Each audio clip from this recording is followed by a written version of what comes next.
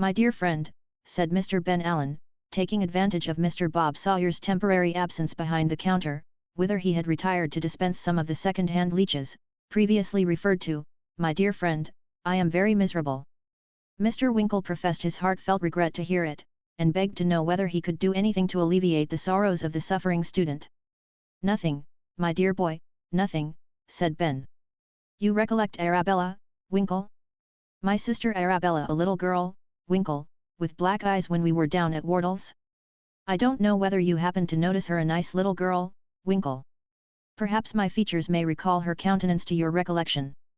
Mr. Winkle required nothing to recall the charming Arabella to his mind, and it was rather fortunate he did not, for the features of her brother Benjamin would unquestionably have proved but an indifferent refresher to his memory.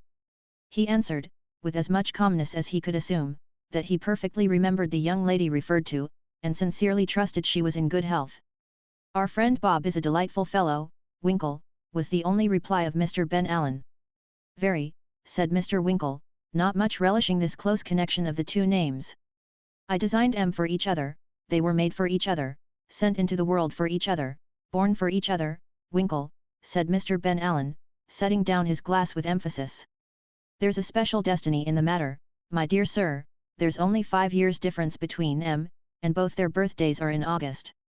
Mr. Winkle was too anxious to hear what was to follow to express much wonderment at this extraordinary coincidence, marvellous as it was, so Mr. Ben Allen, after a tear or two, went on to say that, notwithstanding all his esteem and respect and veneration for his friend, Arabella had unaccountably and undutifully evinced the most determined antipathy to his person. "And I think," said Mr. Ben Allen, in conclusion, "I think there's a prior attachment." "Have you any idea who the object of it might be?" asked Mr. Winkle, with great trepidation. Mr. Ben Allen seized the poker, flourished it in a warlike manner above his head, inflicted a savage blow on an imaginary skull, and wound up by saying, in a very expressive manner, that he only wished he could guess, that was all. "I'd show him what I thought of him," said Mr. Ben Allen. And round went the poker again, more fiercely than before. All this was, of course, very soothing to the feelings of Mr. Winkle, who remained silent for a few minutes, but at length mustered up resolution to inquire whether Miss Allen was in Kent. "No, no," said Mr. Ben Allen, laying aside the poker, and looking very cunning, "I didn't think Wardle's exactly the place for a headstrong girl, so, as I am her natural protector and guardian, our parents being dead, I have brought her down into this part of the country to spend a few months at an old aunt's, in a nice, dull, close place. I think that will cure her, my boy. If it doesn't, I'll take her abroad for a little while, and see what that'll do." "Oh, the aunt's is in Bristol, is it?" faltered Mr. Winkle. "No, no, not in Bristol," replied Mr. Ben Allen, jerking his thumb over his right shoulder, "over that way down there. But, hush, here's Bob. Not a word, my dear friend, not a word." Short as this conversation was, it roused in Mr. Winkle the highest degree of excitement and anxiety. The suspected prior attachment rankled in his heart. Could he be the object of it? Could it be for him that the fair Arabella had looked scornfully on the sprightly Bob Sawyer, or had he a successful rival? He determined to see her, cost what it might, but here an insurmountable objection presented itself, for whether the explanatory "over that way, and down there," of Mr. Ben Allen, meant 3 miles off, or 30, or 300, he could in no wise guess. But he had no opportunity of pondering over his love just then, for Bob Sawyer's return was the immediate precursor of the arrival of a meat pie from the baker's, of which that gentleman insisted on his staying to partake. The cloth was laid by an occasional charwoman, who officiated in the capacity of Mr. Bob Sawyer's housekeeper, and a third knife and fork having been borrowed from the mother of the boy in the grey livery, for Mr. Sawyer's domestic arrangements were as yet conducted on a limited scale, they sat down to dinner, the beer being served up, as Mr. Sawyer remarked, in its native pewter. After dinner, Mr. Bob Sawyer ordered in the largest mortar in the shop, and proceeded to brew a reeking jorum of rum punch therein, stirring up and amalgamating the materials with a pestle in a very creditable and apothecary-like manner. Mr. Sawyer, being a bachelor, had only 1 tumbler in the house, which was assigned to Mr. Winkle as a compliment to the visitor, Mr. Ben Allen being accommodated with a funnel with a cork in the narrow end, and Bob Sawyer contented himself with one of those wide-lipped crystal vessels inscribed with a variety of cabalistic characters, in which chemists are wont to measure out their liquid drugs in compounding prescriptions. These preliminaries adjusted, the punch was tasted, and pronounced excellent, and it having been arranged that Bob Sawyer and Ben Allen should be considered at liberty to fill twice to Mr. Winkle's once, they started fair, with great satisfaction and good fellowship. There was no singing, because Mr. Bob Sawyer said it wouldn't look professional, but to make amends for this deprivation there was so much talking and laughing that it might have been heard, and very likely was, at the end of the street. Which conversation materially lightened the hours and improved the mind of Mr. Bob Sawyer's boy, who, instead of devoting the evening to his ordinary occupation of writing his name on the counter, and rubbing it out again, peeped through the glass door, and thus listened and looked on at the same time. The mirth of Mr. Bob Sawyer was rapidly ripening into the furious, Mr. Ben Allen was fast relapsing into the sentimental, and the punch had well nigh disappeared altogether, when the boy hastily running in, announced that a young woman had just come over, to say that Sawyer late Knockamorph was wanted directly, a couple of streets off. This broke up the party. Mr. Bob Sawyer, understanding the message, after some 20 repetitions, tied a wet cloth round his head to sober himself, and, having partially succeeded, put on his green spectacles and issued forth. Resisting all entreaties to stay till he came back, and finding it quite impossible to engage Mr. Ben Allen in any intelligible conversation on the subject nearest his heart, or indeed on any other, Mr. Winkle took his departure, and returned to the bush. The anxiety of his mind, and the numerous meditations which Arabella had awakened, prevented his share of the mortar of punch producing that effect upon him which it would have had under other circumstances. So, after taking a glass of soda water and brandy at the bar, he turned into the coffee room, dispirited rather than elevated by the occurrences of the evening. Sitting in front of the fire, with his back towards him, was a tallish gentleman in a greatcoat, the only other occupant of the room. It was rather a cool evening for the season of the year, and the gentleman drew his chair aside to afford the newcomer a sight of the fire. What were Mr. Winkle's feelings when, in doing so, he disclosed to view the face and figure of the vindictive and sanguinary Dowler? Mr. Winkle's first impulse was to give a violent pull at the nearest bell handle, but that unfortunately happened to be immediately behind Mr. Dowler's head. He had made one step towards it, before he checked himself. As he did so, Mr. Dowler very hastily drew back. "Mr. Winkle, sir. Be calm. Don't strike me. I won't bear it. A blow." "Never," said Mr. Dowler, looking meeker than Mr. Winkle had expected in a gentleman of his ferocity. "A blow, sir," stammered Mr. Winkle. "A blow, sir," replied Dowler. "Compose your feelings. Sit down. Hear me."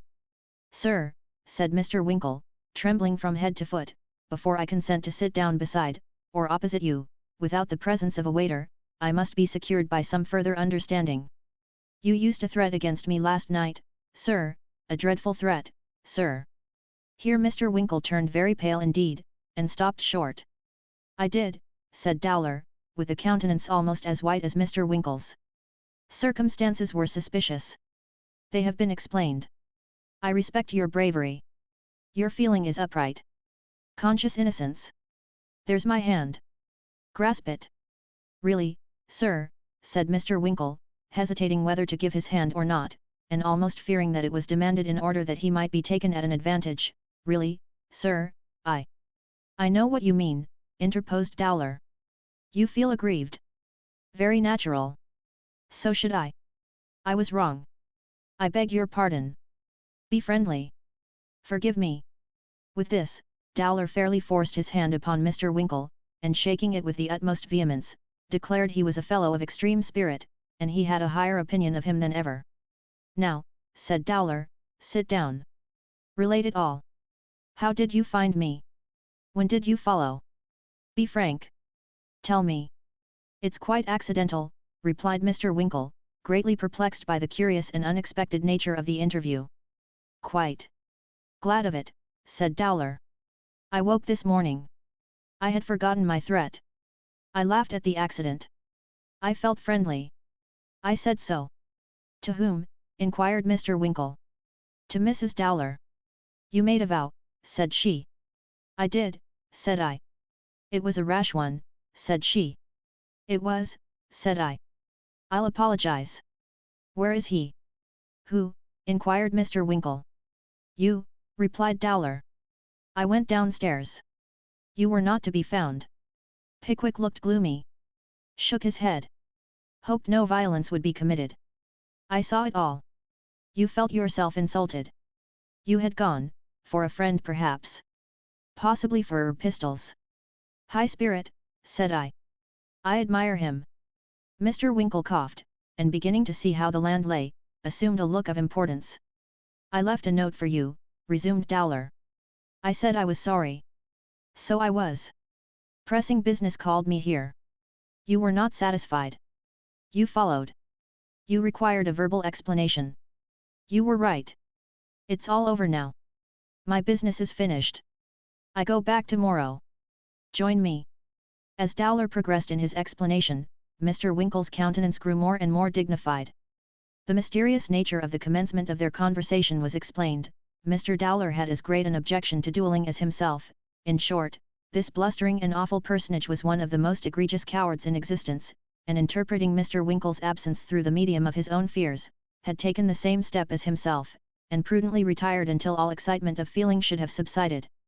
As the real state of the case dawned upon Mr. Winkle's mind, he looked very terrible, and said he was perfectly satisfied, but at the same time, said so with an air that left Mr. Dowler no alternative but to infer that if he had not been, something most horrible and destructive must inevitably have occurred. Mr. Dowler appeared to be impressed with a becoming sense of Mr. Winkle's magnanimity and condescension, and the two belligerents parted for the night, with many protestations of eternal friendship. About 12:30, when Mr. Winkle had been revelling some 20 minutes in the full luxury of his first sleep, he was suddenly awakened by a loud knocking at his chamber door, which, being repeated with increased vehemence, caused him to start up in bed, and inquire who was there, and what the matter was. Please, sir, here's a young man which says he must see you directly, responded the voice of the chambermaid. A young man, exclaimed Mr. Winkle. No mistake about that sir, replied another voice through the keyhole, and if that wery same interestin young creature ain't let in without delay, it's wery possible as his legs will enter afore his countenance. The young man gave a gentle kick at one of the lower panels of the door, after he had given utterance to this hint, as if to add force and point to the remark. Is that you, Sam? Inquired Mr. Winkle, springing out of bed. Quite impossible to identify any gentleman with any degree o' mental satisfaction, without looking at him, sir, replied the voice dogmatically. Mr. Winkle, not much doubting who the young man was, unlocked the door, which he had no sooner done than Mr. Samuel Weller entered with great precipitation, and carefully relocking it on the inside, deliberately put the key in his waistcoat pocket, and, after surveying Mr. Winkle from head to foot, said, You're a wery humorous young gentleman, you sir. What do you mean by this conduct, Sam? Inquired Mr. Winkle indignantly. Get out, sir, this instant. What do you mean, sir? What do I mean? Retorted Sam. Come, sir, this is rather too rich, as the young lady said when she remonstrated with the pastry cook, arter he'd sold her a pork pie as had got nothin' but fat inside. What do I mean? Well, that ain't a bad un, that ain't. Unlock that door, and leave this room immediately, sir, said Mr. Winkle. I shall leave this here room, sir, just precisely at the very same moment as you leaves it, responded Sam, speaking in a forcible manner, and seating himself with perfect gravity. If I find it necessary to carry you away, pick a back, o' course I shall leave it the least bit o' time possible afore you, but allow me to express a hope as you won't reduce me to extremities, in saying which, I merely quote what the nobleman said to the fractious Pennywinkle, ven he voldn't he come out of his shell by means of a pin, and he consequently began to be afeard that he should be obliged to crack him in the parlour door. At the end of this address, which was unusually lengthy for him, Mr. Weller planted his hands on his knees, and looked full in Mr. Winkle's face, with an expression of countenance which showed that he had not the remotest intention of being trifled with. You're a amiably disposed young man, sir, I don't think, resumed Mr. Weller, in a tone of moral reproof, to go involving our precious governor in all sorts o' fantaisies, when he's made up his mind to go through everythink for principle. You're far worse nor Dodson, sir, and as for Fogg, I consider him a born angel to you. Mr. Weller, having accompanied this last sentiment with an emphatic slap on each knee, folded his arms with a look of great disgust, and threw himself back in his chair, as if awaiting the criminal's defence. My good fellow, said Mr. Winkle, extending his hand, his teeth chattering all the time he spoke, for he had been standing, during the whole of Mr. Weller's lecture, in his night gear. My good fellow, I respect your attachment to my excellent friend, and I am very sorry indeed to have added to his causes for disquiet. There, Sam, there. Well, said Sam, rather sulkily, but giving the proffered hand a respectful shake at the same time. "Well, so you ought to be, and I am very glad to find you here, for, if I can help it, I won't have him put upon by nobody, and that's all about it." "Certainly not, Sam," said Mr. Winkle. "There. Now go to bed, Sam, and we'll talk further about this in the morning." "I'm very sorry," said Sam, "but I can't go to bed." "Not go to bed," repeated Mr. Winkle. "No," said Sam, shaking his head. "Can't be done." "You don't mean to say you're going back tonight, Sam?" urged Mr. Winkle, greatly surprised. "Not unless you particularly wish it," replied Sam, "but I mustn't leave this here room. The governor's orders was peremptory." "Nonsense, Sam," said Mr. Winkle, "I must stop here 2 or 3 days, and more than that, Sam, you must stop here too, to assist me in gaining an interview with a young lady, Miss Allen. Sam, you remember her, whom I must and will see before I leave Bristol." But in reply to each of these positions, Sam shook his head with great firmness, and energetically replied, "It can't be done." After a great deal of argument and representation on the part of Mr. Winkle, however, and a full disclosure of what had passed in the interview with Dowler, Sam began to waver, and at length a compromise was effected, of which the following were the main and principal conditions. That Sam should retire, and leave Mr. Winkle in the undisturbed possession of his apartment, on the condition that he had permission to lock the door on the outside, and carry off the key, provided always, that in the event of an alarm of fire, or other dangerous contingency, the door should be instantly unlocked. That a letter should be written to Mr. Pickwick early next morning, and forwarded per Dowler, requesting his consent to Sam and Mr. Winkle's remaining at Bristol, for the purpose and with the object already assigned, and begging an answer by the next coach, if favourable, the aforesaid parties to remain accordingly, and if not, to return to Bath immediately on the receipt thereof. And, lastly, that Mr. Winkle should be understood as distinctly pledging himself not to resort to the window, fireplace, or other surreptitious mode of escape in the meanwhile. These stipulations having been concluded, Sam locked the door and departed. He had nearly got downstairs, when he stopped, and drew the key from his pocket. "I quite forgot about the knockin' down," said Sam, half turning back. "The governor distinctly said it was to be done. Amazin' stupid o' me, that air." "Never mind," said Sam, brightening up, "it's easily done tomorrow, anyvise."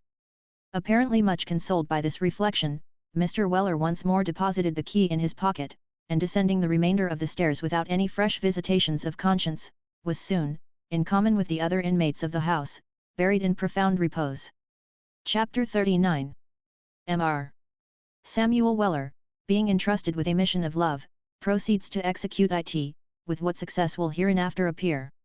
During the whole of next day, Sam kept Mr. Winkle steadily in sight, fully determined not to take his eyes off him for one instant, until he should receive express instructions from the fountain-head. However disagreeable Sam's very close watch and great vigilance were to Mr. Winkle, he thought it better to bear with them, than, by any act of violent opposition, to hazard being carried away by force, which Mr. Weller more than once strongly hinted was the line of conduct that a strict sense of duty prompted him to pursue. There is little reason to doubt that Sam would very speedily have quieted his scruples, by bearing Mr. Winkle back to Bath, bound hand and foot, had not Mr. Pickwick's prompt attention to the note, which Dowler had undertaken to deliver, forestalled any such proceeding.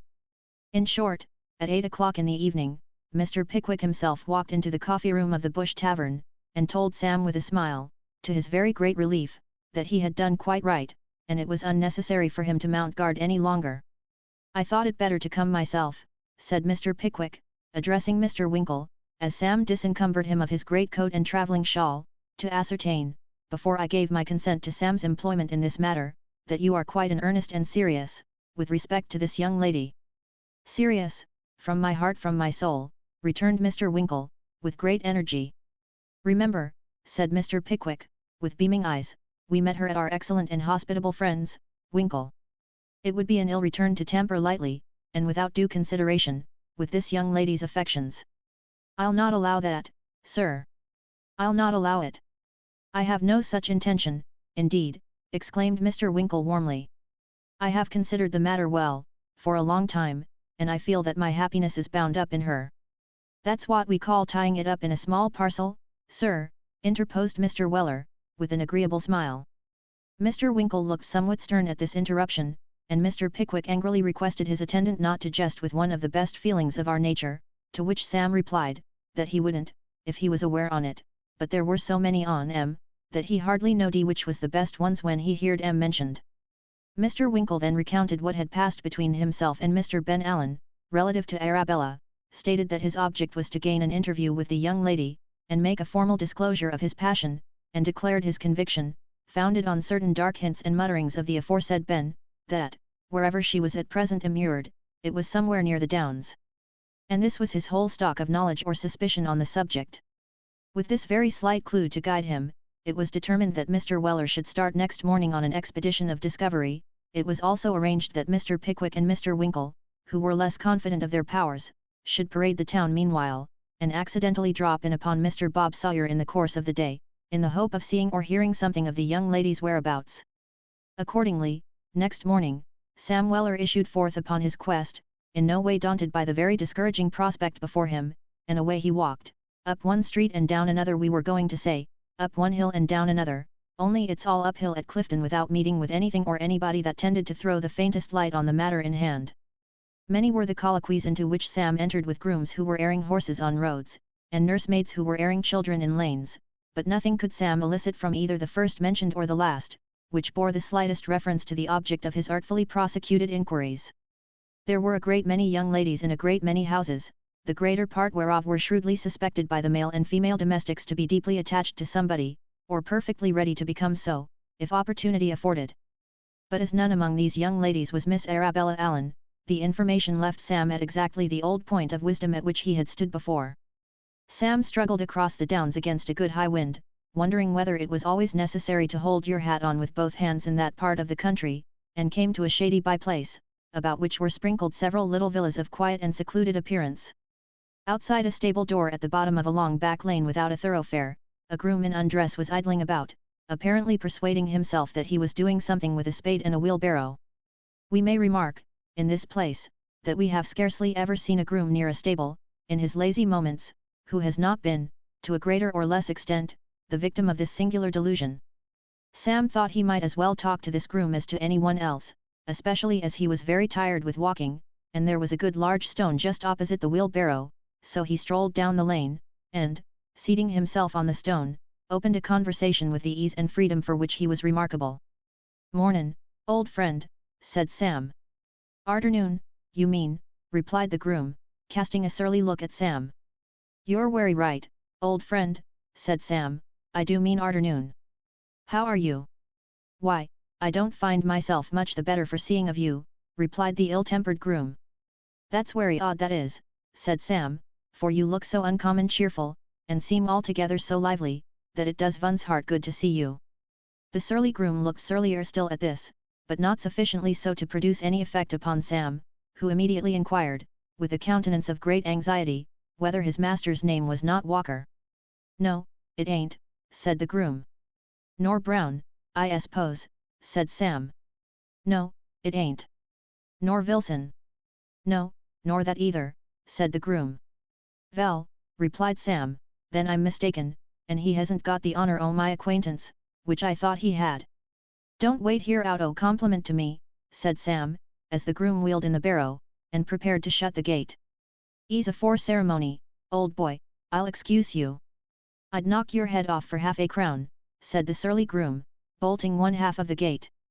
"Couldn't afford to have it done on those terms," rejoined Sam. "It ud be worth a life's board wages at least, to you, and ud be cheap at that. Make my compliments indoors. Tell 'em not to vait dinner for me, and say they needn't mind puttin' any by, for it'll be cold afore I come in." In reply to this, the groom, waxing very wroth, muttered a desire to damage somebody's person, but disappeared without carrying it into execution, slamming the door angrily after him, and wholly unheeding Sam's affectionate request, that he would leave him a lock of his hair before he went. Sam continued to sit on the large stone, meditating upon what was best to be done, and revolving in his mind a plan for knocking at all the doors within 5 miles of Bristol, taking them at 150 or 200 a day, and endeavouring to find Miss Arabella by that expedient, when accident all of a sudden threw in his way what he might have sat there for a 12-month and yet not found without it. Into the lane where he sat, there opened 3 or 4 garden gates, belonging to as many houses, which though detached from each other, were only separated by their gardens. As these were large and long, and well planted with trees, the houses were not only at some distance off, but the greater part of them were nearly concealed from view. Sam was sitting with his eyes fixed upon the dust heap outside the next gate to that by which the groom had disappeared, profoundly turning over in his mind the difficulties of his present undertaking, when the gate opened, and a female servant came out into the lane to shake some bedside carpets. Sam was so very busy with his own thoughts, that it is probable he would have taken no more notice of the young woman than just raising his head and remarking that she had a very neat and pretty figure, if his feelings of gallantry had not been most strongly roused by observing that she had no one to help her, and that the carpets seemed too heavy for her single strength. Mr. Weller was a gentleman of great gallantry in his own way, and he no sooner remarked this circumstance than he hastily rose from the large stone, and advanced towards her. "My dear," said Sam, sliding up with an air of great respect, "you'll spile that wery pretty figure out o' all proportion if you shake them carpets by yourself. Let me help you."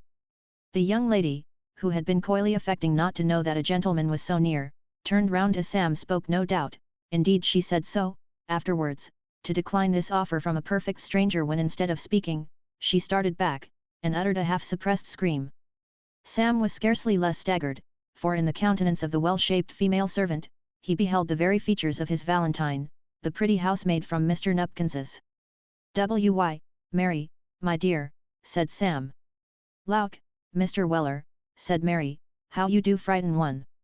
Sam made no verbal answer to this complaint, nor can we precisely say what reply he did make. We merely know that after a short pause Mary said, "Lor, do a done, Mr. Weller," and that his hat had fallen off a few moments before, from both of which tokens we should be disposed to infer that one kiss, or more, had passed between the parties. "Why, how did you come here?" said Mary, when the conversation to which this interruption had been offered, was resumed. "O' course I came to look arter you, my darlin'," replied Mr. Weller, for once permitting his passion to get the better of his veracity. "And how did you know I was here?" inquired Mary. "Who could have told you that I took another service at Ipswich, and that they afterwards moved all the way here? Who could have told you that, Mr. Weller?" "Ah, to be sure," said Sam, with a cunning look, "that's the pint. Who could ha' told me?" "It wasn't Mr. Muzzle, was it?" inquired Mary. "Oh, no," replied Sam, with a solemn shake of the head, "it warn't him." "It must have been the cook," said Mary. "O' course it must," said Sam. "Well, I never heard the like of that," exclaimed Mary. "No more did I," said Sam. "But Mary, my dear," here Sam's manner grew extremely affectionate, "Mary, my dear, I've got another affair in hand as is wery pressin'. There's one o' my governor's friends, Mr. Winkle, you remember him?" "Him in the green coat," said Mary. "Oh, yes, I remember him." "Well," said Sam, "he's in a horrid state o' love, reglarly come fuzzled, and done over with it." "Lor," interposed Mary. "Yes," said Sam, "but that's nothin' if we could find out the young 'oman," and here Sam, with many digressions upon the personal beauty of Mary, and the unspeakable tortures he had experienced since he last saw her, gave a faithful account of Mr. Winkle's present predicament. "Well," said Mary, "I never did." "O' course not," said Sam, "and nobody never did, nor never will neither, and here am I a walkin' about like the wandering Jew, a sportin' character. You have perhaps heard on, Mary, my dear, as vos alvays doin' a match agin time, and never vent to sleep looking arter this here Miss Arabella Allen." "Miss who?" said Mary, in great astonishment. "Miss Arabella Allen," said Sam. "Goodness gracious," said Mary, pointing to the garden door which the sulky groom had locked after him. "Why, it's that very house, she's been living there these 6 weeks. Their upper housemaid, which is lady's maid too, told me all about it over the wash-house palins before the family was out of bed, one mornin'." "What, the wery next door to you?" said Sam. "The very next," replied Mary. Mr. Weller was so deeply overcome on receiving this intelligence that he found it absolutely necessary to cling to his fair informant for support, and divers little love passages had passed between them, before he was sufficiently collected to return to the subject. "Vell," said Sam at length, "if this don't beat cockfightin' nothin' never will, as the Lord Mayor said, ven the Chief Secretary o' State proposed his Missis's health arter dinner. That wery next house. Why, I've got a message to her as I've been a-trying all day to deliver." "Ah," said Mary, "but you can't deliver it now, because she only walks in the garden in the evening, and then only for a very little time, she never goes out, without the old lady. Sam ruminated for a few moments, and finally hit upon the following plan of operations, that he should return just at dusk, the time at which Arabella invariably took her walk, and, being admitted by Mary into the garden of the house to which she belonged, would contrive to scramble up the wall, beneath the overhanging boughs of a large pear tree, which would effectually screen him from observation, would there deliver his message, and arrange, if possible, an interview on behalf of Mr. Winkle, for the ensuing evening at the same hour. Having made this arrangement with great dispatch, he assisted Mary in the long-deferred occupation of shaking the carpets. It is not half as innocent a thing as it looks, that shaking little pieces of carpet at least, there may be no great harm in the shaking, but the folding is a very insidious process. So long as the shaking lasts, and the two parties are kept the carpet's length apart, it is as innocent an amusement as can well be devised, but when the folding begins, and the distance between them gets gradually lessened from 1/2 its former length to 1/4, and then to 1/8, and then to 1/16, and then to 1/32, if the carpet be long enough, it becomes dangerous. We do not know, to a nicety, how many pieces of carpet were folded in this instance, but we can venture to state that as many pieces as there were, so many times did Sam kiss the pretty housemaid. Mr. Weller regaled himself with moderation at the nearest tavern until it was nearly dusk, and then returned to the lane without the thoroughfare. Having been admitted into the garden by Mary, and having received from that lady sundry admonitions concerning the safety of his limbs and neck, Sam mounted into the pear tree, to wait until Arabella should come into sight. He waited so long without this anxiously expected event occurring, that he began to think it was not going to take place at all, when he heard light footsteps upon the gravel, and immediately afterwards beheld Arabella walking pensively down the garden. As soon as she came nearly below the tree, Sam began, by way of gently indicating his presence, to make sundry diabolical noises similar to those which would probably be natural to a person of middle age who had been afflicted with a combination of inflammatory sore throat, croup, and whooping cough, from his earliest infancy. Upon this, the young lady cast a hurried glance towards the spot whence the dreadful sounds proceeded, and her previous alarm being not at all diminished when she saw a man among the branches, she would most certainly have decamped, and alarmed the house, had not fear fortunately deprived her of the power of moving, and caused her to sink down on a garden seat, which happened by good luck to be near at hand. "She's a-goin' off," soliloquized Sam in great perplexity. "What a thing it is, as these here young creatures will go a-faint and ava-e just ven they oughtn't to. Here, young woman, Miss Sawbones, Mrs. Winkle, don't." Whether it was the magic of Mr. Winkle's name, or the coolness of the open air, or some recollection of Mr. Weller's voice, that revived Arabella, matters not. She raised her head and languidly inquired, "Who's that, and what do you want?" "Hush," said Sam, swinging himself onto the wall, and crouching there in as small a compass as he could reduce himself to. "Only me, miss, only me." "Mr. Pickwick's servant," said Arabella earnestly. "The wery same, miss," replied Sam. "Here's Mr. Winkle regularly sewed up with desperation, miss." "Ah," said Arabella, drawing near the wall. "Ah, indeed," said Sam. "Ve thought ve should ha been obliged to straight vesket him last night. He's been a-ravin' all day, and he says if he can't see you afore tomorrow night's over, he wishes he may be somethin' unpleasant if he don't drown hisself." "Oh, no, no, Mr. Weller," said Arabella, clasping her hands. "That's what he says, miss," replied Sam coolly. "He's a man of his word, and it's my opinion he'll do it, miss. He's heard all about you from the Sawbones and Barnacles." "From my brother," said Arabella, having some faint recognition of Sam's description. "I don't rightly know which is your brother, miss," replied Sam. "Is it the dirtiest one o' the two?" "Yes, yes, Mr. Weller," returned Arabella, "go on. Make haste, pray." "Well, miss," said Sam, "he's heard all about it from him, and it's the guvnor's opinion that if you don't see him wery quick, the Sawbones as we've been a-speakin' on, you'll get as much extra lead in his head as'll rather damage the development o' the organs if they ever put it in spirits arterwards." "Oh, what can I do to prevent these dreadful quarrels?" exclaimed Arabella. "It's the suspicion of a priory attachment as is the cause of it all," replied Sam. "You'd better see him, miss." "But how, where?" cried Arabella. "I dare not leave the house alone. My brother is so unkind, so unreasonable. I know how strange my talking thus to you may appear, Mr. Weller, but I am very, very unhappy." And here poor Arabella wept so bitterly that Sam grew chivalrous. "It may seem wery strange talkin' to me about these here affairs, miss, said Sam, with great vehemence, but all I can say is, that I'm not only ready but willing to do anything as'll make matters agreeable, and if chuckin' either o' them sawbones out a winder you'll do it, I'm the man. As Sam Weller said this, he tucked up his wristbands, at the imminent hazard of falling off the wall in so doing, to intimate his readiness to set to work immediately.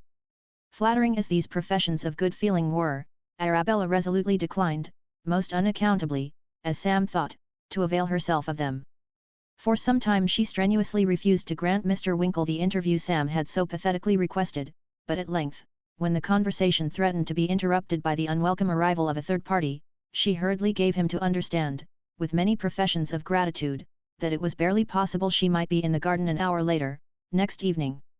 Sam understood this perfectly well, and Arabella, bestowing upon him one of her sweetest smiles, tripped gracefully away, leaving Mr. Weller in a state of very great admiration of her charms, both personal and mental. Having descended in safety from the wall, and not forgotten to devote a few moments to his own particular business in the same department, Mr. Weller then made the best of his way back to the bush, where his prolonged absence had occasioned much speculation and some alarm. "We must be careful," said Mr. Pickwick, after listening attentively to Sam's tale, "not for our sakes, but for that of the young lady. We must be very cautious." "We," said Mr. Winkle, with marked emphasis. Mr. Pickwick's momentary look of indignation at the tone of this remark, subsided into his characteristic expression of benevolence, as he replied. "We, sir. I shall accompany you." "You," said Mr. Winkle. "I," replied Mr. Pickwick mildly. "In affording you this interview, the young lady has taken a natural, perhaps, but still a very imprudent step. If I am present at the meeting a mutual friend, who is old enough to be the father of both parties, the voice of calumny can never be raised against her hereafter." Mr. Pickwick's eyes lightened with honest exultation at his own foresight, as he spoke thus. Mr. Winkle was touched by this little trait of his delicate respect for the young protégé of his friend, and took his hand with a feeling of regard, akin to veneration. "You shall go," said Mr. Winkle. "I will," said Mr. Pickwick. "Sam, have my greatcoat and shawl ready, and order a conveyance to be at the door tomorrow evening, rather earlier than is absolutely necessary, in order that we may be in good time." Mr. Weller touched his hat, as an earnest of his obedience, and withdrew to make all needful preparations for the expedition. The coach was punctual to the time appointed, and Mr. Weller, after duly installing Mr. Pickwick and Mr. Winkle inside, took his seat on the box by the driver. They alighted, as had been agreed on, about a quarter of a mile from the place of rendezvous, and desiring the coachman to await their return, proceeded the remaining distance on foot. It was at this stage of the undertaking that Mr. Pickwick, with many smiles and various other indications of great self-satisfaction, produced from one of his coat pockets a dark lantern, with which he had specially provided himself for the occasion, and the great mechanical beauty of which he proceeded to explain to Mr. Winkle, as they walked along, to the no small surprise of the few stragglers they met. "I should have been the better for something of this kind, in my last garden expedition, at night, Sam," said Mr. Pickwick, looking good-humouredly round at his follower, who was trudging behind. "Werry nice things, if they're managed properly, sir," replied Mr. Weller, "but when you don't want to be seen, I think they're more useful arter the candle's gone out, than when it's alight." Mr. Pickwick appeared struck by Sam's remarks, for he put the lantern into his pocket again, and they walked on in silence. "Down here, sir," said Sam. "Let me lead the way." "This is the lane, sir." Down the lane they went, and dark enough it was. Mr. Pickwick brought out the lantern, once or twice, as they groped their way along, and threw a very brilliant little tunnel of light before them, about a foot in diameter. It was very pretty to look at, but seemed to have the effect of rendering surrounding objects rather darker than before. At length they arrived at the large stone. Here Sam recommended his master and Mr. Winkle to seat themselves, while he reconnoitred, and ascertained whether Mary was yet in waiting. After an absence of 5 or 10 minutes, Sam returned to say that the gate was opened, and all quiet. Following him with stealthy tread, Mr. Pickwick and Mr. Winkle soon found themselves in the garden. Here everybody said, "Hush," a good many times, and that being done, no one seemed to have any very distinct apprehension of what was to be done next. "Is Miss Allen in the garden yet, Mary?" inquired Mr. Winkle, much agitated. "I don't know, sir," replied the pretty housemaid. "The best thing to be done, sir, will be for Mr. Weller to give you a hoist up into the tree, and perhaps Mr. Pickwick will have the goodness to see that nobody comes up the lane, while I watch at the other end of the garden." "Goodness gracious, what's that?" "That ere blessed lantern you'll be the death on us all," exclaimed Sam peevishly. "Take care what you're a doin' on, sir, you're a sendin' a blaze o' light, right into the back parlour winder." "Dear me," said Mr. Pickwick, turning hastily aside, "I didn't mean to do that." "Now, it's in the next house, sir," remonstrated Sam. "Bless my heart," exclaimed Mr. Pickwick, turning round again. "Now, it's in the stable, and they'll think the place is afire," said Sam. "Shut it up, sir, can't you?" "It's the most extraordinary lantern I ever met with, in all my life," exclaimed Mr. Pickwick, greatly bewildered by the effects he had so unintentionally produced. "I never saw such a powerful reflector." "It'll be one too powerful for us, if you keep blazin' away in that manner, sir," replied Sam, as Mr. Pickwick, after various unsuccessful efforts, managed to close the slide. "There's the young lady's footsteps. Now, Mr. Winkle, sir, up with you." "Stop, stop," said Mr. Pickwick, "I must speak to her first." "Help me up, Sam." "Gently, sir," said Sam, planting his head against the wall, and making a platform of his back. "Step atop o' that air flower pot, sir. Now then, up with you." "I'm afraid I shall hurt you, Sam," said Mr. Pickwick. "Never mind me, sir," replied Sam. "Lend him a hand, Mr. Winkle, sir. Steady, sir, steady. That's the time o' day." As Sam spoke, Mr. Pickwick, by exertions almost supernatural in a gentleman of his years and weight, contrived to get upon Sam's back, and Sam gently raising himself up, and Mr. Pickwick holding on fast by the top of the wall, while Mr. Winkle clasped him tight by the legs, they contrived by these means to bring his spectacles just above the level of the coping. "My dear," said Mr. Pickwick, looking over the wall, and catching sight of Arabella, on the other side, "don't be frightened, my dear, it's only me." "Oh, pray go away, Mr. Pickwick," said Arabella. "Tell them all to go away. I am so dreadfully frightened." "Dear, dear Mr. Pickwick, don't stop there. You'll fall down and kill yourself, I know you will." "Now, pray don't alarm yourself, my dear," said Mr. Pickwick soothingly. "There is not the least cause for fear, I assure you." "Stand firm, Sam," said Mr. Pickwick, looking down. "All right, sir," replied Mr. Weller. "Don't be longer than you can conveniently help, sir. You're rather heavy." "Only another moment, Sam," replied Mr. Pickwick.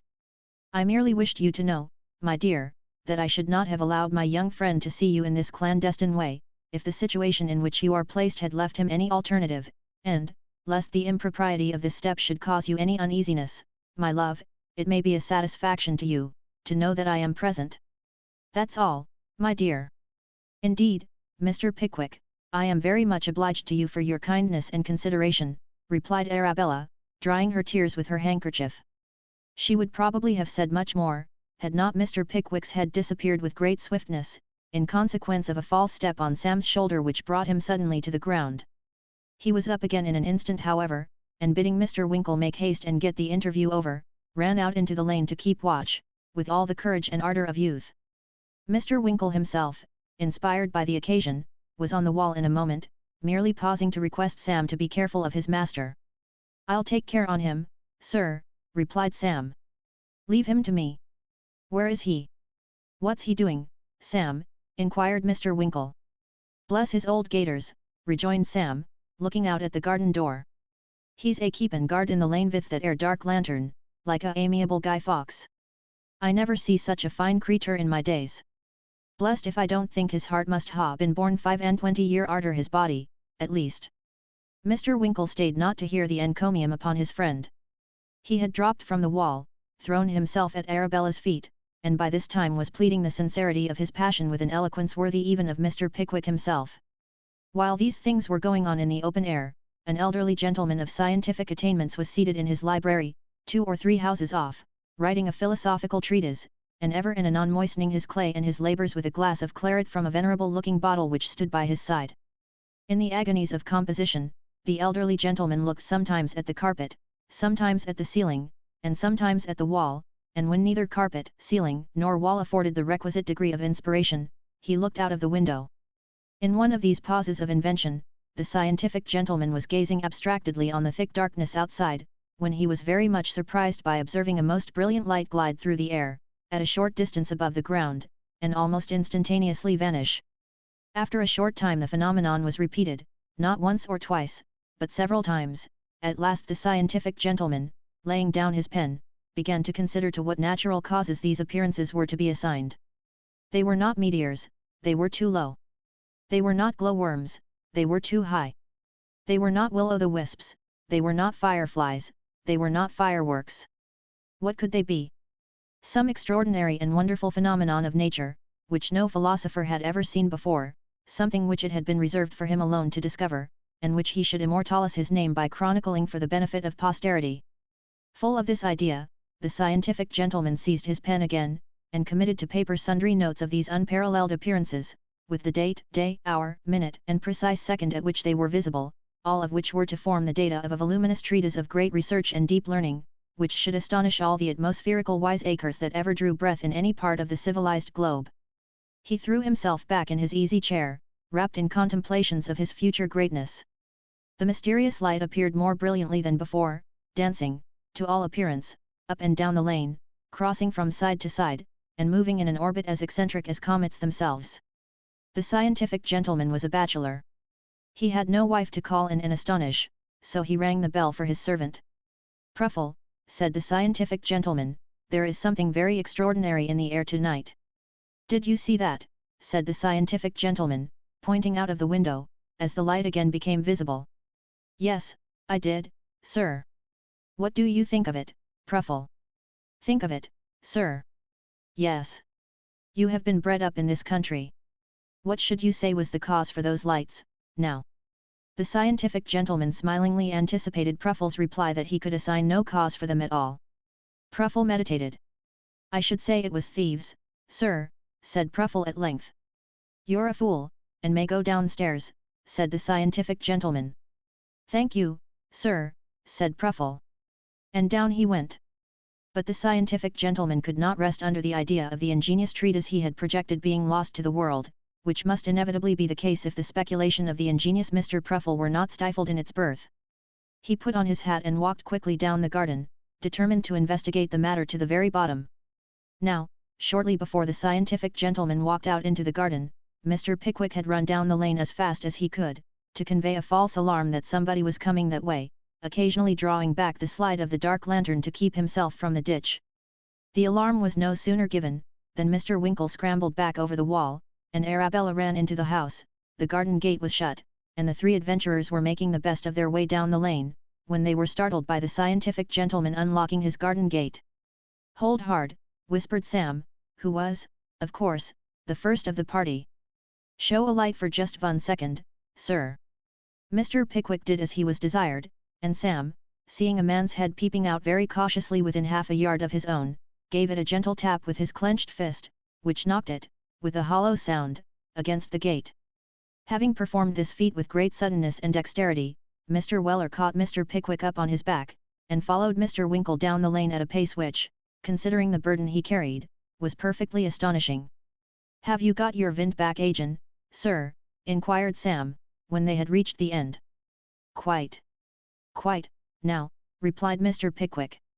"Then come along, sir," said Sam, setting his master on his feet again. "Come between us, sir. Not half a mile to run. Think you're vin in a cup, sir. Now for it." Thus encouraged, Mr. Pickwick made the very best use of his legs. It may be confidently stated that a pair of black gaiters never got over the ground in better style than did those of Mr. Pickwick on this memorable occasion. The coach was waiting, the horses were fresh, the roads were good, and the driver was willing.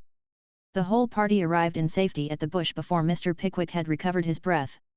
"In with you at once, sir," said Sam, as he helped his master out. "Don't stop a second in the street, arter that air exercise."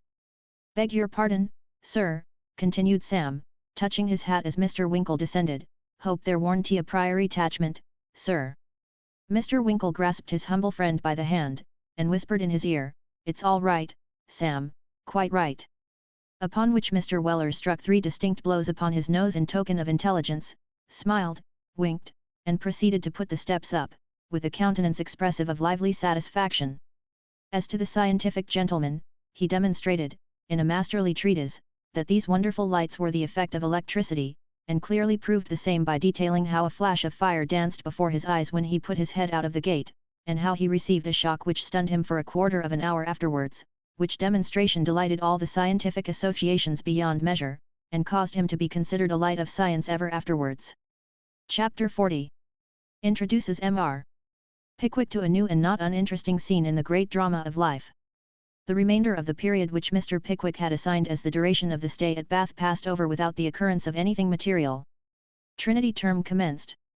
On the expiration of its first week, Mr. Pickwick and his friends returned to London, and the former gentleman, attended of course by Sam, straightway repaired to his old quarters at the George and Vulture. On the third morning after their arrival, just as all the clocks in the city were striking 9 individually, and somewhere about 999 collectively, Sam was taking the air in George Yard, when a queer sort of fresh painted vehicle drove up, out of which there jumped with great agility, throwing the reins to a stout man who sat beside him, a queer sort of gentleman, who seemed made for the vehicle, and the vehicle for him. The vehicle was not exactly a gig, neither was it a stanhope. It was not what is currently denominated a dog cart, neither was it a taxed cart, nor a chaise cart, nor a guillotined cabriolet, and yet it had something of the character of each and every of these machines. It was painted a bright yellow, with the shafts and wheels picked out in black, and the driver sat in the orthodox sporting style, on cushions piled about 2 feet above the rail. The horse was a bay, a well-looking animal enough, but with something of a flash and dog-fighting air about him, nevertheless, which accorded both with the vehicle and his master. The master himself was a man of about 40, with black hair, and carefully combed whiskers. He was dressed in a particularly gorgeous manner, with plenty of articles of jewellery about him, all about 3 sizes larger than those which are usually worn by gentlemen, in a rough greatcoat to crown the whole. Into one pocket of this greatcoat, he thrust his left hand the moment he dismounted, while from the other he drew forth, with his right, a very bright and glaring silk handkerchief, with which he whisked a speck or 2 of dust from his boots, and then, crumpling it in his hand, swaggered up the court. It had not escaped Sam's attention that, when this person dismounted, a shabby-looking man in a brown greatcoat shorn of divers buttons, who had been previously slinking about, on the opposite side of the way, crossed over, and remained stationary close by. Having something more than a suspicion of the object of the gentleman's visit, Sam preceded him to the George and Vulture, and, turning sharp round, planted himself in the centre of the doorway. "Now, my fine fellow," said the man in the rough coat, in an imperious tone, attempting at the same time to push his way past. "Now, sir, what's the matter?" replied Sam, returning the push with compound interest. "Come, none of this, my man, this won't do with me," said the owner of the rough coat, raising his voice, and turning white. "Here, smooch." "Well, what's amiss here?" growled the man in the brown coat, who had been gradually sneaking up the court during this short dialogue. "Only some insolence of this young man's," said the principal, giving Sam another push. "Come, none o' this gammon," growled Smooch, giving him another, and a harder one. This last push had the effect which it was intended by the experienced Mr. Smooch to produce, for while Sam, anxious to return the compliment, was grinding that gentleman's body against the doorpost, the principal crept past, and made his way to the bar, whither Sam, after bandying a few epithetical remarks with Mr. Smooch, followed at once. "Good morning, my dear," said the principal, addressing the young lady at the bar, with Botany Bay ease, and New South Wales gentility, "which is Mr. Pickwick's room, my dear?" "Show him up," said the barmaid to a waiter, without deigning another look at the exquisite, in reply to his inquiry. The waiter led the way upstairs as he was desired, and the man in the rough coat followed, with Sam behind him, who, in his progress up the staircase, indulged in sundry gestures indicative of supreme contempt and defiance, to the unspeakable gratification of the servants and other lookers-on. Mr. Smooch, who was troubled with a hoarse cough, remained below, and expectorated in the passage. Mr. Pickwick was fast asleep in bed, when his early visitor, followed by Sam, entered the room. The noise they made, in so doing, awoke him.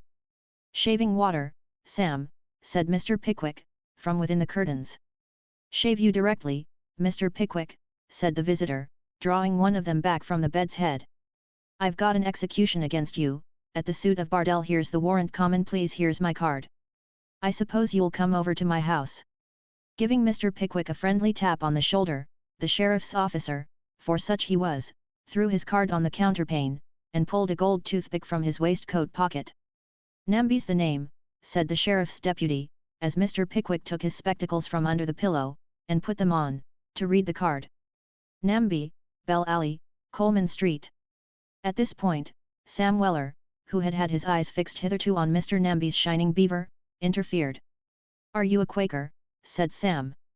"I'll let you know I am, before I've done with you," replied the indignant officer. "I'll teach you manners, my fine fellow, one of these fine mornings." "Thank ye," said Sam. "I'll do the same to you.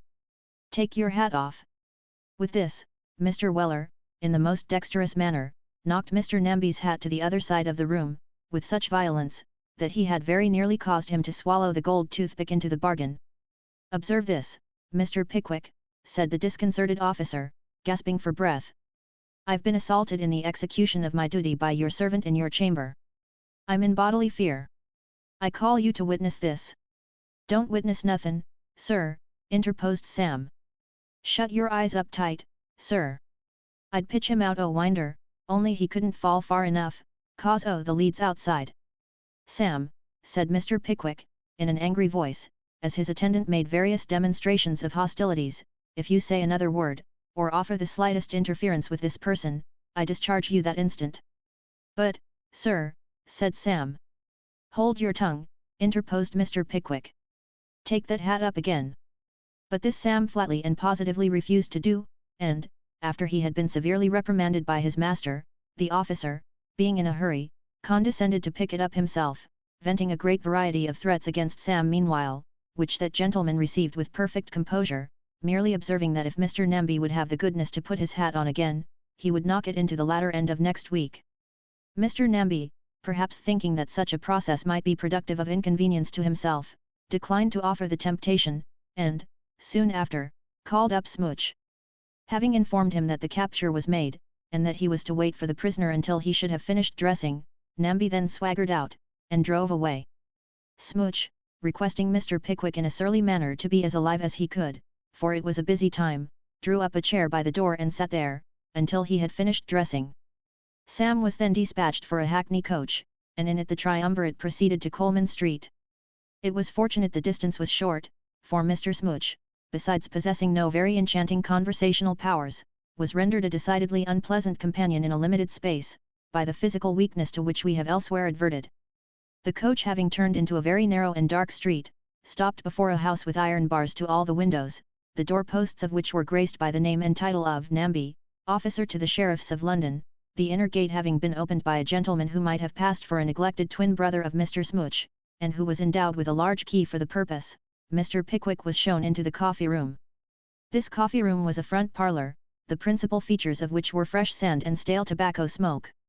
Mr. Pickwick bowed to the three persons who were seated in it when he entered, and having dispatched Sam for Perker, withdrew into an obscure corner, and looked thence with some curiosity upon his new companions. One of these was a mere boy of 19 or 20, who, though it was yet barely 10 o'clock, was drinking gin and water, and smoking a cigar, amusements to which, judging from his inflamed countenance, he had devoted himself pretty constantly for the last year or two of his life. Opposite him, engaged in stirring the fire with the toe of his right boot, was a coarse, vulgar young man of about 30, with a sallow face and harsh voice, evidently possessed of that knowledge of the world, and captivating freedom of manner, which is to be acquired in public-house parlours, and at low billiard tables. The third tenant of the apartment was a middle-aged man in a very old suit of black, who looked pale and haggard, and paced up and down the room incessantly, stopping, now and then, to look with great anxiety out of the window as if he expected somebody, and then resuming his walk. "You'd better have the loan of my razor this morning, Mr. Airsley," said the man who was stirring the fire, tipping the wink to his friend the boy. "Thank you, no, I shan't want it, I expect I shall be out, in the course of an hour or so," replied the other in a hurried manner. Then, walking again up to the window, and once more returning disappointed, he sighed deeply, and left the room, upon which the other two burst into a loud laugh. "Well, I never saw such a game as that," said the gentleman who had offered the razor, whose name appeared to be Price. "Never." Mr. Price confirmed the assertion with an oath, and then laughed again, when of course the boy, who thought his companion one of the most dashing fellows alive, laughed also. "You'd hardly think, would you now," said Price, turning towards Mr. Pickwick, "that chap's been here a week yesterday, and never once shaved himself yet, because he feels so certain he's going out in half an hour's time, thinks he may as well put it off till he gets home." "Poor man," said Mr. Pickwick. "Are his chances of getting out of his difficulties really so great?" "Chances BDD," replied Price, "he hasn't half the ghost of one. I wouldn't give that for his chance of walking about the streets this time 10 years. With this, Mr. Price snapped his fingers contemptuously, and rang the bell. "Give me a sheet of paper, Crookie," said Mr. Price to the attendant, who in dress and general appearance looked something between a bankrupt glazier, and a drover in a state of insolvency, "and a glass of brandy and water, Crookie, d'ye hear? I'm going to write to my father, and I must have a stimulant, or I shan't be able to pitch it strong enough into the old boy." At this facetious speech, the young boy, it is almost needless to say, was fairly convulsed. "That's right," said Mr. Price. "Never say die. All fun, ain't it?" "Prime," said the young gentleman. "You've got some spirit about you, you have," said Price. "You've seen something of life." "I rather think I have," replied the boy. He had looked at it through the dirty panes of glass in a bar door. Mr. Pickwick, feeling not a little disgusted with this dialogue, as well as with the air and manner of the two beings by whom it had been carried on, was about to inquire whether he could not be accommodated with a private sitting room, when 2 or 3 strangers of genteel appearance entered, at sight of whom the boy threw his cigar into the fire, and whispering to Mr. Price that they had come to make it all right for him, joined them at a table in the farther end of the room. It would appear, however, that matters were not going to be made all right quite so speedily as the young gentleman anticipated, for a very long conversation ensued, of which Mr. Pickwick could not avoid hearing certain angry fragments regarding dissolute conduct, and repeated forgiveness. At last, there were very distinct allusions made by the oldest gentleman of the party to 1 Whitecross Street, at which the young gentleman, notwithstanding his primeness and his spirit, and his knowledge of life into the bargain, reclined his head upon the table, and howled dismally. Very much satisfied with this sudden bringing down of the youth's valour, and this effectual lowering of his tone, Mr. Pickwick rang the bell, and was shown, at his own request, into a private room furnished with a carpet, table, chairs, sideboard, and sofa, and ornamented with a looking-glass, and various old prints. Here he had the advantage of hearing Mrs. Namby's performance on a square piano overhead, while the breakfast was getting ready. When it came, Mr. Perker came too. "Aha, my dear sir," said the little man, "nailed at last, eh? Come, come, I'm not sorry for it either, because now you'll see the absurdity of this conduct. I've noted down the amount of the taxed costs and damages for which the CASA was issued, and we had better settle at once and lose no time. Namby is come home by this time, I dare say. What say you, my dear sir? Shall I draw a cheque, or will you?" The little man rubbed his hands with affected cheerfulness as he said this, but glancing at Mr. Pickwick's countenance, could not forbear at the same time casting a desponding look towards Sam Weller. "Perker," said Mr. Pickwick, "let me hear no more of this, I beg. I see no advantage in staying here, so I shall go to prison tonight." "You can't go to Whitecross Street, my dear sir," said Perker. "Impossible.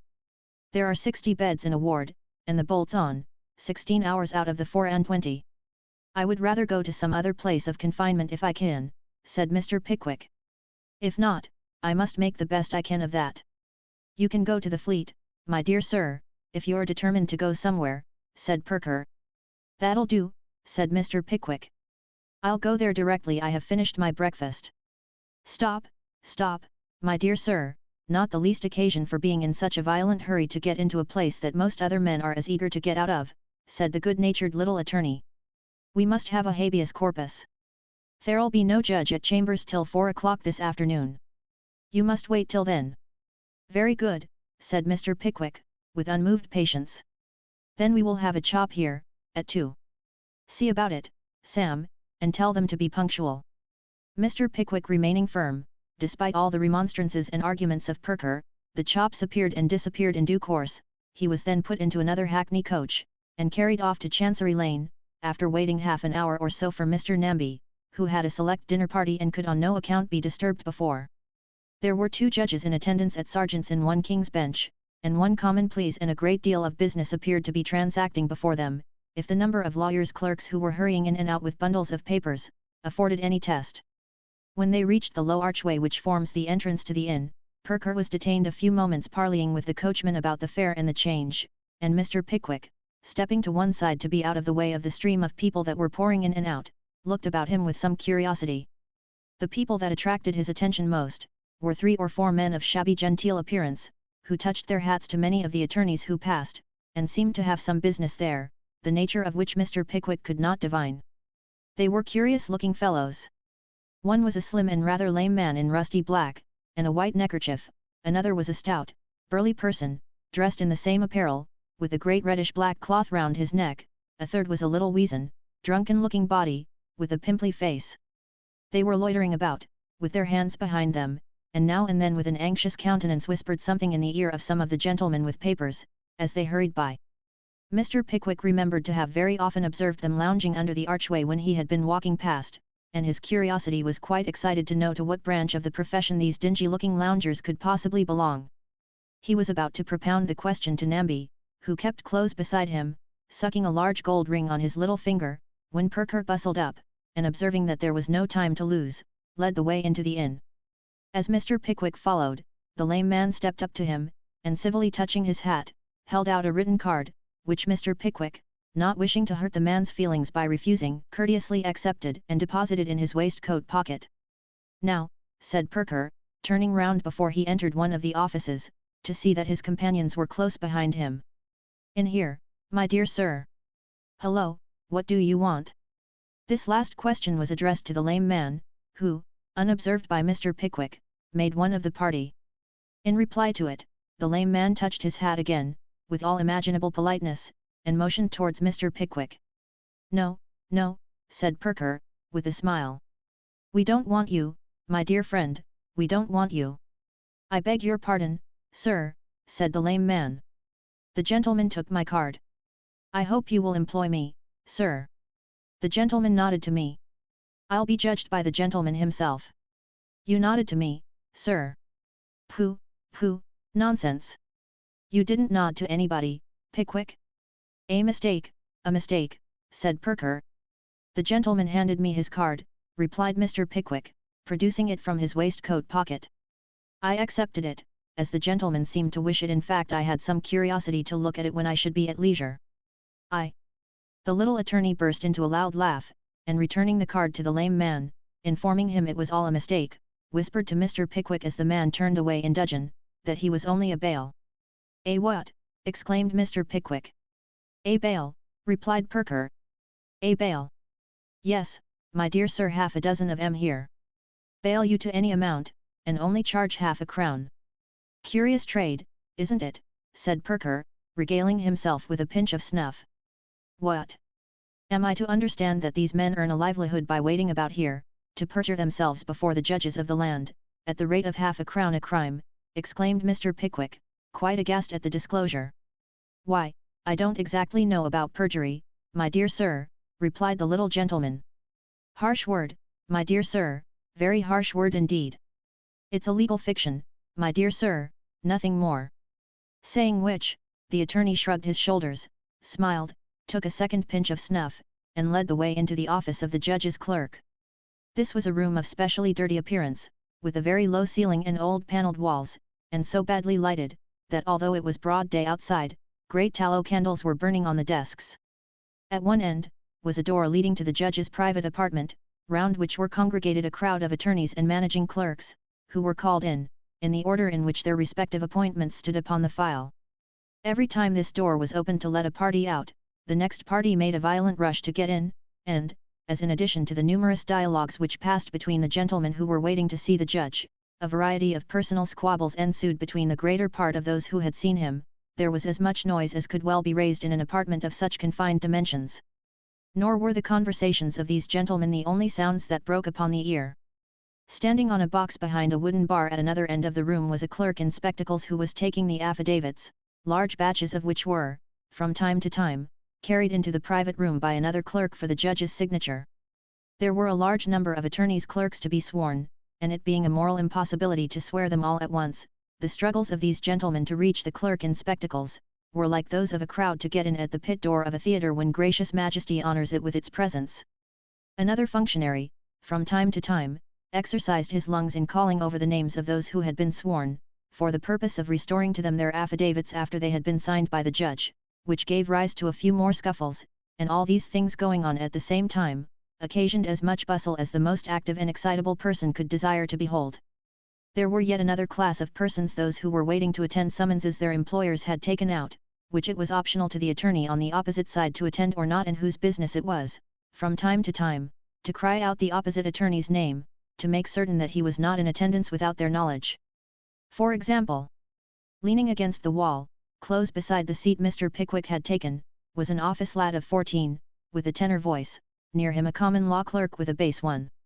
A clerk hurried in with a bundle of papers, and stared about him. "Sniggle and blink," cried the tenor. "Porkin and snob," growled the bass. "Stumpy and deacon," said the newcomer.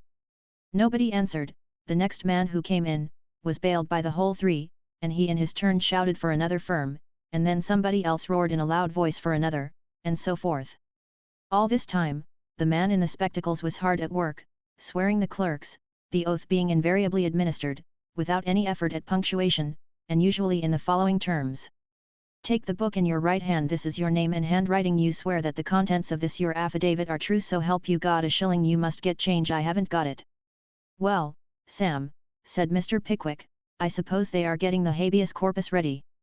"Yes," said Sam, "and I wish they'd bring out the have his carcass. It's werry unpleasant keepin' us waitin' here. I'd ha got half a dozen have his carcasses ready, packed up and all, by this time." What sort of cumbrous and unmanageable machine, Sam Weller imagined a habeas corpus to be, does not appear, for Perker, at that moment, walked up and took Mr. Pickwick away. The usual forms having been gone through, the body of Samuel Pickwick was soon afterwards confided to the custody of the tipstaff, to be by him taken to the warden of the Fleet Prison, and there detained until the amount of the damages and costs in the action of Bardell against Pickwick was fully paid and satisfied. "And that," said Mr. Pickwick, laughing, "will be a very long time. Sam, call another hackney coach. Perker, my dear friend, goodbye." "I shall go with you, and see you safe there," said Perker. "Indeed," replied Mr. Pickwick, "I would rather go without any other attendant than Sam. As soon as I get settled, I will write and let you know, and I shall expect you immediately. Until then, goodbye." As Mr. Pickwick said this, he got into the coach which had by this time arrived, followed by the tipstaff. Sam having stationed himself on the box, it rolled away. "A most extraordinary man that," said Perker, as he stopped to pull on his gloves. "What a bankrupt he'd make, sir," observed Mr. Lowten, who was standing near. "How he would bother the commissioners. He'd set 'em at defiance if they talked of committing him, sir." The attorney did not appear very much delighted with his clerk's professional estimate of Mr. Pickwick's character, for he walked away without deigning any reply. The hackney coach jolted along Fleet Street, as hackney coaches usually do. The horses went better, the driver said. When they had anything before them, they must have gone at a most extraordinary pace when there was nothing, and so the vehicle kept behind a cart. When the cart stopped, it stopped, and when the cart went on again, it did the same. Mr. Pickwick sat opposite the tipstaff, and the tipstaff sat with his hat between his knees, whistling a tune, and looking out of the coach window. Time performs wonders. By the powerful old gentleman's aid, even a hackney coach gets over half a mile of ground. They stopped at length, and Mr. Pickwick alighted at the gate of the Fleet. The tipstaff, just looking over his shoulder to see that his charge was following close at his heels, preceded Mr. Pickwick into the prison. Turning to the left, after they had entered, they passed through an open door into a lobby, from which a heavy gate, opposite to that by which they had entered, and which was guarded by a stout turnkey with the key in his hand, led at once into the interior of the prison. Here they stopped, while the tipstaff delivered his papers, and here Mr. Pickwick was apprised that he would remain, until he had undergone the ceremony, known to the initiated as sitting for your portrait.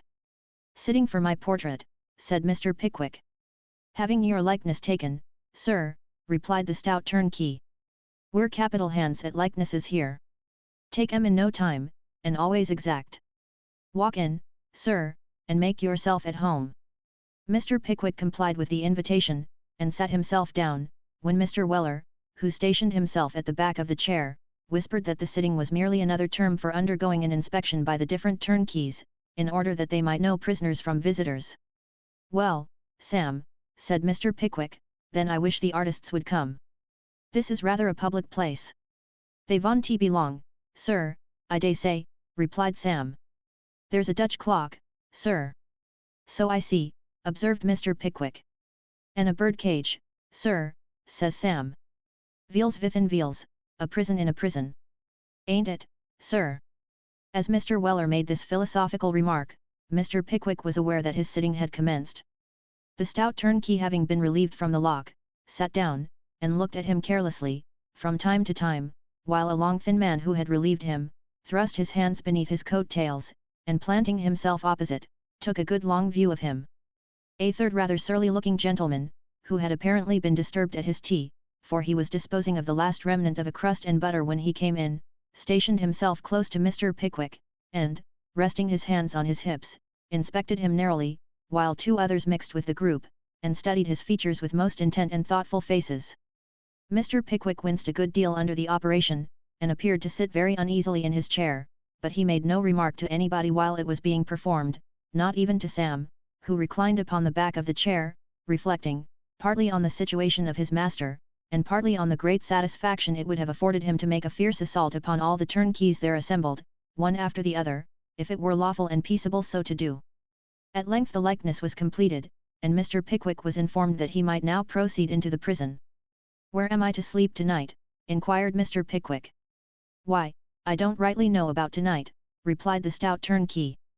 "You'll be chummed on somebody tomorrow, and then you'll be all snug and comfortable. The first night's generally rather unsettled, but you'll be set all squares tomorrow." After some discussion, it was discovered that one of the turnkeys had a bed to let, which Mr. Pickwick could have for that night. He gladly agreed to hire it. "If you'll come with me, I'll show it you at once," said the man. "It ain't a large un, but it's an out-and-outer to sleep in. This way, sir." They passed through the inner gate, and descended a short flight of steps. The key was turned after them, and Mr. Pickwick found himself, for the first time in his life, within the walls of a debtor's prison. Chapter 41. What befell Mr. Pickwick when he got into the Fleet, what prisoners he saw there, and how he passed the night. Mr. Tom Roker, the gentleman who had accompanied Mr. Pickwick into the prison, turned sharp round to the right when he got to the bottom of the little flight of steps, and led the way, through an iron gate which stood open, and up another short flight of steps, into a long narrow gallery, dirty and low, paved with stone, and very dimly lighted by a window at each remote end. "This," said the gentleman, thrusting his hands into his pockets, and looking carelessly over his shoulder to Mr. Pickwick, "this here is the hall flight." "Oh," replied Mr. Pickwick, looking down a dark and filthy staircase, which appeared to lead to a range of damp and gloomy stone vaults, beneath the ground, and those, I suppose, are the little cellars where the prisoners keep their small quantities of coals. Unpleasant places to have to go down to, but very convenient, I dare say." "Yes, I shouldn't wonder if they was convenient," replied the gentleman, "seeing that a few people live there, pretty snug." "That's the fare, that is." "My friend," said Mr. Pickwick, "you don't really mean to say that human beings live down in those wretched dungeons?" "Don't I?" replied Mr. Roker, with indignant astonishment, "why shouldn't I?" Live down there," exclaimed Mr. Pickwick. "Live down there?" "Yes, and die down there, too, very often," replied Mr. Roker, "and what of that? Who's got to say anything agin it? Live down there? Yes, and a werry good place it is to live in, ain't it?" As Roker turned somewhat fiercely upon Mr. Pickwick in saying this, and moreover muttered in an excited fashion certain unpleasant invocations concerning his own eyes, limbs, and circulating fluids, the latter gentleman deemed it advisable to pursue the discourse no further. Mr. Roker then proceeded to mount another staircase, as dirty as that which led to the place which has just been the subject of discussion, in which ascent he was closely followed by Mr. Pickwick and Sam. "There," said Mr. Roker, pausing for breath when they reached another gallery of the same dimensions as the one below, "this is the coffee-room flight, the one above's the third, and the one above that's the top, and the room where you're going to sleep tonight is the warden's room, and it's this way, come on." Having said all this in a breath, Mr. Roker mounted another flight of stairs with Mr. Pickwick and Sam Weller following at his heels. These staircases received light from sundry windows placed at some little distance above the floor, and looking into a gravelled area bounded by a high brick wall, with iron chevaux de frise at the top.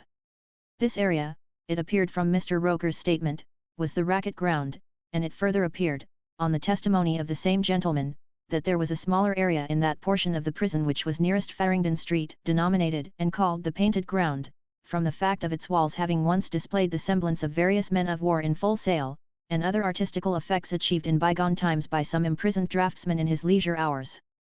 Having communicated this piece of information, apparently more for the purpose of discharging his bosom of an important fact, than with any specific view of enlightening Mr. Pickwick, the guide, having at length reached another gallery, led the way into a small passage at the extreme end, opened a door, and disclosed an apartment of an appearance by no means inviting, containing 8 or 9 iron bedsteads.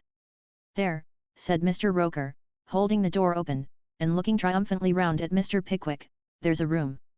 Mr. Pickwick's face, however, betokened such a very trifling portion of satisfaction at the appearance of his lodging, that Mr. Roker looked, for a reciprocity of feeling, into the countenance of Samuel Weller, who, until now, had observed a dignified silence. "There's a room, young man," observed Mr. Roker. "I see it," replied Sam, with a placid nod of the head. "You wouldn't think to find such a room as this in the Farringdon Hotel, would you?" said Mr. Roker, with a complacent smile. To this Mr. Weller replied with an easy and unstudied closing of one eye, which might be considered to mean, either that he would have thought it, or that he would not have thought it, or that he had never thought anything at all about it, as the observer's imagination suggested. Having executed this feat, and reopened his eye, Mr. Weller proceeded to inquire which was the individual bedstead that Mr. Roker had so flatteringly described as an out-and-outer to sleep in. "That's it," replied Mr. Roker, pointing to a very rusty one in a corner. "It would make any one go to sleep, that bedstead would, whether they wanted to or not." "I should think," said Sam, eyeing the piece of furniture in question with a look of excessive disgust, "I should think poppies was nothing to it." "Nothing at all," said Mr. Roker. "And I suppose," said Sam, with a sidelong glance at his master, as if to see whether there were any symptoms of his determination being shaken by what passed, "I suppose the other gentlemen as sleeps here are gentlemen." "Nothing but it," said Mr. Roker. "One of 'em takes his 12 pints of ale a day, and never leaves off smoking even at his meals." "He must be a first-rater," said Sam. "A1," replied Mr. Roker. Nothing daunted, even by this intelligence, Mr. Pickwick smilingly announced his determination to test the powers of the narcotic bedstead for that night, and Mr. Roker, after informing him that he could retire to rest at whatever hour he thought proper, without any further notice or formality, walked off, leaving him standing with Sam in the gallery. It was getting dark, that is to say, a few gas jets were kindled in this place which was never light, by way of compliment to the evening, which had set in outside. As it was rather warm, some of the tenants of the numerous little rooms which opened into the gallery on either hand, had set their doors ajar. Mr. Pickwick peeped into them as he passed along, with great curiosity and interest. Here, 4 or 5 great hulking fellows, just visible through a cloud of tobacco smoke, were engaged in noisy and riotous conversation over half-emptied pots of beer, or playing at all fours with a very greasy pack of cards. In the adjoining room, some solitary tenant might be seen poring, by the light of a feeble tallow candle, over a bundle of soiled and tattered papers, yellow with dust and dropping to pieces from age, writing, for the 100th time, some lengthened statement of his grievances, for the perusal of some great man whose eyes it would never reach, or whose heart it would never touch. In a third, a man, with his wife and a whole crowd of children, might be seen making up a scanty bed on the ground, or upon a few chairs, for the younger ones to pass the night in.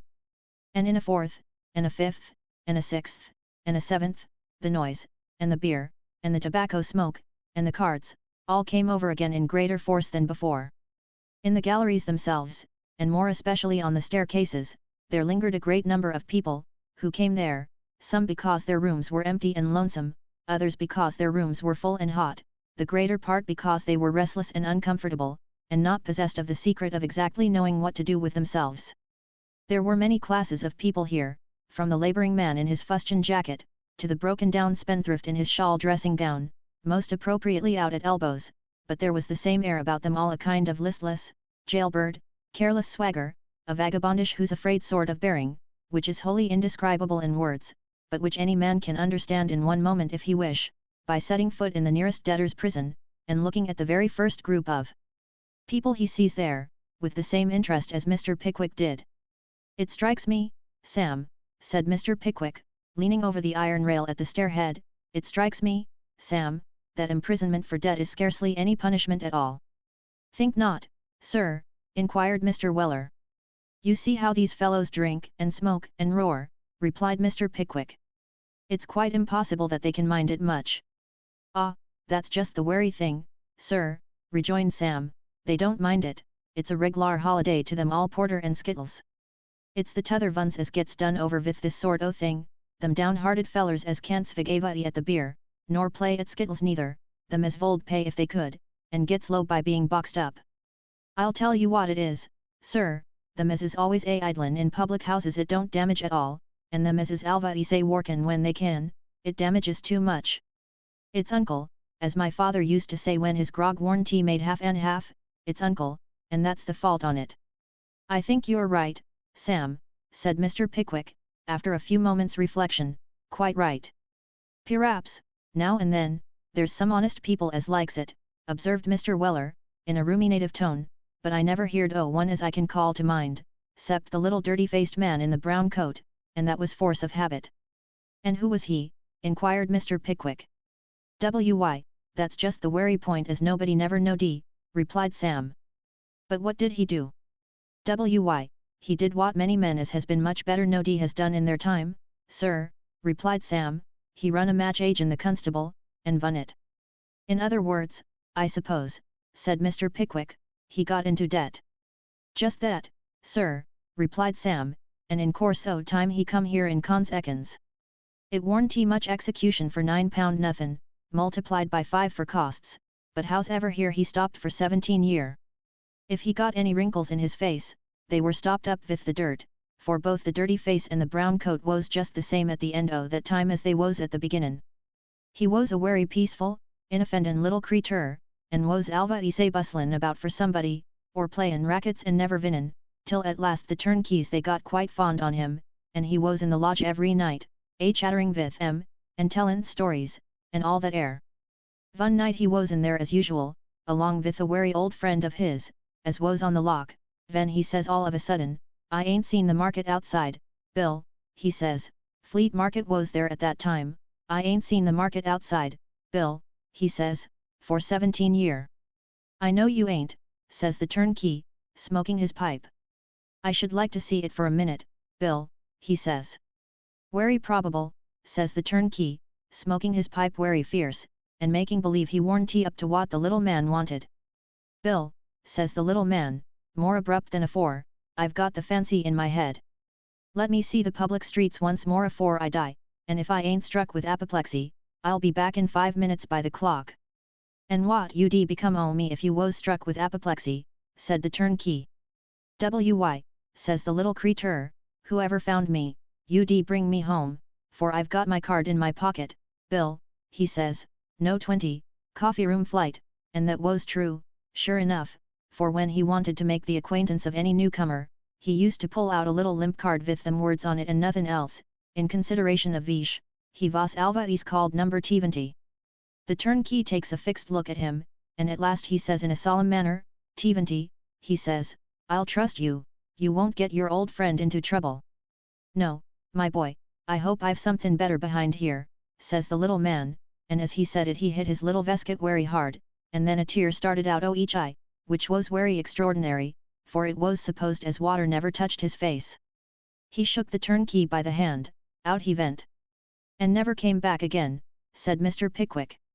Wrong for once, sir, replied Mr. Weller, for back he come, 2 minutes afore the time, bilin' with rage, sayin' how he'd been nearly run over by a hackney coach that he warn't used to it, and he was blowed if he wouldn't write to the Lord Mayor. They got him pacified at last, and for 5 years arter that, he never even so much as peeped out o' the lodge gate. At the expiration of that time he died, I suppose, said Mr. Pickwick. No, he didn't, sir, replied Sam.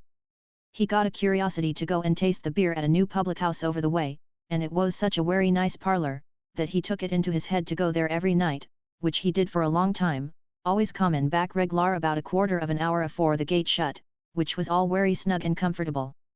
At last he began to get so precious jolly, that he used to forget how the time went, or care nothin' at all about it, and he went on gettin' later and later, till one night his old friend was just shuttin' the gate had turned the key in fact when he come up. Hold hard, Bill, he says. What, Ain't you come home yet, Teventy, says the turnkey, I thought you was in, long ago. No, I wasn't, says the little man, with a smile. Well, then, I'll tell you what it is, my friend, says the turnkey, openin' the gate wery slow and sulky, it's my opinion as you've got into bad company o' late, which I'm wery sorry to see. Now, I don't wish to do nothing harsh, he says, but if you can't confine yourself to steady circles, and find your way back at reg'lar hours, as sure as you're a standin' there, I'll shut you out altogether. The little man was seized with a violent fit o' tremblin', and never went outside the prison walls arterwards. As Sam concluded, Mr. Pickwick slowly retraced his steps downstairs. After a few thoughtful turns in the painted ground, which, as it was now dark, was nearly deserted, he intimated to Mr. Weller that he thought it high time for him to withdraw for the night, requesting him to seek a bed in some adjacent public house, and return early in the morning, to make arrangements for the removal of his master's wardrobe from the George and Vulture. This request Mr. Samuel Weller prepared to obey, with as good a grace as he could assume, but with a very considerable show of reluctance nevertheless. He even went so far as to essay sundry ineffectual hints regarding the expediency of stretching himself on the gravel for that night, but finding Mr. Pickwick obstinately deaf to any such suggestions, finally withdrew. There is no disguising the fact that Mr. Pickwick felt very low-spirited and uncomfortable, not for lack of society, for the prison was very full, and a bottle of wine would at once have purchased the utmost good fellowship of a few choice spirits, without any more formal ceremony of introduction, but he was alone in the coarse, vulgar crowd, and felt the depression of spirits and sinking of heart, naturally consequent on the reflection that he was cooped and caged up, without a prospect of liberation. As to the idea of releasing himself by ministering to the sharpness of Dodson and Fogg, it never for an instant entered his thoughts. In this frame of mind he turned again into the coffee-room gallery, and walked slowly to and fro. The place was intolerably dirty, and the smell of tobacco smoke perfectly suffocating. There was a perpetual slamming and banging of doors as the people went in and out, and the noise of their voices and footsteps echoed and re-echoed through the passages constantly. A young woman, with a child in her arms, who seemed scarcely able to crawl, from emaciation and misery, was walking up and down the passage in conversation with her husband, who had no other place to see her in. As they passed Mr. Pickwick, he could hear the female sob bitterly, and once she burst into such a passion of grief, that she was compelled to lean against the wall for support, while the man took the child in his arms, and tried to soothe her. Mr. Pickwick's heart was really too full to bear it, and he went upstairs to bed. Now, although the warder's room was a very uncomfortable one, being, in every point of decoration and convenience, several 100 degrees inferior to the common infirmary of a county jail, it had at present the merit of being wholly deserted save by Mr. Pickwick himself. So, he sat down at the foot of his little iron bedstead, and began to wonder how much a year the warder made out of the dirty room. Having satisfied himself, by mathematical calculation, that the apartment was about equal in annual value to the freehold of a small street in the suburbs of London, he took to wondering what possible temptation could have induced a dingy-looking fly that was crawling over his pantaloons, to come into a close prison, when he had the choice of so many airy situations. A course of meditation which led him to the irresistible conclusion that the insect was insane. After settling this point, he began to be conscious that he was getting sleepy, whereupon he took his nightcap out of the pocket in which he had had the precaution to stow it in the morning, and, leisurely undressing himself, got into bed and fell asleep. Bravo! Heel over toe cut and shuffle pay away at it, Zephyr. I'm smothered if the opera house isn't your proper hemisphere. Keep it up. Hooray! These expressions, delivered in a most boisterous tone, and accompanied with loud peals of laughter, roused Mr. Pickwick from one of those sound slumbers which, lasting in reality some half-hour, seemed to the sleeper to have been protracted for 3 weeks or a month. The voice had no sooner ceased than the room was shaken with such violence that the windows rattled in their frames, and the bedsteads trembled again. Mr. Pickwick started up, and remained for some minutes fixed in mute astonishment at the scene before him. On the floor of the room, a man in a broad-skirted green coat, with corduroy knee-smalls and grey cotton stockings, was performing the most popular steps of a hornpipe, with a slang and burlesque caricature of grace and lightness, which, combined with the very appropriate character of his costume, was inexpressibly absurd. Another man, evidently very drunk, who had probably been tumbled into bed by his companions, was sitting up between the sheets, warbling as much as he could recollect of a comic song, with the most intensely sentimental feeling and expression, while a third, seated on one of the bedsteads, was applauding both performers with the air of a profound connoisseur, and encouraging them by such ebullitions of feeling as had already roused Mr. Pickwick from his sleep. This last man was an admirable specimen of a class of gentry which never can be seen in full perfection but in such places they may be met with, in an imperfect state, occasionally about stable yards and public houses, but they never attain their full bloom except in these hotbeds, which would almost seem to be considerately provided by the legislature for the sole purpose of rearing them. He was a tall fellow, with an olive complexion, long dark hair, and very thick bushy whiskers meeting under his chin. He wore no neckerchief, as he had been playing rackets all day, and his open shirt collar displayed their full luxuriance. On his head he wore one of the common 18-penny French skull caps, with a gaudy tassel dangling therefrom, very happily in keeping with a common fustian coat. His legs, which, being long, were afflicted with weakness, graced a pair of Oxford mixture trousers, made to show the full symmetry of those limbs. Being somewhat negligently braced, however, and, moreover, but imperfectly buttoned, they fell in a series of not the most graceful folds over a pair of shoes sufficiently down at heel to display a pair of very soiled white stockings. There was a rakish, vagabond smartness, and a kind of boastful rascality, about the whole man, that was worth a mine of gold.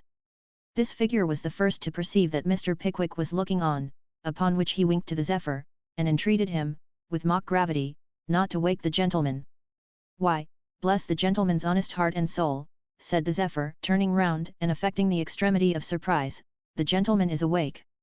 "Hem, Shakespeare! How do you do, sir? How is Mary and Sarah, sir? And the dear old lady at home, sir? Will you have the kindness to put my compliments into the first little parcel you are sending that way, sir, and say that I would have sent 'em before, only I was afraid they might be broken in the wagon, sir. Don't overwhelm the gentleman with ordinary civilities when you see he's anxious to have something to drink," said the gentleman with the whiskers, with a jocose air. "Why don't you ask the gentleman what he'll take?" "Dear me, I quite forgot," replied the other. "What will you take, sir? Will you take port wine, sir, or sherry wine, sir? I can recommend the ale, sir, or perhaps you'd like to taste the porter, sir? Allow me to have the felicity of hanging up your nightcap, sir." With this, the speaker snatched that article of dress from Mr. Pickwick's head, and fixed it in a twinkling on that of the drunken man, who, firmly impressed with the belief that he was delighting a numerous assembly, continued to hammer away at the comic song in the most melancholy strains imaginable. Taking a man's nightcap from his brow by violent means, and adjusting it on the head of an unknown gentleman, of dirty exterior, however ingenious a witticism in itself, is unquestionably one of those which come under the denomination of practical jokes. Viewing the matter precisely in this light, Mr. Pickwick, without the slightest intimation of his purpose, sprang vigorously out of bed, struck the Zephyr so smart a blow in the chest as to deprive him of a considerable portion of the commodity which sometimes bears his name, and then, recapturing his nightcap, boldly placed himself in an attitude of defence. "Now," said Mr. Pickwick, gasping no less from excitement than from the expenditure of so much energy, "come on both of you, both of you." With this liberal invitation the worthy gentleman communicated a revolving motion to his clenched fists, by way of appalling his antagonists with a display of science. It might have been Mr. Pickwick's very unexpected gallantry, or it might have been the complicated manner in which he had got himself out of bed, and fallen all in a mass upon the hornpipe man, that touched his adversaries. Touched they were, for, instead of then and there making an attempt to commit manslaughter, as Mr. Pickwick implicitly believed they would have done, they paused, stared at each other a short time, and finally laughed outright. "Well, you're a trump, and I like you all the better for it," said the Zephyr. "Now jump into bed again, or you'll catch the rheumatics." "No malice, I hope," said the man, extending a hand the size of the yellow clump of fingers which sometimes swings over a glover's door. "Certainly not," said Mr. Pickwick, with great alacrity, for, now that the excitement was over, he began to feel rather cool about the legs. "Allow me the H-owner," said the gentleman with the whiskers, presenting his dexter hand, and aspirating the H. "With much pleasure, sir," said Mr. Pickwick, and having executed a very long and solemn shake, he got into bed again. "My name is Smangle, sir," said the man with the whiskers. "Oh," said Mr. Pickwick. "Mine is Mivens," said the man in the stockings. "I am delighted to hear it, sir," said Mr. Pickwick. "Hem," coughed Mr. Smangle. "Did you speak, sir?" said Mr. Pickwick. "No, I did not, sir," said Mr. Smangle. All this was very genteel and pleasant, and, To make matters still more comfortable, Mr. Smangle assured Mr. Pickwick a great many more times that he entertained a very high respect for the feelings of a gentleman, which sentiment, indeed, did him infinite credit, as he could be in no wise supposed to understand them. "Are you going through the court, sir?" inquired Mr. Smangle. "Through the what?" said Mr. Pickwick. "Through the court, Portugal Street, the court for relief of you know." "Oh, no," replied Mr. Pickwick. "No, I am not." "Going out, perhaps," suggested Mr. Mivins. "I fear not," replied Mr. Pickwick. "I refuse to pay some damages, and am here in consequence." "Ah," said Mr. Smangle, "paper has been my ruin." "A stationer, I presume, sir," said Mr. Pickwick innocently. "Stationer? No, no, confound and curse me! Not so low as that. No trade. When I say paper, I mean bills." "Oh, you use the word in that sense. I see," said Mr. Pickwick. "Damn! A gentleman must expect reverses," said Smangle. "What of that? Here am I in the Fleet Prison." "Well, good. What then? I'm none the worse for that, am I?" "Not a bit," replied Mr. Mivins. And he was quite right, for, so far from Mr. Smangle being any the worse for it, he was something the better, inasmuch as to qualify himself for the place, he had attained gratuitous possession of certain articles of jewellery, which, long before that, had found their way to the pawnbrokers. "Well, but come," said Mr. Smangle, "this is dry work. Let's rinse our mouths with a drop of burnt sherry, the last comer shall stand it, Mivins shall fetch it, and I'll help to drink it. That's a fair and gentlemanlike division of labour, anyhow. Curse me!" Unwilling to hazard another quarrel, Mr. Pickwick gladly assented to the proposition, and consigned the money to Mr. Mivins, who, as it was nearly 11 o'clock, lost no time in repairing to the coffee-room on his errand. "I say," whispered Smangle, the moment his friend had left the room, "what did you give him?" "Half a sovereign," said Mr. Pickwick. "He's a devilish pleasant gentlemanly dog," said Mr. Smangle, "infernal pleasant. I don't know anybody more so," but here Mr. Smangle stopped short, and shook his head dubiously. "You don't think there is any probability of his appropriating the money to his own use?" said Mr. Pickwick. "Oh, no. Mind, I don't say that, I expressly say that he's a devilish gentlemanly fellow," said Mr. Smangle. "But I think, perhaps, if somebody went down, just to see that he didn't dip his beak into the jug by accident, or make some confounded mistake in losing the money as he came upstairs, it would be as well. Here, you sir, just run downstairs, and look after that gentleman, will you?" This request was addressed to a little timid-looking, nervous man, whose appearance bespoke great poverty, and who had been crouching on his bedstead all this while, apparently stupefied by the novelty of his situation. "You know where the coffee-room is," said Smangle, "just run down, and tell that gentleman you've come to help him up with the jug. Or stop, I'll tell you how we'll do him," said Smangle, with a cunning look. "How?" said Mr. Pickwick. "Send down word that he's to spend the change in cigars." "Capital thought. Run and tell him that, d'ye hear? They shan't be wasted," continued Smangle, turning to Mr. Pickwick. "I'll smoke 'em." This manoeuvring was so exceedingly ingenious and, withal, performed with such immovable composure and coolness, that Mr. Pickwick would have had no wish to disturb it, even if he had had the power. In a short time Mr. Mivins returned, bearing the sherry, which Mr. Smangle dispensed in 2 little cracked mugs, considerately remarking, with reference to himself, that a gentleman must not be particular under such circumstances, and that, for his part, he was not too proud to drink out of the jug. In which, to show his sincerity, he forthwith pledged the company in a draught which half emptied it. An excellent understanding having been by these means promoted, Mr. Smangle proceeded to entertain his hearers with a relation of divers romantic adventures in which he had been from time to time engaged, involving various interesting anecdotes of a thoroughbred horse, and a magnificent Jewess, both of surpassing beauty, and much coveted by the nobility and gentry of these kingdoms. Long before these elegant extracts from the biography of a gentleman were concluded, Mr. Mivins had betaken himself to bed, and had set in snoring for the night, leaving the timid stranger and Mr. Pickwick to the full benefit of Mr. Smangle's experiences. Nor were the 2 last-named gentlemen as much edified as they might have been by the moving passages narrated.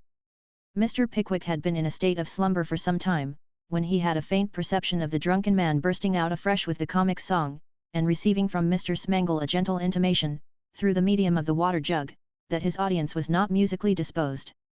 Mr. Pickwick then once again dropped off to sleep, with a confused consciousness that Mr. Smangle was still engaged in relating a long story, the chief point of which appeared to be that, on some occasion particularly stated and set forth, he had done a bill and a gentleman at the same time.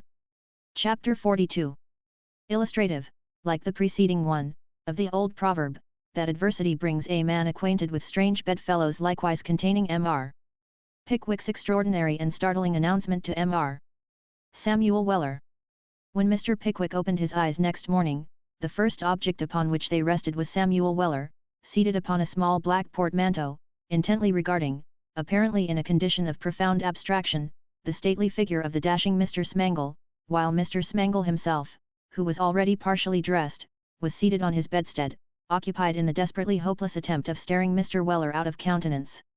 We say desperately hopeless, because Sam, with a comprehensive gaze which took in Mr. Smangle's cap, feet, head, face, legs, and whiskers, all at the same time, continued to look steadily on, with every demonstration of lively satisfaction, but with no more regard to Mr. Smangle's personal sentiments on the subject than he would have displayed had he been inspecting a wooden statue, or a straw-emboweled Guy Fawkes. "Well, will you know me again?" said Mr. Smangle, with a frown. "I'd swear to you anyveres, sir," replied Sam cheerfully. "Don't be impertinent to a gentleman, sir," said Mr. Smangle. "Not on no account," replied Sam. "If you'll tell me when he wakes, I'll be upon the very best extra super behaviour." This observation, having a remote tendency to imply that Mr. Smangle was no gentleman, kindled his ire. "Mivins," said Mr. Smangle, with a passionate air. "What's the office?" replied that gentleman from his couch. "Who the devil is this fellow?" "Gad," said Mr. Mivins, looking lazily out from under the bedclothes, "I ought to ask you that. Hasn't he any business here?" "No," replied Mr. Smangle. "Then knock him downstairs, and tell him not to presume to get up till I come and kick him," rejoined Mr. Mivins. With this prompt advice that excellent gentleman again betook himself to slumber. The conversation exhibiting these unequivocal symptoms of verging on the personal, Mr. Pickwick deemed it a fit point at which to interpose. "Sam," said Mr. Pickwick. "Sir," rejoined that gentleman. "Has anything new occurred since last night?" "Nothin' partickler, sir," replied Sam, glancing at Mr. Smangle's whiskers. "The late prevalence of a close and confined atmosphere has been rather favourable to the growth of weeds, of an alarmin' and sanguinary nature, but with that ere exception things is quiet enough." "I shall get up," said Mr. Pickwick, "give me some clean things." Whatever hostile intentions Mr. Smangle might have entertained, his thoughts were speedily diverted by the unpacking of the portmanteau, the contents of which appeared to impress him at once with a most favourable opinion, not only of Mr. Pickwick, but of Sam also, who, he took an early opportunity of declaring in a tone of voice loud enough for that eccentric personage to overhear, was a regular thoroughbred original, and consequently the very man after his own heart. As to Mr. Pickwick, the affection he conceived for him knew no limits.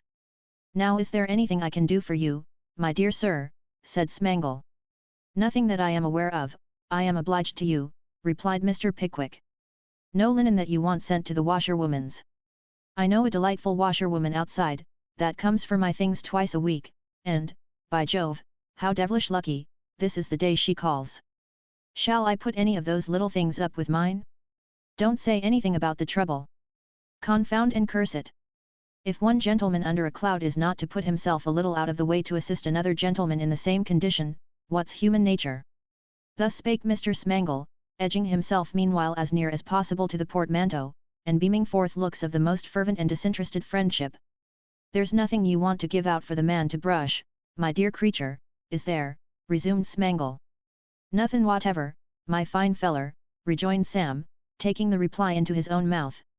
"Perhaps if one of us was to brush, without troubling the man, it would be more agreeable for all parties, as the schoolmaster said when the young gentleman objected to being flogged by the butler. And there's nothing I can send in my little box to the washerwoman's, is there?" said Smangle, turning from Sam to Mr. Pickwick, with an air of some discomfiture. "Nothin' whatever, sir," retorted Sam. "I'm afeard the little box must be chock full o' your own as it is." This speech was accompanied with such a very expressive look at that particular portion of Mr. Smangle's attire, by the appearance of which the skill of laundresses in getting up gentlemen's linen is generally tested, that he was fain to turn upon his heel, and, for the present at any rate, to give up all design on Mr. Pickwick's purse and wardrobe. He accordingly retired in dudgeon to the racket ground, where he made a light and wholesome breakfast on a couple of the cigars which had been purchased on the previous night. Mr. Mivins, who was no smoker, and whose account for small articles of chandlery had also reached down to the bottom of the slate, and been carried over to the other side, remained in bed, and, in his own words, took it out in sleep. After breakfasting in a small closet attached to the coffee-room, which bore the imposing title of the snuggery, the temporary inmate of which, in consideration of a small additional charge, had the unspeakable advantage of overhearing all the conversation in the coffee-room aforesaid, and, after dispatching Mr. Weller on some necessary errands, Mr. Pickwick repaired to the lodge, to consult Mr. Roker concerning his future accommodation. "Accommodation, said that gentleman, consulting a large book. "Plenty of that, Mr. Pickwick. Your chummage ticket will be on 27, in the third." "Oh," said Mr. Pickwick. "My what, did you say?" "Your chummage ticket," replied Mr. Roker. "You're up to that?" "Not quite," replied Mr. Pickwick, with a smile. "Why," said Mr. Roker, "it's as plain as Salisbury. You'll have a chummage ticket upon 27 in the third, and the messes in the room will be your chums." "Are there many of them?" inquired Mr. Pickwick dubiously. "3, replied Mr. Roker. Mr. Pickwick coughed. "One of 'em's a parson," said Mr. Roker, filling up a little piece of paper as he spoke, "another's a butcher." Exclaimed Mr. Pickwick. "A butcher," repeated Mr. Roker, giving the nib of his pen a tap on the desk to cure it of a disinclination to mark. "What a thorough-paced goer he used to be surely." "You remember Tom Martin, Neddy," said Roker, appealing to another man in the lodge, who was paring the mud off his shoes with a 5-and-20-bladed pocket knife. "I should think so," replied the party addressed, with a strong emphasis on the personal pronoun. "Bless my dear eyes," said Mr. Roker, shaking his head slowly from side to side, and gazing abstractedly out of the grated windows before him, as if he were fondly recalling some peaceful scene of his early youth. "It seems but yesterday that he whopped the coal heaver down Fox under the hill by the wharf there. I think I can see him now, coming up the Strand between the two street keepers, a little sobered by the bruising, with a patch o' winegar and brown paper over his right eyelid, and that lovely bulldog, as pinned the little boy arterwards, following at his heels. What a rum thing time is, ain't it, Neddy?" The gentleman to whom these observations were addressed, who appeared of a taciturn and thoughtful cast, merely echoed the inquiry. Mr. Roker, shaking off the poetical and gloomy train of thought into which he had been betrayed, descended to the common business of life, and resumed his pen. "Do you know what the third gentleman is?" inquired Mr. Pickwick, not very much gratified by this description of his future associates. "What is that Simpson, Neddy?" said Mr. Roker, turning to his companion. "What Simpson?" said Neddy. "Why, him in 27 in the third, that this gentleman's going to be chummed on." "Oh, him," replied Neddy, "he's nothing exactly. He was a horse chaunter, he's a leg now." "Ah, so I thought," rejoined Mr. Roker, closing the book, and placing the small piece of paper in Mr. Pickwick's hands. "That's the ticket, sir." Very much perplexed by this summary disposition of this person, Mr. Pickwick walked back into the prison, revolving in his mind what he had better do. Convinced, however, that before he took any other steps it would be advisable to see, and hold personal converse with, the three gentlemen with whom it was proposed to quarter him, he made the best of his way to the third flight. After groping about in the gallery for some time, attempting in the dim light to decipher the numbers on the different doors, he at length appealed to a potboy, who happened to be pursuing his morning occupation of gleaning for pewter. "Which is 27, my good fellow?" said Mr. Pickwick. "5 doors farther on," replied the potboy. "There's the likeness of a man being hung, and smoking the while, chalked outside the door." Guided by this direction, Mr. Pickwick proceeded slowly along the gallery until he encountered the portrait of a gentleman, above described, upon whose countenance he tapped, with the knuckle of his forefinger gently at first, and then audibly. After repeating this process several times without effect, he ventured to open the door and peep in. There was only one man in the room, and he was leaning out of window as far as he could without overbalancing himself, endeavouring, with great perseverance, to spit upon the crown of the hat of a personal friend on the parade below. As neither speaking, coughing, sneezing, knocking, nor any other ordinary mode of attracting attention, made this person aware of the presence of a visitor, Mr. Pickwick, after some delay, stepped up to the window, and pulled him gently by the coat tail. The individual brought in his head and shoulders with great swiftness, and surveying Mr. Pickwick from head to foot, demanded in a surly tone what the something beginning with a capital H he wanted. "I believe," said Mr. Pickwick, consulting his ticket, "I believe this is 27 in the third." "Well," replied the gentleman, "I have come here in consequence of receiving this bit of paper," rejoined Mr. Pickwick. "Hand it over," said the gentleman. Mr. Pickwick complied. "I think Roker might have chummed you somewhere else," said Mr. Simpson, for it was the leg, after a very discontented sort of a pause. Mr. Pickwick thought so also, but, under all the circumstances, he considered it a matter of sound policy to be silent. Mr. Simpson mused for a few moments after this, and then, thrusting his head out of the window, gave a shrill whistle, and pronounced some word aloud, several times. What the word was, Mr. Pickwick could not distinguish, but he rather inferred that it must be some nickname which distinguished Mr. Martin, from the fact of a great number of gentlemen on the ground below, immediately proceeding to cry "Butcher," in imitation of the tone in which that useful class of society are wont, diurnally, to make their presence known at area railings. Subsequent occurrences confirmed the accuracy of Mr. Pickwick's impression, for, in a few seconds, a gentleman, prematurely broad for his years, clothed in a professional blue jean frock and top boots with circular toes, entered the room nearly out of breath, closely followed by another gentleman in very shabby black, and a sealskin cap.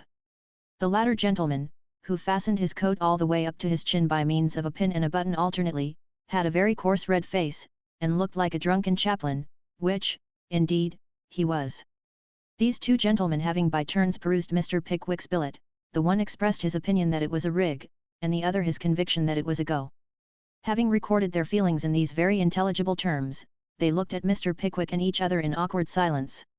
"It's an aggravating thing, just as we got the beds so snug," said the chaplain, looking at 3 dirty mattresses, each rolled up in a blanket, which occupied one corner of the room during the day, and formed a kind of slab, on which were placed an old cracked basin, ewer and soap dish, of common yellow earthenware, with a blue flower very aggravating. Mr. Martin expressed the same opinion in rather stronger terms. Mr. Simpson, after having let a variety of expletive adjectives loose upon society without any substantive to accompany them, tucked up his sleeves, and began to wash the greens for dinner. While this was going on, Mr. Pickwick had been eyeing the room, which was filthily dirty, and smelt intolerably close. There was no vestige of either carpet, curtain, or blind. There was not even a closet in it.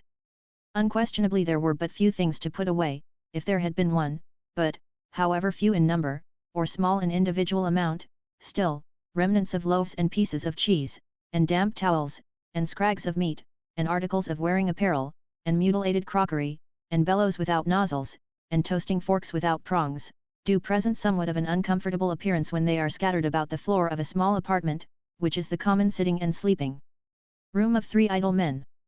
"I suppose this can be managed somehow," said the butcher, after a pretty long silence. "What will you take to go out?" "I beg your pardon," replied Mr. Pickwick. "What did you say? I hardly understand you." "What will you take to be paid out?" said the butcher. "The regular chummage is 2 and 6. Will you take 3 bob?" "And a bender," suggested the clerical gentleman.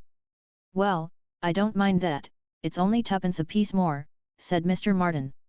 "What do you say, now? We'll pay you out for 3 and 6pence a week." "Come. And stand a gallon of beer down," chimed in Mr. Simpson. "There. And drink it on the spot," said the chaplain.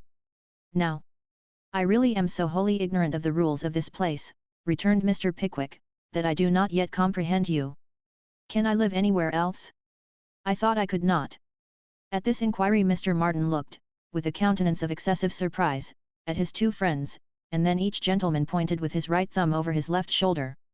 This action, imperfectly described in words by the very feeble term of over the left, when performed by any number of ladies or gentlemen who are accustomed to act in unison, has a very graceful and airy effect. Its expression is one of light and playful sarcasm. "Can you?" repeated Mr. Martin, with a smile of pity. "Well, if I knew as little of life as that, I'd eat my hat and swallow the buckle whole," said the clerical gentleman. "So would I," added the sporting one solemnly. After this introductory preface, the 3 chums informed Mr. Pickwick, in a breath, that money was, in the Fleet, just what money was out of it, that it would instantly procure him almost anything he desired, and that, supposing he had it, and had no objection to spend it, if he only signified his wish to have a room to himself, he might take possession of one, furnished and fitted to boot, in half an hour's time. With this the parties separated, very much to their common satisfaction, Mr. Pickwick once more retracing his steps to the lodge, and the three companions adjourning to the coffee-room, there to spend the 5 shillings which the clerical gentleman had, with admirable prudence and foresight, borrowed of him for the purpose. "I knowed it," said Mr. Roker, with a chuckle, when Mr. Pickwick stated the object with which he had returned. "Didn't I say so, Neddy?" The philosophical owner of the universal penknife growled an affirmative. "I knowed you'd want a room for yourself, bless you," said Mr. Roker. "Let me see. You'll want some furniture. You'll hire that of me, I suppose? That's the reg'lar thing." "With great pleasure," replied Mr. Pickwick. "There's a capital room up in the coffee-room flight, that belongs to a chancery prisoner," said Mr. Roker. "It'll stand you in £1 a week. I suppose you don't mind that?" "Not at all," said Mr. Pickwick. "Just step there with me," said Roker, taking up his hat with great alacrity. "The matter's settled in 5 minutes. Lord! Why didn't you say at first that you was willing to come down handsome?" The matter was soon arranged, as the turnkey had foretold. The chancery prisoner had been there long enough to have lost his friends, fortune, home, and happiness, and to have acquired the right of having a room to himself. As he laboured, however, under the inconvenience of often wanting a morsel of bread, he eagerly listened to Mr. Pickwick's proposal to rent the apartment, and readily covenanted and agreed to yield him up the sole and undisturbed possession thereof, in consideration of the weekly payment of 20 shillings, from which fund he furthermore contracted to pay out any person or persons that might be chummed upon it. As they struck the bargain, Mr. Pickwick surveyed him with a painful interest. He was a tall, gaunt, cadaverous man, in an old greatcoat and slippers, with sunken cheeks, and a restless, eager eye. His lips were bloodless, and his bones sharp and thin. God help him! The iron teeth of confinement and privation had been slowly filing him down for 20 years. "And where will you live meanwhile, sir?" said Mr. Pickwick, as he laid the amount of the first week's rent, in advance, on the tottering table. The man gathered up the money with a trembling hand, and replied that he didn't know yet, he must go and see where he could move his bed to. "I am afraid, sir," said Mr. Pickwick, laying his hand gently and compassionately on his arm, "I am afraid you will have to live in some noisy, crowded place. Now, pray, consider this room your own when you want quiet, or when any of your friends come to see you." "Friends," interposed the man, in a voice which rattled in his throat. "If I lay dead at the bottom of the deepest mine in the world, tight screwed down and soldered in my coffin, rotting in the dark and filthy ditch that drags its slime along, beneath the foundations of this prison, I could not be more forgotten or unheeded than I am here. I am a dead man, dead to society, without the pity they bestow on those whose souls have passed to judgment. Friends to see me! My God! I have sunk, from the prime of life into old age, in this place, and there is not one to raise his hand above my bed when I lie dead upon it, and say, it is a blessing he is gone." The excitement, which had cast an unwonted light over the man's face, while he spoke, subsided as he concluded, and pressing his withered hands together in a hasty and disordered manner, he shuffled from the room. "Ride's rather rusty," said Mr. Roker, with a smile. "Ah, they're like the elephants. They feel it now and then, and it makes 'em wild." Having made this deeply sympathizing remark, Mr. Roker entered upon his arrangements with such expedition, that in a short time the room was furnished with a carpet, 6 chairs, a table, a sofa bedstead, a tea kettle, and various small articles, on hire, at the very reasonable rate of 27 shillings and 6pence per week. "Now, is there anything more we can do for you?" inquired Mr. Roker, looking round with great satisfaction, and gaily chinking the first week's hire in his closed fist. "Why, yes," said Mr. Pickwick, who had been musing deeply for some time. "Are there any people here who run on errands, and so forth?" "Outside, do you mean?" inquired Mr. Roker. "Yes. I mean who are able to go outside. Not prisoners." "Yes, there is," said Roker. "There's an unfortunate devil, who has got a friend on the poor side, that's glad to do anything of that sort. He's been running odd jobs, and that, for the last 2 months. Shall I send him?" "If you please," rejoined Mr. Pickwick. "Stay, no. The poor side, you say? I should like to see it. I'll go to him myself. The poor side of a debtor's prison is, as its name imports, that in which the most miserable and abject class of debtors are confined. A prisoner having declared upon the poor side, pays neither rent nor chummage. His fees, upon entering and leaving the jail, are reduced in amount, and he becomes entitled to a share of some small quantities of food, to provide which, a few charitable persons have, from time to time, left trifling legacies in their wills. Most of our readers will remember, that, until within a very few years past, there was a kind of iron cage in the wall of the Fleet prison, within which was posted some man of hungry looks, who, from time to time, rattled a money box, and exclaimed in a mournful voice, "Pray, remember the poor debtors, pray remember the poor debtors." The receipts of this box, when there were any, were divided among the poor prisoners, and the men on the poor side relieved each other in this degrading office. Although this custom has been abolished, and the cage is now boarded up, the miserable and destitute condition of these unhappy persons remains the same. We no longer suffer them to appeal at the prison gates to the charity and compassion of the passers-by, but we still leave unblotted the leaves of our statute book, for the reverence and admiration of succeeding ages, the just and wholesome law which declares that the sturdy felon shall be fed and clothed, and that the penniless debtor shall be left to die of starvation and nakedness.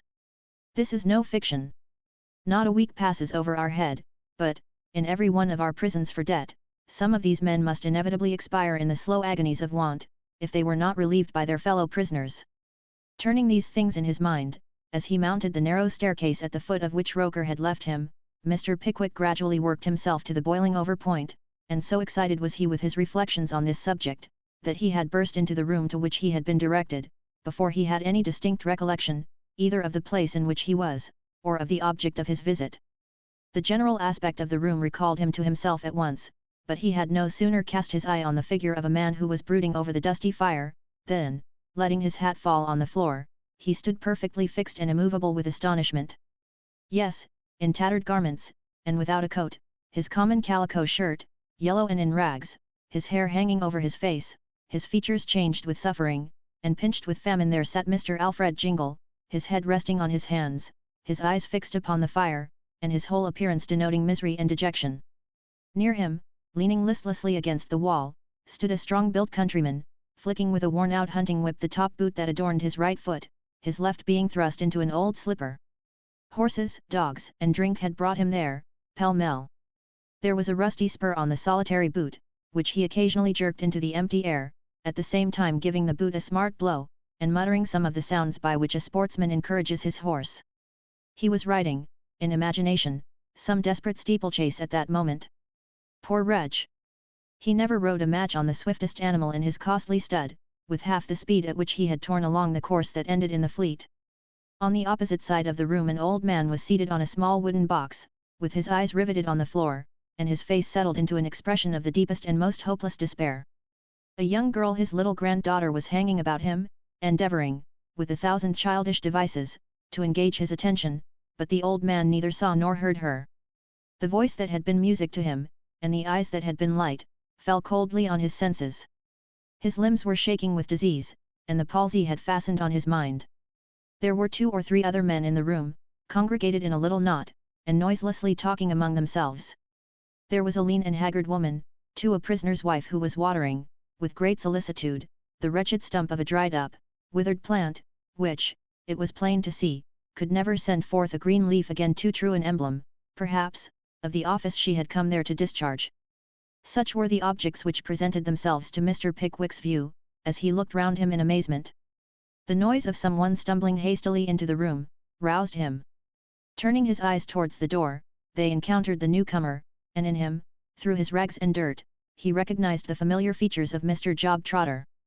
"Mr. Pickwick," exclaimed Job aloud. Said Jingle, starting from his seat. "Mr. So it is queer place, strange things serves me right very." Mr. Jingle thrust his hands into the place where his trousers pockets used to be, and, dropping his chin upon his breast, sank back into his chair.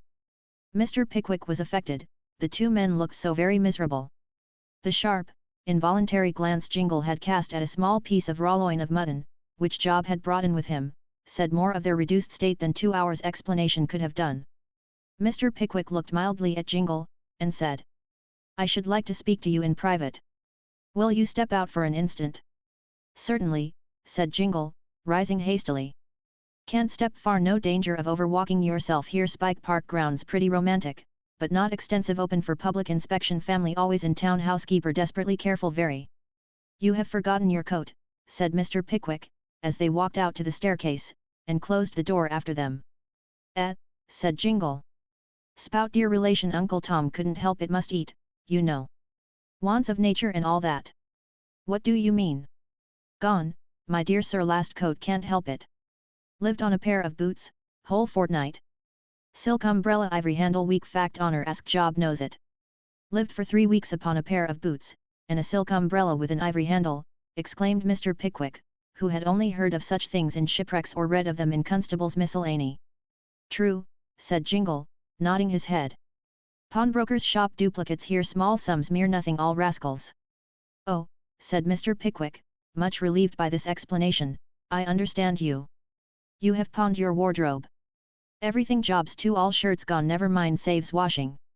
Nothing, soon lie in bed, starve, die, inquest, little bonehouse, poor prisoner, common necessaries, hush it up, gentlemen of the jury, wardens, tradesmen, keep it snug, natural death, coroner's order, workhouse, funeral, serve him right, all over, drop the curtain.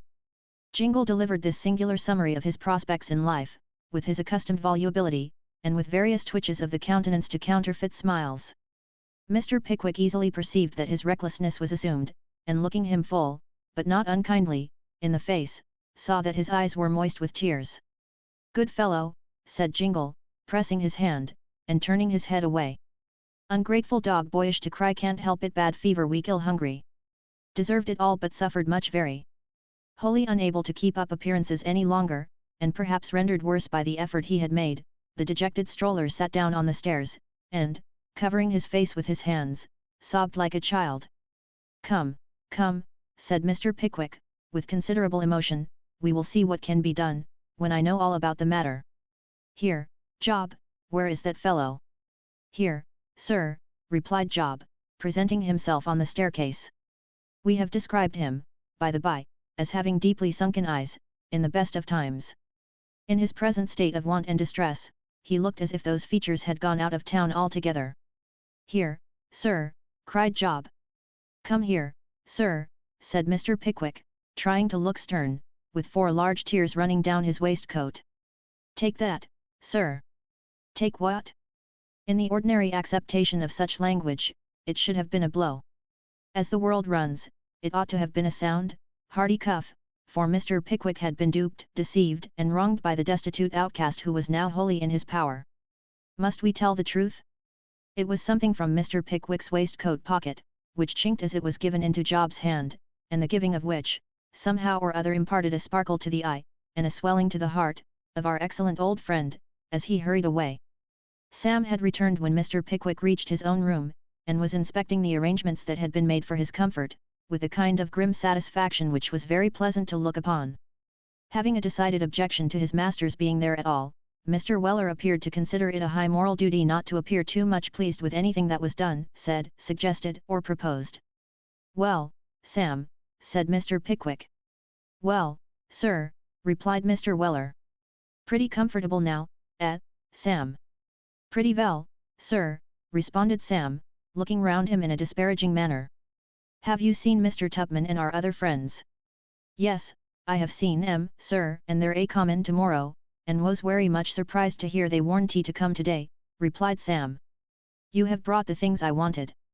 Mr. Weller in reply pointed to various packages which he had arranged, as neatly as he could, in a corner of the room. Very well, Sam, said Mr. Pickwick, after a little hesitation, listen to what I am going to say, Sam. Certainly, sir, rejoined Mr. Weller, fire away, sir. I have felt from the first, Sam, said Mr. Pickwick, with much solemnity, that this is not the place to bring a young man to. Nor an old un neither, sir, observed Mr. Weller. You're quite right, Sam, said Mr. Pickwick, but old men may come here through their own heedlessness and unsuspicion, and young men may be brought here by the selfishness of those they serve. It is better for those young men, in every point of view, that they should not remain here. Do you understand me, Sam?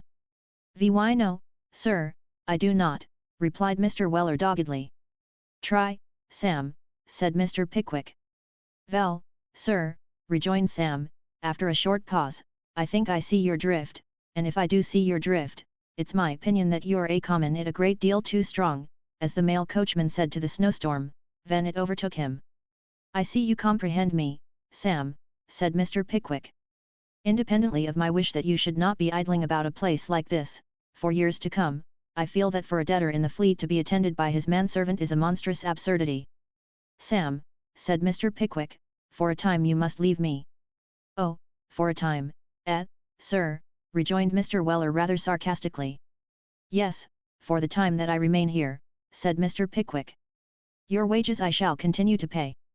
Any one of my 3 friends will be happy to take you, were it only out of respect to me. And if I ever do leave this place, Sam, added Mr. Pickwick, with assumed cheerfulness, if I do, I pledge you my word that you shall return to me instantly. Now I'll tell you what it is, sir, said Mr. Weller, in a grave and solemn voice. This here sort o' thing won't do at all, so don't let's hear no more about it. I am serious, and resolved, Sam, said Mr. Pickwick. You air you, sir? Inquired Mr. Weller firmly. Very good, sir, then so am I. Thus speaking, Mr. Weller fixed his hat on his head with great precision, and abruptly left the room. Sam, cried Mr. Pickwick, calling after him, Sam! Here! But the long gallery ceased to re-echo the sound of footsteps. Sam Weller was gone. Chapter 43. Showing how Mr. Samuel Weller got into difficulties. In a lofty room, ill-lighted and worse ventilated, situated in Portugal Street, Lincoln's Inn Fields, there sit nearly the whole year round, 1, 2, 3, or 4 gentlemen in wigs, as the case may be, with little writing desks before them, constructed after the fashion of those used by the judges of the land, barring the French polish. There is a box of barristers on their right hand, there is an enclosure of insolvent debtors on their left, and there is an inclined plane of most especially dirty faces in their front. These gentlemen are the commissioners of the insolvent court, and the place in which they sit, is the insolvent court itself. It is, and has been, time out of mind, the remarkable fate of this court to be, somehow or other, held and understood, by the general consent of all the destitute shabby genteel people in London, as their common resort, and place of daily refuge. It is always full. The steams of beer and spirits perpetually ascend to the ceiling, and, being condensed by the heat, roll down the walls like rain. There are more old suits of clothes in it at one time, than will be offered for sale in all Houndsditch in a 12-month, more unwashed skins and grisly beards than all the pumps and shaving shops between Tyburn and Whitechapel could render decent, between sunrise and sunset. It must not be supposed that any of these people have the least shadow of business in, or the remotest connection with, the place they so indefatigably attend. If they had, it would be no matter of surprise, and the singularity of the thing would cease. Some of them sleep during the greater part of the sitting, others carry small portable dinners wrapped in pocket handkerchiefs or sticking out of their worn-out pockets, and munch and listen with equal relish, but no one among them was ever known to have the slightest personal interest in any case that was ever brought forward. Whatever they do, there they sit from the first moment to the last. When it is heavy, rainy weather, they all come in, wet through, and at such times the vapours of the court are like those of a fungus pit. A casual visitor might suppose this place to be a temple dedicated to the genius of seediness.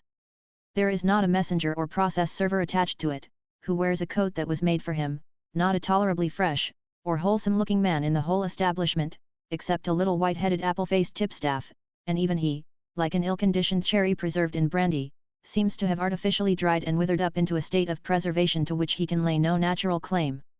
The very barristers' wigs are ill-powdered, and their curls lack crispness. But the attorneys, who sit at a large bare table below the commissioners, are, after all, the greatest curiosities. The professional establishment of the more opulent of these gentlemen, consists of a blue bag and a boy, generally a youth of the Jewish persuasion.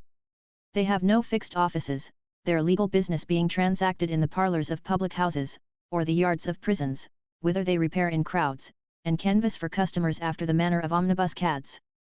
They are of a greasy and mildewed appearance, and if they can be said to have any vices at all, perhaps drinking and cheating are the most conspicuous among them.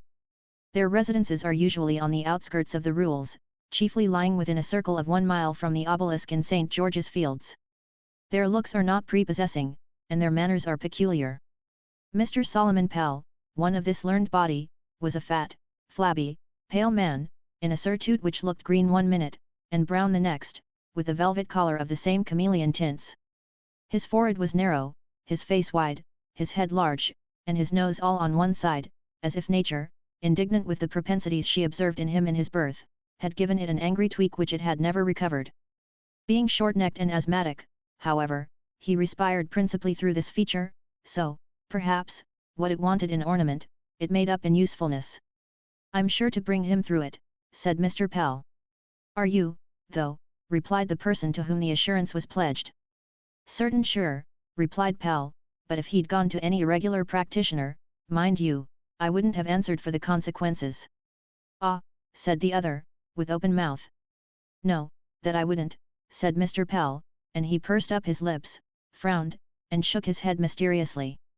Now, the place where this discourse occurred was the public house just opposite to the insolvent court, and the person with whom it was held was no other than the elder Mr. Weller, who had come there, to comfort and console a friend, whose petition to be discharged under the Act, was to be that day heard, and whose attorney he was at that moment consulting.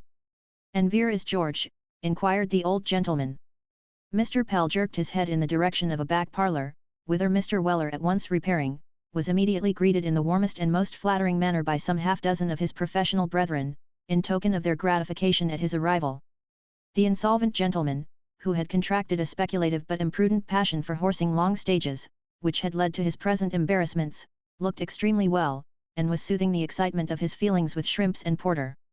The salutation between Mr. Weller and his friends was strictly confined to the freemasonry of the craft, consisting of a jerking round of the right wrist, and a tossing of the little finger into the air at the same time. "We once knew two famous coachmen, they are dead now, poor fellows, who were twins, and between whom an unaffected and devoted attachment existed. They passed each other on the Dover road, every day, for 24 years, never exchanging any other greeting than this, and yet, when one died, the other pined away, and soon afterwards followed him." "Well, George," said Mr. Weller senior, taking off his upper coat, and seating himself with his accustomed gravity. "How is it? All right behind, and full inside?" "All right, old feller," replied the embarrassed gentleman. "Is the grey mare made over to anybody?" inquired Mr. Weller anxiously. George nodded in the affirmative. "Well, that's all right," said Mr. Weller. "Coach taken care on, also?" "Consigned in a safe quarter," replied George, wringing the heads off half a dozen shrimps, and swallowing them without any more ado. Very good," said Mr. Weller. "Alva see to the drag when you go downhill. Is the way-bill all clear and straight for ERD?" "The schedule, sir," said Pell, guessing at Mr. Weller's meaning, "the schedule is as plain and satisfactory as pen and ink can make it." Mr. Weller nodded in a manner which bespoke his inward approval of these arrangements, and then, turning to Mr. Pell, said, pointing to his friend George, "When do you take his cloths off?" "Why," replied Mr. Pell, "he stands third on the opposed list, and I should think it would be his turn in about half an hour. I told my clerk to come over and tell us when there was a chance." Mr. Weller surveyed the attorney from head to foot with great admiration, and said emphatically, "And what'll you take, sir?" "Why, really," replied Mr. Pell, "you're very... Upon my word and honour, I'm not in the habit of... It's so very early in the morning, that, actually, I am almost... Well, you may bring me threepennorth of rum, my dear." The officiating damsel, who had anticipated the order before it was given, set the glass of spirits before Pell, and retired. "Gentlemen," said Mr. Pell, looking round upon the company, "success to your friend. I don't like to boast, gentlemen, it's not my way, but I can't help saying, that, if your friend hadn't been fortunate enough to fall into hands that but I won't say what I was going to say. Gentlemen, my service to you." Having emptied the glass in a twinkling, Mr. Pell smacked his lips, and looked complacently round on the assembled coachmen, who evidently regarded him as a species of divinity. "Let me see," said the legal authority. "What was I saying, gentlemen? I think you was remarkin' as you wouldn't have no objection to another o' the same, sir," said Mr. Weller, with grave facetiousness. "Ha, ha," laughed Mr. Pell. "Not bad, not bad. A professional man, too. At this time of the morning, it would be rather too good well, I don't know, my dear, you may do that again, if you please. Hem." This last sound was a solemn and dignified cough, in which Mr. Pell, observing an indecent tendency to mirth in some of his auditors, considered it due to himself to indulge. The late Lord Chancellor, gentleman, was very fond of me, said Mr. Pell. And very creditable in him, too, interposed Mr. Weller. Here, assented Mr. Pell's client. Why shouldn't he be? Ah! Why, indeed, said a very red-faced man, who had said nothing yet, and who looked extremely unlikely to say anything more. Why shouldn't he? A murmur of assent ran through the company. I remember, gentlemen, said Mr. Pell, dining with him on one occasion, there was only us two, but everything as splendid as if 20 people had been expected, the Great Seal on a dumb waiter at his right hand, and a man in a bagwig and suit of armour guarding the mace with a drawn sword and silk stockings, which is perpetually done, gentlemen, night and day, when he said, Pell, he said, no false delicacy, Pell. You're a man of talent, you can get anybody through the insolvent court, Pell, and your country should be proud of you. Those were his very words. My lord, I said, you flatter me. Pell, he said, if I do, I'm damned. Did he say that? Inquired Mr. Weller. He did, replied Pell. Vell, then, said Mr. Weller, I say Parliament ought to ha took it up, and if he'd been a poor man, they would ha done it. But, my dear friend, argued Mr. Pell, it was in confidence. In what? Said Mr. Weller. In confidence. Oh, very good, replied Mr. Weller, after a little reflection. If he damned hisself in confidence, oh, course that was another thing. Of course it was, said Mr. Pell. The distinction's obvious, you will perceive. Alters the case entirely, said Mr. Weller. Go on, sir. No, I will not go on, sir, said Mr. Pell, in a low and serious tone. You have reminded me, sir, that this conversation was private and confidential, gentlemen. Gentlemen, I am a professional man. It may be that I am a good deal looked up to, in my profession it may be that I am not. Most people know. I say nothing. Observations have already been made, in this room, injurious to the reputation of my noble friend. You will excuse me, gentlemen, I was imprudent. I feel that I have no right to mention this matter without his concurrence. Thank you, sir, thank you. Thus delivering himself, Mr. Pell thrust his hands into his pockets, and, frowning grimly around, rattled 3 halfpence with terrible determination. This virtuous resolution had scarcely been formed, when the boy and the blue bag, who were inseparable companions, rushed violently into the room, and said, at least the boy did, for the blue bag took no part in the announcement, that the case was coming on directly. The intelligence was no sooner received than the whole party hurried across the street, and began to fight their way into court, a preparatory ceremony, which has been calculated to occupy, in ordinary cases, from 25 minutes to 30. Mr. Weller, being stout, cast himself at once into the crowd, with the desperate hope of ultimately turning up in some place which would suit him. His success was not quite equal to his expectations, for having neglected to take his hat off, it was knocked over his eyes by some unseen person, upon whose toes he had alighted with considerable force. Apparently this individual regretted his impetuosity immediately afterwards, for, muttering an indistinct exclamation of surprise, he dragged the old man out into the hall, and, after a violent struggle, released his head and face. Samivel, exclaimed Mr. Weller, when he was thus enabled to behold his rescuer. Sam nodded. You're a dutiful and affectionate little boy, you are, ain't you, said Mr. Weller, to come a bonnetin your father in his old age. How should I know who you was, responded the son. Do you suppose I was to tell you by the weight o' your foot? Vell, that's wery true, Sammy, replied Mr. Weller, mollified at once, but what are you a-doin' on here? Your governor can't do no good here, Sammy. They won't pass that verdict, they won't pass it, Sammy. And Mr. Weller shook his head with legal solemnity. What a perwerse old file it is, exclaimed Sam, always a-goin' on about verdicts and alibis and that. Who said anything about the verdict?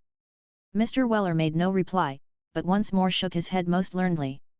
Leave off rattlin' that ere knob o' yourn, if you don't want it to come off the springs altogether, said Sam impatiently, and behave reasonable.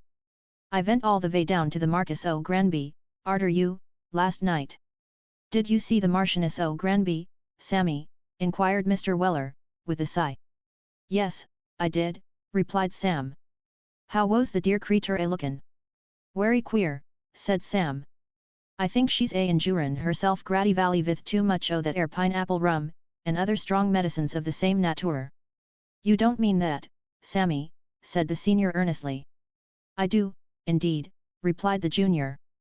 Mr. Weller seized his son's hand, clasped it, and let it fall. There was an expression on his countenance in doing so not of dismay or apprehension, but partaking more of the sweet and gentle character of hope. A gleam of resignation, and even of cheerfulness, passed over his face too, as he slowly said, I ain't quite certain, Sammy, I wouldn't like to say I was altogether positive, in case of any subsequent disappointment, but I rather think, my boy, I rather think, that the shepherd's got the liver complaint. Does he look bad? Inquired Sam. He's uncommon pale, replied his father, cept about the nose, which is redder than ever. His appetite is wary so-so, but he imbibes wonderful. Some thoughts of the rum appeared to obtrude themselves on Mr. Weller's mind, as he said this, for he looked gloomy and thoughtful, but he very shortly recovered, as was testified by a perfect alphabet of winks, in which he was only wont to indulge when particularly pleased. Vell, now, said Sam, about my affair. Just open them ears o' yourn, and don't say nothin' till I've done. With this preface, Sam related, as succinctly as he could, the last memorable conversation he had had with Mr. Pickwick. Stop there by himself, poor creature, exclaimed the elder Mr. Weller, without nobody to take his part. It can't be done, Samivel, it can't be done. O' course it can't, asserted Sam, I knowed that, afore I came. Why, they'll eat him up alive, Sammy, exclaimed Mr. Weller. Sam nodded his concurrence in the opinion. He goes in rather raw, Sammy, said Mr. Weller metaphorically, and he'll come out, done so exceedin' brown, that his most formal IR friends won't know him. Roast pigeon's nothin' to it, Sammy. Again Sam Weller nodded. It oughtn't to be, Samivel, said Mr. Weller gravely. It mustn't be, said Sam. Cert why not, said Mr. Weller. Vell now, said Sam, you've been a prophecyin' away, wery fine, like a red-faced Nixon, as the sixpenny books gives pictures on. Who was he, Sammy? Inquired Mr. Weller. Never mind who he was, retorted Sam, he warn't a coachman, that's enough for you. I know dia ostler o' that name, said Mr. Weller, musing. It warn't him, said Sam. This here gentleman was a prophet. What's a prophet? Inquired Mr. Weller, looking sternly on his son. Why, a man as tells what's a-goin' to happen, replied Sam. I wish I'd knowed him, Sammy, said Mr. Weller. P'raps he might ha throwed a small light on that ere liver complaint as we was a-speakin' on, just now. Hows'ever, if he's dead, and ain't left the business to nobody, there's an end on it. Go on, Sammy, said Mr. Weller, with a sigh. Well, said Sam, you've been a prophecyin' ava'y about what'll happen to the governor if he's left alone. Don't you see any way o' takin' care on him? No, I don't, Sammy, said Mr. Weller, with a reflective visage. No way at all, inquired Sam. No way, said Mr. Weller, unless and a gleam of intelligence lighted up his countenance as he sank his voice to a whisper, and applied his mouth to the ear of his offspring unless it is getting him out in a turn-up bedstead, unbeknown to the turnkeys, Sammy, or dressin' him up like a old 'ooman with a green whale. Sam Weller received both of these suggestions with unexpected contempt, and again propounded his question. No, said the old gentleman, if he want to let you stop there, I see no way at all. It's no thoroughfare, Sammy, no thoroughfare. Well, then, I'll tell you what it is, said Sam, I'll trouble you for the loan of £25. What good'll that do? Inquired Mr. Weller. Never mind, replied Sam. P'raps you may ask for it 5 minutes arterwards, p'raps I may say I want to pay, and cut up rough. You want to think o' arrestin' your own son for the money, and sendin' him off to the fleet, will you unnatural wagabone? At this reply of Sam's, the father and son exchanged a complete code of telegraph nods and gestures, after which, the elder Mr. Weller sat himself down on a stone step and laughed till he was purple. What a old image it is, exclaimed Sam, indignant at this loss of time. What are you a-settin' down there for, conwertin' your face into a street door knocker, when there's so much to be done? Where's the money? In the boot, Sammy, in the boot, replied Mr. Weller, composing his features. Hold my hat, Sammy. Having divested himself of this encumbrance, Mr. Weller gave his body a sudden wrench to one side, and by a dexterous twist, contrived to get his right hand into a most capacious pocket, from whence, after a great deal of panting and exertion, he extricated a pocket-book of the large octavo size, fastened by a huge leathern strap. From this ledger he drew forth a couple of whiplashes, 3 or 4 buckles, a little sample bag of corn, and, finally, a small roll of very dirty bank notes, from which he selected the required amount, which he handed over to Sam. "And now, Sammy," said the old gentleman, when the whiplashes, and the buckles, and the samples, had been all put back, and the book once more deposited at the bottom of the same pocket, "Now, Sammy, I know a gentleman here, as'll do the rest o' the business for us, in no time a limb o' the law, Sammy, as has got brains like the frogs, dispersed all over his body, and reachin' to the wery tips of his fingers, a friend of the Lord Chancellorship's, Sammy, who'd only have to tell him what he wanted, and he'd lock you up for life, if that was all." "I say," said Sam, "none o' that." "None o' what?" inquired Mr. Weller. "Why, none o' them unconstitutional ways o' doin' it," retorted Sam. "The have his carcass, next to the perpetual motion, is one of the blessedest things as was ever made. I've read that in the newspapers wary of en." "Well, what's that got to do with it?" inquired Mr. Weller. "Just this here," said Sam, "that I'll patronize the inwention, and go in, that vay. No whisperance to the Chancellorship, I don't like the notion. It mayn't be altogether safe, with reference to gettin' out agin." Deferring to his son's feeling upon this point, Mr. Weller at once sought the erudite Solomon Pell, and acquainted him with his desire to issue a writ, instantly, for the sum of £25, and costs of process, to be executed without delay upon the body of one Samuel Weller, the charges thereby incurred, to be paid in advance to Solomon Pell. The attorney was in high glee, for the embarrassed coach-horser was ordered to be discharged forthwith. He highly approved of Sam's attachment to his master, declared that it strongly reminded him of his own feelings of devotion to his friend, the Chancellor, and at once led the elder Mr. Weller down to the Temple, to swear the affidavit of debt, which the boy, with the assistance of the blue bag, had drawn up on the spot. Meanwhile, Sam, having been formally introduced to the whitewashed gentleman and his friends, as the offspring of Mr. Weller, of the Bell Savage, was treated with marked distinction, and invited to regale himself with them in honor of the occasion, an invitation which he was by no means backward in accepting. The mirth of gentlemen of this class is of a grave and quiet character, usually, but the present instance was one of peculiar festivity, and they relaxed in proportion. After some rather tumultuous toasting of the Chief Commissioner and Mr. Solomon Pell, who had that day displayed such transcendent abilities, a mottled-faced gentleman in a blue shawl proposed that somebody should sing a song. The obvious suggestion was, that the mottled-faced gentleman, being anxious for a song, should sing it himself, but this the mottled-faced gentleman sturdily, and somewhat offensively, declined to do. Upon which, as is not unusual in such cases, a rather angry colloquy ensued. "Gentlemen," said the coach-horser, "rather than disturb the harmony of this delightful occasion, perhaps Mr. Samuel Weller will oblige the company." "Rally, gentlemen," said Sam, "I'm not wery much in the habit o' singin' without the instrument, but anythin' for a quiet life, as the man said when he took the citivation at the lighthouse." With this prelude, Mr. Samuel Weller burst at once into the following wild and beautiful legend, which, under the impression that it is not generally known, we take the liberty of quoting.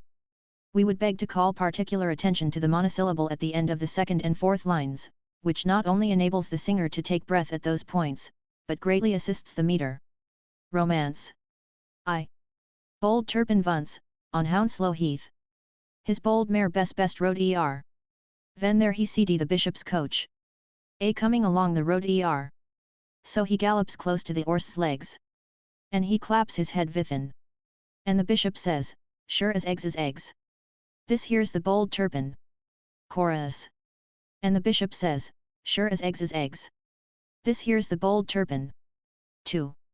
Says Turpin, "You shall eat your words. With a sarce of leaden bullet." So he puts a pistol to his mouth. And he fires it down his gullet. The coachman he not leaking the job. Set off at full gallop. But Dick put a couple of balls in his knob. And prevailed on him to stop. Chorus, sarcastically.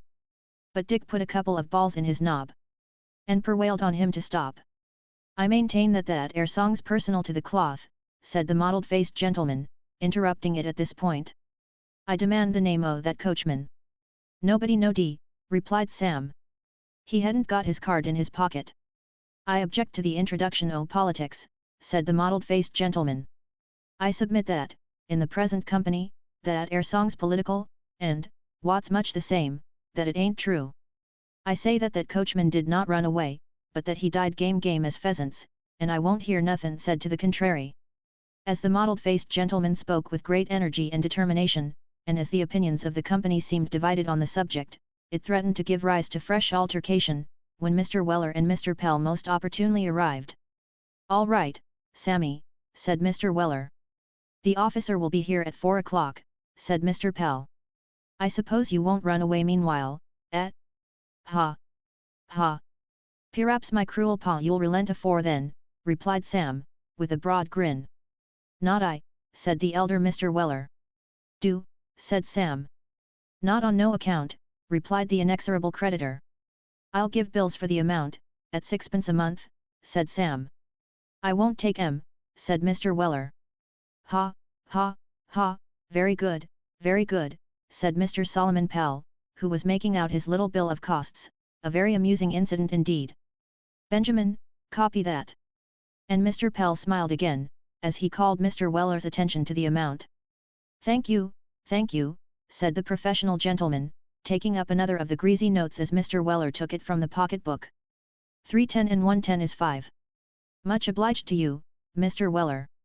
Your son is a most deserving young man, very much so indeed, sir. It's a very pleasant trait in a young man's character, very much so," added Mr. Pell, smiling smoothly round, as he buttoned up the money. "What a game it is," said the elder Mr. Weller, with a chuckle. "A reg'lar prodigy son." Prodigal son, sir," suggested Mr. Pell, mildly. "Never mind, sir," said Mr. Weller, with dignity. "I know what's o'clock, sir. When I don't, I'll ask you, sir." By the time the officer arrived, Sam had made himself so extremely popular, that the congregated gentlemen determined to see him to prison in a body. So off they set, the plaintiff and defendant walking arm in arm, the officer in front, and 8 stout coachmen bringing up the rear.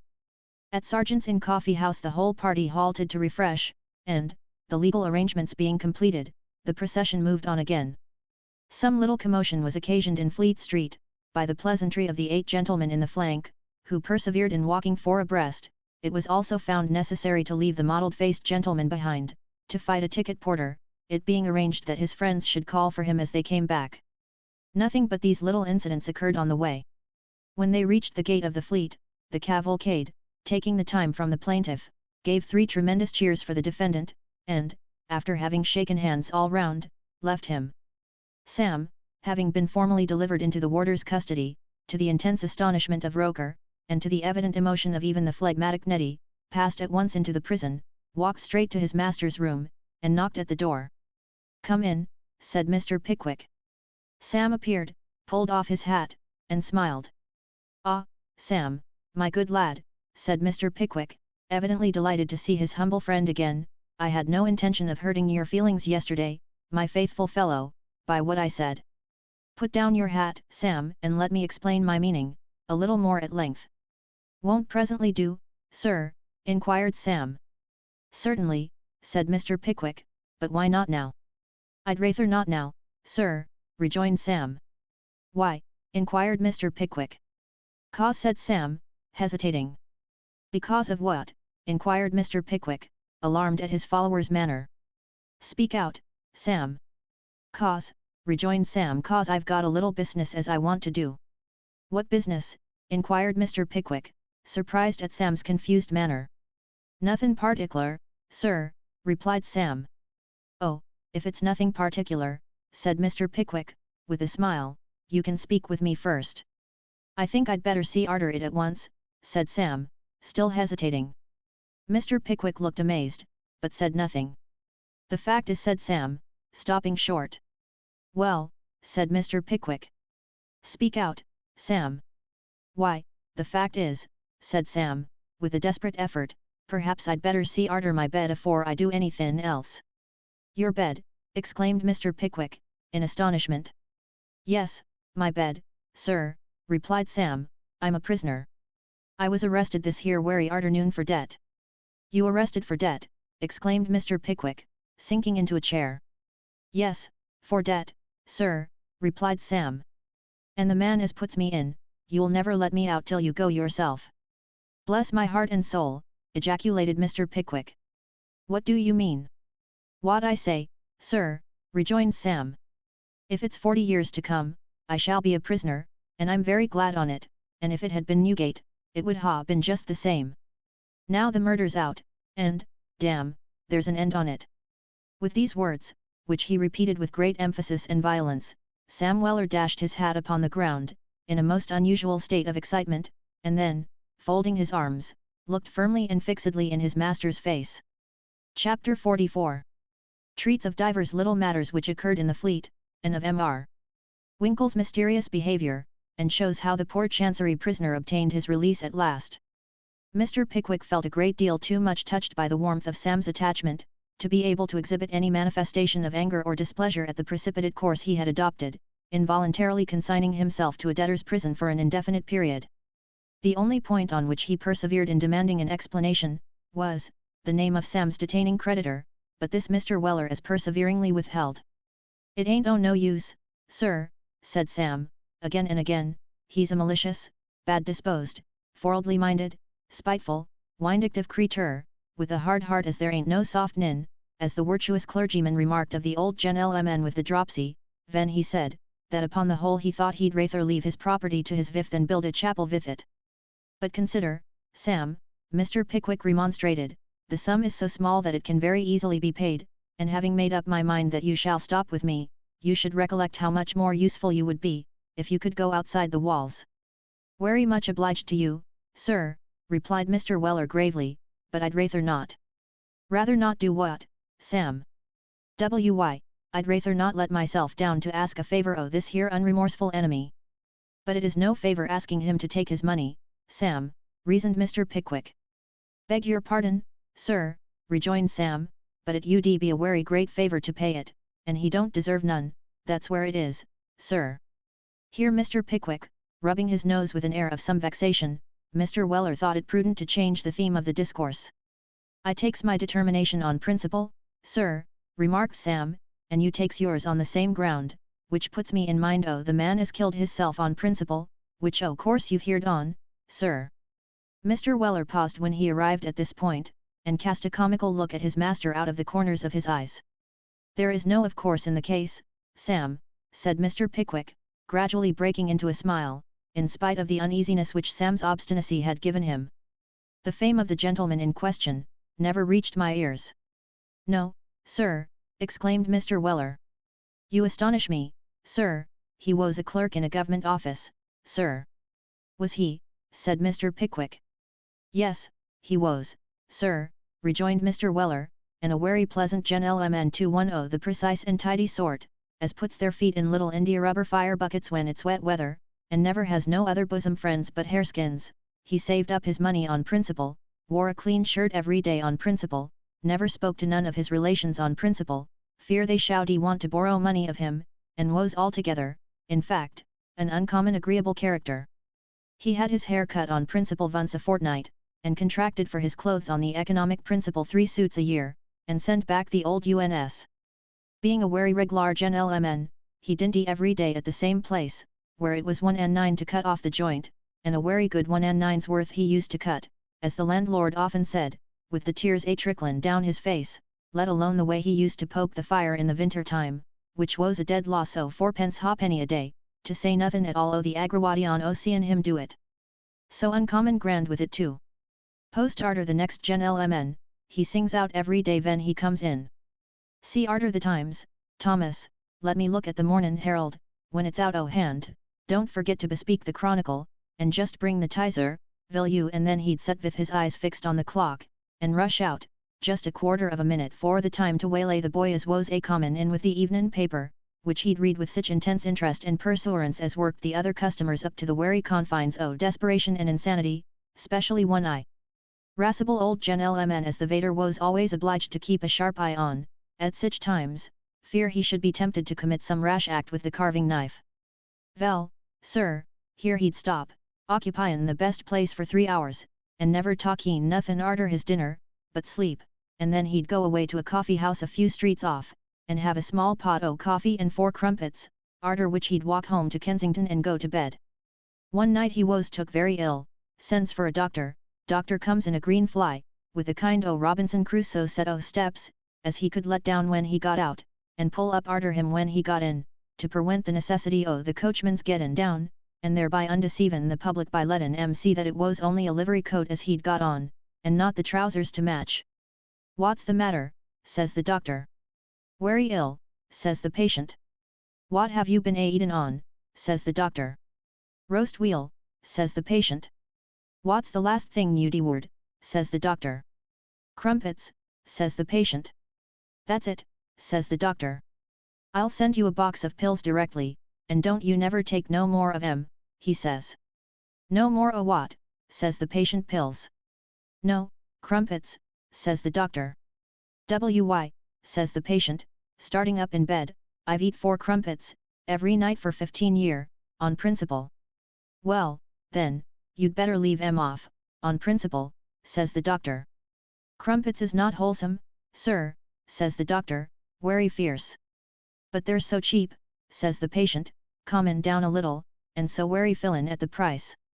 "They'd be dear to you, at any price, dear if you was paid to eat 'em," says the doctor. "4 crumpets a night," he says, "will do your business in 6 months." The patient looks him full in the face, and turns it over in his mind for a long time, and at last he says, "Are you sure o' that air, sir?" "I'll stake my professional reputation on it," says the doctor. "How many crumpets, at a sit-in, do you think you'd kill me off at once?" says the patient. "I don't know," says the doctor. "Do you think half a crown's worth you'd do it?" says the patient. "I think it might," says the doctor. "3 shillin's worth you'd be sure to do it, I suppose," says the patient. "Certainly," says the doctor. "Wery good," says the patient, "good night." Next mornin' he gets up, has a fire lit, orders in 3 shillin's worth o' crumpets, toasts 'em all, eats 'em all, and blows his brains out. "What did he do that for?" inquired Mr. Pickwick abruptly, for he was considerably startled by this tragical termination of the narrative. "What did he do it for, sir?" reiterated Sam. "Why, in support of his great principle that crumpets was wholesome, and to show that he wouldn't be put out of his way for nobody." With such like shiftings and changings of the discourse, did Mr. Weller meet his master's questioning on the night of his taking up his residence in the Fleet. Finding all gentle remonstrance useless, Mr. Pickwick at length yielded a reluctant consent to his taking lodgings by the week, of a bald-headed cobbler, who rented a small slip room in one of the upper galleries. To this humble apartment Mr. Weller moved a mattress and bedding, which he hired of Mr. Roker, and, by the time he lay down upon it at night, was as much at home as if he had been bred in the prison, and his whole family had vegetated therein for 3 generations. "Do you always smoke arter you goes to bed, old cock?" inquired Mr. Weller of his landlord, when they had both retired for the night. "Yes, I does, young bantam," replied the cobbler. "Will you allow me to inquire why you make up your bed under that ere deal table?" said Sam. "'Cause I was always used to a 4-poster afore I came here, and I find the legs of the table answer just as well," replied the cobbler. "You're a character, sir," said Sam. "I haven't got anything of the kind belonging to me," rejoined the cobbler, shaking his head, "and if you want to meet with a good one, I'm afraid you'll find some difficulty in suiting yourself at this register office." The above short dialogue took place as Mr. Weller lay extended on his mattress at one end of the room, and the cobbler on his, at the other, the apartment being illumined by the light of a rush candle, and the cobbler's pipe, which was glowing below the table, like a red-hot coal. The conversation, brief as it was, predisposed Mr. Weller strongly in his landlord's favour, and, raising himself on his elbow, he took a more lengthened survey of his appearance than he had yet had either time or inclination to make.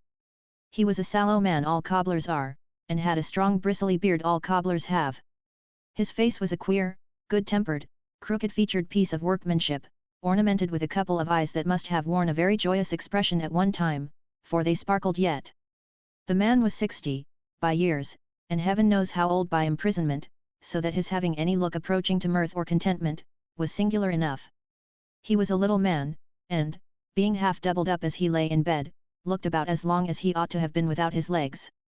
He had a great red pipe in his mouth, and was smoking, and staring at the rush light, in a state of enviable placidity. "Have you been here long?" inquired Sam, breaking the silence which had lasted for some time. 12 year, replied the cobbler, biting the end of his pipe as he spoke. Contempt, inquired Sam. The cobbler nodded. Well, then, said Sam, with some sternness, what do you persevere in vain obstinate for, vastin your precious life away, in this here magnified pound? Why don't you give in, and tell the chancellorship that you're wery sorry for making his court contemptible, and you won't do so no more. The cobbler put his pipe in the corner of his mouth, while he smiled, and then brought it back to its old place again, but said nothing. Why don't you, said Sam, urging his question strenuously. Ah, said the cobbler, you don't quite understand these matters. What do you suppose ruined me, now?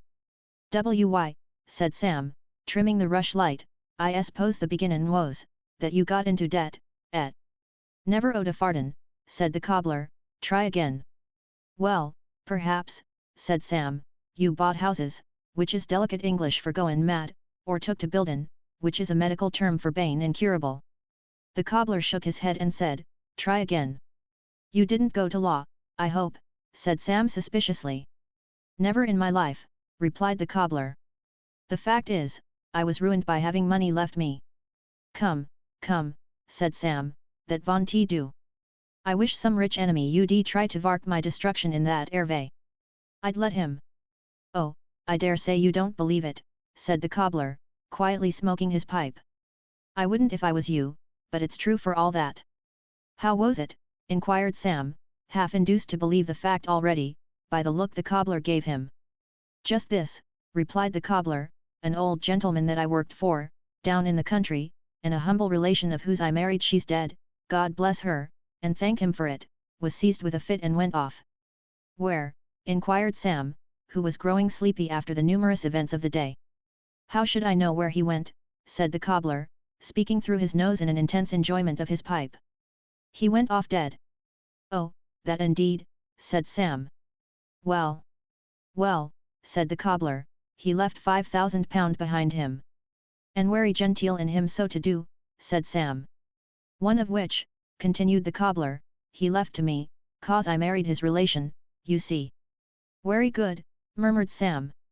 And being surrounded by a great number of nieces and neveux, as was always quarrelling and fighting among themselves for the property, he makes me his executor, and leaves the rest to me in trust, to divide it among 'em as the will provided. What do you mean by leavin' it on trust? Inquired Sam, waking up a little. If it ain't ready money, where's the use on it? It's a law term, that's all, said the cobbler. I don't think that, said Sam, shaking his head. There's wery little trust at that shop. Hows'ever, go on. Well, said the cobbler, when I was going to take out a probate of the will, the nieces and neveux, who was desperately disappointed at not getting all the money, enters a caveat against it. What's that? Inquired Sam. A legal instrument, which is as much as to say, it's no go, replied the cobbler. I see, said Sam, a sort of brother-in-law o' the have his carcass. Well. But, continued the cobbler, finding that they couldn't agree among themselves, and consequently couldn't get up a case against the will, they withdrew the caveat, and I paid all the legacies. I'd hardly done it, when one neveu brings an action to set the will aside. The case comes on, some months afterwards, afore a deaf old gentleman, in a back room somewhere down by Paul's churchyard, and arter 4 councils had taken a day apiece to bother him regularly, he takes a week or 2 to consider, and read the evidence in 6 volumes, and then gives his judgment that how the testator was not quite right in his head, and I must pay all the money back again, and all the costs. I appealed, the case come on before 3 or 4 very sleepy gentlemen, who had heard it all before in the other court, where they're lawyers without work, the only difference being, that, they're called doctors, and in the other place delegates, if you understand that, and they very dutifully confirmed the decision of the old gentleman below. After that, we went into Chancery, where we are still, and where I shall always be. My lawyers have had all my £1,000 long ago, and what between the estate, as they call it, and the costs, I'm here for 10,000, and shall stop here, till I die, mending shoes. Some gentlemen have talked of bringing it before Parliament, and I dare say would have done it, only they hadn't time to come to me, and I hadn't power to go to them, and they got tired of my long letters, and dropped the business. And this is God's truth, without one word of suppression or exaggeration, as 50 people, both in this place and out of it, very well know. The cobbler paused to ascertain what effect his story had produced on Sam, but finding that he had dropped asleep, knocked the ashes out of his pipe, sighed, put it down, drew the bedclothes over his head, and went to sleep, too. Mr. Pickwick was sitting at breakfast, alone, next morning, Sam being busily engaged in the cobbler's room, polishing his master's shoes and brushing the black gaiters, when there came a knock at the door, which, before Mr. Pickwick could cry "Come in," was followed by the appearance of a head of hair and a cotton velvet cap, both of which articles of dress he had no difficulty in recognizing as the personal property of Mr. Smangle. "How are you?" said that worthy, accompanying the inquiry with a score or two of nods. "I say, do you expect anybody this morning? 3 men devilish gentlemanly fellows have been asking after you downstairs, and knocking at every door on the hall flight, for which they've been most infernally blown up by the collegians that had the trouble of opening 'em." "Dear me! How very foolish of them," said Mr. Pickwick, rising. "Yes, I have no doubt they are some friends whom I rather expected to see, yesterday." "Friends of yours!" exclaimed Smangle, seizing Mr. Pickwick by the hand. "Say no more. Curse me, they're friends of mine from this minute, and friends of Mivens's, too. Infernal pleasant, gentlemanly dog, Mivens, isn't he?" said Smangle, with great feeling. "I know so little of the gentleman," said Mr. Pickwick, hesitating, "that I know you do," interrupted Smangle, clasping Mr. Pickwick by the shoulder. "You shall know him better. You'll be delighted with him. That man, sir," said Smangle, with a solemn countenance, "has comic powers that would do honour to Drury Lane Theatre." "Has he indeed?" said Mr. Pickwick. "Ah, by Jove he has," replied Smangle. "Hear him come, the 4 cats in the wheelbarrow, 4 distinct cats, sir, I pledge you my honour. Now you know that's infernal clever. Damn, you can't help liking a man, when you see these traits about him. He's only one fault, that little failing I mentioned to you, you know." As Mr. Smangle shook his head in a confidential and sympathizing manner at this juncture, Mr. Pickwick felt that he was expected to say something, so he said, "Ah," and looked restlessly at the door. "Ah," echoed Mr. Smangle, with a long-drawn sigh. "He's delightful company, that man is, sir. I don't know better company anywhere, but he has that one drawback.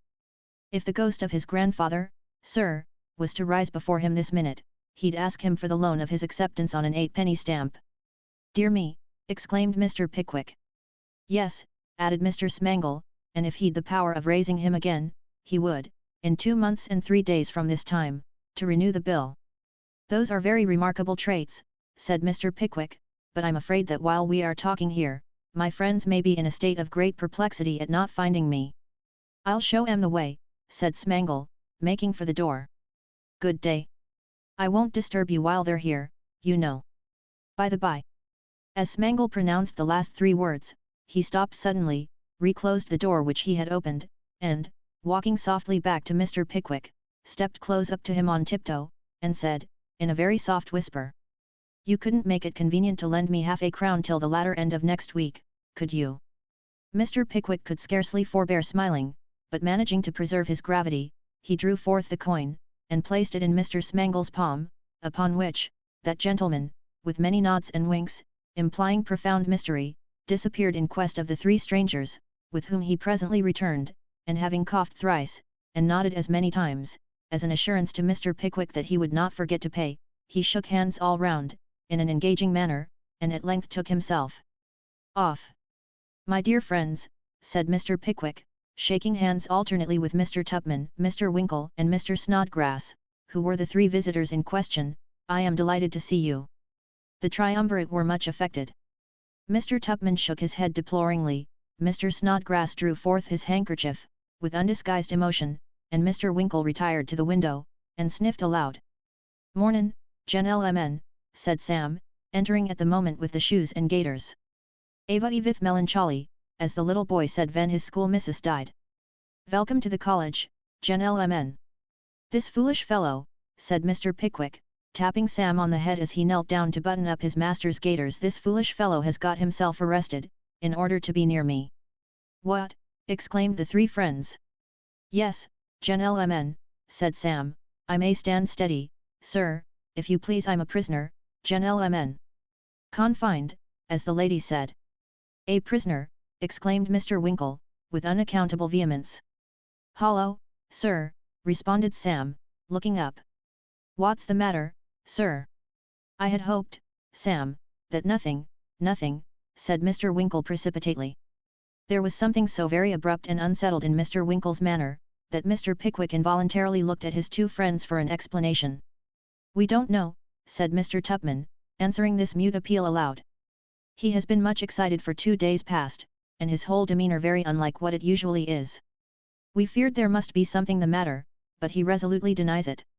"No, no," said Mr. Winkle, colouring beneath Mr. Pickwick's gaze, "there is really nothing. I assure you there is nothing, my dear sir.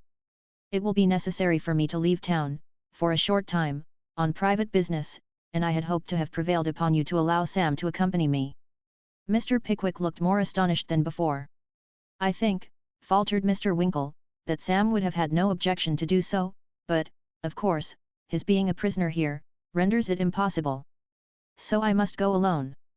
As Mr. Winkle said these words, Mr. Pickwick felt, with some astonishment, that Sam's fingers were trembling at the gaiters, as if he were rather surprised or startled. Sam looked up at Mr. Winkle, too, when he had finished speaking, and though the glance they exchanged was instantaneous, they seemed to understand each other. "Do you know anything of this, Sam?" said Mr. Pickwick sharply. "No, I don't, sir," replied Mr. Weller, beginning to button with extraordinary assiduity. "Are you sure, Sam?" said Mr. Pickwick. "Why, sir," responded Mr. Weller, "I'm sure so far, that I've never heard anything on the subject afore this moment. If I makes any guess about it," added Sam, looking at Mr. Winkle, "I haven't got any right to say what it is, fear it should be a wrong un. I have no right to make any further inquiry into the private affairs of a friend, however intimate a friend," said Mr. Pickwick, after a short silence. "At present let me merely say, that I do not understand this at all. There. We have had quite enough of the subject." Thus expressing himself, Mr. Pickwick led the conversation to different topics, and Mr. Winkle gradually appeared more at ease, though still very far from being completely so. They had all so much to converse about, that the morning very quickly passed away, and when, at 3 o'clock, Mr. Weller produced upon the little dining table, a roast leg of mutton and an enormous meat pie, with sundry dishes of vegetables, and pots of porter, which stood upon the chairs or the sofa bedstead, or where they could, everybody felt disposed to do justice to the meal, notwithstanding that the meat had been purchased and dressed and the pie made, and baked, at the prison cookery hard by. To these succeeded a bottle or two of very good wine, for which a messenger was dispatched by Mr. Pickwick to the Horn Coffee House, in Doctors' Commons. The bottle or two, indeed, might be more properly described as a bottle or 6, for by the time it was drunk, and tea over, the bell began to ring for strangers to withdraw. But, if Mr. Winkle's behaviour had been unaccountable in the morning, it became perfectly unearthly and solemn when, under the influence of his feelings, and his share of the bottle or 6, he prepared to take leave of his friend. He lingered behind, until Mr. Tupman and Mr. Snodgrass had disappeared, and then fervently clenched Mr. Pickwick's hand, with an expression of face in which deep and mighty resolve was fearfully blended with the very concentrated essence of gloom. "Good night, my dear sir," said Mr. Winkle between his set teeth. "Bless you, my dear fellow," replied the warm-hearted Mr. Pickwick, as he returned the pressure of his young friend's hand. "Now then," cried Mr. Tupman from the gallery. "Yes, yes, directly," replied Mr. Winkle. "Good night." "Good night," said Mr. Pickwick. There was another good night, and another, and half a dozen more after that, and still Mr. Winkle had fast hold of his friend's hand, and was looking into his face with the same strange expression. "Is anything the matter?" said Mr. Pickwick at last, when his arm was quite sore with shaking. "Nothing," said Mr. Winkle. "Well then, good night," said Mr. Pickwick, attempting to disengage his hand. "My friend, my benefactor, my honoured companion," murmured Mr. Winkle, catching at his wrist. "Do not judge me harshly, do not, when you hear that, driven to extremity by hopeless obstacles, I—" "Now then," said Mr. Tupman, reappearing at the door. "Are you coming, or are we to be locked in?" "Yes, yes, I am ready," replied Mr. Winkle. And with a violent effort he tore himself away. As Mr. Pickwick was gazing down the passage after them in silent astonishment, Sam Weller appeared at the stairhead, and whispered for one moment in Mr. Winkle's ear. "Oh, certainly, depend upon me," said that gentleman aloud. "Thank ye," sir. You won't forget, sir, said Sam. Of course not, replied Mr. Winkle. Wish you luck, sir, said Sam, touching his hat. I should very much like to ha joined you, sir, but the governor, o' course, is paramount. It is very much to your credit that you remain here, said Mr. Winkle. With these words they disappeared down the stairs. Very extraordinary, said Mr. Pickwick, going back into his room, and seating himself at the table in a musing attitude. What can that young man be going to do? He had sat ruminating about the matter for some time, when the voice of Roker, the turnkey, demanded whether he might come in. By all means, said Mr. Pickwick.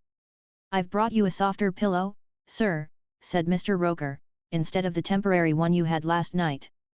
Thank you, said Mr. Pickwick. Will you take a glass of wine? You're very good, sir, replied Mr. Roker, accepting the proffered glass. Yours, sir. Thank you, said Mr. Pickwick. I'm sorry to say that your landlord's very bad tonight, sir, said Roker, setting down the glass, and inspecting the lining of his hat preparatory to putting it on again. What? The Chancery prisoner, exclaimed Mr. Pickwick. He won't be a Chancery prisoner very long, sir, replied Roker, turning his hat round, so as to get the maker's name right side upwards, as he looked into it. You make my blood run cold, said Mr. Pickwick. What do you mean? He's been consumptive for a long time past, said Mr. Roker, and he's taken very bad in the breath tonight. The doctor said, 6 months ago, that nothing but change of air could save him. Great heaven, exclaimed Mr. Pickwick, has this man been slowly murdered by the law for 6 months? I don't know about that, replied Roker, weighing the hat by the brim in both hands. I suppose he'd have been took the same, wherever he was. He went into the infirmary, this morning. The doctor says his strength is to be kept up as much as possible, and the warden sent him wine and broth and that, from his own house. It's not the warden's fault, you know, sir. Of course not, replied Mr. Pickwick hastily. I'm afraid, however, said Roker, shaking his head, that it's all up with him. I offered Neddy 2 6-pen'orths to one upon it just now, but he wouldn't take it, and quite right. Thank ye, sir. Good night, sir. Stay, said Mr. Pickwick earnestly. Where is this infirmary? Just over where you slept, sir, replied Roker. I'll show you, if you like to come. Mr. Pickwick snatched up his hat without speaking, and followed at once. The turnkey led the way in silence, and gently raising the latch of the room door, motioned Mr. Pickwick to enter. It was a large, bare, desolate room, with a number of stump bedsteads made of iron, on one of which lay stretched the shadow of a man wan, pale, and ghastly. His breathing was hard and thick, and he moaned painfully as it came and went. At the bedside sat a short old man in a cobbler's apron, who, by the aid of a pair of horn spectacles, was reading from the Bible aloud. It was the fortunate legatee. The sick man laid his hand upon his attendant's arm, and motioned him to stop. He closed the book, and laid it on the bed. Open the window, said the sick man. He did so. The noise of carriages and carts, the rattle of wheels, the cries of men and boys, all the busy sounds of a mighty multitude instinct with life and occupation, blended into one deep murmur, floated into the room. Above the hoarse loud hum, arose, from time to time, a boisterous laugh, or a scrap of some jingling song, shouted forth, by one of the giddy crowd, would strike upon the ear, for an instant, and then be lost amidst the roar of voices and the tramp of footsteps, the breaking of the billows of the restless sea of life, that rolled heavily on, without. These are melancholy sounds to a quiet listener at any time, but how melancholy to the watcher by the bed of death. There is no air here, said the man faintly. The place pollutes it. It was fresh round about, when I walked there, years ago, but it grows hot and heavy in passing these walls. I cannot breathe it. We have breathed it together, for a long time, said the old man. Come, come. There was a short silence, during which the two spectators approached the bed. The sick man drew a hand of his old fellow prisoner towards him, and pressing it affectionately between both his own, retained it in his grasp. I hope, he gasped after a while, so faintly that they bent their ears close over the bed to catch the half-formed sounds his pale lips gave vent to. I hope my merciful judge will bear in mind my heavy punishment on earth. 20 years, my friend, 20 years in this hideous grave. My heart broke when my child died, and I could not even kiss him in his little coffin. My loneliness since then, in all this noise and riot, has been very dreadful. May God forgive me. He has seen my solitary, lingering death. He folded his hands, and murmuring something more they could not hear, fell into a sleep, only asleep at first, for they saw him smile. They whispered together for a little time, and the turnkey, stooping over the pillow, drew hastily back. He has got his discharge, by G, said the man. He had. But he had grown so like death in life, that they knew not when he died. Chapter 45. Descriptive of an affecting interview between Mr. Samuel Weller and a family party. Mr. Pickwick makes a tour of the diminutive world he inhabits, and resolves to mix with it, in future, as little as possible. A few mornings after his incarceration, Mr. Samuel Weller, having arranged his master's room with all possible care, and seen him comfortably seated over his books and papers, withdrew to employ himself for an hour or two to come, as he best could. It was a fine morning, and it occurred to Sam that a pint of porter in the open air would lighten his next quarter of an hour or so, as well as any little amusement in which he could indulge. Having arrived at this conclusion, he betook himself to the tap. Having purchased the beer, and obtained, moreover, the day but one before yesterday's paper, he repaired to the skittle ground, and seating himself on a bench, proceeded to enjoy himself in a very sedate and methodical manner. First of all, he took a refreshing draught of the beer, and then he looked up at a window, and bestowed a platonic wink on a young lady who was peeling potatoes thereat. Then he opened the paper, and folded it so as to get the police reports outwards, and this being a vexatious and difficult thing to do, when there is any wind stirring, he took another draught of the beer when he had accomplished it. Then, he read 2 lines of the paper, and stopped short to look at a couple of men who were finishing a game at rackets, which, being concluded, he cried out "Very good," in an approving manner, and looked round upon the spectators, to ascertain whether their sentiments coincided with his own. This involved the necessity of looking up at the windows also, and as the young lady was still there, it was an act of common politeness to wink again, and to drink to her good health in dumb show, in another draught of the beer, which Sam did, and having frowned hideously upon a small boy who had noted this latter proceeding with open eyes, he threw one leg over the other, and, holding the newspaper in both hands, began to read in real earnest. He had hardly composed himself into the needful state of abstraction, when he thought he heard his own name proclaimed in some distant passage.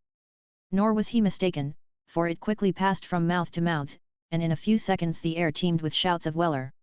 Here!" roared Sam, in a stentorian voice. "What's the matter? Who wants him?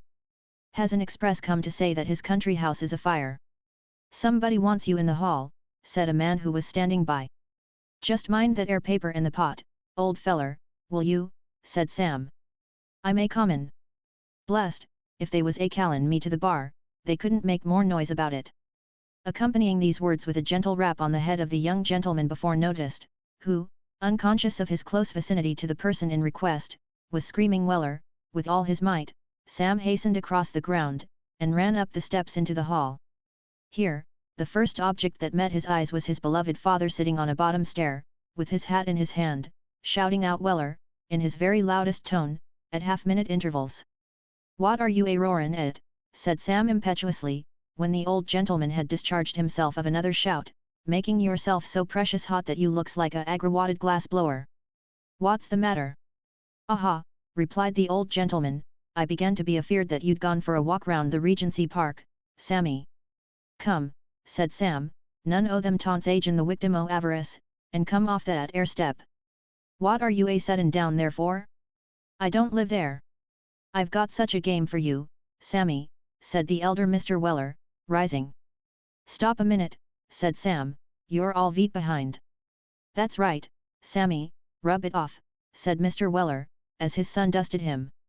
"It might look personal here, if a man walked about with veet vash on his clothes, Sammy." As Mr. Weller exhibited in this place unequivocal symptoms of an approaching fit of chuckling, Sam interposed to stop it. "Keep quiet, do," said Sam, "there never was such a old picter card born. What are you bustin' vith, now?" "Sammy," said Mr. Weller, wiping his forehead, "I'm afeard that one o' these days I shall laugh myself into a apoplexy, my boy." "Vell, then, what do you do it for?" said Sam. "Now, then, what have you got to say?"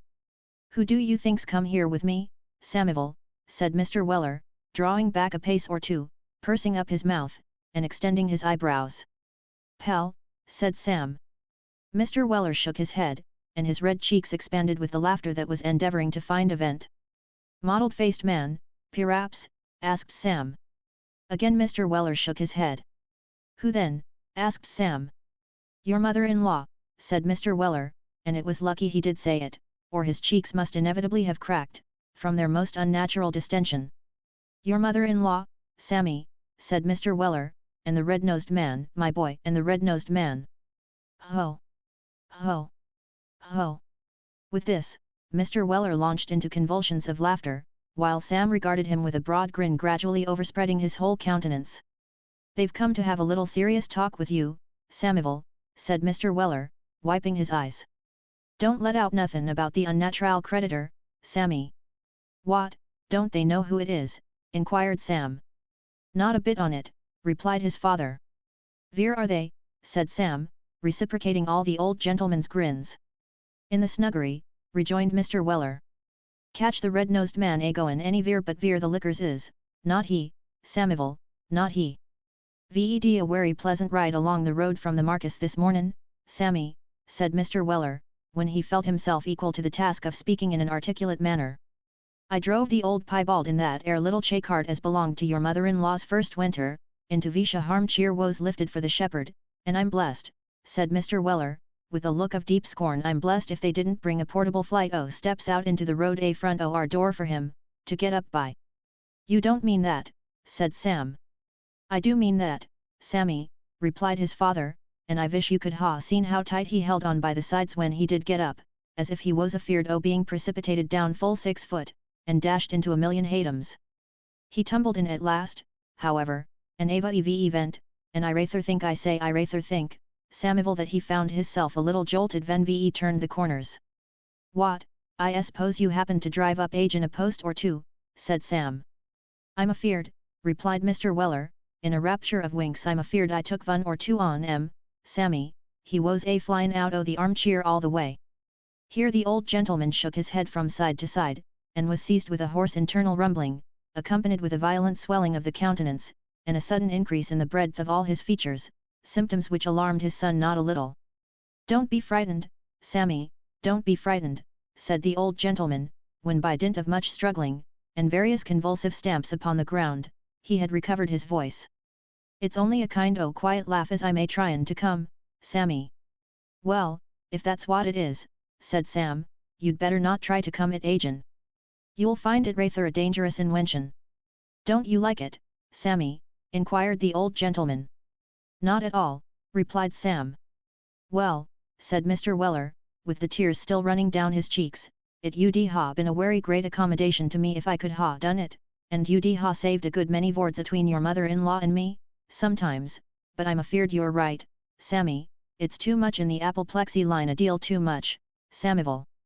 This conversation brought them to the door of the snuggery, into which Sam, pausing for an instant to look over his shoulder, and cast a sly leer at his respected progenitor, who was still giggling behind, at once led the way.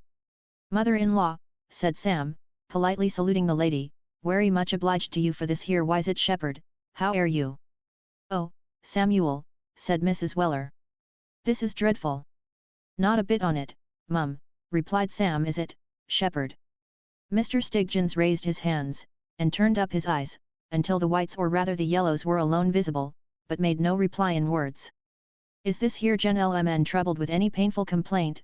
said Sam, looking to his mother-in-law for explanation. "The good man is grieved to see you here, Samuel," replied Mrs. Weller. "Oh, that's it, is it?" said Sam. "I was afeard, from his manner, that he might ha forgotten to take pepper with that ere last cowcumber he eat." "Set down, sir, ve make no extra charge for settin' down," as the king remarked when he blowed up his ministers.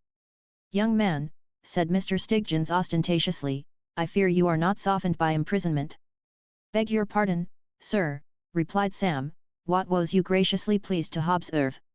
"I apprehend, young man, that your nature is no softer for this chastening," said Mr. Stiggins, in a loud voice. "Sir," replied Sam, "you're werry kind to say so. I hope my nature is not a soft one, sir. Werry much obliged to you for your good opinion, sir." At this point of the conversation, a sound, indecorously approaching to a laugh, was heard to proceed from the chair in which the elder Mr. Weller was seated, upon which Mrs. Weller, on a hasty consideration of all the circumstances of the case, considered it her bounden duty to become gradually hysterical. "Weller," said Mrs. W. The old gentleman was seated in a corner. "Weller, come forth." "Very much obliged to you, my dear," replied Mr. Weller, "but I'm quite comfortable where I am." Upon this, Mrs. Weller burst into tears. "What's gone wrong, mum?" said Sam. "Oh, Samuel," replied Mrs. Weller, "your father makes me wretched. Will nothing do him good?" "Do you hear this here?" said Sam. "Lady vants to know whether nothing you'll do you good." "Very much indebted to Mrs. Weller for her polite inquiries, Sammy," replied the old gentleman. "I think a pipe would benefit me a good deal.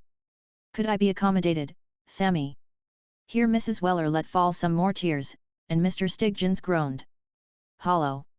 Here's this unfortunate gentleman took ill agin," said Sam, looking round. "Where do you feel it now, sir?" "In the same place, young man," rejoined Mr. Stiggins, "in the same place." "Where may that be, sir?" inquired Sam, with great outward simplicity. "In the bosom, young man," replied Mr. Stiggins, placing his umbrella on his waistcoat. At this affecting reply, Mrs. Weller, being wholly unable to suppress her feelings, sobbed aloud, and stated her conviction that the red-nosed man was a saint, whereupon Mr. Weller, senior, ventured to suggest, in an undertone, that he must be the representative of the United Parishes of St. Simon without and St. Walker within.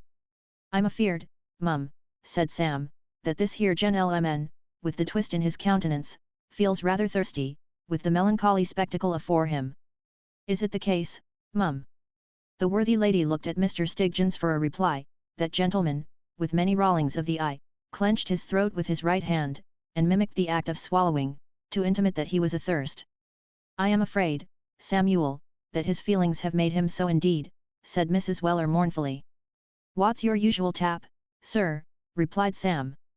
"Oh, my dear young friend," replied Mr. Stiggins, "all taps is vanities." Too true, indeed," said Mrs. Weller, murmuring a groan, and shaking her head assentingly. "Well," said Sam, "I dey say they may be, sir, but which is your particular wanity? Which wanity do you like the flavour on best, sir?" "Oh, my dear young friend," replied Mr. Stiggins, "I despise them all."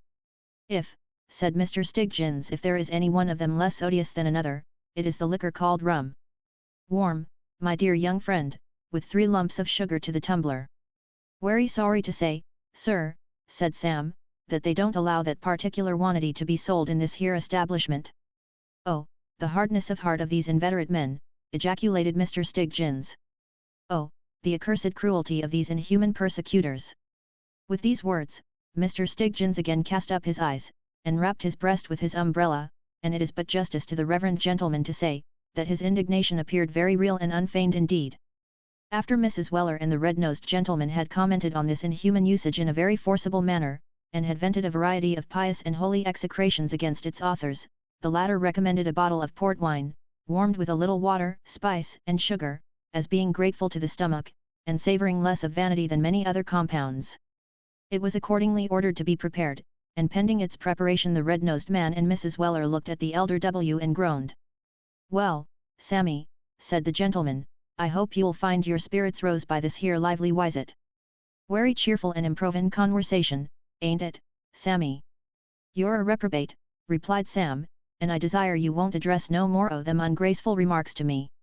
So far from being edified by this very proper reply, the elder Mr. Weller at once relapsed into a broad grin, and this inexorable conduct causing the lady and Mr. Stiggins to close their eyes, and rock themselves to and fro on their chairs, in a troubled manner, he furthermore indulged in several acts of pantomime, indicative of a desire to pummel and wring the nose of the aforesaid Stiggins, the performance of which, appeared to afford him great mental relief. The old gentleman very narrowly escaped detection in one instance, for Mr. Stiggins happening to give a start on the arrival of the negus, brought his head in smart contact with the clenched fist with which Mr. Weller had been describing imaginary fireworks in the air, within 2 inches of his ear, for some minutes. "What are you a-reachin' out, your hand for the tumbler in that air sawage way for?" said Sam, with great promptitude. Don't you see you've hit the gentleman?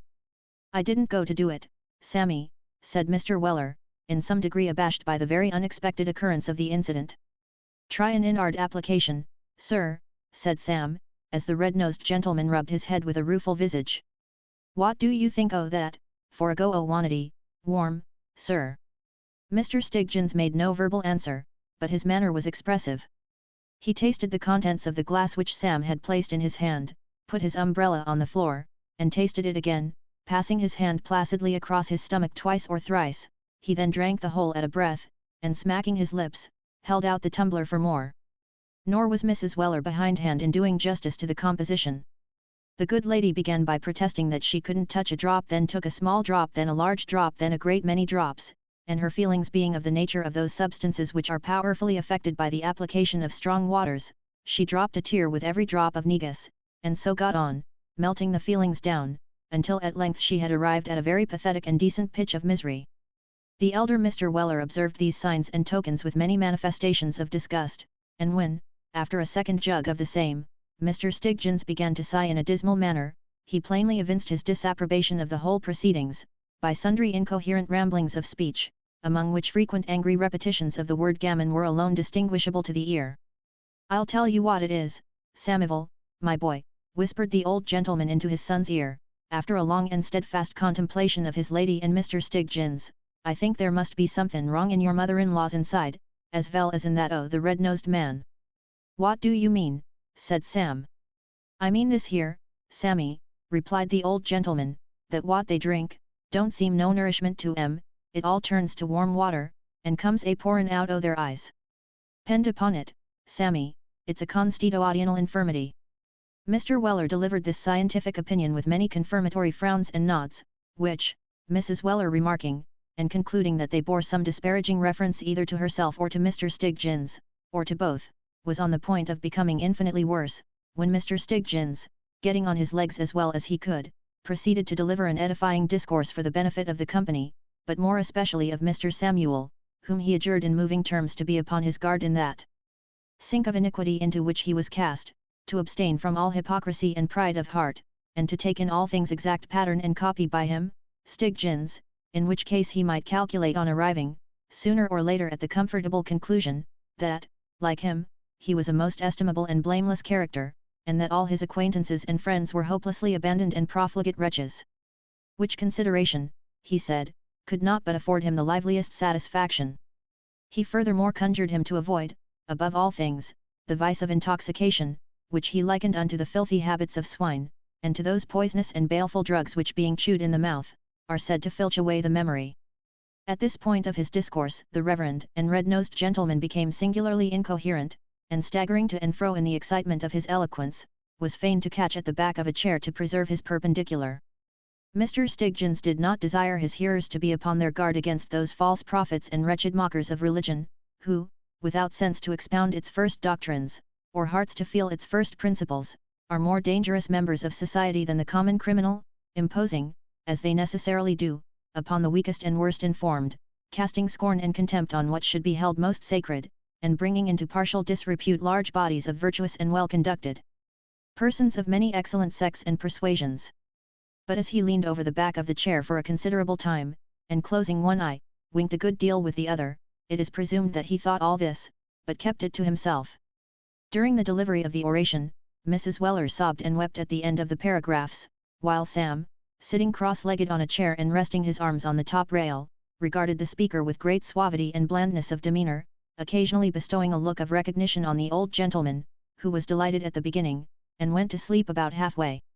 "Bravo, very pretty," said Sam, when the red-nosed man having finished, pulled his worn gloves on, thereby thrusting his fingers through the broken tops till the knuckles were disclosed to view. "Very pretty. I hope it may do you good, Samuel," said Mrs. Weller solemnly.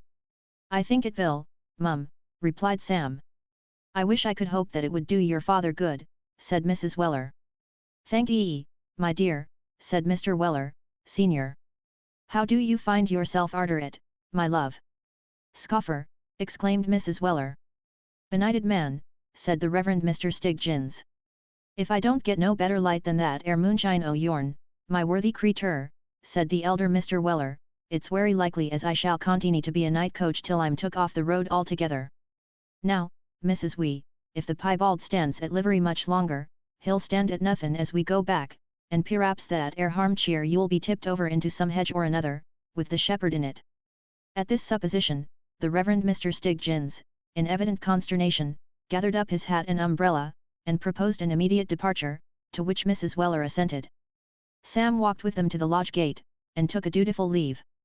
"Adieu, Samivel," said the old gentleman. "What's adieu?" inquired Sammy. "Well, goodbye, then," said the old gentleman.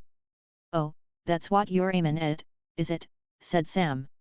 "Goodbye, Sammy," whispered Mr. Weller, looking cautiously round, "my duty to your governor, and tell him if he thinks better o' this here business, to communicate with me. Me and a cabinet maker has doest a plan for gettin' him out." "A pianer, Samivel, a pianer," said Mr. Weller, striking his son on the chest with the back of his hand, and falling back a step or two. "What do you mean?" said Sam.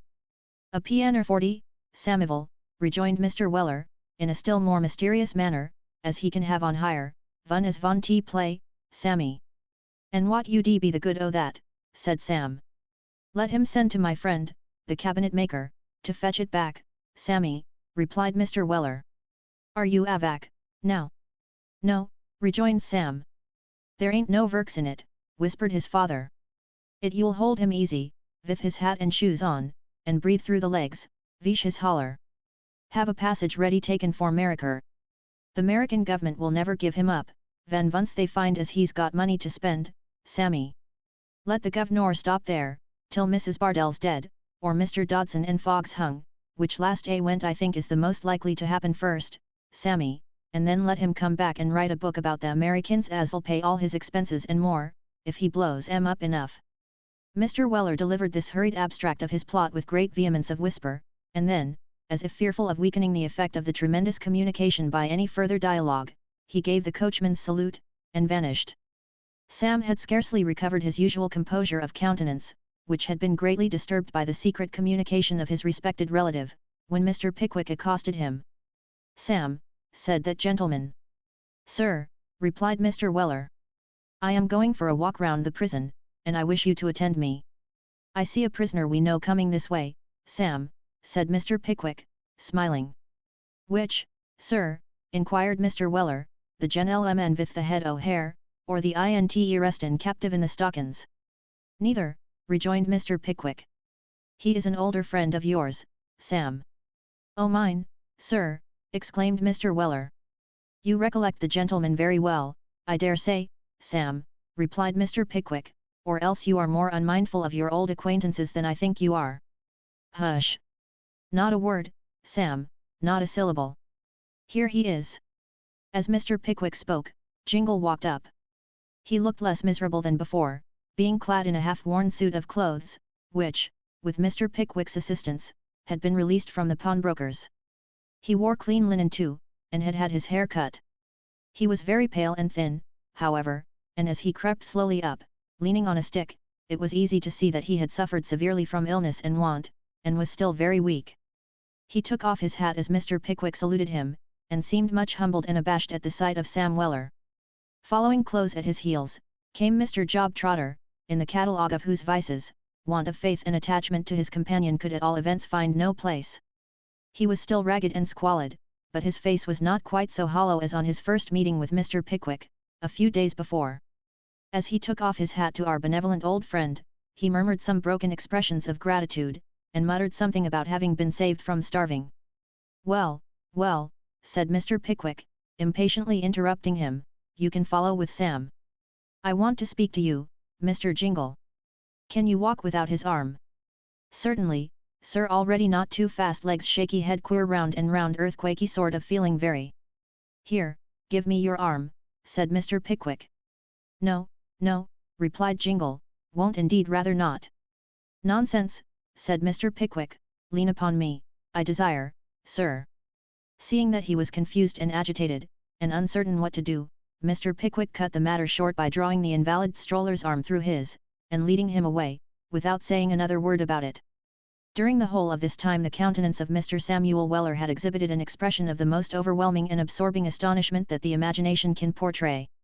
After looking from Job to Jingle, and from Jingle to Job in profound silence, he softly ejaculated the words, "Well, I am damned," which he repeated at least a score of times, after which exertion, he appeared wholly bereft of speech, and again cast his eyes, first upon the one and then upon the other, in mute perplexity and bewilderment. "Now, Sam," said Mr. Pickwick, looking back.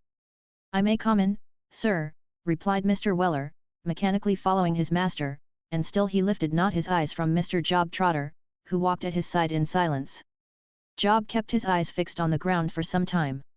Sam, with his glued to Job's countenance, ran up against the people who were walking about, and fell over little children, and stumbled against steps and railings, without appearing at all sensible of it, until Job, looking stealthily up, said, "How do you do, Mr. Weller?"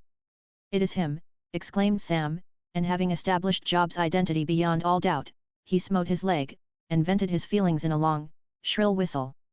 "Things has altered with me, sir," said Job. "I should think they had," exclaimed Mr. Weller, surveying his companion's rags with undisguised wonder.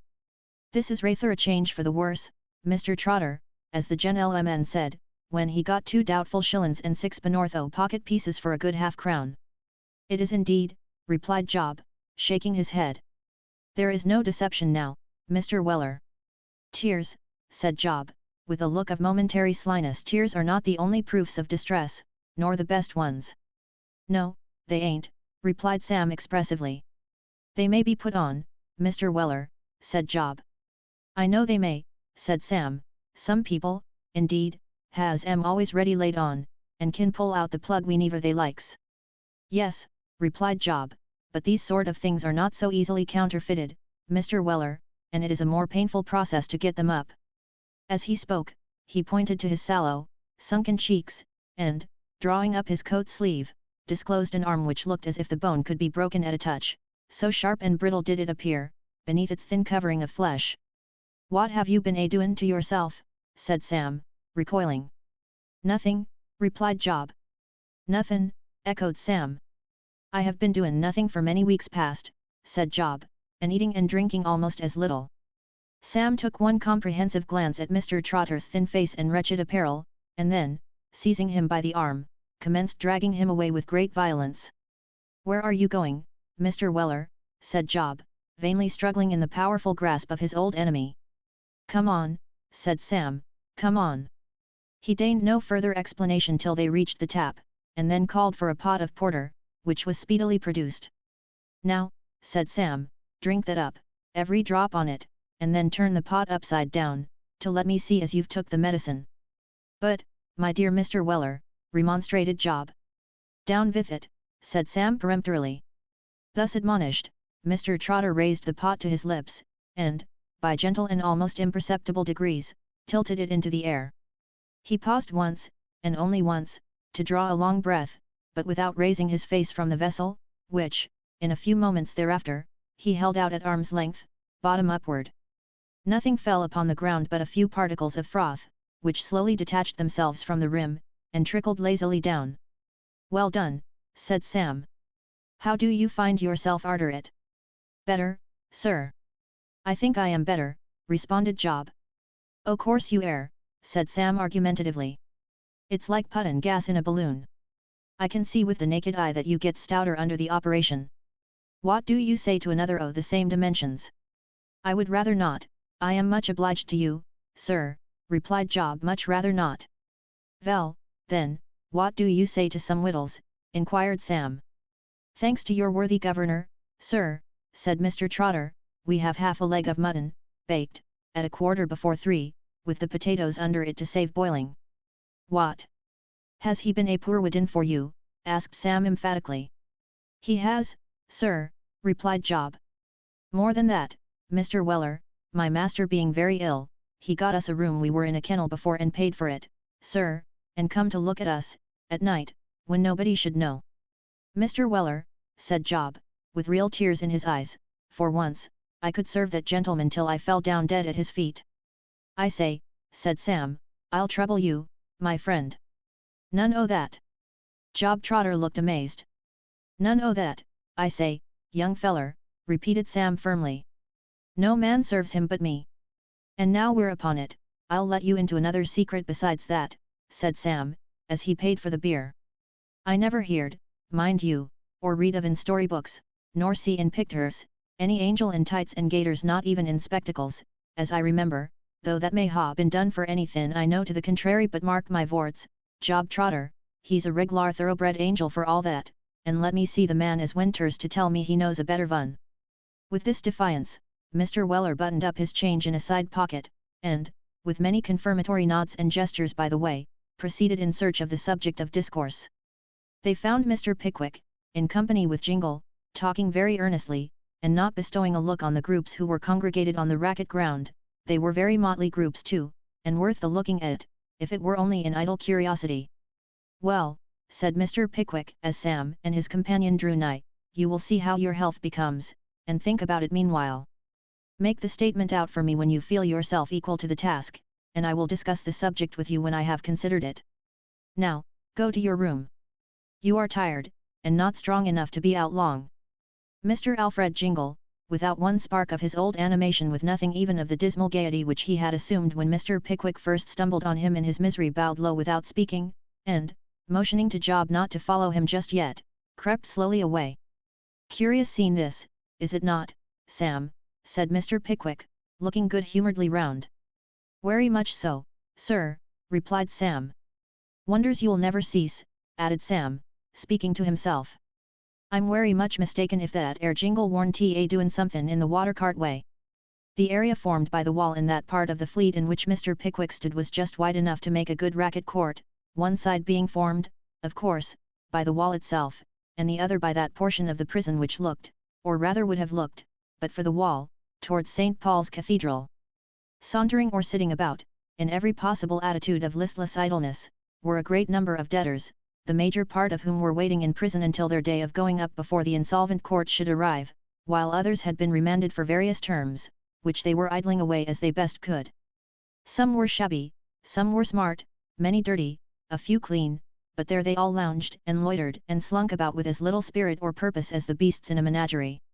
Lolling from the windows which commanded a view of this promenade were a number of persons, some in noisy conversation with their acquaintance below, others playing at ball with some adventurous throwers outside, others looking on at the racket players, or watching the boys as they cried the game. Dirty, slipshod women passed and repassed, on their way to the cooking house in one corner of the yard, children screamed and fought and played together, in another, the tumbling of the skittles, and the shouts of the players, mingled perpetually with these and 100 other sounds, and all was noise and tumult save in a little miserable shed a few yards off, where lay, all quiet and ghastly, the body of the Chancery prisoner who had died the night before, awaiting the mockery of an inquest. The body. It is the lawyer's term for the restless, whirling mass of cares and anxieties, affections, hopes, and griefs, that make up the living man. The law had his body, and there it lay, clothed in grave clothes, an awful witness to its tender mercy. Would you like to see a whistling shop, sir? Inquired Job Trotter. What do you mean? Was Mr. Pickwick's counter-inquiry. A whistlin' shop, sir, interposed Mr. Weller. What is that, Sam, a bird fancier's? Inquired Mr. Pickwick.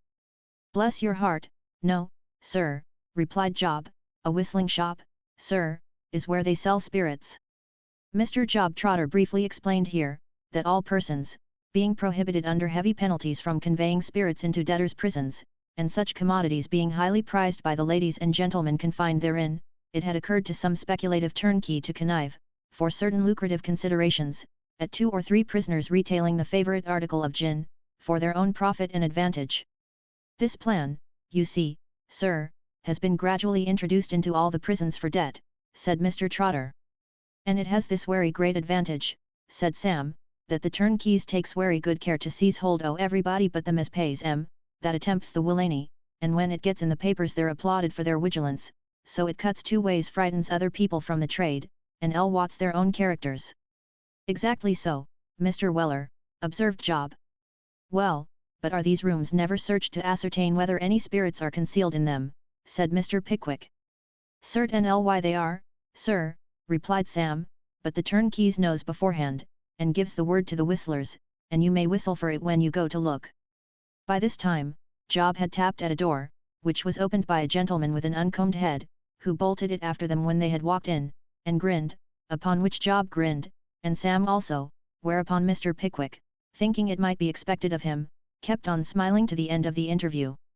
The gentleman with the uncombed head appeared quite satisfied with this mute announcement of their business, and, producing a flat stone bottle, which might hold about a couple of quarts, from beneath his bedstead, filled out 3 glasses of gin, which Job Trotter and Sam disposed of in a most workmanlike manner. "Any more?" said the whistling gentleman. "No more," replied Job Trotter. Mr. Pickwick paid, the door was unbolted, and out they came, the uncombed gentleman bestowing a friendly nod upon Mr. Roker, who happened to be passing at the moment. From this spot, Mr. Pickwick wandered along all the galleries, up and down all the staircases, and once again round the whole area of the yard. The great body of the prison population appeared to be Mivins, and Smangle, and the parson, and the butcher, and the leg, over and over again. There were the same squalor, the same turmoil and noise, the same general characteristics, in every corner, in the best and the worst alike. The whole place seemed restless and troubled, and the people were crowding and flitting to and fro, like the shadows in an uneasy dream. "I have seen enough," said Mr. Pickwick, as he threw himself into a chair in his little apartment. "My head aches with these scenes, and my heart too. Henceforth I will be a prisoner in my own room." And Mr. Pickwick steadfastly adhered to this determination. For 3 long months he remained shut up, all day, only stealing out at night to breathe the air, when the greater part of his fellow prisoners were in bed or carousing in their rooms. His health was beginning to suffer from the closeness of the confinement, but neither the often repeated entreaties of Perker and his friends, nor the still more frequently repeated warnings and admonitions of Mr. Samuel Weller, could induce him to alter one jot of his inflexible resolution. Chapter 46 Records a touching act of delicate feeling, not unmixed with pleasantry, achieved and performed by Messrs. Dodson and Fogg. It was within a week of the close of the month of July, that a hackney cabriolet, number unrecorded, was seen to proceed at a rapid pace up Goswell Street. 3 people were squeezed into it besides the driver, who sat in his own particular little dickey at the side. Over the apron were hung 2 shawls, belonging to 2 small vixenish-looking ladies under the apron, between whom, compressed into a very small compass, was stowed away, a gentleman of heavy and subdued demeanour, who, whenever he ventured to make an observation, was snapped up short by one of the vixenish ladies before mentioned. Lastly, the 2 vixenish ladies and the heavy gentleman were giving the driver contradictory directions, all tending to the one point, that he should stop at Mrs. Bardell's door, which the heavy gentleman, in direct opposition to, and defiance of, the vixenish ladies, contended was a green door and not a yellow one. "Stop at the house with a green door, driver," said the heavy gentleman. "Oh! You perwerse creature," exclaimed one of the vixenish ladies. "Drive to the Ouse with the yellow door, cabman." Upon this the cabman, who in a sudden effort to pull up at the house with the green door, had pulled the horse up so high that he nearly pulled him backward into the cabriolet, let the animal's 4 legs down to the ground again, and paused. "Now where am I to pull up?" inquired the driver.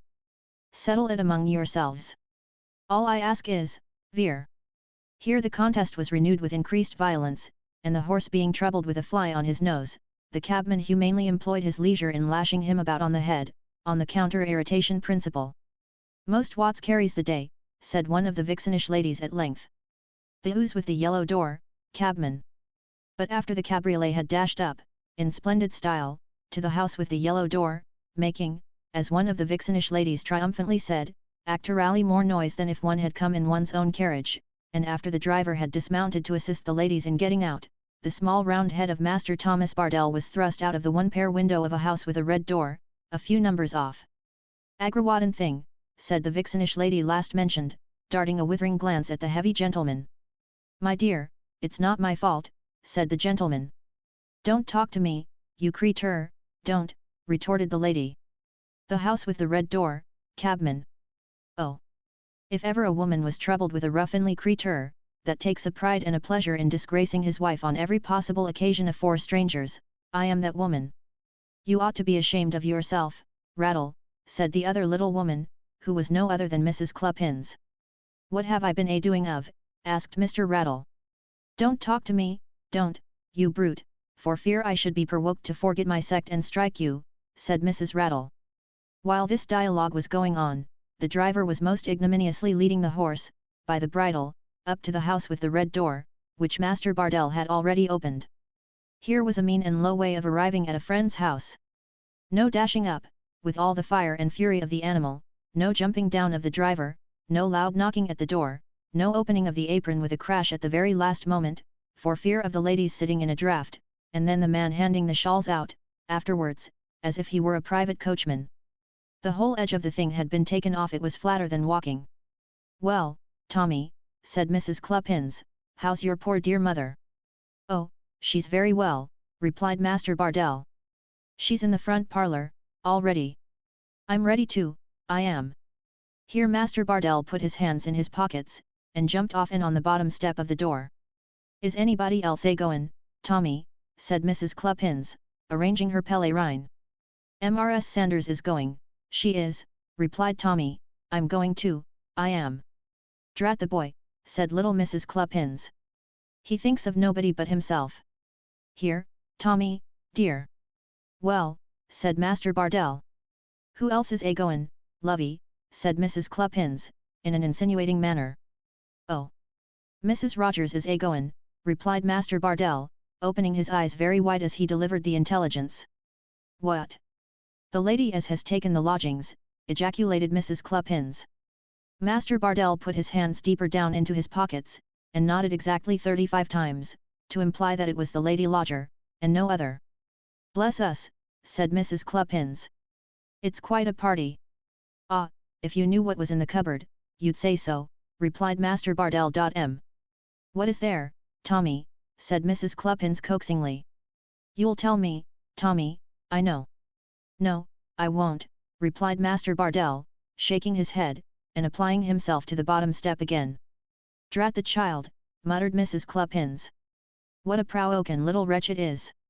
Come, Tommy, tell your dear Cluppy." "Mother said I wasn't to," rejoined Master Bardell. "I'm a-goin' to have some, I am." Cheered by this prospect, the precocious boy applied himself to his infantile treadmill, with increased vigour. The above examination of a child of tender years took place while Mr. and Mrs. Rattle and the cab driver were having an altercation concerning the fare, which, terminating at this point in favour of the cabman, Mrs. Rattle came up tottering. "Lauk, Mary Ann, what's the matter?" said Mrs. Cluppins. "It's put me all over in such a tremble, Betsy," replied Mrs. Rattle. "Rattle ain't like a man, he leaves everything to me." This was scarcely fair upon the unfortunate Mr. Rattle, who had been thrust aside by his good lady in the commencement of the dispute, and peremptorily commanded to hold his tongue. He had no opportunity of defending himself, however, for Mrs. Rattle gave unequivocal signs of fainting, which, being perceived from the parlour window, Mrs. Bardell, Mrs. Sanders, the lodger, and the lodger's servant, darted precipitately out, and conveyed her into the house, all talking at the same time, and giving utterance to various expressions of pity and condolence, as if she were one of the most suffering mortals on earth. Being conveyed into the front parlour, she was there deposited on a sofa, and the lady from the first floor running up to the first floor, returned with a bottle of sal volatile, which, holding Mrs. Rattle tight round the neck, she applied in all womanly kindness and pity to her nose, until that lady with many plunges and struggles was fain to declare herself decidedly better. "Ah, poor thing," said Mrs. Rogers, "I know what her feelin's is, too well." "Ah, poor thing. So do I," said Mrs. Sanders, and then all the ladies moaned in unison, and said they knew what it was, and they pitied her from their hearts, they did. Even the lodger's little servant, who was 13 years old and 3 feet high, murmured her sympathy. "But what's been the matter?" said Mrs. Bardell. "Ah, what has decomposed you, ma'am?" inquired Mrs. Rogers. "I have been a good deal flurried," replied Mrs. Rattle, in a reproachful manner. Thereupon the ladies cast indignant glances at Mr. Rattle.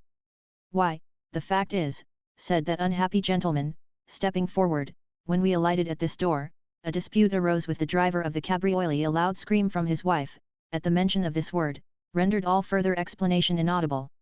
"You'd better leave us to bring her round, Rattle," said Mrs. Cluppins. "She'll never get better as long as you're here." All the ladies concurred in this opinion, so Mr. Rattle was pushed out of the room, and requested to give himself an airing in the backyard. Which he did for about a quarter of an hour, when Mrs. Bardell announced to him with a solemn face that he might come in now, but that he must be very careful how he behaved towards his wife. She knew he didn't mean to be unkind, but Mary Ann was very far from strong, and, if he didn't take care, he might lose her when he least expected it, which would be a very dreadful reflection for him afterwards, and so on. All this, Mr. Rattle heard with great submission, and presently returned to the parlour in a most lamb-like manner. "Why, Mrs. Rogers, ma'am," said Mrs. Bardell, "you've never been introduced, I declare." "Mr. Rattle, ma'am, Mrs. Cluppins, ma'am, Mrs. Rattle, ma'am." "Which is Mrs. Cluppins's sister," suggested Mrs. Sanders. "Oh, indeed," said Mrs. Rogers graciously, for she was the lodger, and her servant was in waiting, so she was more gracious than intimate, in right of her position. "Oh, indeed." Mrs. Rattle smiled sweetly, Mr. Rattle bowed, and Mrs. Cluppins said, she was sure she was very happy to have an opportunity of being known to a lady which she had heard so much in favour of, as Mrs. Rogers. A compliment which the last-named lady acknowledged with graceful condescension. "Well, Mr. Rattle," said Mrs. Bardell, "I'm sure you ought to feel very much honoured at you and Tommy being the only gentleman to escort so many ladies all the way to the Spaniards, at Hampstead. Don't you think he ought, Mrs. Rogers, ma'am?" "Oh, certainly, ma'am," replied Mrs. Rogers, after whom all the other ladies responded, "Oh, certainly." "Of course I feel it, ma'am," said Mr. Rattle, rubbing his hands, and evincing a slight tendency to brighten up a little. "Indeed, to tell you the truth," I said, as we was coming along in the cabriolet. At the recapitulation of the word which awakened so many painful recollections, Mrs. Rattle applied her handkerchief to her eyes again, and uttered a half-suppressed scream, so that Mrs. Bardell frowned upon Mr. Rattle, to intimate that he had better not say anything more, and desired Mrs. Rogers's servant, with an air, to put the wine on. This was the signal for displaying the hidden treasures of the closet, which comprised sundry plates of oranges and biscuits, and a bottle of old crusted port that at 1/9 with another of the celebrated East India sherry at 14 pence, which were all produced in honour of the lodger, and afforded unlimited satisfaction to everybody. After great consternation had been excited in the mind of Mrs. Cluppins, by an attempt on the part of Tommy to recount how he had been cross-examined regarding the cupboard then in action, which was fortunately nipped in the bud by his imbibing half a glass of the old crusted the wrong way, and thereby endangering his life for some seconds, the party walked forth in quest of a Hampstead stage. This was soon found, and in a couple of hours they all arrived safely in the Spaniards' Tea Gardens, where the luckless Mr. Rattle's very first act nearly occasioned his good lady a relapse, it being neither more nor less than to order tea for 7, whereas, as the ladies one and all remarked, what could have been easier than for Tommy to have drank out of anybody's cup or everybody's, if that was all when the waiter wasn't looking, which would have saved one head of tea, and the tea just as good. However, there was no help for it, and the tea tray came, with 7 cups and saucers, and bread and butter on the same scale. Mrs. Bardell was unanimously voted into the chair, and Mrs. Rogers being stationed on her right hand, and Mrs. Rattle on her left, the meal proceeded with great merriment and success. "How sweet the country is, to be sure," sighed Mrs. Rogers, "I almost wish I lived in it always." "Oh, you wouldn't like that, ma'am," replied Mrs. Bardell, rather hastily, for it was not at all advisable, with reference to the lodgings, to encourage such notions. "You wouldn't like it, ma'am." "Oh, I should think you was a deal too lively and sought after, to be content with the country, ma'am," said little Mrs. Cluppins. "Perhaps I am, ma'am. Perhaps I am," sighed the first-floor lodger. "Forlorn people as have got nobody to care for them, or take care of them, or as have been hurt in their mind, or that kind of thing," observed Mr. Rattle, plucking up a little cheerfulness, and looking round. "The country is all very well. The country for a wounded spirit, they say. Now, of all things in the world that the unfortunate man could have said, any would have been preferable to this." Of course Mrs. Bardell burst into tears, and requested to be led from the table instantly, upon which the affectionate child began to cry too, most dismally. "Would anybody believe, ma'am," exclaimed Mrs. Rattle, turning fiercely to the first-floor lodger, "that a woman could be married to such a unmanly creature, which can tamper with a woman's feelings as he does, every hour in the day, ma'am?" "My dear," remonstrated Mr. Rattle, "I didn't mean anything, my dear." "You didn't mean," repeated Mrs. Rattle, with great scorn and contempt. "Go away. I can't bear the sight on you, you brute." "You must not flurry yourself, Mary Ann," interposed Mrs. Cluppins. "You really must consider yourself, my dear, which you never do. Now go away, Rattle, there's a good soul, or you'll only aggravate her. You had better take your tea by yourself, sir." "Indeed," said Mrs. Rogers, again applying the smelling bottle. Mrs. Sanders, who, according to custom, was very busy with the bread and butter, expressed the same opinion, and Mr. Rattle quietly retired. After this, there was a great hoisting up of Master Bardell, who was rather a large size for hugging, into his mother's arms, in which operation he got his boots in the tea-board, and occasioned some confusion among the cups and saucers. But that description of fainting fits, which is contagious among ladies, seldom lasts long, so when he had been well kissed, and a little cried over, Mrs. Bardell recovered, set him down again, wondering how she could have been so foolish, and poured out some more tea. It was at this moment, that the sound of approaching wheels was heard, and that the ladies, looking up, saw a hackney coach stop at the garden gate. "More company," said Mrs. Sanders. "It's a gentleman," said Mrs. Rattle. "Well, if it ain't Mr. Jackson, the young man from Dodson and Fogg's," cried Mrs. Bardell. "Why, gracious! Surely Mr. Pickwick can't have paid the damages. Or offered marriage," said Mrs. Cluppins. "Dear me, how slow the gentleman is," exclaimed Mrs. Rogers. "Why doesn't he make haste?" As the lady spoke these words, Mr. Jackson turned from the coach where he had been addressing some observations to a shabby man in black leggings, who had just emerged from the vehicle with a thick ash stick in his hand, and made his way to the place where the ladies were seated, winding his hair round the brim of his hat, as he came along. "Is anything the matter? Has anything taken place, Mr. Jackson?" said Mrs. Bardell eagerly. "Nothing whatever, ma'am," replied Mr. Jackson. "How to do, ladies? I have to ask pardon, ladies, for intruding, but the law, ladies, the law." With this apology Mr. Jackson smiled, made a comprehensive bow, and gave his hair another wind. Mrs. Rogers whispered Mrs. Rattle that he was really an elegant young man. "I called in Goswell Street," resumed Mr. Jackson, "and hearing that you were here, from the slavey, took a coach and came on. Our people want you down in the city directly, Mrs. Bardell." "Lor!" ejaculated that lady, starting at the sudden nature of the communication. "Yes," said Mr. Jackson, biting his lip. "It's very important and pressing business, which can't be postponed on any account. Indeed, Dodson expressly said so to me, and so did Fogg. I've kept the coach on purpose for you to go back in." "How very strange!" exclaimed Mrs. Bardell. The ladies agreed that it was very strange, but were unanimously of opinion that it must be very important, or Dodson and Fogg would never have sent, and further, that the business being urgent, she ought to repair to Dodson and Fogg's without any delay.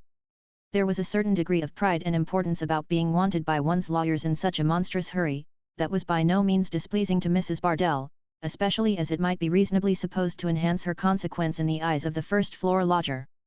She simpered a little, affected extreme vexation and hesitation, and at last arrived at the conclusion that she supposed she must go. "But won't you refresh yourself after your walk, Mr. Jackson?" said Mrs. Bardell persuasively.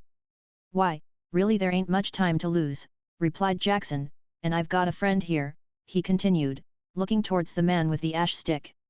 "Oh, ask your friend to come here, sir," said Mrs. Bardell. "Pray ask your friend here, sir." "Why, thank ye, I'd rather not," said Mr. Jackson, with some embarrassment of manner. "He's not much used to ladies' society, and it makes him bashful. If you'll order the waiter to deliver him anything short, he won't drink it off at once, won't he? Only try him." Mr. Jackson's fingers wandered playfully round his nose at this portion of his discourse, to warn his hearers that he was speaking ironically. The waiter was at once dispatched to the bashful gentleman, and the bashful gentleman took something, Mr. Jackson also took something, and the ladies took something, for hospitality's sake. Mr. Jackson then said he was afraid it was time to go, upon which, Mrs. Sanders, Mrs. Cluppins, and Tommy, who it was arranged should accompany Mrs. Bardell, leaving the others to Mr. Rattle's protection, got into the coach. "Isaac," said Jackson, as Mrs. Bardell prepared to get in, looking up at the man with the ash stick, who was seated on the box, smoking a cigar. "Well, this is Mrs. Bardell." "Oh, I knowed that long ago," said the man. Mrs. Bardell got in, Mr. Jackson got in after her, and away they drove. Mrs. Bardell could not help ruminating on what Mr. Jackson's friend had said. Shrewd creatures, those lawyers. Lord bless us, how they find people out. Sad thing about these costs of our peoples, ain't it, said Jackson, when Mrs. Cluppins and Mrs. Sanders had fallen asleep. "Your bill of costs, I mean." "I'm very sorry they can't get them," replied Mrs. Bardell. "But if you law gentlemen do these things on speculation, why you must get a loss now and then, you know. You gave them a cognovit for the amount of your costs, after the trial, I'm told," said Jackson. "Yes. Just as a matter of form," replied Mrs. Bardell.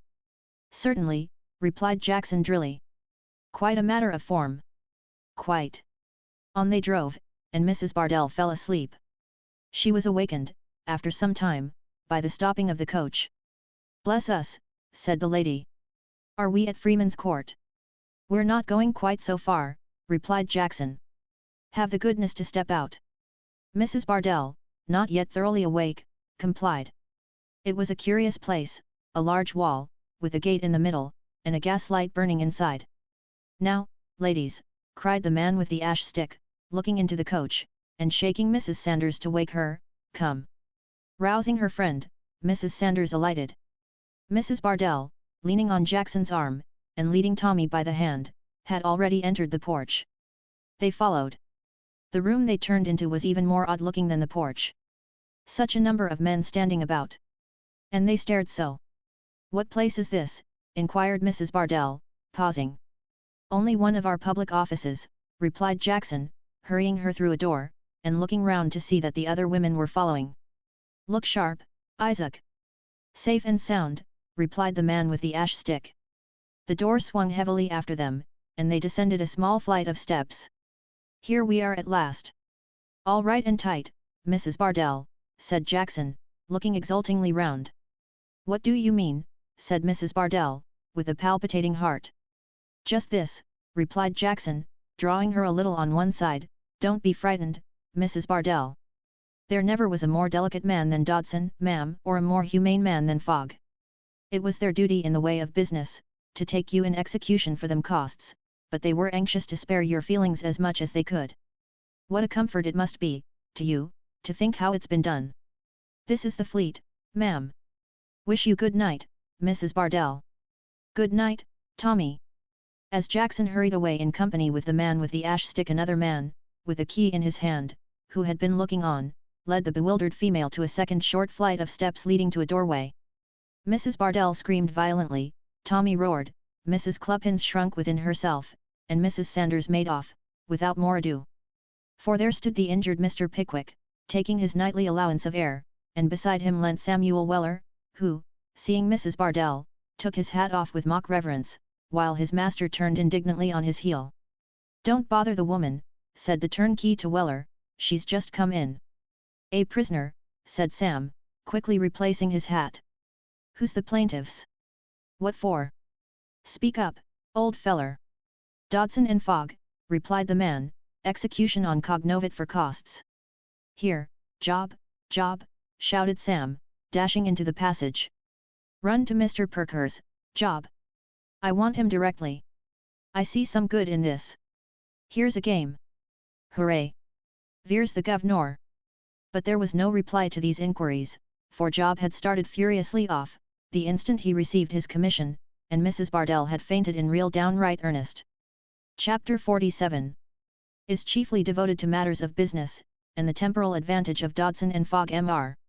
Winkle reappears under extraordinary circumstances Mr. Pickwick's benevolence proves stronger than his obstinacy. Job Trotter, abating nothing of his speed, ran up Holborn, sometimes in the middle of the road, sometimes on the pavement, sometimes in the gutter, as the chances of getting along varied with the press of men, women, children, and coaches, in each division of the thoroughfare, and, regardless of all obstacles, stopped not for an instant until he reached the gate of Gray's Inn. Notwithstanding all the expedition he had used, however, the gate had been closed a good half hour when he reached it, and by the time he had discovered Mr. Perker's laundress, who lived with a married daughter, who had bestowed her hand upon a non-resident waiter, who occupied the one pair of some number in some street closely adjoining to some brewery somewhere behind Gray's Inn Lane, it was within 15 minutes of closing the prison for the night. Mr. Lowten had still to be ferreted out from the back parlour of the Magpie and Stump, and Job had scarcely accomplished this object, and communicated Sam Weller's message, when the clock struck 10. "There," said Lowten, "it's too late now. You can't get in tonight, you've got the key of the street, my friend. Never mind me, replied Job. I can sleep anywhere. But won't it be better to see Mr. Perker tonight, so that we may be there, the first thing in the morning? Why, responded Loten, after a little consideration, if it was in anybody else's case, Perker wouldn't be best pleased at my going up to his house, but as it's Mr. Pickwick's, I think I may venture to take a cab and charge it to the office. Deciding on this line of conduct, Mr. Loten took up his hat, and begging the assembled company to appoint a deputy chairman during his temporary absence, led the way to the nearest coach stand. Summoning the cab of most promising appearance, he directed the driver to repair to Montague Place, Russell Square. Mr. Perker had had a dinner party that day, as was testified by the appearance of lights in the drawing-room windows, the sound of an improved grand piano, and an improvable cabinet voice issuing therefrom, and a rather overpowering smell of meat which pervaded the steps and entry. In fact, a couple of very good country agencies happening to come up to town, at the same time, an agreeable little party had been got together to meet them, comprising Mr. Snicks, the Life Office Secretary, Mr. Prosy, the eminent counsel, 3 solicitors, 1 commissioner of bankrupts, a special pleader from the Temple, a small-eyed peremptory young gentleman, his pupil, who had written a lively book about the law of demises, with a vast quantity of marginal notes and references, and several other eminent and distinguished personages. From this society, little Mr. Perker detached himself, on his clerk being announced in a whisper, and repairing to the dining-room, there found Mr. Loten and Job Trotter looking very dim and shadowy by the light of a kitchen candle, which the gentleman who condescended to appear in plush shorts and cottons for a quarterly stipend, had, with a becoming contempt for the clerk and all things appertaining to the office, placed upon the table. "Now, Loten," said little Mr. Perker, shutting the door, "what's the matter? No important letter come in a parcel, is there?" "No, sir," replied Loten. "This is a messenger from Mr. Pickwick, sir." "From Pickwick, said the little man, turning quickly to Job. "Well, what is it?" "Dodson and Fogg have taken Mrs. Bardell in execution for her costs, sir," said Job. "No," exclaimed Perker, putting his hands in his pockets, and reclining against the sideboard. "Yes," said Job. "It seems they got a cognovit out of her, for the amount of directly after the trial." "By Jove," said Perker, taking both hands out of his pockets, and striking the knuckles of his right against the palm of his left, emphatically, "those are the cleverest scamps I ever had anything to do with." "The sharpest practitioners I ever knew, sir," observed Loten. "Sharp," echoed Perker. "There's no knowing where to have them." "Very true, sir, there is not," replied Loten, and then, both master and man pondered for a few seconds, with animated countenances, as if they were reflecting upon one of the most beautiful and ingenious discoveries that the intellect of man had ever made. When they had in some measure recovered from their trance of admiration, Job Trotter discharged himself of the rest of his commission. Perker nodded his head thoughtfully, and pulled out his watch. "At 10 precisely, I will be there," said the little man. "Sam is quite right. Tell him so. Will you take a glass of wine, Loten?" "No, thank you, sir." "You mean yes, I think," said the little man, turning to the sideboard for a decanter and glasses. As Loten did mean yes, he said no more on the subject, but inquired of Job, in an audible whisper, whether the portrait of Perker, which hung opposite the fireplace, wasn't a wonderful likeness, to which Job of course replied that it was. The wine being by this time poured out, Loten drank to Mrs. Perker and the children, and Job to Perker. The gentleman in the plush shorts and cottons, considering it no part of his duty to show the people from the office out, consistently declined to answer the bell, and they showed themselves out. The attorney betook himself to his drawing-room, the clerk to the Magpie and Stump, and Job to Covent Garden Market to spend the night in a vegetable basket. Punctually at the appointed hour next morning, the good-humoured little attorney tapped at Mr. Pickwick's door, which was opened with great alacrity by Sam Weller. "M.R. Perker, sir," said Sam, announcing the visitor to Mr. Pickwick, who was sitting at the window in a thoughtful attitude. "Wery glad you've looked in accidentally, sir. I rather think the governor wants to have a word and a half with you, sir." Perker bestowed a look of intelligence on Sam, intimating that he understood he was not to say he had been sent for, and beckoning him to approach, whispered briefly in his ear. "You don't mean that, sir," said Sam, starting back in excessive surprise. Perker nodded and smiled. Mr. Samuel Weller looked at the little lawyer, then at Mr. Pickwick, then at the ceiling, then at Perker again, grinned, laughed outright, and finally, catching up his hat from the carpet, without further explanation, disappeared. "What does this mean?" inquired Mr. Pickwick, looking at Perker with astonishment. "What has put Sam into this extraordinary state?" "Oh, nothing, nothing," replied Perker. "Come, my dear sir, draw up your chair to the table. I have a good deal to say to you." "What papers are those?" inquired Mr. Pickwick, as the little man deposited on the table a small bundle of documents tied with red tape. "The papers in Bardell and Pickwick," replied Perker, undoing the knot with his teeth. Mr. Pickwick grated the legs of his chair against the ground, and throwing himself into it, folded his hands and looked sternly, if Mr. Pickwick ever could look sternly, at his legal friend. "You don't like to hear the name of the cause," said the little man, still busying himself with the knot. "No, I do not indeed," replied Mr. Pickwick. "Sorry for that," resumed Perker, "because it will form the subject of our conversation." "I would rather that the subject should be never mentioned between us, Perker," interposed Mr. Pickwick hastily. "Pooh, pooh, my dear sir," said the little man, untying the bundle, and glancing eagerly at Mr. Pickwick out of the corners of his eyes. "It must be mentioned. I have come here on purpose. Now, are you ready to hear what I have to say, my dear sir? No hurry, if you are not, I can wait. I have this morning's paper here. Your time shall be mine. There." Hereupon, the little man threw one leg over the other, and made a show of beginning to read with great composure and application. "Well, well," said Mr. Pickwick, with a sigh, but softening into a smile at the same time. "Say what you have to say, it's the old story, I suppose."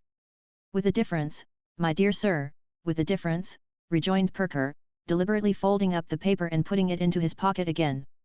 "Mrs. Bardell, the plaintiff in the action, is within these walls, sir." "I know it," was Mr. Pickwick's reply. "Very good," retorted Perker. "And you know how she comes here, I suppose, I mean on what grounds, and at whose suit?" "Yes, at least I have heard Sam's account of the matter," said Mr. Pickwick, with affected carelessness. "Sam's account of the matter," replied Perker, "is, I will venture to say, a perfectly correct one. Well now, my dear sir, the first question I have to ask, is, whether this woman is to remain here." "To remain here," echoed Mr. Pickwick. "To remain here, my dear sir," rejoined Perker, leaning back in his chair and looking steadily at his client. "How can you ask me?" said that gentleman. "It rests with Dodson and Fogg, you know that very well." "I know nothing of the kind," retorted Perker firmly. "It does not rest with Dodson and Fogg, you know the men, my dear sir, as well as I do. It rests solely, wholly and entirely with you." "With me," ejaculated Mr. Pickwick, rising nervously from his chair, and reseating himself directly afterwards. The little man gave a double knock on the lid of his snuff-box, opened it, took a great pinch, shut it up again, and repeated the words, "with you." "I say, my dear sir," resumed the little man, who seemed to gather confidence from the snuff, "I say, that her speedy liberation or perpetual imprisonment rests with you, and with you alone. Hear me out, my dear sir, if you please, and do not be so very energetic, for it will only put you into a perspiration and do no good whatever. I say," continued Perker, checking off each position on a different finger, as he laid it down, "I say that nobody but you can rescue her from this den of wretchedness, and that you can only do that, by paying the costs of this suit both of plaintiff and defendant into the hands of these Freeman Court sharks. Now pray be quiet, my dear sir." Mr. Pickwick, whose face had been undergoing most surprising changes during this speech, and was evidently on the verge of a strong burst of indignation, calmed his wrath as well as he could. Perker, strengthening his argumentative powers with another pinch of snuff, proceeded. "I have seen the woman, this morning. By paying the costs, you can obtain a full release and discharge from the damages, and further this I know is a far greater object of consideration with you, my dear sir, a voluntary statement, under her hand, in the form of a letter to me, that this business was, from the very first, fomented, and encouraged, and brought about, by these men, Dodson and Fogg, that she deeply regrets ever having been the instrument of annoyance or injury to you, and that she entreats me to intercede with you, and implore your pardon. If I pay her costs for her," said Mr. Pickwick indignantly. "A valuable document, indeed." "No if in the case, my dear sir," said Perker triumphantly. "There is the very letter I speak of." Brought to my office by another woman at 9 o'clock this morning, before I had set foot in this place, or held any communication with Mrs. Bardell, upon my honor. Selecting the letter from the bundle, the little lawyer laid it at Mr. Pickwick's elbow, and took snuff for 2 consecutive minutes, without winking. "Is this all you have to say to me?" inquired Mr. Pickwick mildly. "Not quite," replied Perker. "I cannot undertake to say, at this moment, whether the wording of the cognovit, the nature of the ostensible consideration, and the proof we can get together about the whole conduct of the suit, will be sufficient to justify an indictment for conspiracy. I fear not, my dear sir, they are too clever for that, I doubt. I do mean to say, however, that the whole facts, taken together, will be sufficient to justify you, in the minds of all reasonable men.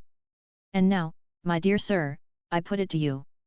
This £150, or whatever it may be, take it in round numbers, is nothing to you. A jury had decided against you, well, their verdict is wrong, but still they decided as they thought right, and it is against you. You have now an opportunity, on easy terms, of placing yourself in a much higher position than you ever could, by remaining here, which would only be imputed, by people who didn't know you, to sheer dogged, wrong-headed, brutal obstinacy, nothing else, my dear sir, believe me. Can you hesitate to avail yourself of it, when it restores you to your friends, your old pursuits, your health and amusements, when it liberates your faithful and attached servant, whom you otherwise doom to imprisonment for the whole of your life, and above all, when it enables you to take the very magnanimous revenge which I know, my dear sir, is one after your own heart, of releasing this woman from a scene of misery and debauchery, to which no man should ever be consigned, if I had my will. But the infliction of which on any woman, is even more frightful and barbarous. Now I ask you, my dear sir, not only as your legal adviser, but as your very true friend, will you let slip the occasion of attaining all these objects, and doing all this good, for the paltry consideration of a few pounds finding their way into the pockets of a couple of rascals, to whom it makes no manner of difference, except that the more they gain, the more they'll seek, and so the sooner be led into some piece of knavery that must end in a crash?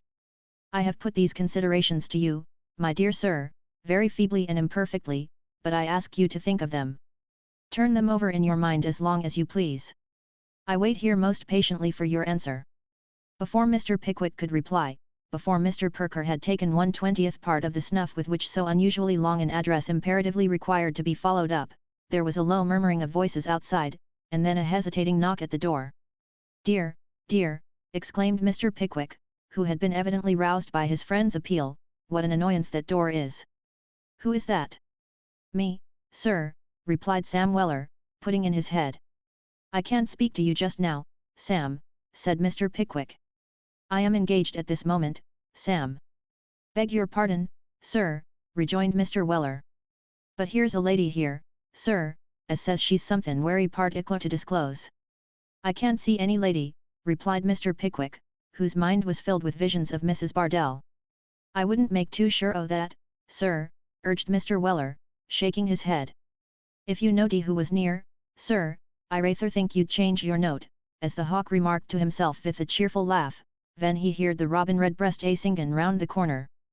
"Who is it?" inquired Mr. Pickwick. "Will you see her, sir?" asked Mr. Weller, holding the door in his hand as if he had some curious live animal on the other side. "I suppose I must," said Mr. Pickwick, looking at Perker. "Well then, all in to begin," cried Sam. "Sound the gong, draw up the curtain, and enter the two conspirators." As Sam Weller spoke, he threw the door open, and there rushed tumultuously into the room, Mr. Nathaniel Winkle, leading after him by the hand, the identical young lady who at Dingley Dell had worn the boots with the fur round the tops, and who, now a very pleasing compound of blushes and confusion, and lilac silk, and a smart bonnet, and a rich lace veil, looked prettier than ever. "Miss Arabella Allen," exclaimed Mr. Pickwick, rising from his chair. "No," replied Mr. Winkle, dropping on his knees. "Mrs. Winkle." "Pardon, my dear friend, pardon." Mr. Pickwick could scarcely believe the evidence of his senses, and perhaps would not have done so, but for the corroborative testimony afforded by the smiling countenance of Perker, and the bodily presence, in the background, of Sam and the pretty housemaid, who appeared to contemplate the proceedings with the liveliest satisfaction. "Oh, Mr. Pickwick," said Arabella, in a low voice, as if alarmed at the silence. "Can you forgive my imprudence?" Mr. Pickwick returned no verbal response to this appeal, but he took off his spectacles in great haste, and seizing both the young lady's hands in his, kissed her a great number of times, perhaps a greater number than was absolutely necessary, and then, still retaining one of her hands, told Mr. Winkle he was an audacious young dog, and bade him get up. This, Mr. Winkle, who had been for some seconds scratching his nose with the brim of his hat, in a penitent manner, did, whereupon Mr. Pickwick slapped him on the back several times, and then shook hands heartily with Perker, who, not to be behindhand in the compliments of the occasion, saluted both the bride and the pretty housemaid with right good will, and, having wrung Mr. Winkle's hand most cordially, wound up his demonstrations of joy by taking snuff enough to set any half-dozen men with ordinarily constructed noses, sneezing for life. "Why, my dear girl," said Mr. Pickwick, "how has all this come about? Come. Sit down, and let me hear it all. How well she looks, doesn't she, Perker?" added Mr. Pickwick, surveying Arabella's face with a look of as much pride and exultation, as if she had been his daughter. "Delightful, my dear sir," replied the little man. "If I were not a married man myself, I should be disposed to envy you, you dog." Thus expressing himself, the little lawyer gave Mr. Winkle a poke in the chest, which that gentleman reciprocated, after which they both laughed very loudly, but not so loudly as Mr. Samuel Weller, who had just relieved his feelings by kissing the pretty housemaid under cover of the cupboard door.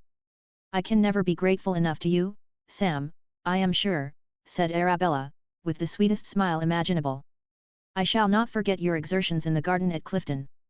"Don't say nothin' whatever about it, ma'am," replied Sam. "I only assisted nature, ma'am, as the doctor said to the boy's mother, after he'd bled him to death." "Mary, my dear, sit down," said Mr. Pickwick, cutting short these compliments. "Now then, how long have you been married, et?" Arabella looked bashfully at her lord and master, who replied, "Only 3 days." "Only 3 days, et?" said Mr. Pickwick. "Why, what have you been doing these 3 months?" "Ah, to be sure," interposed Perker, "come, account for this idleness." "You see, Mr. Pickwick's only astonishment is, that it wasn't all over, months ago." "Why, the fact is," replied Mr. Winkle, looking at his blushing young wife, "that I could not persuade Bella to run away, for a long time. And when I had persuaded her, it was a long time more before we could find an opportunity. Mary had to give a month's warning, too, before she could leave her place next door, and we couldn't possibly have done it without her assistance."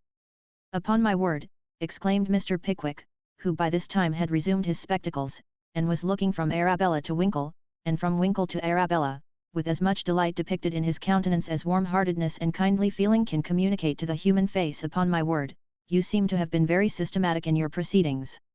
And is your brother acquainted with all this, my dear?" "Oh, no, no," replied Arabella, changing colour. "Dear Mr. Pickwick, he must only know it from you, from your lips alone. He is so violent, so prejudiced, and has been so anxious in behalf of his friend, Mr. Sawyer," added Arabella, looking down, "that I fear the consequences dreadfully." "Ah, to be sure," said Perker gravely. "You must take this matter in hand for them, my dear sir. These young men will respect you, when they would listen to nobody else. You must prevent mischief, my dear sir. Hot blood, hot blood." And the little man took a warning pinch, and shook his head doubtfully. "You forget, my love," said Mr. Pickwick gently, "you forget that I am a prisoner." "No, indeed I do not, my dear sir," replied Arabella. "I never have forgotten it. I have never ceased to think how great your sufferings must have been in this shocking place. But I hope that what no consideration for yourself would induce you to do, a regard to our happiness might. If my brother hears of this, first, from you, I feel certain we shall be reconciled. He is my only relation in the world, Mr. Pickwick, and unless you plead for me, I fear I have lost even him. I have done wrong, very, very wrong, I know." Here poor Arabella hid her face in her handkerchief, and wept bitterly. Mr. Pickwick's nature was a good deal worked upon, by these same tears, but when Mrs. Winkle, drying her eyes, took to coaxing and entreating in the sweetest tones of a very sweet voice, he became particularly restless, and evidently undecided how to act, as was evinced by sundry nervous rubbings of his spectacle glasses, nose, tights, head, and gaiters. Taking advantage of these symptoms of indecision, Mr. Perker, to whom, it appeared, the young couple had driven straight that morning, urged with legal point and shrewdness that Mr. Winkle, senior, was still unacquainted with the important rise in life's flight of steps which his son had taken, that the future expectations of the said son depended entirely upon the said Winkle, senior, continuing to regard him with undiminished feelings of affection and attachment, which it was very unlikely he would, if this great event were long kept a secret from him, that Mr. Pickwick, repairing to Bristol to seek Mr. Allen, might, with equal reason, repair to Birmingham to seek Mr. Winkle, senior. Lastly, that Mr. Winkle, senior, had good right and title to consider Mr. Pickwick as in some degree the guardian and adviser of his son, and that it consequently behoved that gentleman, and was indeed due to his personal character, to acquaint the aforesaid Winkle, senior, personally, and by word of mouth, with the whole circumstances of the case, and with the share he had taken in the transaction. Mr. Tupman and Mr. Snodgrass arrived, most opportunely, in this stage of the pleadings, and as it was necessary to explain to them all that had occurred, together with the various reasons pro and con, the whole of the arguments were gone over again, after which everybody urged every argument in his own way, and at his own length. And, at last, Mr. Pickwick, fairly argued and remonstrated out of all his resolutions, and being in imminent danger of being argued and remonstrated out of his wits, caught Arabella in his arms, and declaring that she was a very amiable creature, and that he didn't know how it was, but he had always been very fond of her from the first, said he could never find it in his heart to stand in the way of young people's happiness, and they might do with him as they pleased. Mr. Weller's first act, on hearing this concession, was to dispatch Job Trotter to the illustrious Mr. Pell, with an authority to deliver to the bearer the formal discharge which his prudent parent had had the foresight to leave in the hands of that learned gentleman, in case it should be, at any time, required on an emergency. His next proceeding was, to invest his whole stock of ready money in the purchase of 25 gallons of mild porter, which he himself dispensed on the racket ground to everybody who would partake of it. This done, he hurried in divers parts of the building until he lost his voice, and then quietly relapsed into his usual collected and philosophical condition. At 3 o'clock that afternoon, Mr. Pickwick took a last look at his little room, and made his way, as well as he could, through the throng of debtors who pressed eagerly forward to shake him by the hand, until he reached the lodge steps. He turned here, to look about him, and his eye lightened as he did so. In all the crowd of wan, emaciated faces, he saw not one which was not happier for his sympathy and charity. "Perker," said Mr. Pickwick, beckoning one young man towards him, "this is Mr. Jingle, whom I spoke to you about." "Very good, my dear sir," replied Perker, looking hard at Jingle. "You will see me again, young man, tomorrow. I hope you may live to remember and feel deeply, what I shall have to communicate, sir." Jingle bowed respectfully, trembled very much as he took Mr. Pickwick's proffered hand, and withdrew. "Job you know, I think," said Mr. Pickwick, presenting that gentleman. "I know the rascal," replied Perker good-humouredly. "See after your friend, and be in the way tomorrow at 1. Do you hear? Now, is there anything more?" "Nothing," rejoined Mr. Pickwick. "You have delivered the little parcel I gave you for your old landlord, Sam." "I have, sir," replied Sam. "He bust out a cryin', sir, and said you was wery generous and thoughtful, and he only wished you could have him inoculated for a gallopin' consumption, for his old friend as had lived here so long was dead, and he'd nowheres to look for another." Poor fellow," said Mr. Pickwick. "God bless you, my friends." As Mr. Pickwick uttered this adieu, the crowd raised a loud shout. Many among them were pressing forward to shake him by the hand again, when he drew his arm through Perker's, and hurried from the prison, far more sad and melancholy, for the moment, than when he had first entered it. Alas! How many sad and unhappy beings had he left behind! A happy evening was that for at least one party in the George and Vulture, and light and cheerful were two of the hearts that emerged from its hospitable door next morning. The owners thereof were Mr. Pickwick and Sam Weller, the former of whom was speedily deposited inside a comfortable post-coach, with a little dickey behind, in which the latter mounted with great agility. "Sir," called out Mr. Weller to his master. "Well, Sam," replied Mr. Pickwick, thrusting his head out of the window. "I wish them horses had been 3 months and better in the fleet, sir." "Why, Sam?" inquired Mr. Pickwick. "Why, sir," exclaimed Mr. Weller, rubbing his hands, "how they would go if they had been." Chapter 48 relates how Mr. Pickwick, with the assistance of Samuel Weller, essayed to soften the heart of Mr. Benjamin Allen, and to mollify the wrath of Mr. Robert Sawyer. Mr. Ben Allen and Mr. Bob Sawyer sat together in the little surgery behind the shop, discussing minced veal and future prospects, when the discourse, not unnaturally, turned upon the practice acquired by Bob the aforesaid, and his present chances of deriving a competent independence from the honourable profession to which he had devoted himself. Which, I think, observed Mr. Bob Sawyer, pursuing the thread of the subject, which, I think, Ben, are rather dubious. What's rather dubious? Inquired Mr. Ben Allen, at the same time sharpening his intellect with a draught of beer. What's dubious? Why, the chances, responded Mr. Bob Sawyer. I forgot, said Mr. Ben Allen. The beer has reminded me that I forgot, Bob. Yes, they are dubious. It's wonderful how the poor people patronize me, said Mr. Bob Sawyer reflectively. They knock me up, at all hours of the night, they take medicine to an extent which I should have conceived impossible, they put on blisters and leeches with a perseverance worthy of a better cause, they make additions to their families, in a manner which is quite awful. 6 of those last named little promissory notes, all due on the same day, Ben, and all entrusted to me. It's very gratifying, isn't it? Said Mr. Ben Allen, holding his plate for some more minced veal. Oh, very, replied Bob, only not quite so much so as the confidence of patients with a shilling or two to spare would be. This business was capitally described in the advertisement, Ben. It is a practice, a very extensive practice, and that's all. Bob, said Mr. Ben Allen, laying down his knife and fork, and fixing his eyes on the visage of his friend, Bob, I'll tell you what it is. What is it? Inquired Mr. Bob Sawyer. You must make yourself, with as little delay as possible, master of Arabella's £1,000. 3 per cent consolidated bank annuities, now standing in her name in the book or books of the Governor and Company of the Bank of England, added Bob Sawyer, in legal phraseology. Exactly so, said Ben. She has it when she comes of age, or marries. She wants a year of coming of age, and if you plucked up a spirit she needn't want a month of being married. She's a very charming and delightful creature, quoth Mr. Robert Sawyer in reply, and has only one fault that I know of, Ben.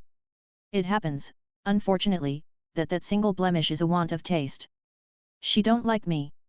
It's my opinion that she don't know what she does like, said Mr. Ben Allen contemptuously. Perhaps not, remarked Mr. Bob Sawyer. But it's my opinion that she does know what she doesn't like, and that's of more importance.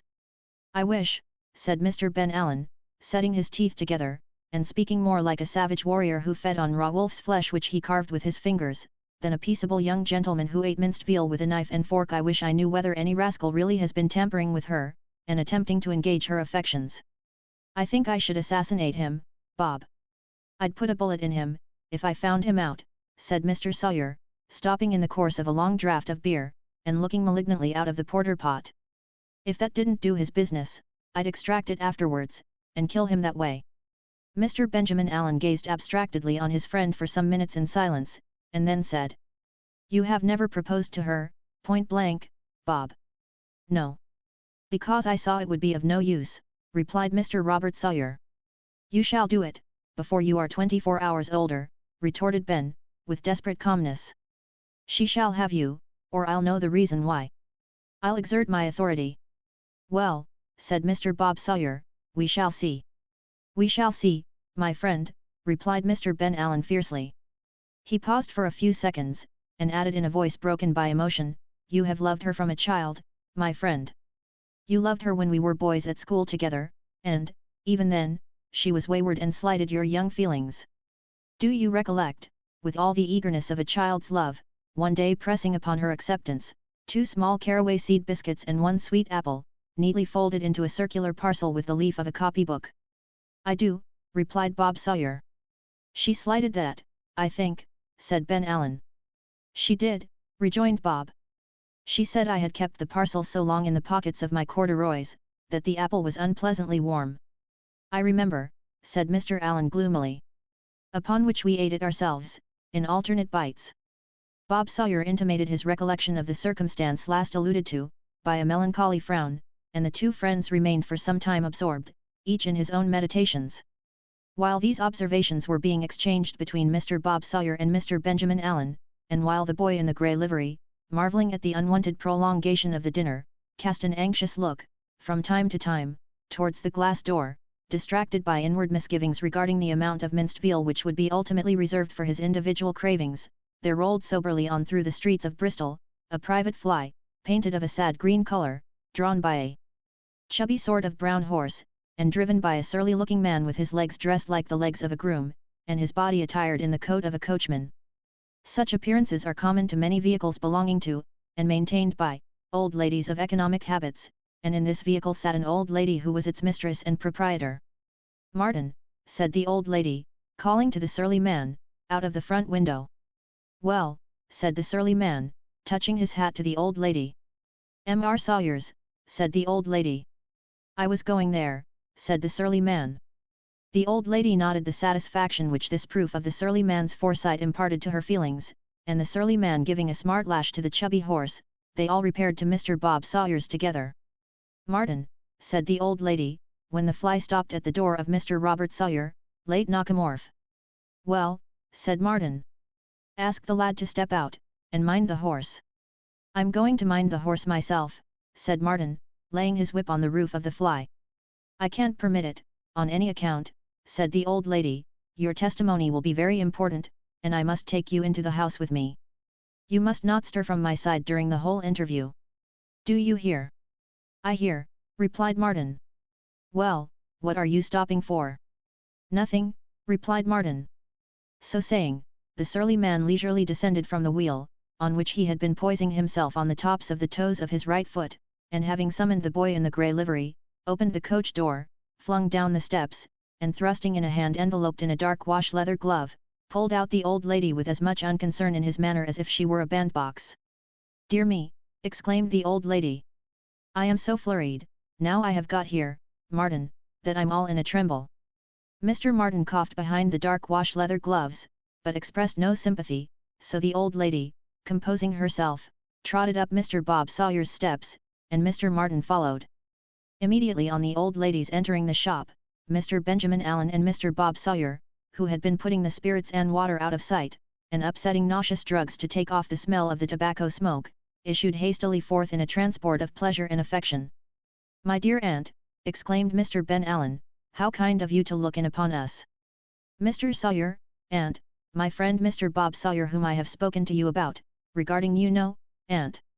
And here Mr. Ben Allen, who was not at the moment extraordinarily sober, added the word Arabella, in what was meant to be a whisper, but which was an especially audible and distinct tone of speech which nobody could avoid hearing, if anybody were so disposed. "My dear Benjamin," said the old lady, struggling with a great shortness of breath, and trembling from head to foot, "don't be alarmed, my dear, but I think I had better speak to Mr. Sawyer, alone, for a moment." "Only for one moment." "Bob," said Mr. Allen, "will you take my aunt into the surgery?" "Certainly," responded Bob, in a most professional voice. "Step this way, my dear ma'am. Don't be frightened, ma'am. We shall be able to set you to rights in a very short time, I have no doubt, ma'am. Here, my dear ma'am. Now then." With this, Mr. Bob Sawyer having handed the old lady to a chair, shut the door, drew another chair close to her, and waited to hear detailed the symptoms of some disorder from which he saw in perspective a long train of profits and advantages. The first thing the old lady did, was to shake her head a great many times, and began to cry. "Nervous," said Bob Sawyer complacently. "Camphor julep and water 3 times a day, and composing draught at night." "I don't know how to begin, Mr. Sawyer," said the old lady. "It is so very painful and distressing." "You need not begin, ma'am," rejoined Mr. Bob Sawyer. "I can anticipate all you would say. The head is in fault." "I should be very sorry to think it was the heart," said the old lady, with a slight groan. "Not the slightest danger of that, ma'am," replied Bob Sawyer. "The stomach is the primary cause." "M.R. Sawyer," exclaimed the old lady, starting. "Not the least doubt of it, ma'am," rejoined Bob, looking wondrous wise. "Medicine, in time, my dear ma'am, would have prevented it all." "M.R. Sawyer," said the old lady, more flurried than before, "this conduct is either great impertinence to one in my situation, sir, or it arises from your not understanding the object of my visit. If it had been in the power of medicine, or any foresight I could have used, to prevent what has occurred, I should certainly have done so." "I had better see my nephew at once," said the old lady, twirling her reticule indignantly, and rising as she spoke. "Stop a moment, ma'am," said Bob Sawyer, "I'm afraid I have not understood you." "What is the matter, ma'am?" "My niece, Mr. Sawyer," said the old lady, "your friend's sister." "Yes, ma'am," said Bob, all impatience, for the old lady, although much agitated, spoke with the most tantalizing deliberation, as old ladies often do. "Yes, ma'am. Left my home, Mr. Sawyer, 3 days ago, on a pretended visit to my sister, another aunt of hers, who keeps the large boarding school, just beyond the 3rd milestone, where there is a very large laburnum tree and an oak gate," said the old lady, stopping in this place to dry her eyes. "Oh, devil take the laburnum tree, ma'am," said Bob, quite forgetting his professional dignity in his anxiety. "Get on a little faster, put a little more steam on, ma'am, pray." "This morning," said the old lady slowly, "this morning, she came back, ma'am, I suppose," said Bob, with great animation. "Did she come back?"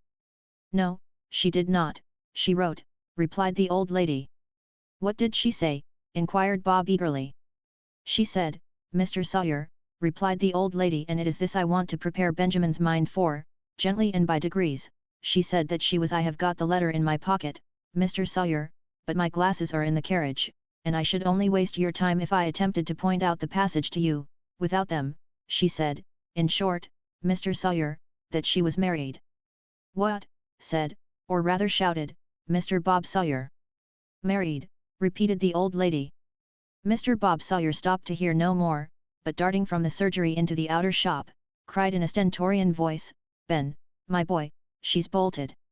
Mr. Ben Allen, who had been slumbering behind the counter, with his head half a foot or so below his knees, no sooner heard this appalling communication, than he made a precipitate rush at Mr. Martin, and, twisting his hand in the neckcloth of that taciturn servitor, expressed an obliging intention of choking him where he stood. This intention, with a promptitude often the effect of desperation, he at once commenced carrying into execution, with much vigour and surgical skill. Mr. Martin, who was a man of few words and possessed but little power of eloquence or persuasion, submitted to this operation with a very calm and agreeable expression of countenance, for some seconds, finding, however, that it threatened speedily to lead to a result which would place it beyond his power to claim any wages, board or otherwise, in all time to come, he muttered an inarticulate remonstrance and felled Mr. Benjamin Allen to the ground. As that gentleman had his hands entangled in his cravat, he had no alternative but to follow him to the floor.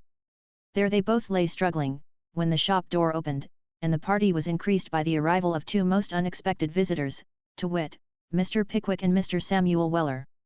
The impression at once produced on Mr. Weller's mind by what he saw, was, that Mr. Martin was hired by the establishment of Sawyer, late Nakamorph, to take strong medicine, or to go into fits and be experimentalized upon, or to swallow poison now and then with the view of testing the efficacy of some new antidotes, or to do something or other to promote the great science of medicine, and gratify the ardent spirit of inquiry burning in the bosoms of its 2 young professors. So, without presuming to interfere, Sam stood perfectly still, and looked on, as if he were mightily interested in the result of the then pending experiment.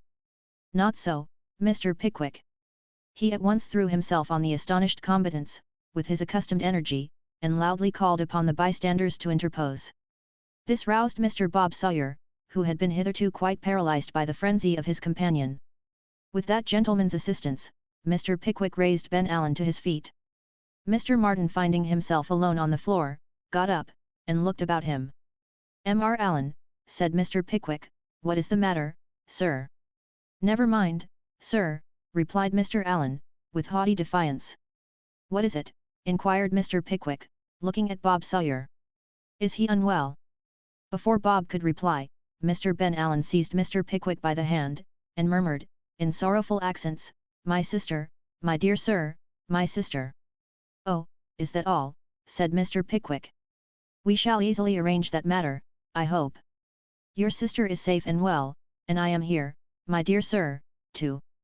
Sorry to do anything as may cause an interruption to such wery pleasant proceedings, as the King said when he dissolved the Parliament," interposed Mr. Weller, who had been peeping through the glass door, "but there's another experiment here, sir.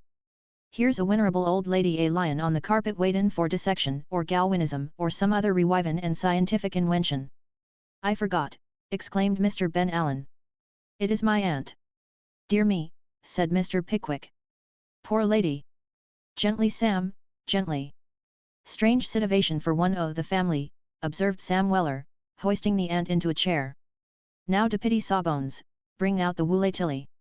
The latter observation was addressed to the boy in grey, who, having handed over the fly to the care of the street keeper, had come back to see what all the noise was about. Between the boy in grey, and Mr. Bob Sawyer, and Mr. Benjamin Allen, who having frightened his aunt into a fainting fit, was affectionately solicitous for her recovery, the old lady was at length restored to consciousness. Then Mr. Ben Allen, turning with a puzzled countenance to Mr. Pickwick, asked him what he was about to say, when he had been so alarmingly interrupted. "We are all friends here, I presume," said Mr. Pickwick, clearing his voice, and looking towards the man of few words with the surly countenance, who drove the fly with the chubby horse. This reminded Mr. Bob Sawyer that the boy in grey was looking on, with eyes wide open, and greedy ears. The incipient chemist having been lifted up by his coat collar, and dropped outside the door, Bob Sawyer assured Mr. Pickwick that he might speak without reserve. "Your sister, my dear sir," said Mr. Pickwick, turning to Benjamin Allen, "is in London, well and happy." "Her happiness is no object to me, sir," said Benjamin Allen, with a flourish of the hand. "Her husband is an object to me, sir," said Bob Sawyer. "He shall be an object to me, sir, at 12 paces, and a pretty object I'll make of him, sir, a mean-spirited scoundrel."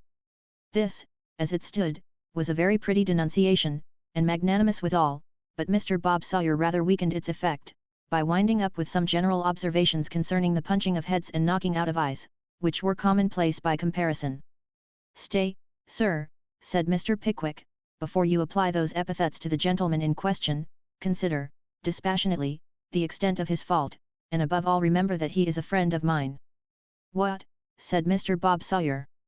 "His name," cried Ben Allen. "His name?" "M.R. Nathaniel Winkle," said Mr. Pickwick. Mr. Benjamin Allen deliberately crushed his spectacles beneath the heel of his boot, and having picked up the pieces, and put them into 3 separate pockets, folded his arms, bit his lips, and looked in a threatening manner at the bland features of Mr. Pickwick. "Then it's you, is it, sir, who have encouraged and brought about this match?" inquired Mr. Benjamin Allen at length.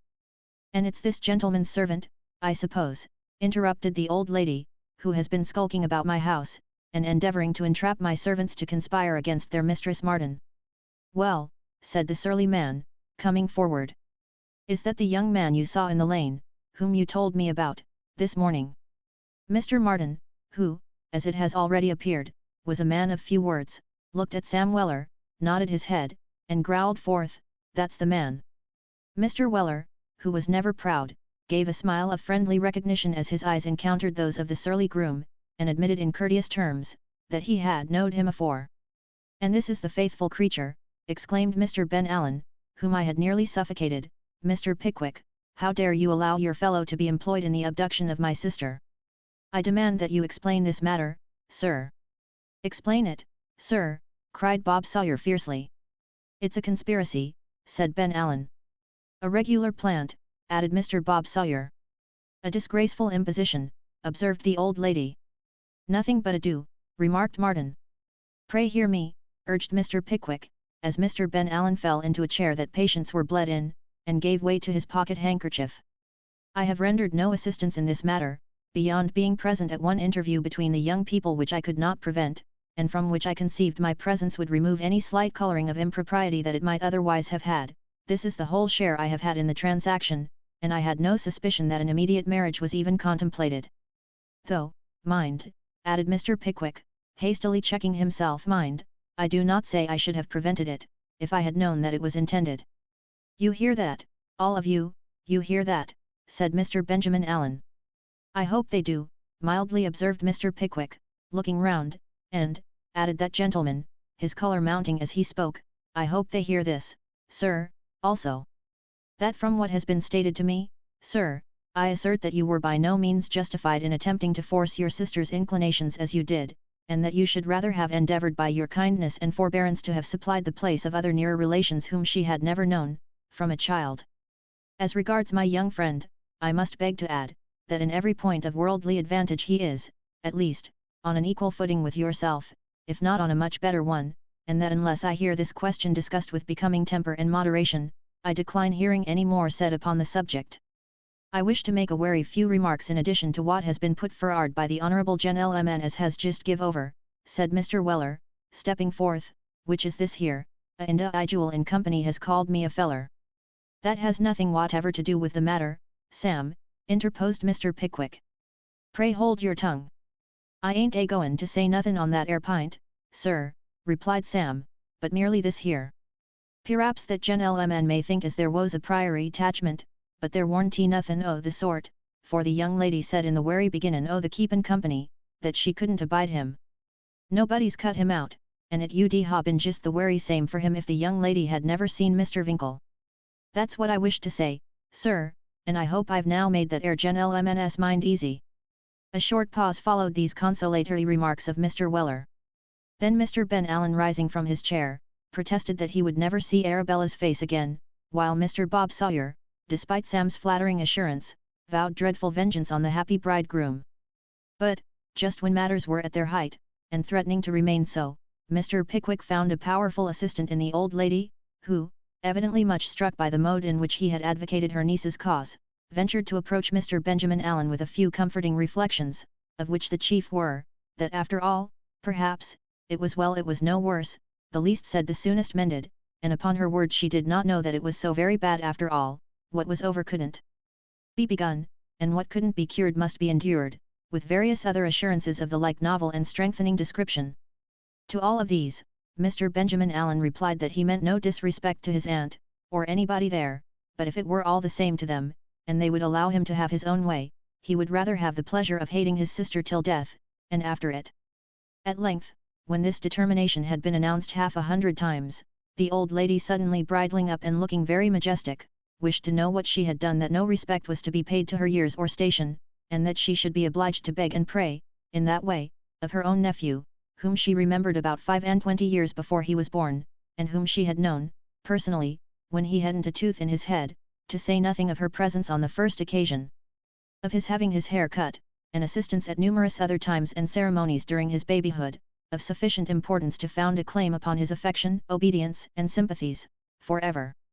While the good lady was bestowing this objurgation on Mr. Ben Allen, Bob Sawyer and Mr. Pickwick had retired in close conversation to the inner room, where Mr. Sawyer was observed to apply himself several times to the mouth of a black bottle, under the influence of which, his features gradually assumed a cheerful and even jovial expression. And at last he emerged from the room, bottle in hand, and, remarking that he was very sorry to say he had been making a fool of himself, begged to propose the health and happiness of Mr. and Mrs. Winkle, whose felicity, so far from envying, he would be the first to congratulate them upon.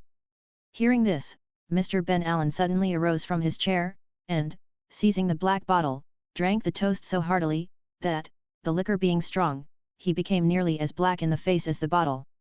Finally, the black bottle went round till it was empty, and there was so much shaking of hands and interchanging of compliments, that even the metal-visaged Mr. Martin condescended to smile.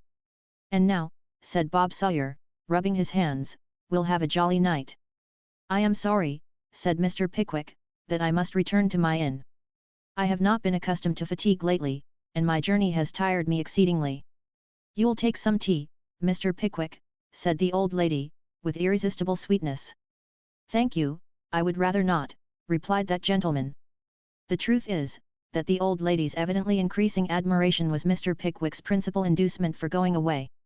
He thought of Mrs. Bardell, and every glance of the old lady's eyes threw him into a cold perspiration. As Mr. Pickwick could by no means be prevailed upon to stay, it was arranged at once, on his own proposition, that Mr. Benjamin Allen should accompany him on his journey to the elder Mr. Winkle's, and that the coach should be at the door, at 9 o'clock next morning.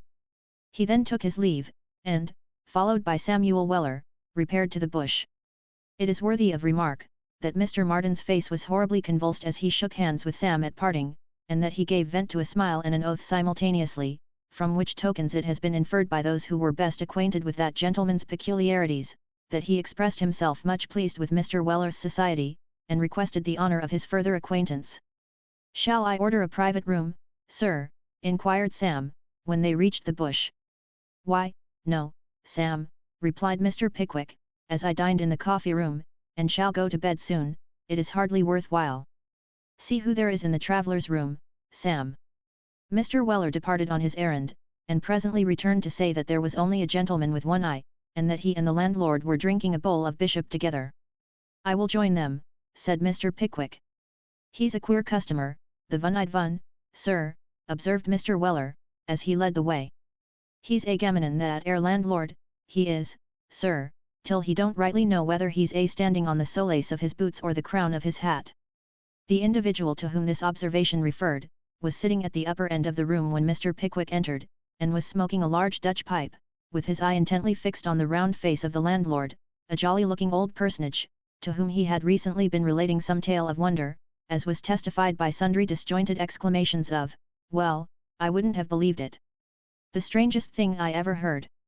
Couldn't have supposed it possible," and other expressions of astonishment which burst spontaneously from his lips, as he returned the fixed gaze of the one-eyed man. "Servant, sir," said the one-eyed man to Mr. Pickwick. "Fine night, sir." "Very much so indeed," replied Mr. Pickwick, as the waiter placed a small decanter of brandy, and some hot water before him. While Mr. Pickwick was mixing his brandy and water, the one-eyed man looked round at him earnestly, from time to time, and at length said, "I think I've seen you before." "I don't recollect you," rejoined Mr. Pickwick. "I dare say not," said the one-eyed man. "You didn't know me, but I knew two friends of yours that were stopping at the Peacock at Eatanswill, at the time of the election." "Oh, indeed," exclaimed Mr. Pickwick. "Yes," rejoined the one-eyed man.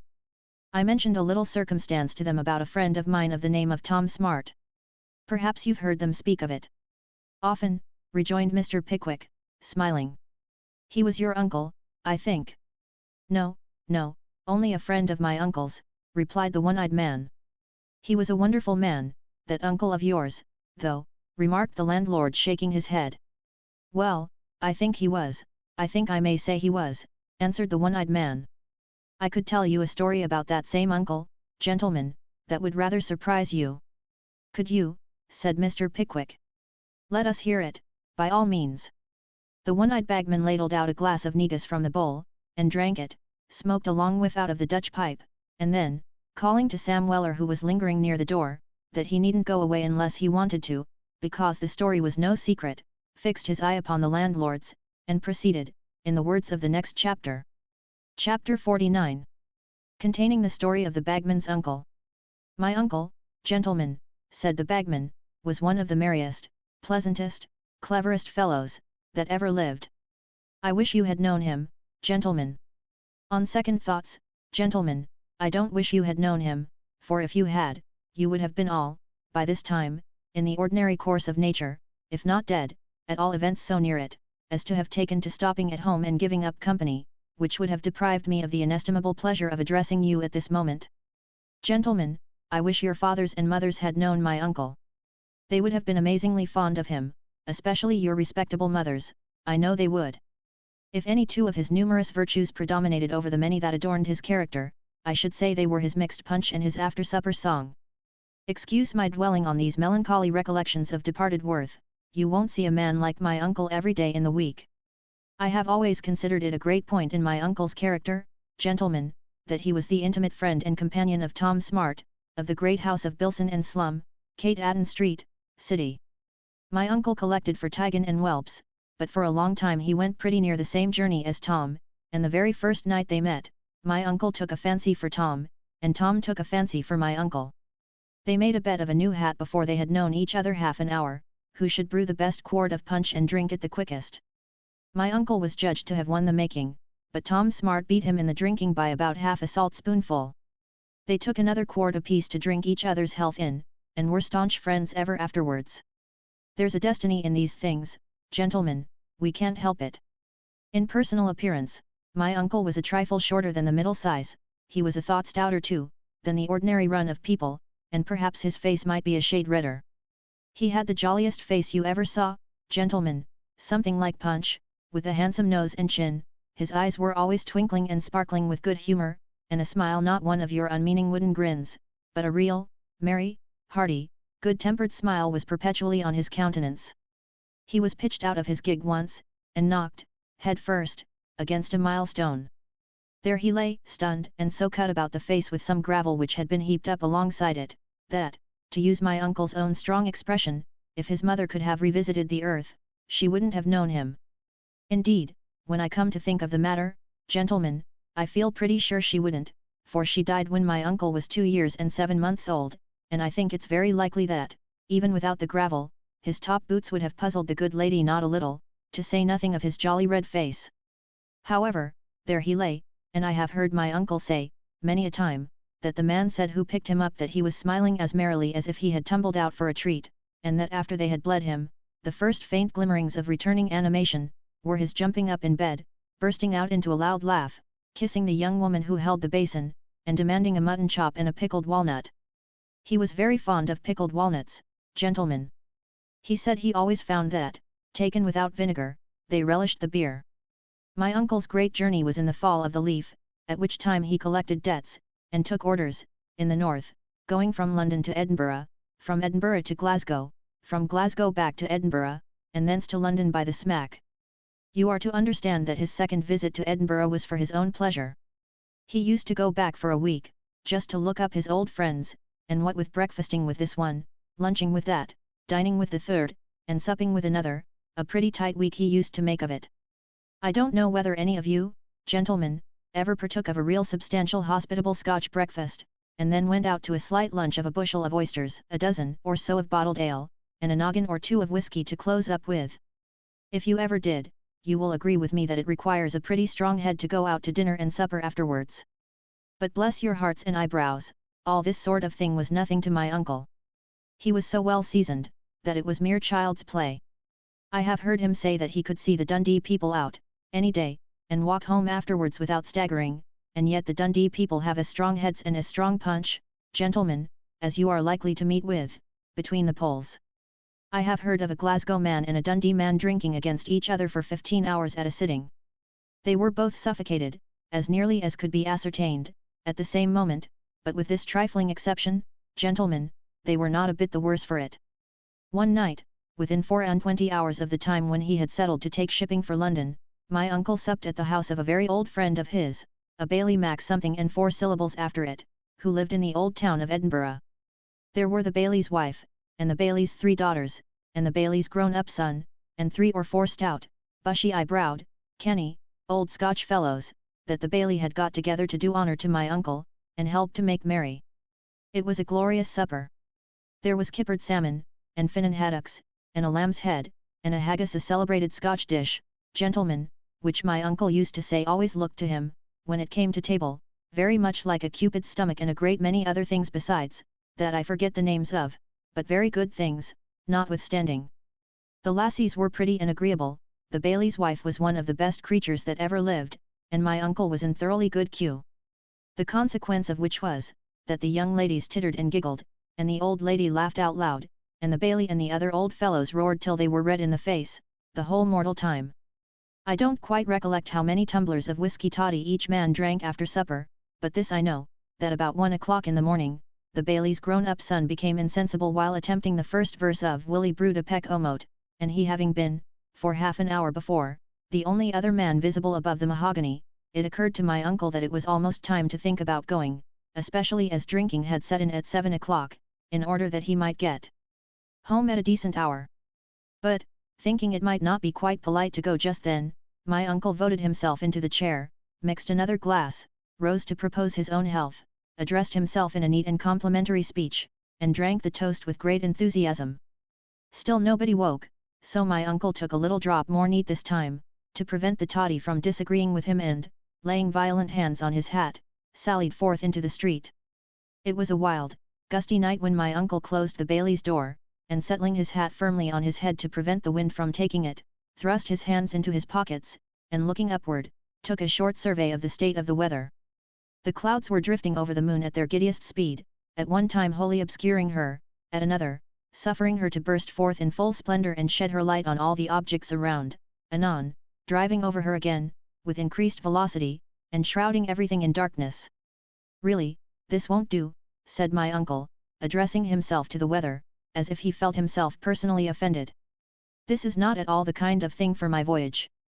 It will not do at any price, said my uncle, very impressively. Having repeated this, several times, he recovered his balance with some difficulty, for he was rather giddy with looking up into the sky so long, and walked merrily on. The Bailey's house was in the Canongate, and my uncle was going to the other end of Leith Walk, rather better than a mile's journey. On either side of him, there shot up against the dark sky, tall, gaunt, straggling houses, with time-stained fronts, and windows that seemed to have shared the lot of eyes in mortals, and to have grown dim and sunken with age. 6, 7, 8-story high, were the houses, story piled upon story, as children build with carts, throwing their dark shadows over the roughly paved road, and making the dark night darker. A few oil lamps were scattered at long distances, but they only served to mark the dirty entrance to some narrow close, or to show where a common stair communicated, by steep and intricate windings, with the various flats above. Glancing at all these things with the air of a man who had seen them too often before, to think them worthy of much notice now, my uncle walked up the middle of the street, with a thumb in each waistcoat pocket, indulging from time to time in various snatches of song, chanted forth with such goodwill and spirit, that the quiet honest folk started from their first sleep and lay trembling in bed till the sound died away in the distance, when, satisfying themselves that it was only some drunken ne'er-do-weel finding his way home, they covered themselves up warm and fell asleep again. I am particular in describing how my uncle walked up the middle of the street, with his thumbs in his waistcoat pockets, gentlemen, because, as he often used to say, and with great reason too, there is nothing at all extraordinary in this story, unless you distinctly understand at the beginning, that he was not by any means of a marvellous or romantic turn. Gentlemen, my uncle walked on with his thumbs in his waistcoat pockets, taking the middle of the street to himself, and singing, now a verse of a love song, and then a verse of a drinking one, and when he was tired of both, whistling melodiously, until he reached the North Bridge, which, at this point, connects the old and new towns of Edinburgh. Here he stopped for a minute, to look at the strange, irregular clusters of lights piled one above the other, and twinkling afar off so high, that they looked like stars, gleaming from the castle walls on the one side and the Calton Hill on the other, as if they illuminated veritable castles in the air, while the old picturesque town slept heavily on, in gloom and darkness below, its palace and chapel of Holyrood guarded day and night, as a friend of my uncle's used to say, by old Arthur's seat, towering, surly and dark, like some gruff genius, over the ancient city he has watched so long. I say, gentlemen, my uncle stopped here, for a minute, to look about him, and then, paying a compliment to the weather, which had a little cleared up, though the moon was sinking, walked on again, as royally as before, keeping the middle of the road with great dignity, and looking as if he would very much like to meet with somebody who would dispute possession of it with him. There was nobody at all disposed to contest the point, as it happened, and so, on he went, with his thumbs in his waistcoat pockets, like a lamb. When my uncle reached the end of Leith Walk, he had to cross a pretty large piece of waste ground which separated him from a short street which he had to turn down to go direct to his lodging. Now, in this piece of waste ground, there was, at that time, an enclosure belonging to some wheelwright who contracted with the post office for the purchase of old, worn-out mail coaches, and my uncle, being very fond of coaches, old, young, or middle-aged, all at once took it into his head to step out of his road for no other purpose than to peep between the palings at these mails, about a dozen of which he remembered to have seen, crowded together in a very forlorn and dismantled state. Inside, my uncle was a very enthusiastic, emphatic sort of person, gentleman, so, finding that he could not obtain a good peep between the palings, he got over them, and sitting himself quietly down on an old axle-tree, began to contemplate the mail coaches with a deal of gravity. There might be a dozen of them, or there might be more. My uncle was never quite certain on this point, and being a man of very scrupulous veracity about numbers, didn't like to say, but there they stood, all huddled together in the most desolate condition imaginable. The doors had been torn from their hinges and removed, the linings had been stripped off, only a shred hanging here and there by a rusty nail, the lamps were gone, the poles had long since vanished, the ironwork was rusty, the paint was worn away, the wind whistled through the chinks in the bare woodwork, and the rain, which had collected on the roofs, fell, drop by drop, into the insides with a hollow and melancholy sound. They were the decaying skeletons of departed mails, and in that lonely place, at that time of night, they looked chill and dismal. My uncle rested his head upon his hands, and thought of the busy, bustling people who had rattled about, years before, in the old coaches, and were now as silent and changed. He thought of the numbers of people to whom one of these crazy, mouldering vehicles had borne, night after night, for many years, and through all weathers, the anxiously expected intelligence, the eagerly looked for remittance, the promised assurance of health and safety, the sudden announcement of sickness and death. The merchant, the lover, the wife, the widow, the mother, the schoolboy, the very child who tottered to the door at the postman's knock, how had they all looked forward to the arrival of the old coach? And where were they all now? Gentlemen, my uncle used to say that he thought all this at the time, but I rather suspect he learned it out of some book afterwards, for he distinctly stated that he fell into a kind of doze, as he sat on the old axle-tree looking at the decayed mail coaches, and that he was suddenly awakened by some deep church bell striking 2. Now, my uncle was never a fast thinker, and if he had thought all these things, I am quite certain it would have taken him till full 2:30 at the very least. I am, therefore, decidedly of opinion, gentlemen, that my uncle fell into a kind of doze, without having thought about anything at all. Be this as it may, a church bell struck 2. My uncle woke, rubbed his eyes, and jumped up in astonishment. In one instant, after the clock struck 2, the whole of this deserted and quiet spot had become a scene of most extraordinary life and animation. The mail coach doors were on their hinges, the lining was replaced, the ironwork was as good as new, the paint was restored, the lamps were alight, cushions and greatcoats were on every coach box, porters were thrusting parcels into every boot, guards were stowing away letter bags, hostlers were dashing pails of water against the renovated wheels, numbers of men were pushing about, fixing poles into every coach, passengers arrived, portmanteaus were handed up, horses were put to, in short, it was perfectly clear that every mail there was to be off directly. Gentlemen, my uncle opened his eyes so wide at all this, that, to the very last moment of his life, he used to wonder how it fell out that he had ever been able to shut 'em again. Now then, said a voice, as my uncle felt a hand on his shoulder, you're booked for one inside. You'd better get in. I booked, said my uncle, turning round. Yes, certainly. My uncle, gentlemen, could say nothing, he was so very much astonished. The queerest thing of all was that although there was such a crowd of persons, and although fresh faces were pouring in, every moment, there was no telling where they came from. They seemed to start up, in some strange manner, from the ground, or the air, and disappear in the same way. When a porter had put his luggage in the coach, and received his fare, he turned round and was gone, and before my uncle had well begun to wonder what had become of him, 6 fresh ones started up, and staggered along under the weight of parcels, which seemed big enough to crush them. The passengers were all dressed so oddly too. Large, broad-skirted laced coats, with great cuffs and no collars, and wigs, gentlemen great formal wigs with a tie behind. My uncle could make nothing of it. Now, are you going to get in, said the person who had addressed my uncle before. He was dressed as a mail guard, with a wig on his head and most enormous cuffs to his coat, and had a lantern in one hand, and a huge blunderbuss in the other, which he was going to stow away in his little arm chest. Are you going to get in, Jack Martin, said the guard, holding the lantern to my uncle's face. Hollow, said my uncle, falling back a step or two. That's familiar. It's so on the way bill, said the guard. Isn't there a Mr. before it, said my uncle. For he felt, gentlemen, that for a guard he didn't know, to call him Jack Martin, was a liberty which the post office wouldn't have sanctioned if they had known it. No, there is not, rejoined the guard coolly. Is the fare paid, inquired my uncle. Of course it is, rejoined the guard.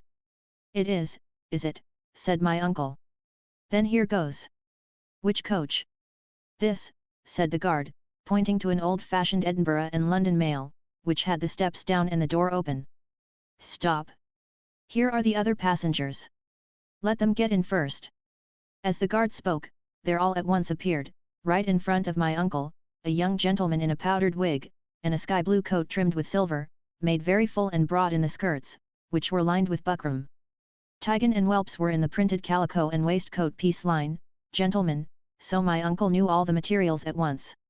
He wore knee breeches, and a kind of leggings rolled up over his silk stockings, and shoes with buckles, he had ruffles at his wrists, a three-cornered hat on his head, and a long taper sword by his side. The flaps of his waistcoat came halfway down his thighs, and the ends of his cravat reached to his waist.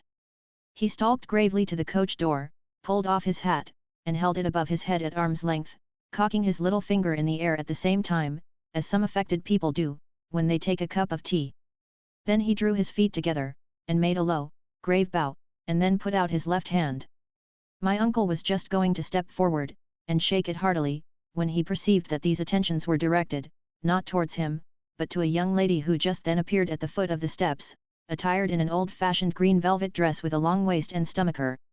She had no bonnet on her head, gentlemen, which was muffled in a black silk hood, but she looked round for an instant as she prepared to get into the coach, and such a beautiful face as she disclosed, my uncle had never seen, not even in a picture. She got into the coach, holding up her dress with one hand, and as my uncle always said with a round oath, when he told the story, he wouldn't have believed it possible that legs and feet could have been brought to such a state of perfection unless he had seen them with his own eyes.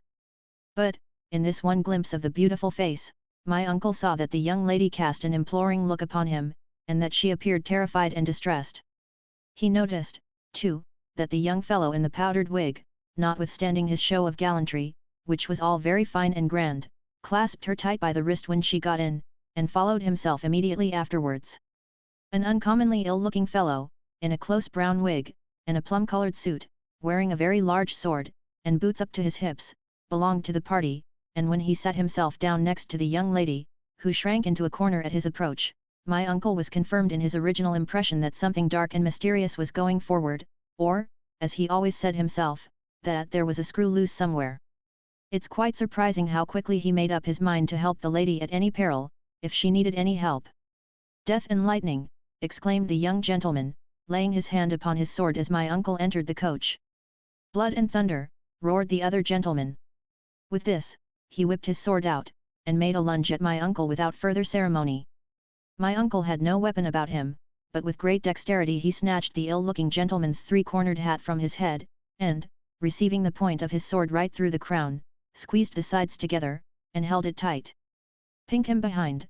cried the ill-looking gentleman to his companion, as he struggled to regain his sword. "He had better not," cried my uncle, displaying the heel of one of his shoes, in a threatening manner. "I'll kick his brains out, if he has any, or fracture his skull if he hasn't." Exerting all his strength, at this moment, my uncle wrenched the ill-looking man's sword from his grasp, and flung it clean out of the coach window, upon which the younger gentleman vociferated, "Death and lightning!" again, and laid his hand upon the hilt of his sword, in a very fierce manner, but didn't draw it. "Perhaps, gentlemen," as my uncle used to say with a smile, perhaps he was afraid of alarming the lady. "Now, gentlemen," said my uncle, taking his seat deliberately, "I don't want to have any death, with or without lightning, in a lady's presence, and we have had quite blood and thundering enough for one journey, so, if you please, we'll sit in our places like quiet insides. Here, guard, pick up that gentleman's carving knife." As quickly as my uncle said the words, the guard appeared at the coach window, with the gentleman's sword in his hand. He held up his lantern, and looked earnestly in my uncle's face, as he handed it in, when, by its light, my uncle saw, to his great surprise, that an immense crowd of male coach guards swarmed round the window, every one of whom had his eyes earnestly fixed upon him too. He had never seen such a sea of white faces, red bodies, and earnest eyes, in all his born days. "This is the strangest sort of thing I ever had anything to do with," thought my uncle. "Allow me to return you your hat, sir." The ill-looking gentleman received his three-cornered hat in silence, looked at the hole in the middle with an inquiring air, and finally stuck it on the top of his wig with a solemnity the effect of which was a trifle impaired by his sneezing violently at the moment, and jerking it off again. "All right," cried the guard with the lantern, mounting into his little seat behind. Away they went. My uncle peeped out of the coach window as they emerged from the yard, and observed that the other males, with coachmen, guards, horses, and passengers, complete, were driving round and round in circles, at a slow trot of about 5 miles an hour. My uncle burned with indignation. "Gentlemen!" As a commercial man, he felt that the mailbags were not to be trifled with, and he resolved to memorialize the post office on the subject, the very instant he reached London. At present, however, his thoughts were occupied with the young lady who sat in the farthest corner of the coach, with her face muffled closely in her hood, the gentleman with the sky-blue coat sitting opposite to her, the other man in the plum-coloured suit, by her side, and both watching her intently. If she so much as rustled the folds of her hood, he could hear the ill-looking man clap his hand upon his sword, and could tell by the other's breathing, it was so dark he couldn't see his face, that he was looking as big as if he were going to devour her at a mouthful. This roused my uncle more and more, and he resolved, come what might, to see the end of it. He had a great admiration for bright eyes, and sweet faces, and pretty legs and feet, in short, he was fond of the whole sex. "It runs in our family," gentlemen, so am I. Many were the devices which my uncle practiced, to attract the lady's attention, or at all events, to engage the mysterious gentleman in conversation. They were all in vain, the gentleman wouldn't talk, and the lady didn't dare. He thrust his head out of the coach window at intervals, and bawled out to know why they didn't go faster. But he called till he was hoarse, nobody paid the least attention to him. He leaned back in the coach, and thought of the beautiful face, and the feet and legs. This answered better, it whiled away the time, and kept him from wondering where he was going, and how it was that he found himself in such an odd situation. Not that this would have worried him much, anyway he was a mighty free and easy, roving, devil-may-care sort of person, was my uncle, gentlemen. All of a sudden the coach stopped. "Hollo," said my uncle, "what's in the wind now?" "A light here," said the guard, letting down the steps. "Here," cried my uncle. "Here," rejoined the guard. "I'll do nothing of the sort," said my uncle. "Very well, then stop where you are," said the guard. "I will," said my uncle. "Do," said the guard. The passengers had regarded this colloquy with great attention, and, finding that my uncle was determined not to alight, the younger man squeezed past him, to hand the lady out. At this moment, the ill-looking man was inspecting the hole in the crown of his three-cornered hat. As the young lady brushed past, she dropped one of her gloves into my uncle's hand, and softly whispered, with her lips so close to his face that he felt her warm breath on his nose, the single word "help." "Gentlemen," my uncle leaped out of the coach at once, with such violence that it rocked on the springs again. "Oh, you've thought better of it, have you?" said the guard, when he saw my uncle standing on the ground. My uncle looked at the guard for a few seconds, in some doubt whether it wouldn't be better to wrench his blunderbuss from him, fire it in the face of the man with the big sword, knock the rest of the company over the head with the stock, snatch up the young lady, and go off in the smoke. On second thoughts, however, he abandoned this plan, as being a shade too melodramatic in the execution, and followed the two mysterious men, who, keeping the lady between them, were now entering an old house in front of which the coach had stopped. They turned into the passage, and my uncle followed. Of all the ruinous and desolate places my uncle had ever beheld, this was the most so. It looked as if it had once been a large house of entertainment, but the roof had fallen in many places, and the stairs were steep, rugged, and broken. There was a huge fireplace in the room into which they walked, and the chimney was blackened with smoke, but no warm blaze lighted it up now. The white feathery dust of burned wood was still strewed over the hearth, but the stove was cold, and all was dark and gloomy. "Well," said my uncle, as he looked about him, "a mail travelling at the rate of 6 miles in a half an hour, and stopping for an indefinite time at such a hole as this, is rather an irregular sort of proceeding, I fancy. This shall be made known. I'll write to the papers." My uncle said this in a pretty loud voice, and in an open, unreserved sort of manner, with the view of engaging the two strangers in conversation if he could. But, neither of them took any more notice of him than whispering to each other, and scowling at him as they did so. The lady was at the farther end of the room, and once she ventured to wave her hand, as if beseeching my uncle's assistance. At length the two strangers advanced a little, and the conversation began in earnest. "You don't know this is a private room, I suppose, fellow," said the gentleman in sky blue. "No, I do not, fellow," rejoined my uncle. "Only, if this is a private room specially ordered for the occasion, I should think the public room must be a very comfortable one." With this, my uncle sat himself down in a high-backed chair, and took such an accurate measure of the gentleman, with his eyes, that Tigan and whelps could have supplied him with printed calico for a suit, and not an inch too much or too little, from that estimate alone. "Quit this room," said both men together, grasping their swords. Said my uncle, not at all appearing to comprehend their meaning. "Quit the room, or you are a dead man," said the ill-looking fellow with the large sword, drawing it at the same time and flourishing it in the air. "Down with him," cried the gentleman in sky blue, drawing his sword also, and falling back 2 or 3 yards. "Down with him!" The lady gave a loud scream. Now, my uncle was always remarkable for great boldness, and great presence of mind. All the time that he had appeared so indifferent to what was going on, he had been looking slyly about for some missile or weapon of defence, and at the very instant when the swords were drawn, he espied, standing in the chimney corner, an old basket-hilted rapier in a rusty scabbard. At one bound, my uncle caught it in his hand, drew it, flourished it gallantly above his head, called aloud to the lady to keep out of the way, hurled the chair at the man in sky blue, and the scabbard at the man in plum colour, and taking advantage of the confusion, fell upon them both, pell-mell. Gentlemen, there is an old story none the worse for being true regarding a fine young Irish gentleman, who being asked if he could play the fiddle, replied he had no doubt he could, but he couldn't exactly say, for certain, because he had never tried. This is not inapplicable to my uncle and his fencing. He had never had a sword in his hand before, except once when he played Richard III at a private theatre, upon which occasion it was arranged with Richmond that he was to be run through, from behind, without showing fight at all.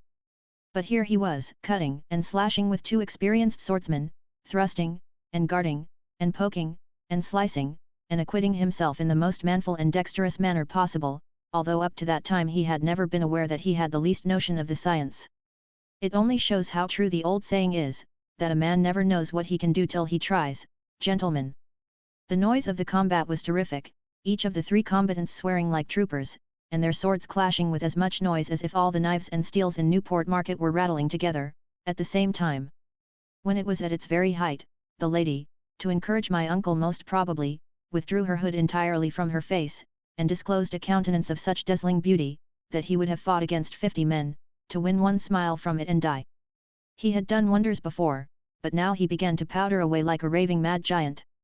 At this very moment, the gentleman in sky blue turning round, and seeing the young lady with her face uncovered, vented an exclamation of rage and jealousy, and, turning his weapon against her beautiful bosom, pointed a thrust at her heart, which caused my uncle to utter a cry of apprehension that made the building ring. The lady stepped lightly aside, and snatching the young man's sword from his hand, before he had recovered his balance, drove him to the wall, and running it through him, and the panelling, up to the very hilt, pinned him there, hard and fast. It was a splendid example. My uncle, with a loud shout of triumph, and a strength that was irresistible, made his adversary retreat in the same direction, and plunging the old rapier into the very centre of a large red flower in the pattern of his waistcoat, nailed him beside his friend. There they both stood, gentlemen, jerking their arms and legs about in agony, like the toy shop figures that are moved by a piece of packed thread. My uncle always said, afterwards, that this was one of the surest means he knew of, for disposing of an enemy, but it was liable to one objection on the ground of expense, inasmuch as it involved the loss of a sword for every man disabled. The male, cried the lady, running up to my uncle and throwing her beautiful arms round his neck, we may yet escape. May, cried my uncle, why, my dear, there's nobody else to kill, is there? My uncle was rather disappointed, gentlemen, for he thought a little quiet bit of love-making would be agreeable after the slaughtering, if it were only to change the subject. We have not an instant to lose here, said the young lady. He, pointing to the young gentleman in sky blue, is the only son of the powerful Marquis of Philotoville.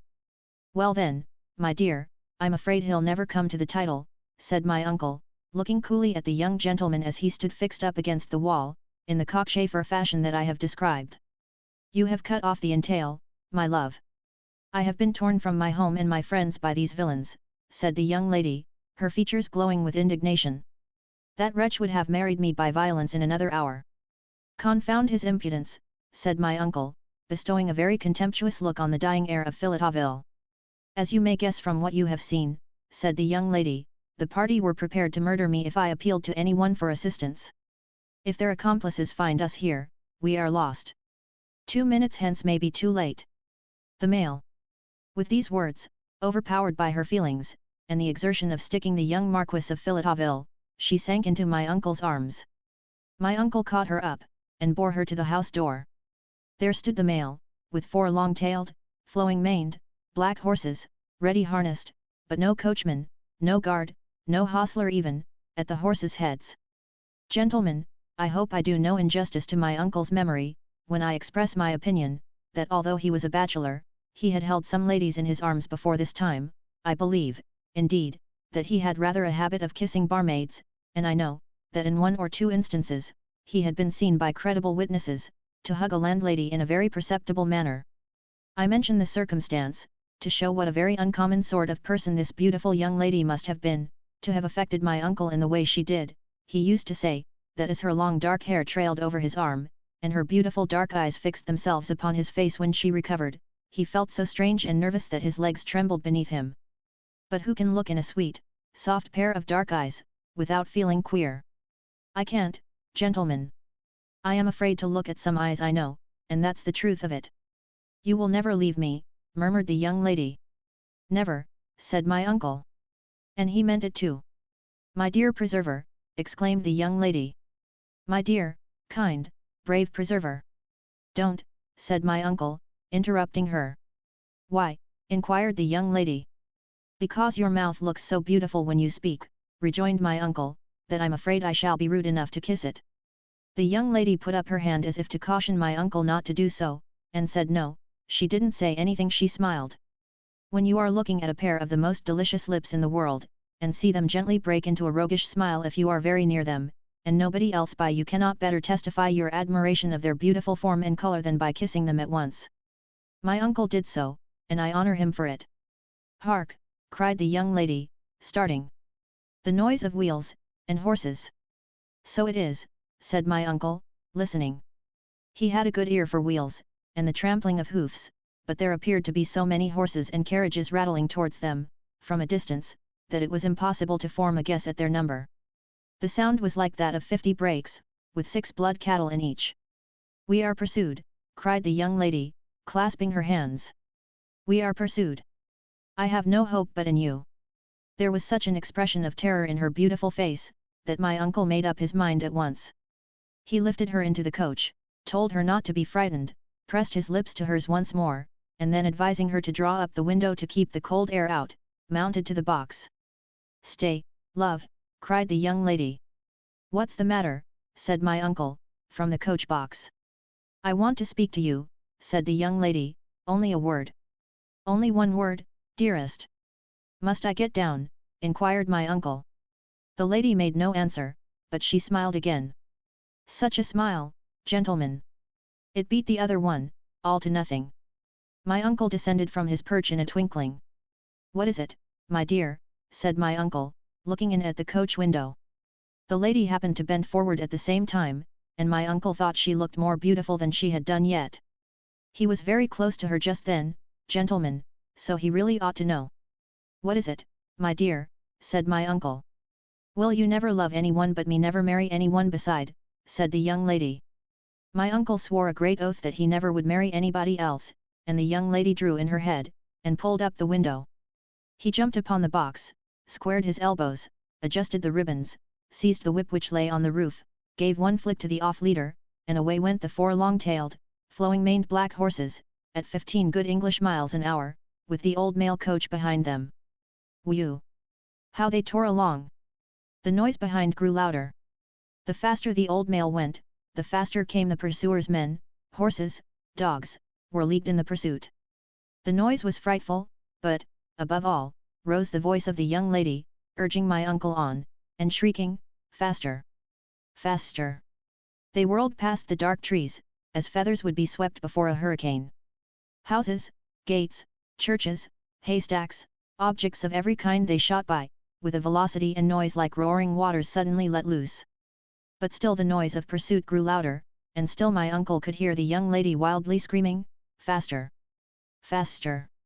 My uncle plied whip and rein, and the horses flew onward till they were white with foam, and yet the noise behind increased, and yet the young lady cried, faster! Faster! My uncle gave a loud stamp on the boot in the energy of the moment, and found that it was grey morning, and he was sitting in the wheelwright's yard, on the box of an old Edinburgh mail, shivering with the cold and wet and stamping his feet to warm them. He got down, and looked eagerly inside for the beautiful young lady. Alas! There was neither door nor seat to the coach. It was a mere shell. Of course, my uncle knew very well that there was some mystery in the matter, and that everything had passed exactly as he used to relate it. He remained staunch to the great oath he had sworn to the beautiful young lady, refusing several eligible landladies on her account, and dying a bachelor at last. He always said what a curious thing it was that he should have found out, by such a mere accident as his clambering over the palings, that the ghosts of mail coaches and horses, guards, coachmen, and passengers, were in the habit of making journeys regularly every night. He used to add, that he believed he was the only living person who had ever been taken as a passenger on one of these excursions. And I think he was right, gentlemen, at least I never heard of any other. I wonder what these ghosts of mail coaches carry in their bags, said the landlord, who had listened to the whole story with profound attention. The dead letters, of course, said the bagman. Oh, Ah, to be sure, rejoined the landlord. I never thought of that. Chapter 50. How Mr. Pickwick sped upon his mission, and how he was reinforced in the outset by a most unexpected auxiliary. The horses were put to, punctually at 9:15 next morning, and Mr. Pickwick and Sam Weller having each taken his seat, the one inside and the other out, the postilion was duly directed to repair in the first instance to Mr. Bob Sawyer's house, for the purpose of taking up Mr. Benjamin Allen. It was with feelings of no small astonishment, when the carriage drew up before the door with the red lamp, and the very legible inscription of Sawyer, late Knockamorf, that Mr. Pickwick saw, on popping his head out of the coach window, the boy in the grey livery very busily employed in putting up the shutters, the which, being an unusual and an unbusinesslike proceeding at that hour of the morning, at once suggested to his mind two inferences, the one, that some good friend and patient of Mr. Bob Sawyer's was dead, the other, that Mr. Bob Sawyer himself was bankrupt. "What is the matter?" said Mr. Pickwick to the boy. "Nothing's the matter, sir," replied the boy, expanding his mouth to the whole breadth of his countenance. All right," cried Bob Sawyer, suddenly appearing at the door, with a small leather knapsack, limp and dirty, in one hand, and a rough coat and shawl thrown over the other arm. "I'm going, old fellow." "You?" exclaimed Mr. Pickwick. "Yes," replied Bob Sawyer, "and a regular expedition we'll make of it. Here, Sam. Look out."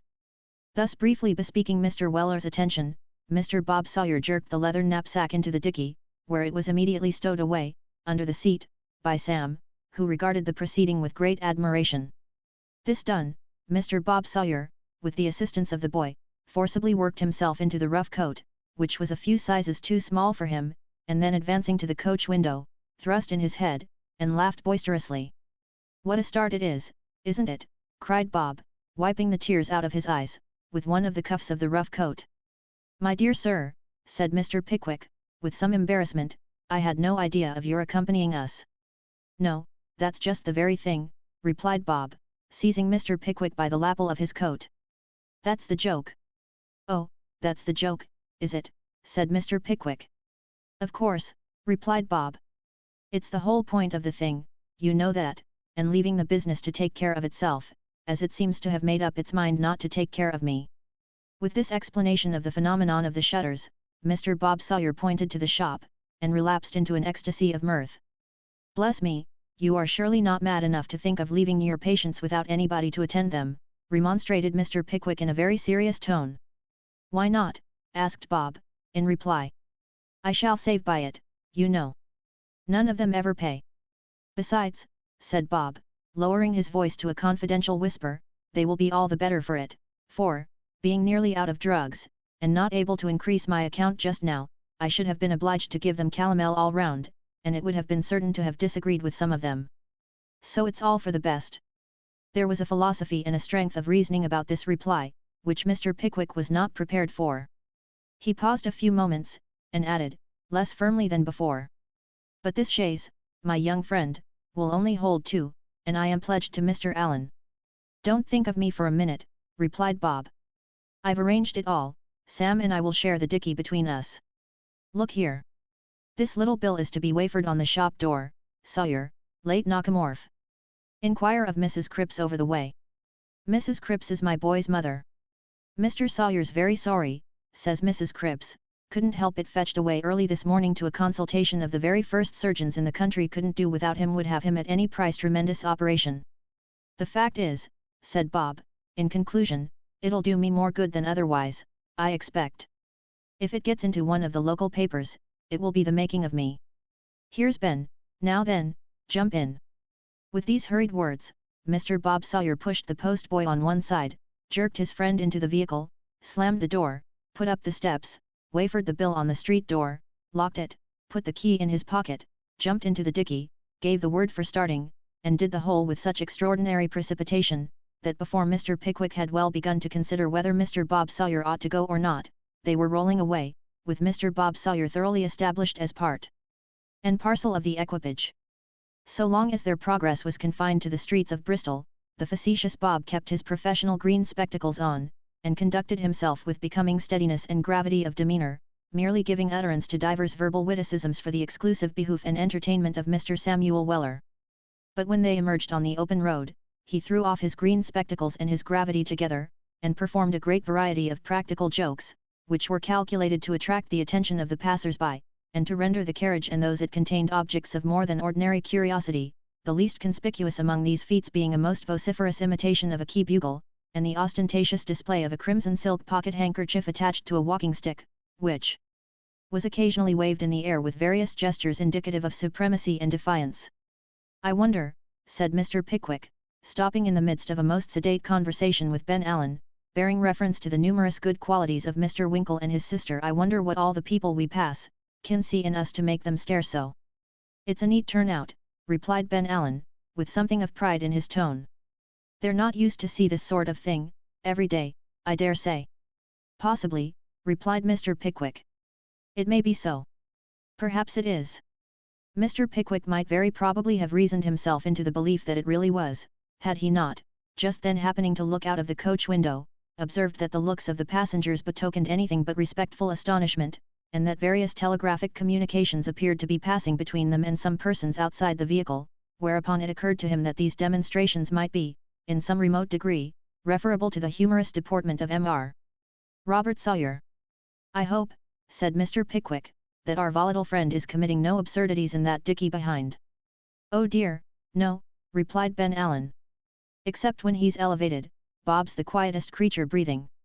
Here a prolonged imitation of a key bugle broke upon the ear, succeeded by cheers and screams, all of which evidently proceeded from the throat and lungs of the quietest creature breathing, or in plainer designation, of Mr. Bob Sawyer himself.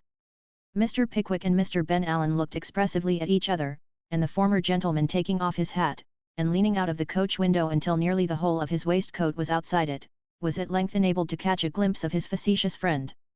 Mr. Bob Sawyer was seated, not in the dickey, but on the roof of the chaise, with his legs as far asunder as they would conveniently go, wearing Mr. Samuel Weller's hat on one side of his head, and bearing, in one hand, a most enormous sandwich, while, in the other, he supported a goodly-sized case bottle, to both of which he applied himself with intense relish, varying the monotony of the occupation by an occasional howl, or the interchange of some lively badinage with any passing stranger. The crimson flag was carefully tied in an erect position to the rail of the dickey, and Mr. Samuel Weller, decorated with Bob Sawyer's hat, was seated in the centre thereof, discussing a twin sandwich, with an animated countenance, the expression of which betokened his entire and perfect approval of the whole arrangement. This was enough to irritate a gentleman with Mr. Pickwick's sense of propriety, but it was not the whole extent of the aggravation, for a stage-coach full, inside and out, was meeting them at the moment, and the astonishment of the passengers was very palpably evinced. The congratulations of an Irish family, too, who were keeping up with the chaise, and begging all the time, were of rather a boisterous description, especially those of its male head, who appeared to consider the display as part and parcel of some political or other procession of triumph. "Mr. Sawyer," cried Mr. Pickwick, in a state of great excitement, "Mr. Sawyer, sir." "Hollo," responded that gentleman, looking over the side of the chaise with all the coolness in life. "Are you mad, sir?" demanded Mr. Pickwick. "Not a bit of it," replied Bob, "only cheerful." "Cheerful, sir," ejaculated Mr. Pickwick. "Take down that scandalous red handkerchief, I beg." "I insist, sir." "Sam, take it down." Before Sam could interpose, Mr. Bob Sawyer gracefully struck his colours, and having put them in his pocket, nodded in a courteous manner to Mr. Pickwick, wiped the mouth of the case bottle, and applied it to his own, thereby informing him, without any unnecessary waste of words, that he devoted that draught to wishing him all manner of happiness and prosperity. Having done this, Bob replaced the cork with great care, and looking benignantly down on Mr. Pickwick, took a large bite out of the sandwich, and smiled. "Come," said Mr. Pickwick, whose momentary anger was not quite proof against Bob's immovable self-possession, "pray let us have no more of this absurdity." "No, no," replied Bob, once more exchanging hats with Mr. Weller, "I didn't mean to do it, only I got so enlivened with the ride that I couldn't help it." "Think of the look of the thing," expostulated Mr. Pickwick, "have some regard to appearances." "Oh, certainly," said Bob, "it's not the sort of thing at all. All over, governor." Satisfied with this assurance, Mr. Pickwick once more drew his head into the chaise and pulled up the glass, but he had scarcely resumed the conversation which Mr. Bob Sawyer had interrupted, when he was somewhat startled by the apparition of a small dark body, of an oblong form, on the outside of the window, which gave sundry taps against it, as if impatient of admission. "What's this?" exclaimed Mr. Pickwick.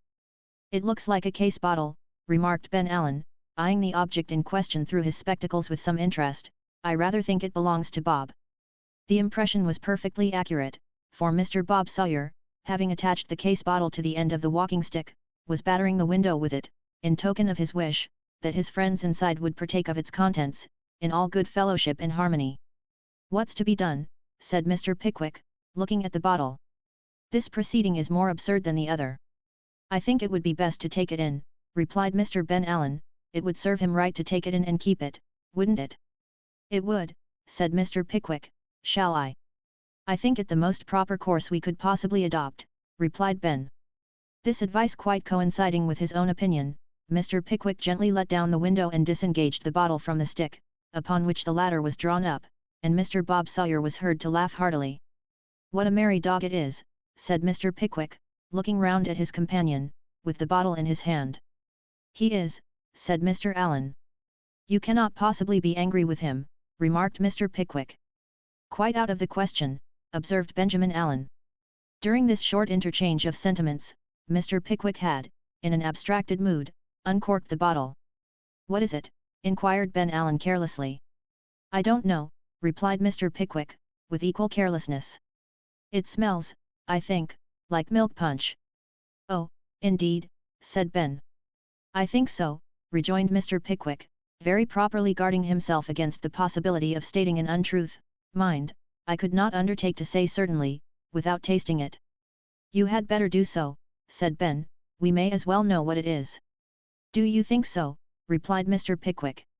"Well, if you are curious to know, of course I have no objection."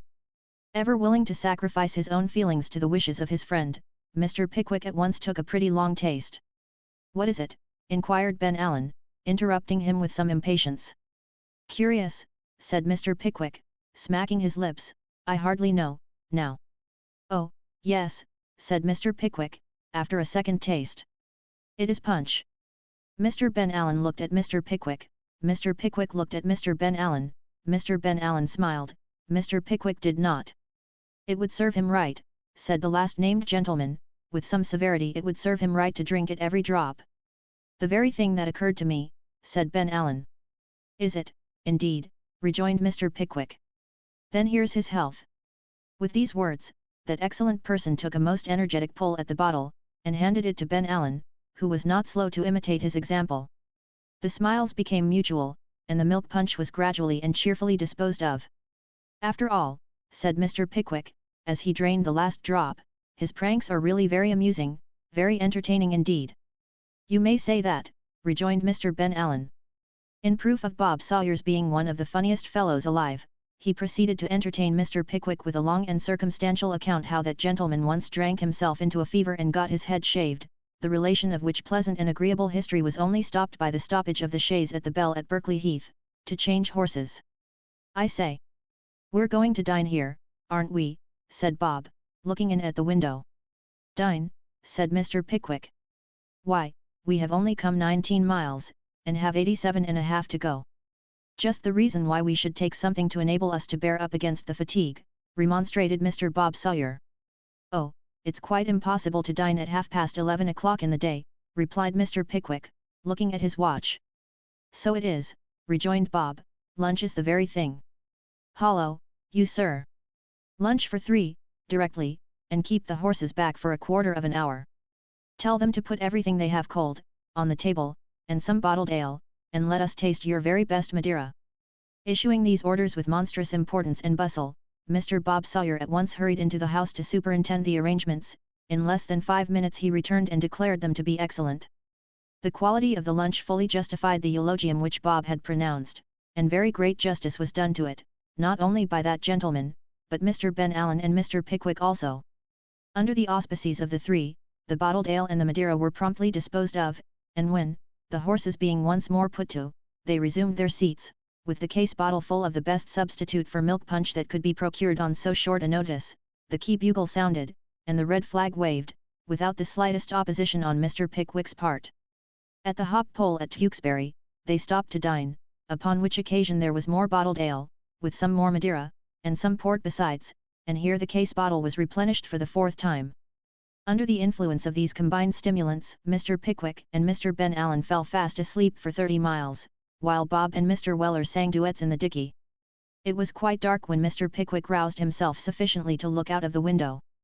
The straggling cottages by the roadside, the dingy hue of every object visible, the murky atmosphere, the paths of cinders and brick dust, the deep red glow of furnace fires in the distance, the volumes of dense smoke issuing heavily forth from high-toppling chimneys, blackening and obscuring everything around, the glare of distant lights, the ponderous wagons which toiled along the road, laden with clashing rods of iron, or piled with heavy goods, all betokened their rapid approach to the great working town of Birmingham. As they rattled through the narrow thoroughfares leading to the heart of the turmoil, the sights and sounds of earnest occupation struck more forcibly on the senses. The streets were thronged with working people. The hum of labor resounded from every house, lights gleamed from the long casement windows in the attic stories, and the whirl of wheels and noise of machinery shook the trembling walls. The fires, whose lurid, sullen light had been visible for miles, blazed fiercely up, in the great works and factories of the town. The din of hammers, the rushing of steam, and the dead heavy clanking of engines, was the harsh music which arose from every quarter. The postboy was driving briskly through the open streets, and past the handsome and well-lighted shops that intervened between the outskirts of the town and the Old Royal Hotel, before Mr. Pickwick had begun to consider the very difficult and delicate nature of the commission which had carried him thither. The delicate nature of this commission, and the difficulty of executing it in a satisfactory manner, were by no means lessened by the voluntary companionship of Mr. Bob Sawyer. Truth to tell, Mr. Pickwick felt that his presence on the occasion, however considerate and gratifying, was by no means an honour he would willingly have sought. In fact, he would cheerfully have given a reasonable sum of money to have had Mr. Bob Sawyer removed to any place at not less than 50 miles distance, without delay. Mr. Pickwick had never held any personal communication with Mr. Winkle, senior, although he had once or twice corresponded with him by letter, and returned satisfactory answers to his inquiries concerning the moral character and behaviour of his son. He felt nervously sensible that to wait upon him, for the first time, attended by Bob Sawyer and Ben Allen, both slightly fuddled, was not the most ingenious and likely means that could have been hit upon to prepossess him in his favour. However, said Mr. Pickwick, endeavouring to reassure himself, I must do the best I can. I must see him tonight, for I faithfully promised to do so. If they persist in accompanying me, I must make the interview as brief as possible, and be content that, for their own sakes, they will not expose themselves. As he comforted himself with these reflections, the chaise stopped at the door of the Old Royal. Ben Allen having been partially awakened from a stupendous sleep, and dragged out by the collar by Mr. Samuel Weller, Mr. Pickwick was enabled to alight. They were shown to a comfortable apartment, and Mr. Pickwick at once propounded a question to the waiter concerning the whereabout of Mr. Winkle's residence. Close by, sir, said the waiter, not above 500 yards, sir. Mr. Winkle is a wharfinger, sir, at the canal, sir.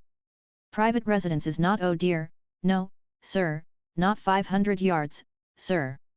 Here the waiter blew a candle out, and made a feint of lighting it again, in order to afford Mr. Pickwick an opportunity of asking any further questions, if he felt so disposed. Take anything now, sir, said the waiter, lighting the candle in desperation at Mr. Pickwick's silence. Tea or coffee, sir? Dinner, sir? Nothing now.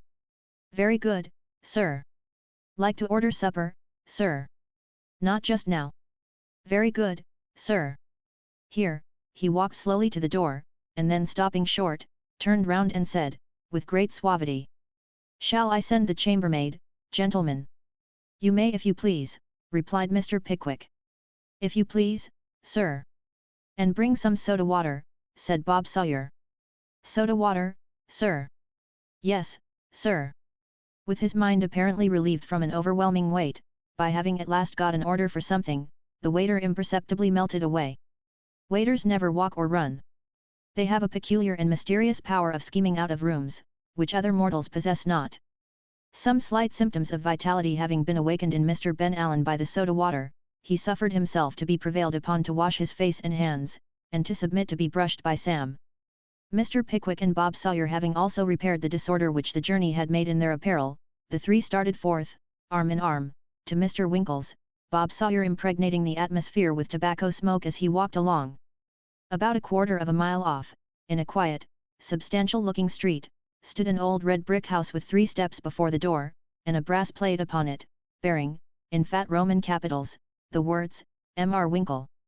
The steps were very white, and the bricks were very red, and the house was very clean, and here stood Mr. Pickwick, Mr. Benjamin Allen, and Mr. Bob Sawyer, as the clock struck 10. A smart servant girl answered the knock, and started on beholding the 3 strangers. "Is Mr. Winkle at home, my dear?" inquired Mr. Pickwick. "He is just going to supper, sir," replied the girl. "Give him that card if you please," rejoined Mr. Pickwick. "Say I am sorry to trouble him at so late an hour, but I am anxious to see him tonight, and have only just arrived." The girl looked timidly at Mr. Bob Sawyer, who was expressing his admiration of her personal charms by a variety of wonderful grimaces, and casting an eye at the hats and greatcoats which hung in the passage, called another girl to mind the door while she went upstairs. The sentinel was speedily relieved, for the girl returned immediately, and begging pardon of the gentleman for leaving them in the street, ushered them into a floor-clothed back parlour, half office and half dressing room, in which the principal useful and ornamental articles of furniture were a desk, a wash-hand stand and shaving glass, a boot rack and boot jack, a high stool, 4 chairs, a table and an old 8-day clock. Over the mantelpiece were the sunken doors of an iron safe, while a couple of hanging shelves for books, an almanac and several files of dusty papers, decorated the walls.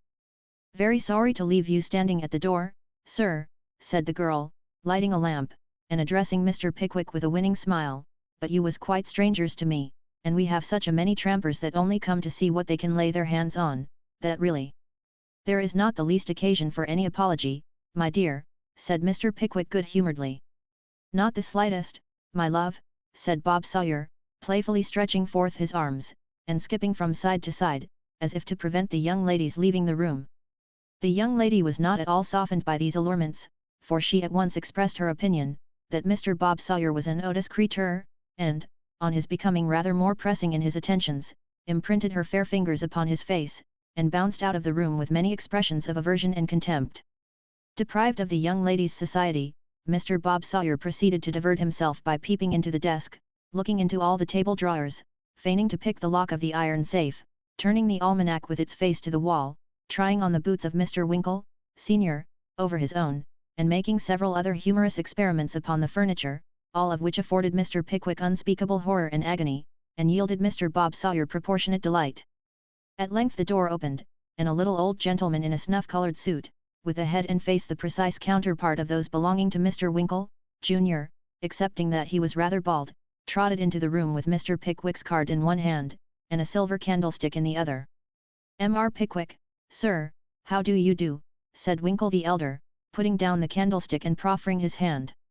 "Hope I see you well, sir. Glad to see you. Be seated, Mr. Pickwick, I beg, sir. This gentleman is—" "My friend, Mr. Sawyer," interposed Mr. Pickwick, "your son's friend."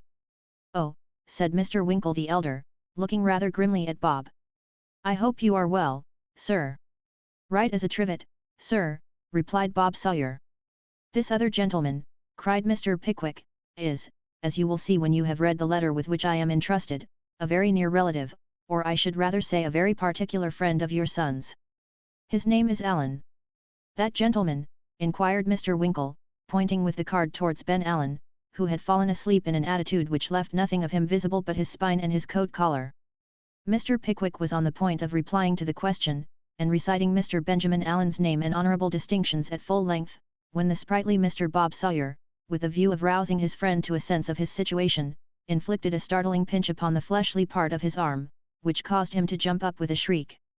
Suddenly aware that he was in the presence of a stranger, Mr. Ben Allen advanced and, shaking Mr. Winkle most affectionately by both hands for about 5 minutes, murmured, in some half-intelligible fragments of sentences, the great delight he felt in seeing him, and a hospitable inquiry whether he felt disposed to take anything after his walk, or would prefer waiting till dinner time, which done, he sat down and gazed about him with a petrified stare, as if he had not the remotest idea where he was, which indeed he had not. All this was most embarrassing to Mr. Pickwick, the more especially as Mr. Winkle, senior, evinced palpable astonishment at the eccentric not to say extraordinary behaviour of his 2 companions. To bring the matter to an issue at once, he drew a letter from his pocket, and presenting it to Mr. Winkle, senior, said: "This letter, sir, is from your son. You will see, by its contents, that on your favourable and fatherly consideration of it, depend his future happiness and welfare. Will you oblige me by giving it the calmest and coolest perusal, and by discussing the subject afterwards with me, in the tone and spirit in which alone it ought to be discussed? You may judge of the importance of your decision to your son, and his intense anxiety upon the subject, by my waiting upon you, without any previous warning, at so late an hour, and, added Mr. Pickwick, glancing slightly at his two companions and under such unfavourable circumstances. With this prelude, Mr. Pickwick placed 4 closely written sides of extra superfine wire-wove penitence in the hands of the astounded Mr. Winkle, senior. Then reseating himself in his chair, he watched his looks and manner, anxiously, it is true, but with the open front of a gentleman who feels he has taken no part which he need excuse or palliate. The old wharfinger turned the letter over, looked at the front, back, and sides, made a microscopic examination of the fat little boy on the seal, raised his eyes to Mr. Pickwick's face, and then, seating himself on the high stool, and drawing the lamp closer to him, broke the wax, unfolded the epistle, and lifting it to the light, prepared to read.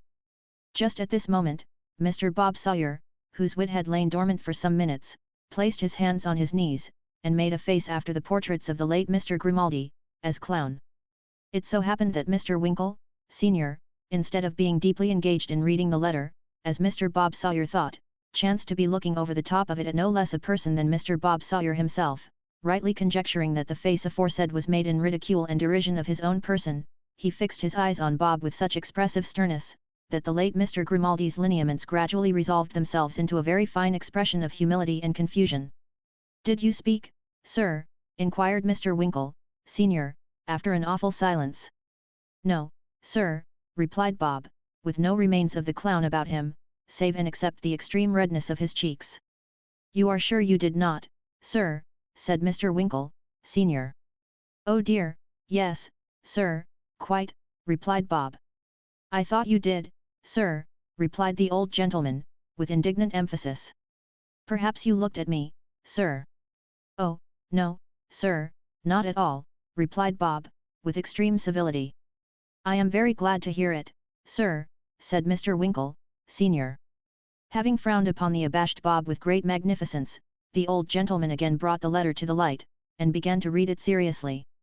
Mr. Pickwick eyed him intently as he turned from the bottom line of the first page to the top line of the second, and from the bottom of the second to the top of the third, and from the bottom of the third to the top of the fourth, but not the slightest alteration of countenance afforded a clue to the feelings with which he received the announcement of his son's marriage, which Mr. Pickwick knew was in the very first half-dozen lines. He read the letter to the last word, folded it again with all the carefulness and precision of a man of business, and, just when Mr. Pickwick expected some great outbreak of feeling, dipped a pen in the inkstand, and said, as quietly as if he were speaking on the most ordinary counting-house topic: "What is Nathaniel's address, Mr. Pickwick?" "The George and Vulture, at present," replied that gentleman. "George and Vulture? Where is that?" "George Yard, Lombard Street." "In the city?" "Yes." The old gentleman methodically endorsed the address on the back of the letter, and then, placing it in the desk, which he locked, said, as he got off the stool and put the bunch of keys in his pocket: "I suppose there is nothing else which need detain us, Mr. Pickwick?" "Nothing else, my dear sir," observed that warm-hearted person in indignant amazement. "Nothing else? Have you no opinion to express on this momentous event in our young friend's life? No assurance to convey to him, through me, of the continuance of your affection and protection? Nothing to say which will cheer and sustain him, and the anxious girl who looks to him for comfort and support? My dear sir, consider." "I will consider," replied the old gentleman. "I have nothing to say just now. I am a man of business, Mr. Pickwick. I never commit myself hastily in any affair, and from what I see of this, I by no means like the appearance of it." £1,000 is not much, Mr. Pickwick." "You're very right, sir," interposed Ben Allen, just awake enough to know that he had spent his £1,000 without the smallest difficulty. "You're an intelligent man. Bob, he's a very knowing fellow this. I am very happy to find that you do me the justice to make the admission, sir," said Mr. Winkle, senior, looking contemptuously at Ben Allen, who was shaking his head profoundly. "The fact is, Mr. Pickwick, that when I gave my son a roving license for a year or so, to see something of men and manners, which he has done under your auspices, so that he might not enter life a mere boarding school milksop to be gulled by everybody. I never bargained for this. He knows that very well, so if I withdraw my countenance from him on this account, he has no call to be surprised. He shall hear from me, Mr. Pickwick. Good night, Sir Margaret, open the door. All this time, Bob Sawyer had been nudging Mr. Ben Allen to say something on the right side. Ben accordingly now burst, without the slightest preliminary notice, into a brief but impassioned piece of eloquence. Sir, said Mr. Ben Allen, staring at the old gentleman, out of a pair of very dim and languid eyes, and working his right arm vehemently up and down, you ought to be ashamed of yourself. As the lady's brother, of course you are an excellent judge of the question, retorted Mr. Winkle, senior. There, that's enough. Pray say no more, Mr. Pickwick. Good night, gentlemen. With these words the old gentleman took up the candlestick and opening the room door, politely motioned towards the passage. You will regret this, sir, said Mr. Pickwick, setting his teeth close together to keep down his collar, for he felt how important the effect might prove to his young friend. I am at present of a different opinion, calmly replied Mr. Winkle, senior. Once again, gentlemen, I wish you a good night. Mr. Pickwick walked with angry strides into the street. Mr. Bob Sawyer, completely quelled by the decision of the old gentleman's manner, took the same course. Mr. Ben Allen's hat rolled down the steps immediately afterwards, and Mr. Ben Allen's body followed it directly. The whole party went silent and supperless to bed, and Mr. Pickwick thought, just before he fell asleep, that if he had known Mr. Winkle, senior, had been quite so much of a man of business, it was extremely probable he might never have waited upon him, on such an errand. Chapter 51. In which Mr. Pickwick encounters an old acquaintance, to which fortunate circumstance the reader is mainly indebted for matter of thrilling interest herein set down, concerning two great public men of might and power. The morning which broke upon Mr. Pickwick's sight at 8 o'clock, was not at all calculated to elevate his spirits, or to lessen the depression which the unlooked-for result of his embassy inspired. The sky was dark and gloomy, the air was damp and raw, the streets were wet and sloppy. The smoke hung sluggishly above the chimney-tops as if it lacked the courage to rise, and the rain came slowly and doggedly down, as if it had not even the spirit to pour. A gamecock in the stable-yard, deprived of every spark of his accustomed animation, balanced himself dismally on one leg in a corner. A donkey, moping with drooping head under the narrow roof of an outhouse, appeared from his meditative and miserable countenance to be contemplating suicide. In the street, umbrellas were the only things to be seen, and the clicking of pattens and splashing of raindrops were the only sounds to be heard. The breakfast was interrupted by very little conversation. Even Mr. Bob Sawyer felt the influence of the weather, and the previous day's excitement. In his own expressive language he was floored. So was Mr. Ben Allen. So was Mr. Pickwick. In protracted expectation of the weather clearing up, the last evening paper from London was read and reread with an intensity of interest only known in cases of extreme destitution. Every inch of the carpet was walked over with similar perseverance, the windows were looked out of, often enough to justify the imposition of an additional duty upon them. All kinds of topics of conversation were started and failed, and at length Mr. Pickwick, when noon had arrived, without a change for the better, rang the bell resolutely, and ordered out the chaise. Although the roads were miry, and the drizzling rain came down harder than it had done yet, and although the mud and wet splashed in at the open windows of the carriage to such an extent that the discomfort was almost as great to the pair of insides as to the pair of outsides, still there was something in the motion, and the sense of being up and doing, which was so infinitely superior to being pent in a dull room, looking at the dull rain dripping into a dull street, that they all agreed, on starting, that the change was a great improvement, and wondered how they could possibly have delayed making it as long as they had done. When they stopped to change at Coventry, the steam ascended from the horses in such clouds as wholly to obscure the hostler, whose voice was however heard to declare from the mist, that he expected the first gold medal from the Humane Society on their next distribution of rewards, for taking the post-boy's hat off, the water descending from the brim of which, the invisible gentleman declared, must have drowned him, the post-boy, but for his great presence of mind in tearing it promptly from his head, and drying the gasping man's countenance with a wisp of straw. "This is pleasant," said Bob Sawyer, turning up his coat collar, and pulling the shawl over his mouth to concentrate the fumes of a glass of brandy just swallowed. "Werry," replied Sam composedly. "You don't seem to mind it," observed Bob. "Vy, I don't exactly see no good my mindin' on it you do, sir," replied Sam. "That's an unanswerable reason, anyhow," said Bob. "Yes," "Sir," rejoined Mr. Weller. "Whatever is right," as the young nobleman sweetly remarked when they put him down in the pension list, "'cause his mother's uncle's vif's grandfather once lit the king's pipe with a portable tinder box." "Not a bad notion that, Sam," said Mr. Bob Sawyer approvingly. "Just what the young nobleman said every quarter day arterwards for the rest of his life," replied Mr. Weller. "Was you ever called in?" inquired Sam, glancing at the driver, after a short silence, and lowering his voice to a mysterious whisper. "Was you ever called in, when you was 'prentice to a Sawbones, to wise at a postboy?" "I don't remember that I ever was," replied Bob Sawyer. "You never see a postboy in that 'ere hospital as you walked, as they says o' the ghosts, did you?" demanded Sam. "No," replied Bob Sawyer. "I don't think I ever did." "Never knowed a churchyard where there was a postboy's tombstone, or see a dead postboy, did you?" inquired Sam, pursuing his catechism. "No," rejoined Bob, "I never did." "No," rejoined Sam triumphantly. "Nor never will, and there's another thing that no man never see, and that's a dead donkey.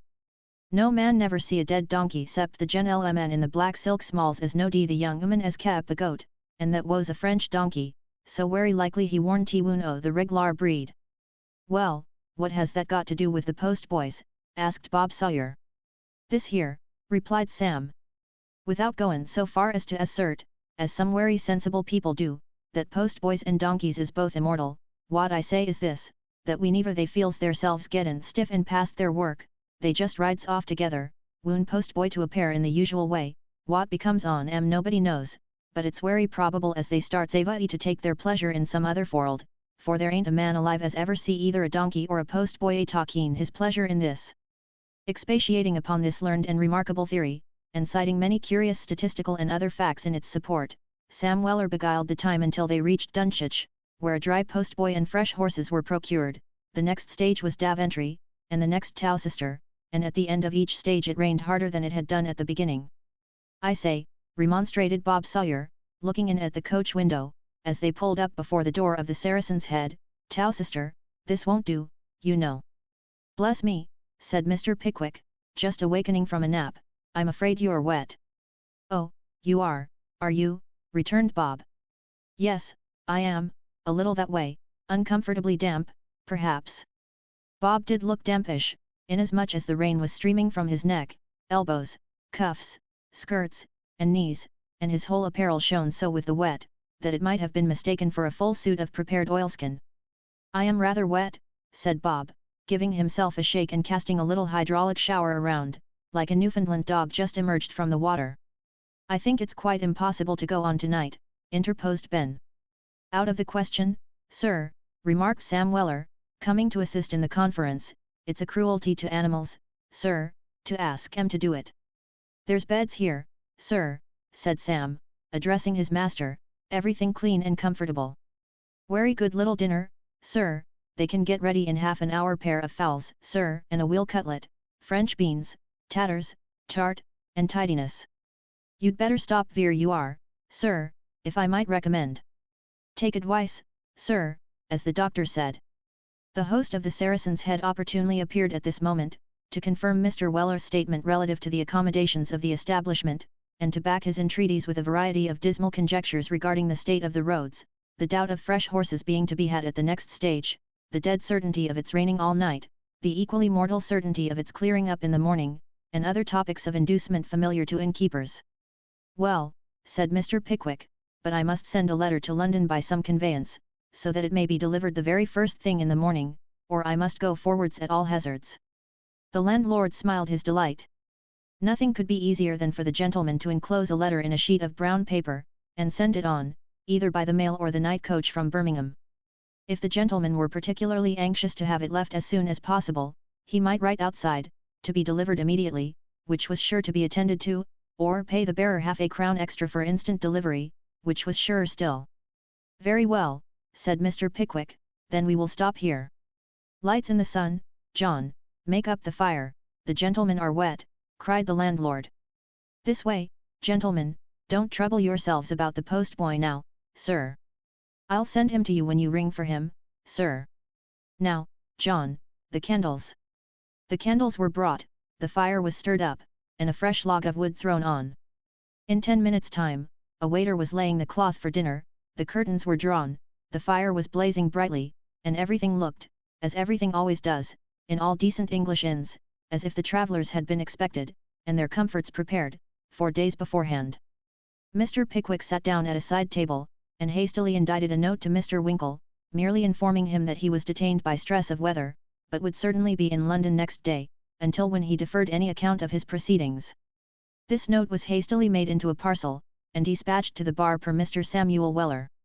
Sam left it with the landlady, and was returning to pull his master's boots off, after drying himself by the kitchen fire, when glancing casually through a half-opened door, he was arrested by the sight of a gentleman with a sandy head who had a large bundle of newspapers lying on the table before him, and was perusing the leading article of one with a settled sneer which curled up his nose and all other features into a majestic expression of haughty contempt. "Hollow," said Sam, "I ought to know that 'ere head and them features, the eyeglass, too, and the broad-brimmed tile. Eatansvill to VIT, or I'm a Roman." Sam was taken with a troublesome cough, at once, for the purpose of attracting the gentleman's attention.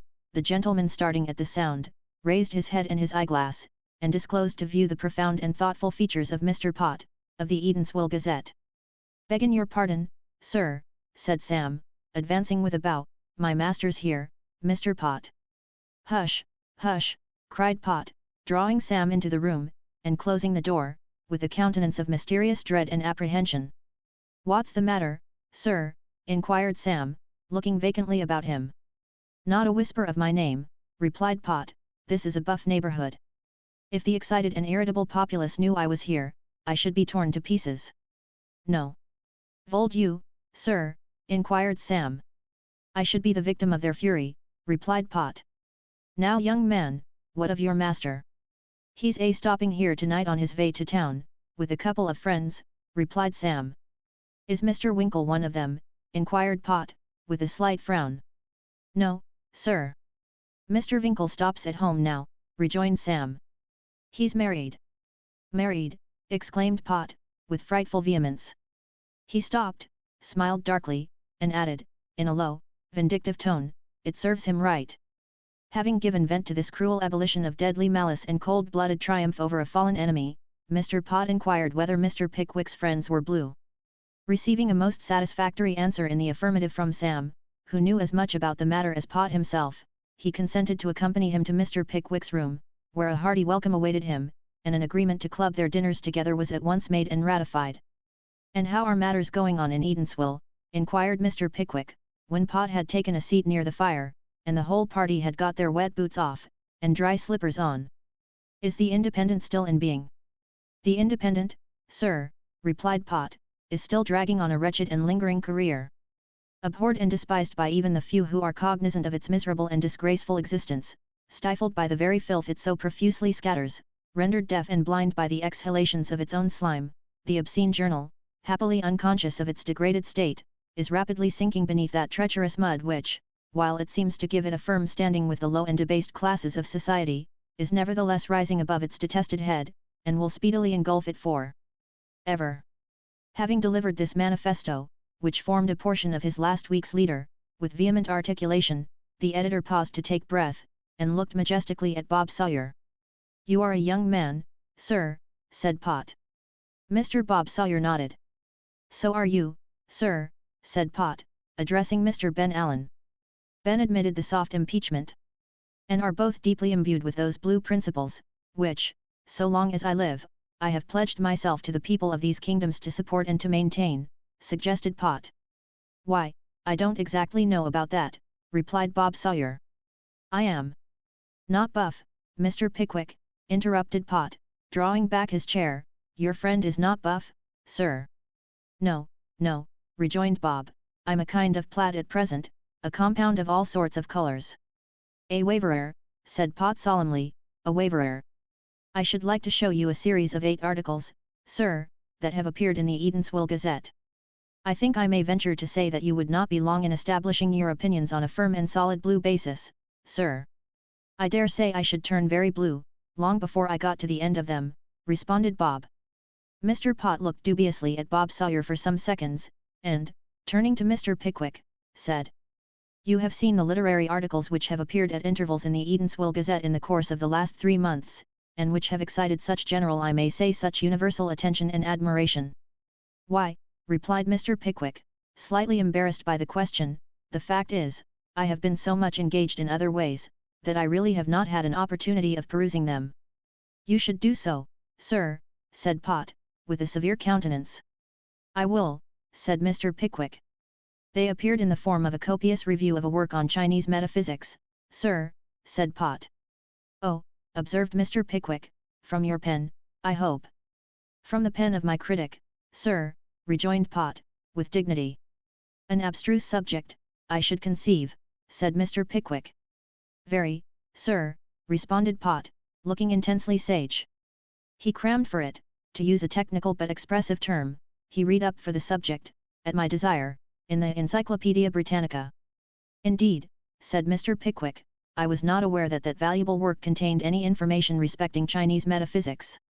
He read, sir, rejoined Pott, laying his hand on Mr. Pickwick's knee, and looking round with a smile of intellectual superiority. He read for metaphysics under the letter M, and for China under the letter C, and combined his information, sir.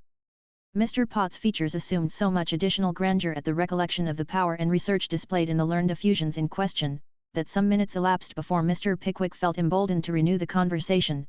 At length, as the editor's countenance gradually relaxed into its customary expression of moral supremacy, he ventured to resume the discourse by asking, "Is it fair to inquire what great object has brought you so far from home?"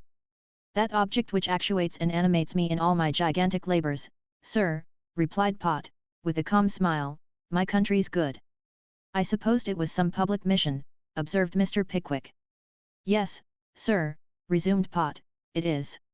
Here, bending towards Mr. Pickwick, he whispered in a deep, hollow voice, "A buff ball, sir, will take place in Birmingham tomorrow evening." "God bless me," exclaimed Mr. Pickwick. "Yes, sir, and supper," added Pott. "You don't say so," ejaculated Mr. Pickwick. Pott nodded portentously. Now, although Mr. Pickwick feigned to stand aghast at this disclosure, he was so little versed in local politics that he was unable to form an adequate comprehension of the importance of the dire conspiracy it referred to, observing which, Mr. Pott, drawing forth the last number of the Eatanswill Gazette, and referring to the same, delivered himself of the following paragraph. Hole and corner buffery. A reptile contemporary has recently sweltered forth his black venom in the vain and hopeless attempt of sullying the fair name of our distinguished and excellent representative, the Honourable Mr. Slumkey, that Slumkey whom we, long before he gained his present noble and exalted position, predicted would one day be, as he now is, at once his country's brightest honour, and her proudest boast, alike her bold defender and her honest pride. Our reptile contemporary, we say, has made himself merry at the expense of a superbly embossed plated coal scuttle, which has been presented to that glorious man by his enraptured constituents, and towards the purchase of which, the nameless wretch insinuates, the Honourable Mr. Slumkey himself contributed, through a confidential friend of his butler's, more than 3/4 of the whole sum subscribed. Why, does not the crawling creature see, that even if this be the fact, the Honourable Mr. Slumkey only appears in a still more amiable and radiant light than before, if that be possible? Does not even his obtuseness perceive that this amiable and touching desire to carry out the wishes of the constituent body, must for ever endear him to the hearts and souls of such of his fellow townsmen as are not worse than swine, or, in other words, who are not as debased as our contemporary himself? But such is the wretched trickery of hole and corner buffery. These are not its only artifices. Treason is abroad. We boldly state, now that we are goaded to the disclosure, and we throw ourselves on the country and its constables for protection, we boldly state that secret preparations are at this moment in progress for a buff ball, which is to be held in a buff town, in the very heart and centre of a buff population, which is to be conducted by a buff master of the ceremonies, which is to be attended by 4 ultra-buff members of Parliament, and the admission to which, is to be by buff tickets. Does our fiendish contemporary win CE? Let him writhe, in impotent malice, as we pen the words, we will be there. There, sir, said Pott, folding up the paper quite exhausted, that is the state of the case. The landlord and waiter entering at the moment with dinner, caused Mr. Pott to lay his finger on his lips, in token that he considered his life in Mr. Pickwick's hands, and depended on his secrecy. Messrs. Bob Sawyer and Benjamin Allen, who had irreverently fallen asleep during the reading of the quotation from the Eatanswill Gazette, and the discussion which followed it, were roused by the mere whispering of the talismanic word dinner in their ears, and to dinner they went with good digestion waiting on appetite, and health on both, and a waiter on all three. In the course of the dinner and the sitting which succeeded it, Mr. Pott descending, for a few moments, to domestic topics, informed Mr. Pickwick that the heir of Eatanswill not agreeing with his lady, she was then engaged in making a tour of different fashionable watering places with a view to the recovery of her wonted health and spirits. This was a delicate veiling of the fact that Mrs. Pott, acting upon her often repeated threat of separation, had, in virtue of an arrangement negotiated by her brother, the lieutenant, and concluded by Mr. Pott, permanently retired with the faithful bodyguard upon one moiety or half part of the annual income and profits arising from the editorship and sale of the Eatanswill Gazette. While the great Mr. Pott was dwelling upon this and other matters, enlivening the conversation from time to time with various extracts from his own lucubrations, a stern stranger, calling from the window of a stage-coach, outward bound, which halted at the inn to deliver packages, requested to know whether if he stopped short on his journey and remained there for the night, he could be furnished with the necessary accommodation of a bed and bedstead. "Certainly, sir," replied the landlord. Can I?" inquired the stranger, who seemed habitually suspicious in look and manner. "No doubt of it, sir," replied the landlord. "Good," said the stranger. "Coachman, I get down here. Guard, my carpet bag." Bidding the other passengers good night, in a rather snappish manner, the stranger alighted. He was a shortish gentleman, with very stiff black hair cut in the porcupine or blacking brush style, and standing stiff and straight all over his head. His aspect was pompous and threatening, his manner was peremptory, his eyes were sharp and restless, and his whole bearing bespoke a feeling of great confidence in himself, and a consciousness of immeasurable superiority over all other people. This gentleman was shown into the room originally assigned to the patriotic Mr. Pott, and the waiter remarked, in dumb astonishment at the singular coincidence, that he had no sooner lighted the candles than the gentleman, diving into his hat, drew forth a newspaper, and began to read it with the very same expression of indignant scorn, which, upon the majestic features of Pott, had paralyzed his energies an hour before. The man observed too, that, whereas Mr. Pott's scorn had been roused by a newspaper headed the Eatanswill Independent, this gentleman's withering contempt was awakened by a newspaper entitled the Eatanswill Gazette. "Send the landlord," said the stranger. "Yes, sir," rejoined the waiter. The landlord was sent, and came. "Are you the landlord?" inquired the gentleman. "I am, sir," replied the landlord. "Do you know me?" demanded the gentleman. "I have not had that pleasure, sir," rejoined the landlord. "My name is Slurk," said the gentleman. The landlord slightly inclined his head. "Slurk, sir," repeated the gentleman haughtily. "Do you know me now, man?" The landlord scratched his head, looked at the ceiling, and at the stranger, and smiled feebly. "Do you know me, man?" inquired the stranger angrily. The landlord made a strong effort, and at length replied, "Well, sir, I do not know you." "Great heaven," said the stranger, dashing his clenched fist upon the table. "And this is popularity!" The landlord took a step or two towards the door, the stranger fixing his eyes upon him, resumed. "This," said the stranger, "this is gratitude for years of labour and study in behalf of the masses. I alight wet and weary, no enthusiastic crowds press forward to greet their champion, the church bells are silent, the very name elicits no responsive feeling in their torpid bosoms." "It is enough," said the agitated Mr. Slurk, pacing to and fro, to curdle the ink in one's pen, and induce one to abandon their cause for ever. "Did you say brandy and water, sir?" said the landlord, venturing a hint. "Rum," said Mr. Slurk, turning fiercely upon him. "Have you got a fire anywhere?" "We can light one directly, sir," said the landlord. "Which will throw out no heat until it is bedtime," interrupted Mr. Slurk. "Is there anybody in the kitchen?" "Not a soul. There was a beautiful fire. Everybody had gone, and the house door was closed for the night." "I will drink my rum and water," said Mr. Slurk, "by the kitchen fire." So, gathering up his hat and newspaper, he stalked solemnly behind the landlord to that humble apartment, and throwing himself on a settle by the fireside, resumed his countenance of scorn, and began to read and drink in silent dignity. Now, some demon of discord, flying over the Saracen's head at that moment, on casting down his eyes in mere idle curiosity, happened to behold Slurk established comfortably by the kitchen fire, and Pot slightly elevated with wine in another room, upon which the malicious demon, darting down into the last mentioned apartment with inconceivable rapidity, passed at once into the head of Mr. Bob Sawyer, and prompted him for his, the demon's, own evil purpose to speak as follows. "I say, we've let the fire out. It's uncommonly cold after the rain, isn't it?" "It really is," replied Mr. Pickwick, shivering. "It wouldn't be a bad notion to have a cigar by the kitchen fire, would it?" said Bob Sawyer, still prompted by the demon aforesaid. "It would be particularly comfortable, I think," replied Mr. Pickwick. "Mr. Pot, what do you say?" Mr. Pot yielded a ready assent, and all four travellers, each with his glass in his hand, at once betook themselves to the kitchen, with Sam Weller heading the procession to show them the way. The stranger was still reading. He looked up and started. Mr. Pot started.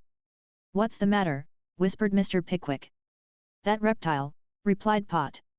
"What reptile?" said Mr. Pickwick, looking about him for fear he should tread on some overgrown black beetle, or drop-cycle spider. "That reptile," whispered Pot, catching Mr. Pickwick by the arm, and pointing towards the stranger. "That reptile Slurk, of the Independent." "Perhaps we had better retire," whispered Mr. Pickwick. "Never, sir," rejoined Pot, Pot valiant in a double sense never. With these words, Mr. Pot took up his position on an opposite settle, and selecting one from a little bundle of newspapers, began to read against his enemy.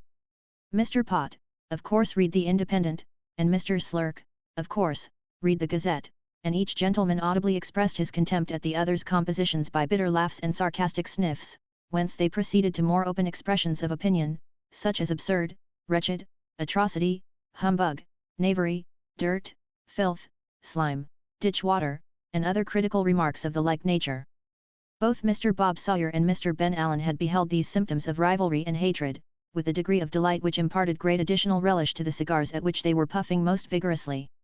The moment they began to flag, the mischievous Mr. Bob Sawyer, addressing Slurk with great politeness, said, "Will you allow me to look at your paper, sir, when you have quite done with it?" "You will find very little to repay you for your trouble in this contemptible thing, sir," replied Slurk, bestowing a satanic frown on Pot.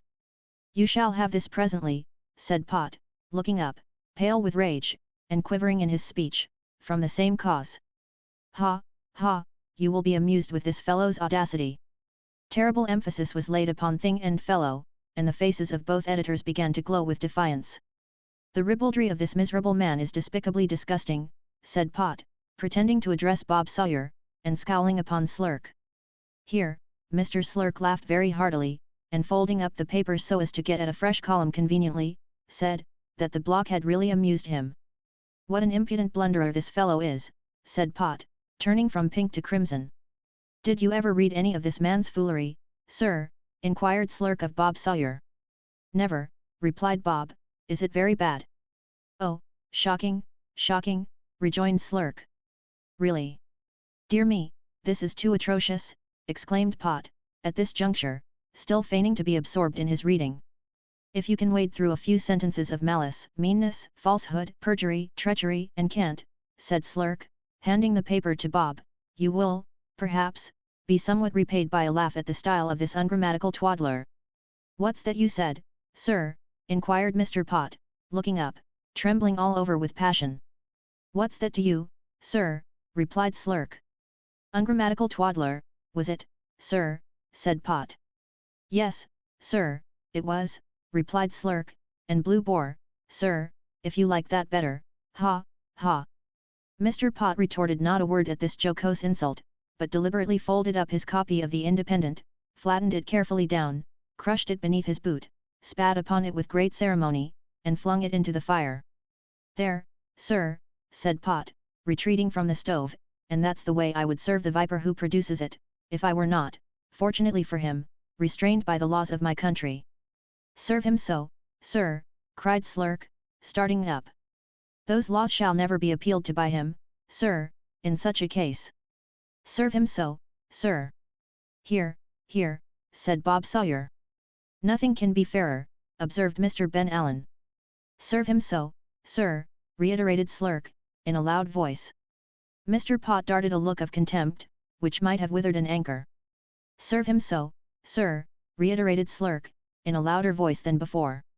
"I will not, sir," rejoined Pot. "Oh, you won't you, sir?" said Mr. Slurk, in a taunting manner. "You hear this, gentlemen? He won't, not that he's afraid, oh, no. He won't. Ha! Ha! I consider you, sir, said Mr. Pott, moved by this sarcasm, I consider you a viper. I look upon you, sir, as a man who has placed himself beyond the pale of society, by his most audacious, disgraceful and abominable public conduct. I view you, sir, personally and politically, in no other light than as a most unparalleled and unmitigated viper. The indignant Independent did not wait to hear the end of this personal denunciation, for, catching up his carpet bag, which was well stuffed with movables, he swung it in the air as Pott turned away, and, letting it fall with a circular sweep on his head, just at that particular angle of the bag where a good thick hairbrush happened to be packed, caused a sharp crash to be heard throughout the kitchen, and brought him at once to the ground. "Gentlemen," cried Mr. Pickwick, as Pott started up and seized the fire shovel. "Gentlemen, consider, for heaven's sake help Sam here, pray, gentlemen, interfere, somebody." Uttering these incoherent exclamations, Mr. Pickwick rushed between the infuriated combatants just in time to receive the carpet bag on one side of his body, and the fire shovel on the other. Whether the representatives of the public feeling of Eatanswill were blinded by animosity, or, being both acute reasoners, saw the advantage of having a third party between them to bear all the blows, certain it is that they paid not the slightest attention to Mr. Pickwick, but defying each other with great spirit, plied the carpet bag and the fire shovel most fearlessly. Mr. Pickwick would unquestionably have suffered severely for his humane interference, if Mr. Weller, attracted by his master's cries, had not rushed in at the moment, and, snatching up a meal sack, effectually stopped the conflict by drawing it over the head and shoulders of the mighty Pott, and clasping him tight round the shoulders. "Take away that air bag from the t'other madman," said Sam to Ben Allen and Bob Sawyer, who had done nothing but dodge round the group, each with a tortoise-shell lancet in his hand, ready to bleed the first man stunned. "Give it up, you wretched little creature, or I'll smother you in it." Awed by these threats, and quite out of breath, the Independent suffered himself to be disarmed, and Mr. Weller, removing the extinguisher from Pott, set him free with a caution. "You take yourselves off to bed quietly," said Sam, "or I'll put you both in it, and let you fight it out with the mouth tied, as I've old a dozen sich, if they played these games. And you have the goodness to come this here way, sir, if you please." Thus addressing his master, Sam took him by the arm, and led him off, while the rival editors were severally removed to their beds by the landlord, under the inspection of Mr. Bob Sawyer and Mr. Benjamin Allen, breathing, as they went away, many sanguinary threats, and making vague appointments for mortal combat next day. When they came to think it over, however, it occurred to them that they could do it much better in print, so they recommenced deadly hostilities without delay, and all Eatanswill rung with their boldness on paper. They had taken themselves off in separate coaches, early next morning, before the other travellers were stirring, and the weather having now cleared up, the chaise companions once more turned their faces to London. Chapter 52. Involving a serious change in the Weller family, and the untimely downfall of Mr. Stiggins.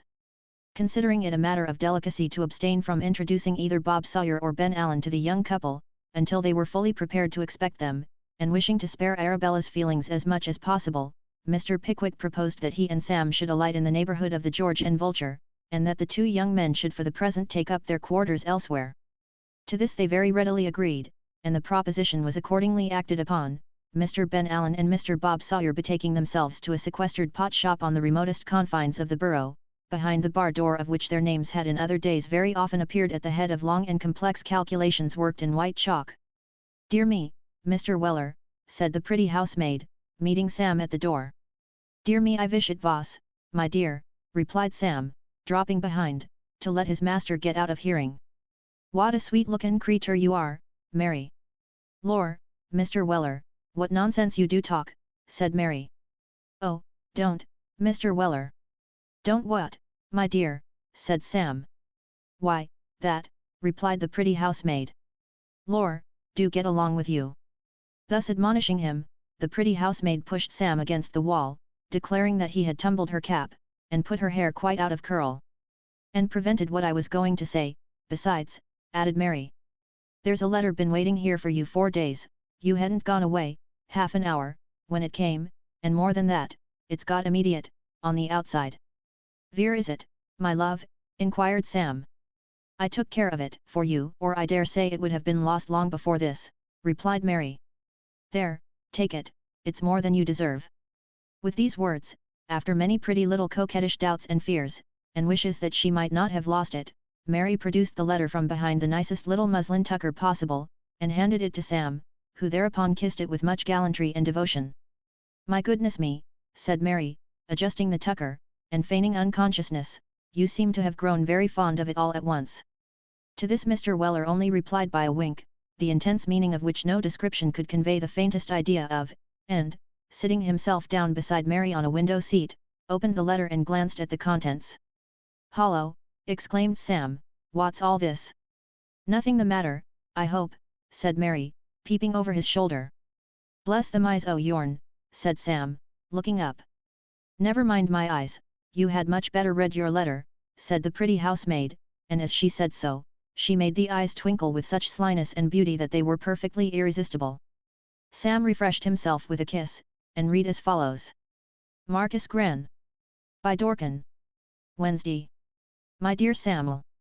I am very sorry to have the pleasure of being a bearer of ill news. Your mother-in-law court cold consequence of imprudently settin' too long on the damp grass in the rain, a hearin' of a shepherd who warn't able to leave off till late at night owin' to his having vound hisself up with brandy and fata and not being able to stop hisself till he got a little sober, which took a many hours to do. The doctor says that if she'd swallowed varm brandy and fata artervards instead of afore, she mightn't have been no vus. Her veals was immediately greased and everythink done to set her a-goin' as could be inwented. Your father had hopes as she vold have varked round as usual, but just as she was a turnin' the corner, my boy, she took the wrong road and went downhill with the velocity you never see, and notwithstandin' that the drag was put on directly by the medical man, it warn't of no use at all, for she paid the last pike at 20 minutes afore 6 o'clock yesterday evenin', havin' done the journey wery much under the reg'lar time, vish praps was partly owin' to her havin' taken in wery little luggage by the way. Your father says that if you will come and see me, Sammy, he will take it as a wery great favor, for I am wery lonely, Sammy will and he will have it spelt that way, vish I say an't right, and as there is sich a many things to settle, he is sure your governor won't object. Of course he will not, Sammy, for I knows him better, so he sends his duty, in which I join, and am Sammyville infernally yours, Tony Veller. What a incomprehensible letter, said Sam, who's to know what it means, with all this heing and eyeing. It ain't my father's writin', 'cept this here signature in print letters, that's his. Perhaps he got somebody to write it for him, and signed it himself afterwards, said the pretty housemaid. Stop a minute, replied Sam, running over the letter again, and pausing here and there, to reflect, as he did so. You've hit it. The gentleman as wrote it was a tellin' all about the misfortune in a proper way, and then my father comes a lookin' over him, and complicates the whole concern by puttin' his oar in. That's just the wery sort o' thing he'd do. You're right, Mary, my dear. Having satisfied himself on this point, Sam read the letter all over, once more, and, appearing to form a clear notion of its contents for the first time, ejaculated thoughtfully, as he folded it up. And so the poor creature's dead. I'm sorry for it. She warn't a bad disposed woman, if them shepherds had let her alone. I'm wery sorry for it. Mr. Weller uttered these words in so serious a manner, that the pretty housemaid cast down her eyes and looked very grave. Hows'ever, said Sam, putting the letter in his pocket with a gentle sigh, it was to be and was, as the old lady said arter she'd married the footman. Can't be helped now, can it, Mary? Mary shook her head, and sighed too. I must apply to the Emperor for leave of absence, said Sam. Mary sighed again, the letter was so very affecting. Goodbye, said Sam. Goodbye, rejoined the pretty housemaid, turning her head away. Well, shake hands, won't you, said Sam. The pretty housemaid put out a hand which, although it was a housemaid's, was a very small one, and rose to go. I shan't be wery long, Avie, said Sam. You're always away, said Mary, giving her head the slightest possible toss in the air. You no sooner come, Mr. Weller, than you go again. Mr. Weller drew the household beauty closer to him, and entered upon a whispering conversation, which had not proceeded far, when she turned her face round and condescended to look at him again. When they parted, it was somehow or other indispensably necessary for her to go to her room, and arrange the cap and curls before she could think of presenting herself to her mistress, which preparatory ceremony she went off to perform, bestowing many nods and smiles on Sam over the banisters as she tripped upstairs. I shan't be Ava more than a day, or two, sir, at the furthest, said Sam, when he had communicated to Mr. Pickwick the intelligence of his father's loss. As long as may be necessary, Sam, replied Mr. Pickwick, you have my full permission to remain. Sam bowed. You will tell your father, Sam, that if I can be of any assistance to him in his present situation, I shall be most willing and ready to lend him any aid in my power, said Mr. Pickwick. Thank ye, sir, rejoined Sam. I'll mention it, sir. And with some expressions of mutual goodwill and interest, master and man separated. It was just 7 o'clock when Samuel Weller, alighting from the box of a stage-coach which passed through Dorking, stood within a few hundred yards of the Marquis of Granby. It was a cold, dull evening, the little street looked dreary and dismal, and the mahogany countenance of the noble and gallant Marquis seemed to wear a more sad and melancholy expression than it was wont to do, as it swung to and fro, creaking mournfully in the wind. The blinds were pulled down, and the shutters partly closed. Of the knot of loungers that usually collected about the door, not one was to be seen. The place was silent and desolate.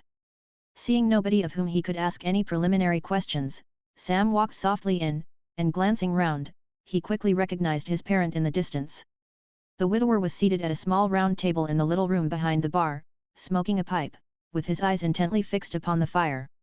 The funeral had evidently taken place that day, for attached to his hat, which he still retained on his head, was a hatband measuring about 1.5 yards in length, which hung over the top rail of the chair and streamed negligently down.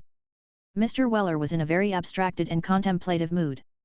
Notwithstanding that Sam called him by name several times, he still continued to smoke with the same fixed and quiet countenance, and was only roused ultimately by his son's placing the palm of his hand on his shoulder. "Sammy," said Mr. Weller, "you're welcome. I've been a calling to you 6 times," said Sam, hanging his hat on a peg, "but you didn't hear me." "No, Sammy," replied Mr. Weller, again looking thoughtfully at the fire. "I was in a referee, Sammy." "What about?" inquired Sam, drawing his chair up to the fire. "In a referee, Sammy," replied the elder Mr. Weller, regarding her, Samuel. Here Mr. Weller jerked his head in the direction of Dorking churchyard, in mute explanation that his words referred to the late Mrs. Weller. "I was a thinkin', Sammy," said Mr. Weller, eyeing his son, with great earnestness, over his pipe, as if to assure him that however extraordinary and incredible the declaration might appear, it was nevertheless calmly and deliberately uttered. "I was a thinkin', Sammy, that upon the whole I was wery sorry she was gone." "Vell, and so you ought to be," replied Sam. Mr. Weller nodded his acquiescence in the sentiment, and again fastening his eyes on the fire, shrouded himself in a cloud, and mused deeply. "Those was wery sensible observations as she made, Sammy," said Mr. Weller, driving the smoke away with his hand, after a long silence. "What observations?" inquired Sam.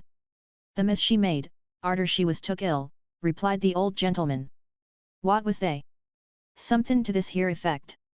Veller, she says, I'm afeard I've not done by you quite what I ought to have done. You're a wery kind-hearted man, and I might ha' made your home more comfortabler. I begin to see now," she says, "ven it's too late, that if a married woman wishes to be religious, she should begin with dischargin' her duties at home, and makin' them as is about her cheerful and happy, and that while she goes to church or chapel or what not, at all proper times, she should be wery careful not to conwert this sort o' thing into a excuse for idleness or self-indulgence.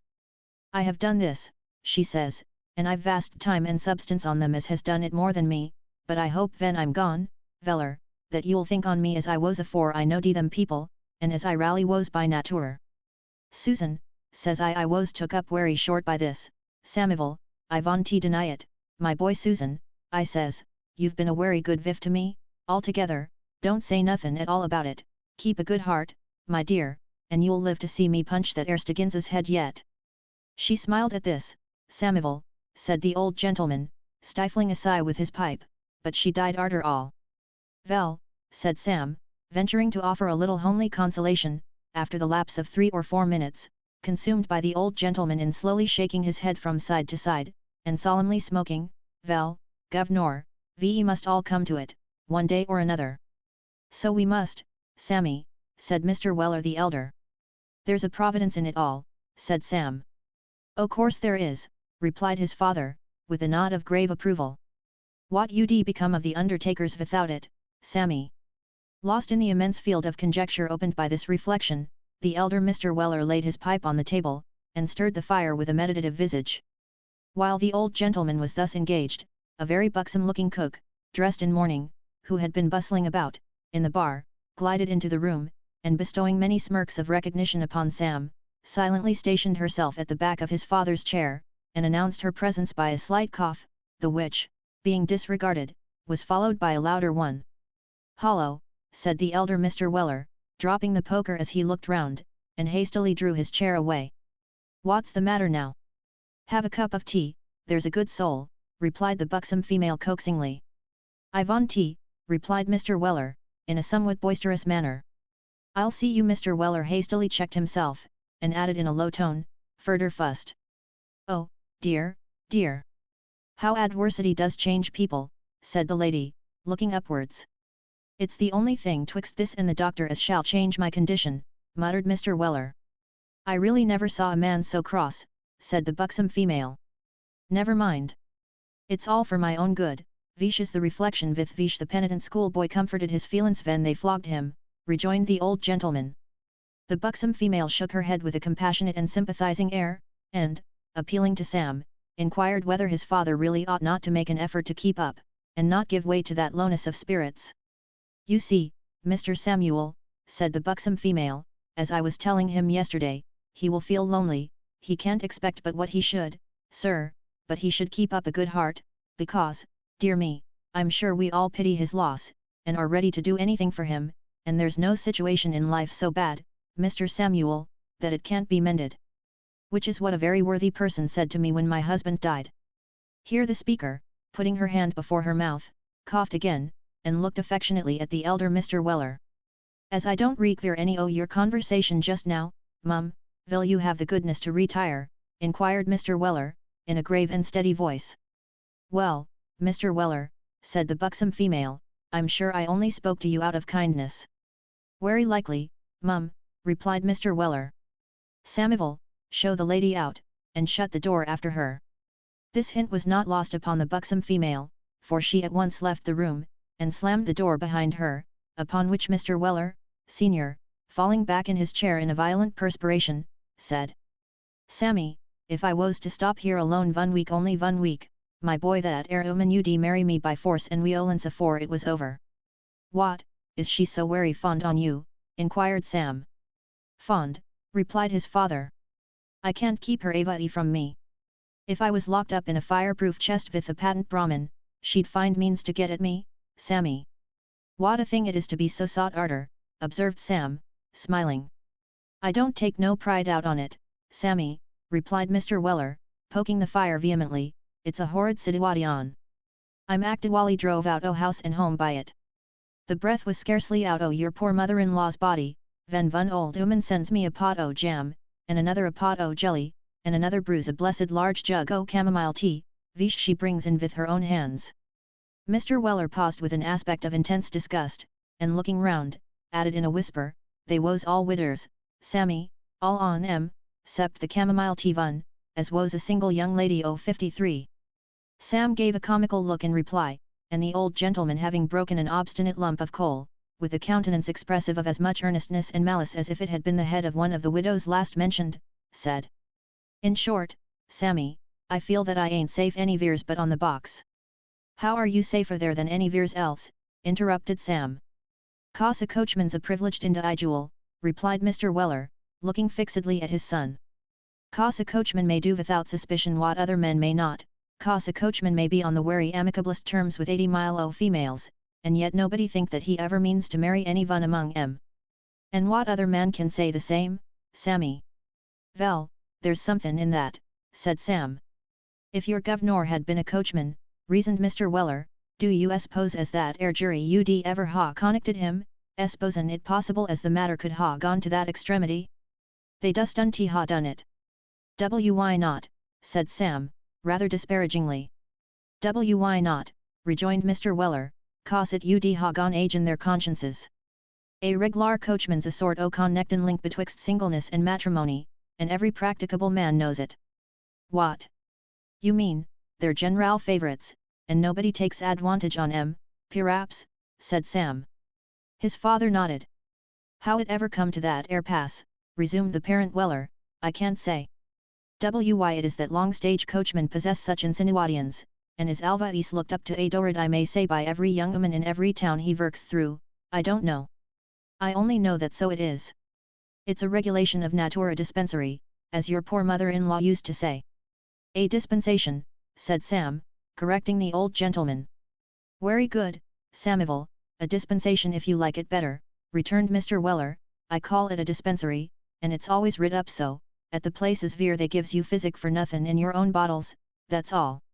With these words, Mr. Weller refilled and relighted his pipe, and once more summoning up a meditative expression of countenance, continued as follows. Therefore, my boy, as I do not see the advisability o' stoppin' here to be married whether I want to or not, and as at the same time I do not wish to separate myself from them interested members o' society altogether, I have come to the determination o' driving the safety, and puttin' up once more at the Bell Savage, vish is my natural born element, Sammy. And what's to become o' the business? Inquired Sam. The business, Samivel, replied the old gentleman, goodwill, stock, and fixtures, will be sold by private contract, and out o' the money, £200, agreeable to a request o' your mother-in-law's to me, a little afore she died, will be invested in your name in what do you call them things agin? What things? Inquired Sam. Them things as is always a-goin' up and down, in the city. Omnibuses, suggested Sam. Nonsense, replied Mr. Weller. Them things as is always a-fluctotin', and gettin' theirselves involved somehow or another with the national debt, and the checkers bill, and all that. Oh, the funds, said Sam. Ah, rejoined Mr. Weller, the funds, £200 oh the money is to be invested for you, Samivel, in the funds, 4.5 per cent reduced councils, Sammy. Very kind o' the old lady to think o' me, said Sam, and I'm very much obliged to her. The rest will be invested in my name, continued the elder Mr. Weller, and when I'm took off the road, it'll come to you, so take care you don't spend it all at once, my boy, and mind that no widder gets a inklin' o' your fortune, or you're done. Having delivered this warning, Mr. Weller resumed his pipe with a more serene countenance, the disclosure of these matters appearing to have eased his mind considerably. Somebody's a-tappin' at the door, said Sam. Let 'em tap, replied his father, with dignity. Sam acted upon the direction. There was another tap, and another, and then a long row of taps, upon which Sam inquired why the tapper was not admitted. Hush, whispered Mr. Weller, with apprehensive looks, don't take no notice on 'em, Sammy, it's one o' the widders, perhaps. No notice being taken of the taps, the unseen visitor, after a short lapse, ventured to open the door and peep in. It was no female head that was thrust in at the partially opened door, but the long black locks and red face of Mr. Stiggins. Mr. Weller's pipe fell from his hands. The reverend gentleman gradually opened the door by almost imperceptible degrees, until the aperture was just wide enough to admit of the passage of his lank body, when he glided into the room and closed it after him, with great care and gentleness. Turning towards Sam, and raising his hands and eyes in token of the unspeakable sorrow with which he regarded the calamity that had befallen the family, he carried the high-backed chair to his old corner by the fire, and, seating himself on the very edge, drew forth a brown pocket-handkerchief, and applied the same to his optics. While this was going forward, the elder Mr. Weller sat back in his chair, with his eyes wide open, his hands planted on his knees, and his whole countenance expressive of absorbing and overwhelming astonishment. Sam sat opposite him in perfect silence, waiting, with eager curiosity, for the termination of the scene. Mr. Stiggins kept the brown pocket-handkerchief before his eyes for some minutes, moaning decently meanwhile, and then, mastering his feelings by a strong effort, put it in his pocket and buttoned it up. After this, he stirred the fire. After that, he rubbed his hands and looked at Sam. "Oh, my young friend," said Mr. Stiggins, breaking the silence, in a very low voice, "here's a sorrowful affliction." Sam nodded very slightly. "For the man of wrath, too," added Mr. Stiggins, "it makes a vessel's heart bleed." Mr. Weller was overheard by his son to murmur something relative to making a vessel's nose bleed, but Mr. Stiggins heard him not. "Do you know, young man," whispered Mr. Stiggins, drawing his chair closer to Sam, "whether she has left Emmanuel anything?" "Who's he?" inquired Sam. "The chapel," replied Mr. Stiggins, "our chapel, our fold, Mr. Samuel. She hasn't left the fold nothin', nor the shepherd nothin', nor the animals nothin'," said Sam decisively, "nor the dogs neither." Mr. Stiggins looked slyly at Sam, glanced at the old gentleman, who was sitting with his eyes closed, as if asleep, and drawing his chair still nearer, said, "Nothing for me, Mr. Samuel." Sam shook his head. I think there's something, said Stiggins, turning as pale as he could turn. Consider, Mr. Samuel, no little token. Not so much as the vorth o' that old umbrella o' yourn, replied Sam. Perhaps, said Mr. Stiggins hesitatingly, after a few moments' deep thought, perhaps she recommended me to the care of the man of wrath, Mr. Samuel. I think that's very likely, from what he said, rejoined Sam. He was a speakin' about you, just now. Was he, though? Exclaimed Stiggins, brightening up. Ah! He's changed, I dare say. We might live very comfortably together now, Mr. Samuel, eh? I could take care of his property when you are away, good care, you see. Heaving a long-drawn sigh, Mr. Stiggins paused for a response. Sam nodded, and Mr. Weller the elder gave vent to an extraordinary sound, which, being neither a groan, nor a grunt, nor a gasp, nor a growl, seemed to partake in some degree of the character of all four. Mr. Stiggins, encouraged by this sound, which he understood to betoken remorse or repentance, looked about him, rubbed his hands, wept, smiled, wept again, and then, walking softly across the room to a well-remembered shelf in one corner, took down a tumbler, and with great deliberation put 4 lumps of sugar in it. Having got thus far, he looked about him again, and sighed grievously. With that, he walked softly into the bar, and presently returning with the tumbler half full of pineapple rum, advanced to the kettle which was singing gaily on the hob, mixed his grog, stirred it, sipped it, sat down, and taking a long and hearty pull at the rum and water, stopped for breath. The elder Mr. Weller, who still continued to make various strange and uncouth attempts to appear asleep, offered not a single word during these proceedings, but when Stiggins stopped for breath, he darted upon him, and snatching the tumbler from his hand, threw the remainder of the rum and water in his face, and the glass itself into the grate. Then, seizing the reverend gentleman firmly by the collar, he suddenly fell to kicking him most furiously, accompanying every application of his top boot to Mr. Stiggins's person, with sundry violent and incoherent anathemas upon his limbs, eyes, and body. "Sammy," said Mr. Weller, "put my hat on tight for me." Sam dutifully adjusted the hat with the long hatband more firmly on his father's head, and the old gentleman, resuming his kicking with greater agility than before, tumbled with Mr. Stiggins through the bar, and through the passage, out at the front door, and so into the street, the kicking continuing the whole way, and increasing in vehemence, rather than diminishing, every time the top boot was lifted. It was a beautiful and exhilarating sight to see the red-nosed man writhing in Mr. Weller's grasp, and his whole frame quivering with anguish as kick followed kick in rapid succession. It was a still more exciting spectacle to behold Mr. Weller, after a powerful struggle, immersing Mr. Stiggins's head in a horse trough full of water, and holding it there, until he was half suffocated.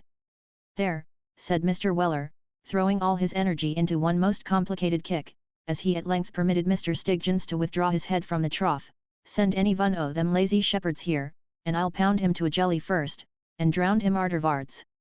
Sammy, help me in, and fill me a small glass of brandy. I'm out o' breath, my boy." Chapter 53. Comprising the final exit of Mr. Jingle and Job Trotter, with the great morning of business in Gray's Inn Square concluding with a double knock at Mr. Perker's door. When Arabella, after some gentle preparation and many assurances that there was not the least occasion for being low-spirited, was at length made acquainted by Mr. Pickwick with the unsatisfactory result of his visit to Birmingham, she burst into tears, and sobbing aloud, lamented in moving terms that she should have been the unhappy cause of any estrangement between a father and his son. "My dear girl," said Mr. Pickwick kindly, "it is no fault of yours. It was impossible to foresee that the old gentleman would be so strongly prepossessed against his son's marriage, you know. I am sure," added Mr. Pickwick, glancing at her pretty face, "he can have very little idea of the pleasure he denies himself." "Oh, my dear Mr. Pickwick," said Arabella, "what shall we do, if he continues to be angry with us?" "Why, wait patiently, my dear, until he thinks better of it," replied Mr. Pickwick cheerfully. "But, dear Mr. Pickwick, what is to become of Nathaniel if his father withdraws his assistance?" urged Arabella. "In that case, my love," rejoined Mr. Pickwick, "I will venture to prophesy that he will find some other friend who will not be backward in helping him to start in the world." The significance of this reply was not so well disguised by Mr. Pickwick but that Arabella understood it. So, throwing her arms round his neck, and kissing him affectionately, she sobbed louder than before. "Come, come," said Mr. Pickwick taking her hand, "we will wait here a few days longer, and see whether he writes or takes any other notice of your husband's communication. If not, I have thought of half a dozen plans, any one of which would make you happy at once. There, my dear, there." With these words, Mr. Pickwick gently pressed Arabella's hand, and bade her dry her eyes, and not distress her husband. Upon which, Arabella, who was one of the best little creatures alive, put her handkerchief in her reticule, and by the time Mr. Winkle joined them, exhibited in full lustre the same beaming smiles and sparkling eyes that had originally captivated him. "This is a distressing predicament for these young people," thought Mr. Pickwick, as he dressed himself next morning. "I'll walk up to Parkhurst, and consult him about the matter." As Mr. Pickwick was further prompted to betake himself to Gray's Inn Square by an anxious desire to come to a pecuniary settlement with the kind-hearted little attorney without further delay, he made a hurried breakfast, and executed his intentions so speedily, that 10 o'clock had not struck when he reached Gray's Inn. It still wanted 10 minutes to the hour when he had ascended the staircase on which Parkhurst chambers were. The clerks had not arrived yet, and he beguiled the time by looking out of the staircase window. The healthy light of a fine October morning made even the dingy old houses brighten up a little, some of the dusty windows actually looking almost cheerful as the sun's rays gleamed upon them. Clerk after clerk hastened into the square by one or other of the entrances, and looking up at the hall clock, accelerated or decreased his rate of walking according to the time at which his office hours nominally commenced, the 9:30 o'clock people suddenly becoming very brisk, and the 10 o'clock gentlemen falling into a pace of most aristocratic slowness. The clock struck 10, and clerks poured in faster than ever, each one in a greater perspiration than his predecessor. The noise of unlocking and opening doors echoed and re-echoed on every side, heads appeared as if by magic in every window, the porters took up their stations for the day, the slipshod laundresses hurried off, the postman ran from house to house, and the whole legal hive was in a bustle. "You're early, Mr. Pickwick," said a voice behind him. "Ah, Mr. Lowten," replied that gentleman, looking round and recognizing his old acquaintance. "Precious warm walking, isn't it?" said Lowten, drawing a Brahma key from his pocket, with a small plug therein, to keep the dust out. "You appear to feel it so," rejoined Mr. Pickwick, smiling at the clerk, who was literally red-hot. "I've come along, rather, I can tell you," replied Lowten. "It went the half hour as I came through the Polygon. I'm here before him, though, so I don't mind." Comforting himself with this reflection, Mr. Lowten extracted the plug from the door key, having opened the door, replaced and repocketed his Brahma, and picked up the letters which the postman had dropped through the box. He ushered Mr. Pickwick into the office. Here, in the twinkling of an eye, he divested himself of his coat, put on a threadbare garment, which he took out of a desk, hung up his hat, pulled forth a few sheets of cartridge and blotting paper in alternate layers, and, sticking a pen behind his ear, rubbed his hands with an air of great satisfaction. "There, you see, Mr. Pickwick," he said, "now I'm complete. I've got my office coat on, and my pad out, and let him come as soon as he likes. You haven't got a pinch of snuff about you, have you?" "No, I have not," replied Mr. Pickwick. "I'm sorry for it," said Lowten. "Never mind. I'll run out presently, and get a bottle of soda. Don't I look rather queer about the eyes, Mr. Pickwick?" The individual appealed to surveyed Mr. Lowten's eyes from a distance, and expressed his opinion that no unusual queerness was perceptible in those features. "I'm glad of it," said Lowten. "We were keeping it up pretty tolerably at the Stump last night, and I'm rather out of sorts this morning. Parkhurst's been about that business of yours, by the by." "What business?" inquired Mr. Pickwick. "Mrs. Bardell's costs." "No, I don't mean that," replied Mr. Lowten. "About getting that customer that we paid the 10 shillings in the pound to the bill discounter for, on your account to get him out of the fleet, you know, about getting him to Demerara." "Oh, Mr. Jingle," said Mr. Pickwick hastily. "Yes. Well, it's all arranged," said Lowten, mending his pen. "The agent at Liverpool said he had been obliged to you many times when you were in business, and he would be glad to take him on your recommendation." "That's well," said Mr. Pickwick. "I am delighted to hear it. But I say," resumed Lowten, scraping the back of the pen preparatory to making a fresh split, "what a soft chap that other is." "Which other?" "Why, that servant, or friend, or whatever he is, you know, Trotter." "Ah," said Mr. Pickwick, with a smile. "I always thought him the reverse." "Well, and so did I, from what little I saw of him," replied Lowten. "It only shows how one may be deceived." What do you think of his going to Demerara, too? What? And giving up what was offered him here, exclaimed Mr. Pickwick. Treating Perker's offer of 18 bob a week, and a rise if he behaved himself, like dirt, replied Loten. He said he must go along with the other one, and so they persuaded Perker to write again, and they've got him something on the same estate, not near so good, Perker says, as a convict would get in New South Wales, if he appeared at his trial in a new suit of clothes. Foolish fellow, said Mr. Pickwick, with glistening eyes. Foolish fellow. Oh, it's worse than foolish, it's downright sneaking, you know, replied Loten, nibbing the pen with a contemptuous face.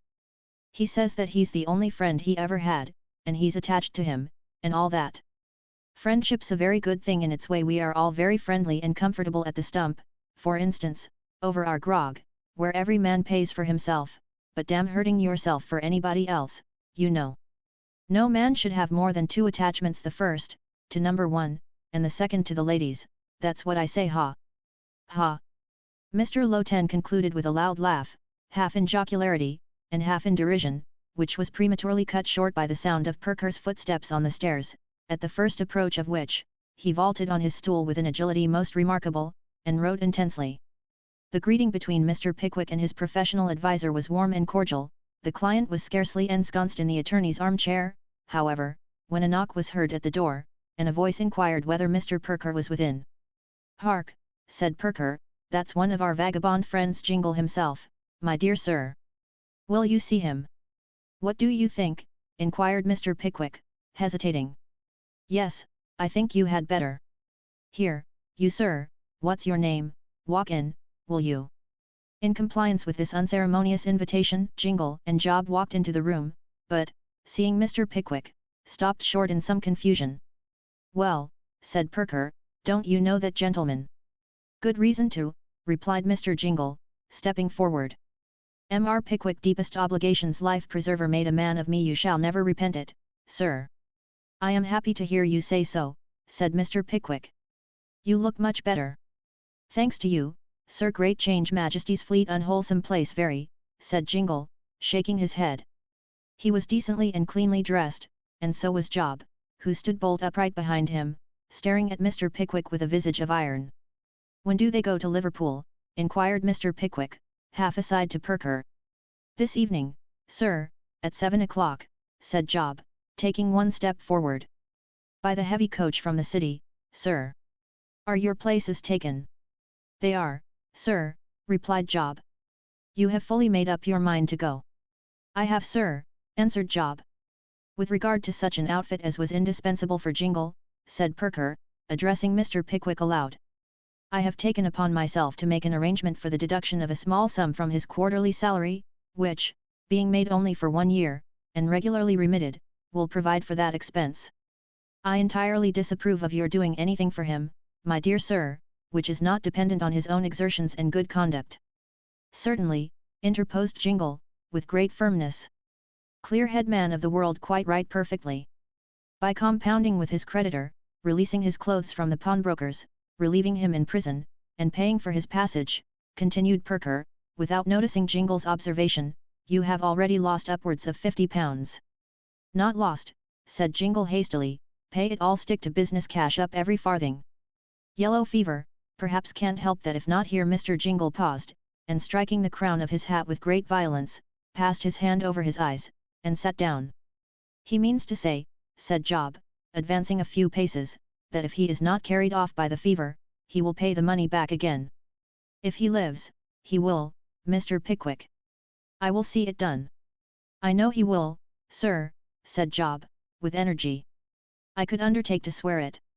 "Well, well," said Mr. Pickwick, who had been bestowing a score or two of frowns upon Perker, to stop his summary of benefits conferred, which the little attorney obstinately disregarded, "you must be careful not to play any more desperate cricket matches, Mr. Jingle, or to renew your acquaintance with Sir Thomas Blazo, and I have little doubt of your preserving your health." Mr. Jingle smiled at this sally, but looked rather foolish notwithstanding, so Mr. Pickwick changed the subject by saying, "You don't happen to know, do you, what has become of another friend of yours, a more humble one, whom I saw at Rochester?" "Dismal Jemmy?" inquired Jingle. "Yes." Jingle shook his head. Clever rascal, queer fellow, hoaxing genius, Job's brother. Job's brother, exclaimed Mr. Pickwick. Well, now I look at him closely, there is a likeness. We were always considered like each other, sir, said Job, with a cunning look just lurking in the corners of his eyes, only I was really of a serious nature, and he never was. He emigrated to America, sir, in consequence of being too much sought after here, to be comfortable, and has never been heard of since. That accounts for my not having received the page from the romance of real life, which he promised me one morning when he appeared to be contemplating suicide on Rochester Bridge, I suppose, said Mr. Pickwick, smiling. I need not inquire whether his dismal behaviour was natural or assumed. He could assume anything, sir, said Job. You may consider yourself very fortunate in having escaped him so easily. On intimate terms he would have been even a more dangerous acquaintance than. Job looked at Jingle, hesitated, and finally added, than myself even. A hopeful family yours, Mr. Trotter, said Perker, sealing a letter which he had just finished writing. Yes, sir, replied Job. Very much so. Well, said the little man, laughing, I hope you are going to disgrace it. Deliver this letter to the agent when you reach Liverpool, and let me advise you, gentlemen, not to be too knowing in the West Indies.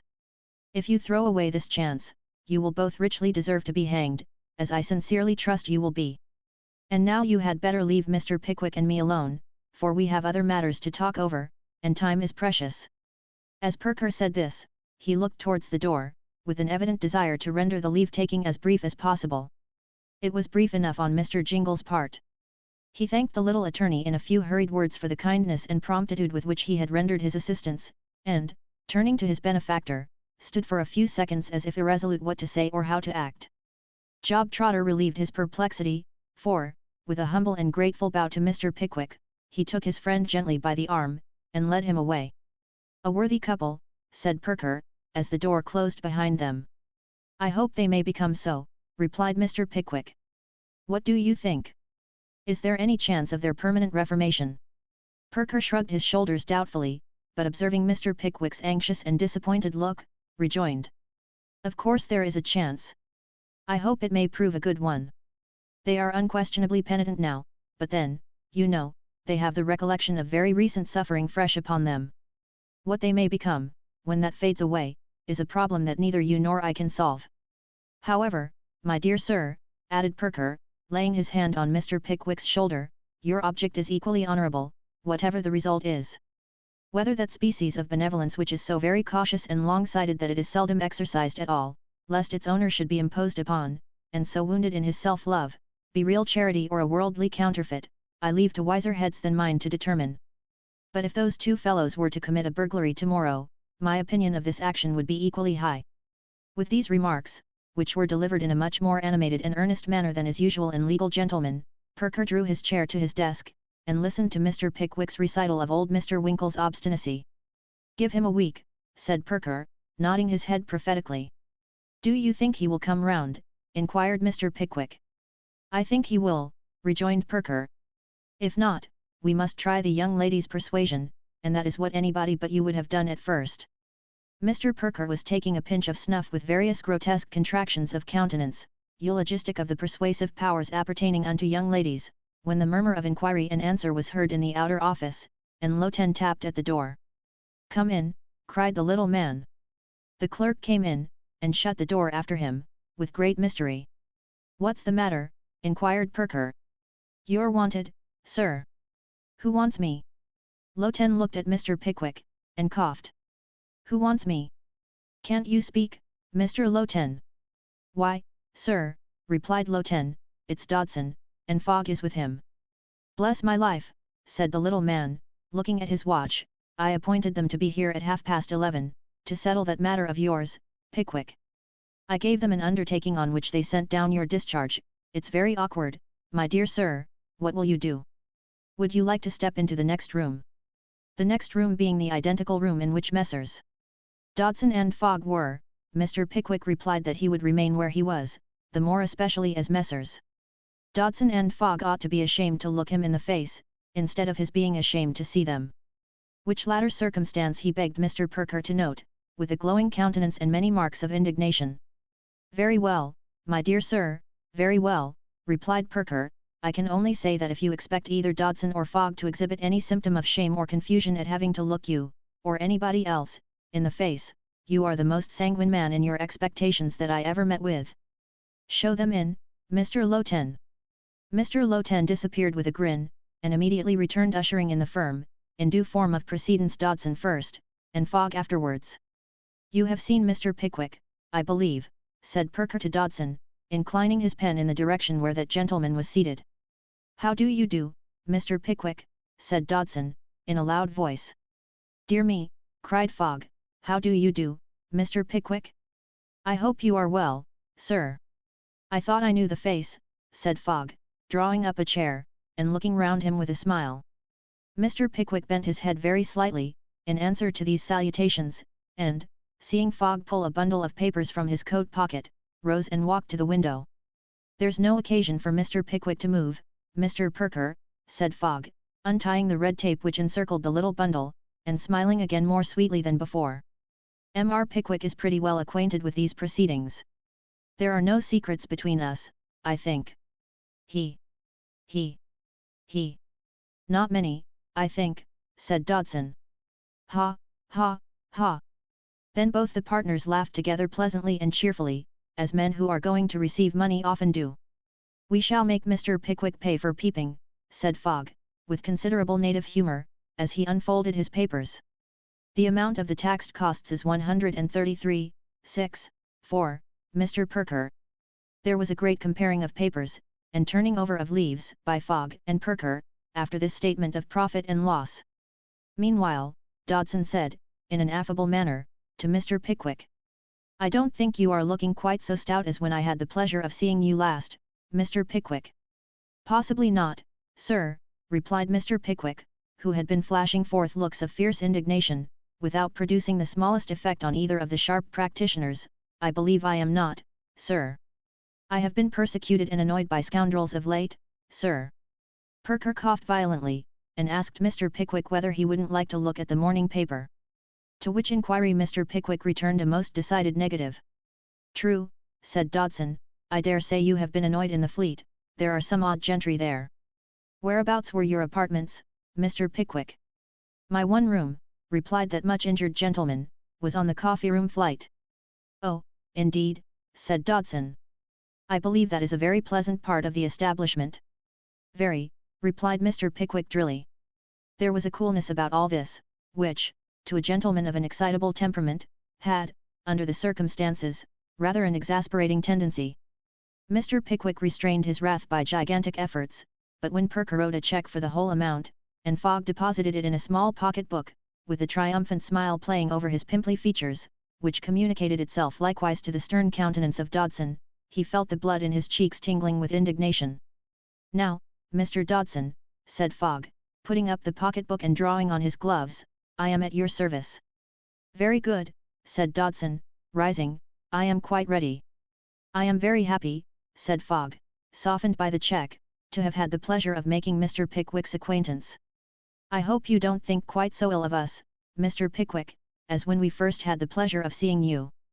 I hope not, said Dodson, with the high tone of calumniated virtue. M.R. Pickwick now knows us better, I trust.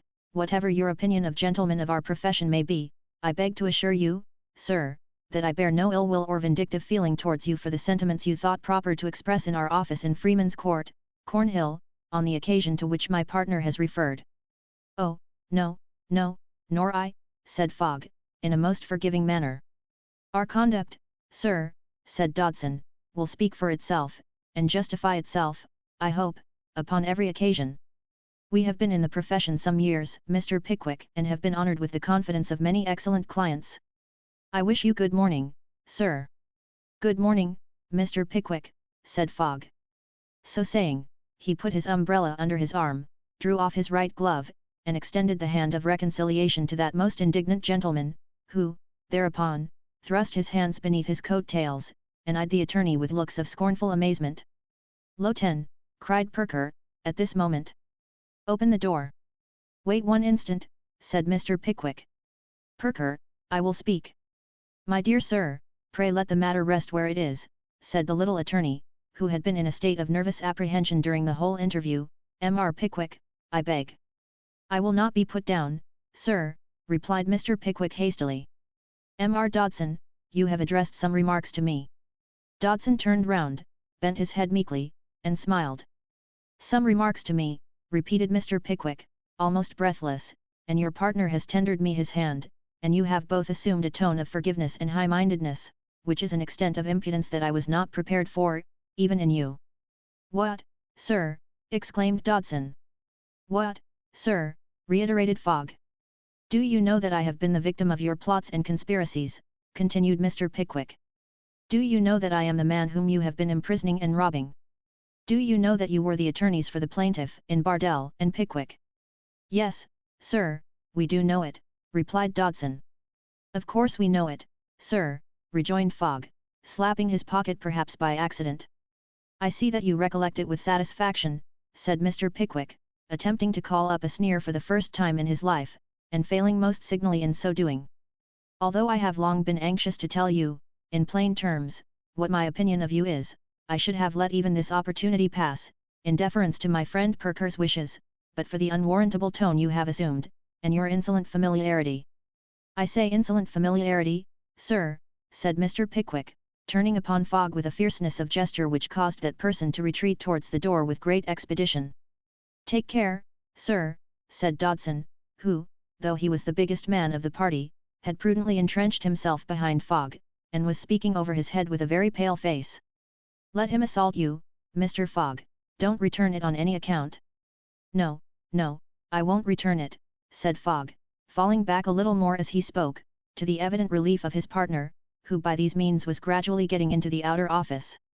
You are, continued Mr. Pickwick, resuming the thread of his discourse, you are a well-matched pair of mean, rascally, pettifogging robbers. Well, interposed Perker, is that all? It is all summed up in that, rejoined Mr. Pickwick, they are mean, rascally, pettifogging robbers. There, said Perker, in a most conciliatory tone. My dear sirs, he has said all he has to say. Now pray go. Loten, is that door open? Mr. Loten, with a distant giggle, replied in the affirmative. There, good morning now pray, my dear sirs. Mr. Loten, the door, cried the little man, pushing Dodson and Fogg, nothing loath, out of the office. This way, my dear sirs, now pray don't prolong this, dear me. Mr. Loten, the door, sir, why don't you attend?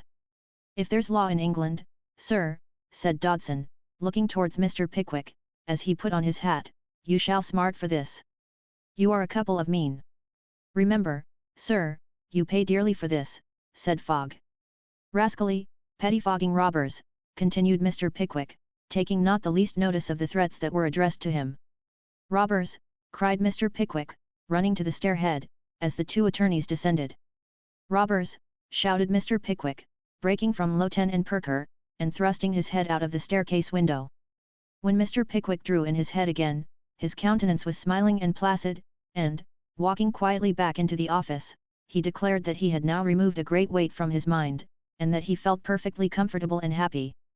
Perker said nothing at all until he had emptied his snuff-box, and sent Loten out to fill it, when he was seized with a fit of laughing, which lasted 5 minutes, at the expiration of which time he said that he supposed he ought to be very angry, but he couldn't think of the business seriously yet. When he could, he would be.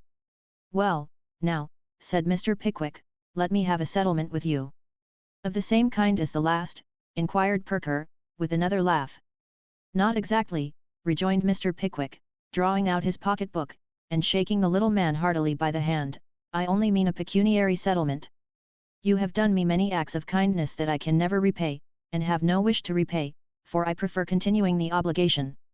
With this preface, the two friends dived into some very complicated accounts and vouchers, which, having been duly displayed and gone through by Perker, were at once discharged by Mr. Pickwick with many professions of esteem and friendship. They had no sooner arrived at this point, than a most violent and startling knocking was heard at the door.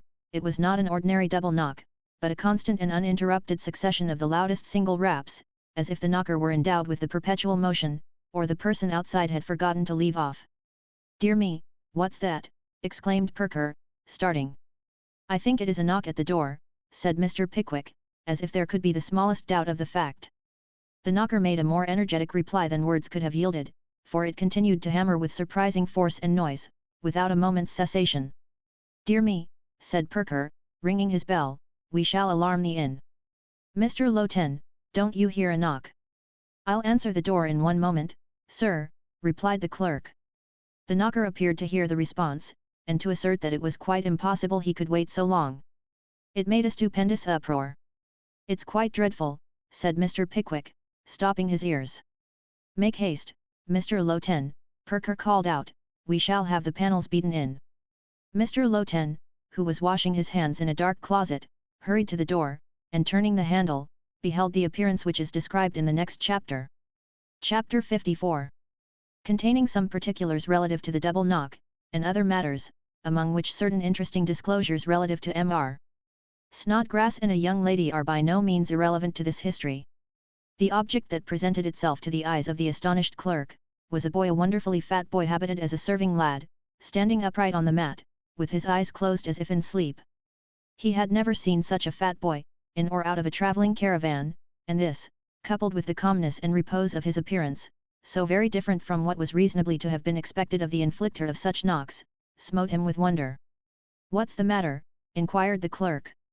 The extraordinary boy replied not a word, but he nodded once, and seemed, to the clerk's imagination, to snore feebly. "Where do you come from?" inquired the clerk. The boy made no sign. He breathed heavily, but in all other respects was motionless.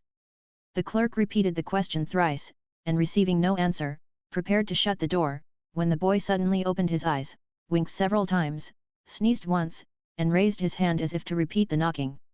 Finding the door open, he stared about him with astonishment, and at length fixed his eyes on Mr. Lowten's face. "What the devil do you knock in that way for?" inquired the clerk angrily. "Which way?" said the boy, in a slow and sleepy voice. "Why, like 40 hackney coachmen," replied the clerk. "Because master said, I wasn't to leave off knocking till they opened the door, for fear I should go to sleep," said the boy. "Well," said the clerk, "what message have you brought?" "He's downstairs," rejoined the boy. "Who?"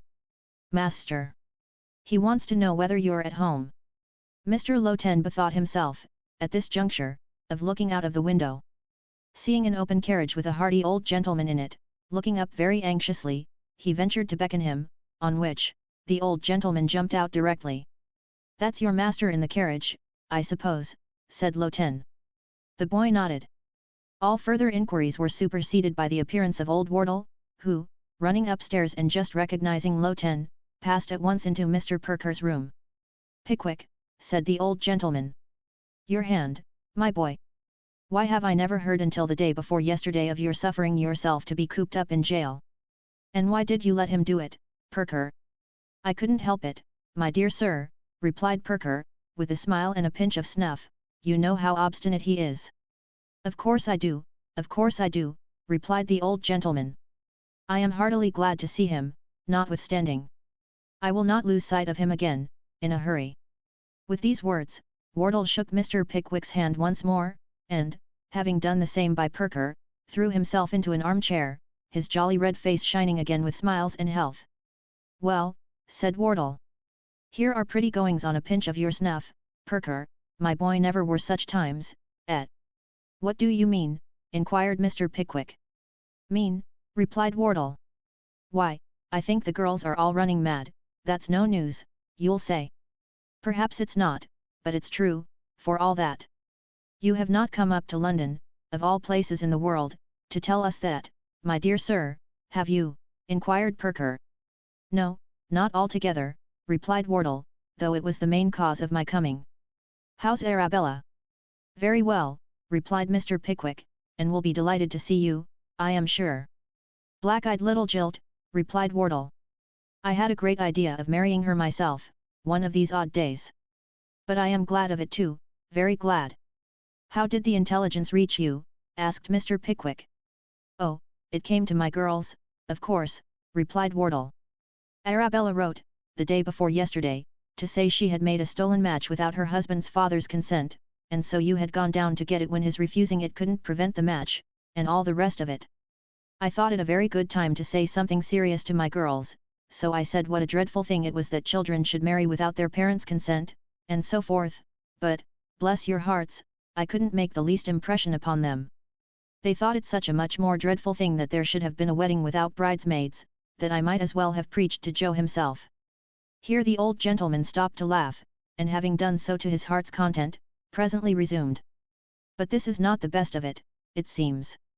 This is only half the love-making and plotting that have been going forward. We have been walking on mines for the last 6 months, and they're sprung at last. What do you mean? Exclaimed Mr. Pickwick, turning pale. No other secret marriage, I hope. No, no, replied old Wardle, not so bad as that, no. What then? Inquired Mr. Pickwick, am I interested in it? Shall I answer that question, Perker? Said Wardle. If you don't commit yourself by doing so, my dear sir. Well then, you are, said Wardle. How?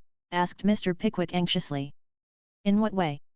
Really, replied Wardle, you're such a fiery sort of a young fellow that I am almost afraid to tell you, but, however, if Perker will sit between us to prevent mischief, I'll venture. Having closed the room door, and fortified himself with another application to Perker's snuff-box, the old gentleman proceeded with his great disclosure in these words. The fact is, that my daughter Bella, who married young Trundle, you know. Yes, yes, we know, said Mr. Pickwick impatiently. Don't alarm me at the very beginning. My daughter Bella Emily, having gone to bed with a headache after she had read Arabella's letter to me, sat herself down by my side the other evening, and began to talk over this marriage affair. Well, Pa, she says, what do you think of it? Why, my dear, I said, I suppose it's all very well, I hope it's for the best. I answered in this way because I was sitting before the fire at the time, drinking my grog rather thoughtfully, and I knew my throwing in an undecided word now and then, would induce her to continue talking. Both my girls are pictures of their dear mother, and as I grow old I like to sit with only them by me, for their voices and looks carry me back to the happiest period of my life, and make me, for the moment, as young as I used to be then, though not quite so light-hearted. It's quite a marriage of affection, Pa, said Bella, after a short silence. Yes, my dear, said I, but such marriages do not always turn out the happiest. I question that, mind, interposed Mr. Pickwick warmly. Very good, responded Wardle, question anything you like when it's your turn to speak, but don't interrupt me. I beg your pardon, said Mr. Pickwick. Granted, replied Wardle. I am sorry to hear you express your opinion against marriages of affection, Pa, said Bella, colouring a little. I was wrong, I ought not to have said so, my dear, either, said I, patting her cheek as kindly as a rough old fellow like me could pat it, for your mother's was one, and so was yours. It's not that I meant, Pa, said Bella. The fact is, Pa, I wanted to speak to you about Emily. Mr. Pickwick started. What's the matter now? Inquired Wardle, stopping in his narrative. Nothing, replied Mr. Pickwick. Pray go on. I never could spin out a story, said Wardle abruptly. It must come out, sooner or later, and it'll save us all a great deal of time if it comes at once. The long and the short of it is, then, that Bella at last mustered up courage to tell me that Emily was very unhappy, that she and your young friend Snodgrass had been in constant correspondence and communication ever since last Christmas, that she had very dutifully made up her mind to run away with him, in laudable imitation of her old friend and schoolfellow, but that having some compunctions of conscience on the subject, inasmuch as I had always been rather kindly disposed to both of them, they had thought it better in the first instance to pay me the compliment of asking whether I would have any objection to their being married in the usual matter-of-fact manner.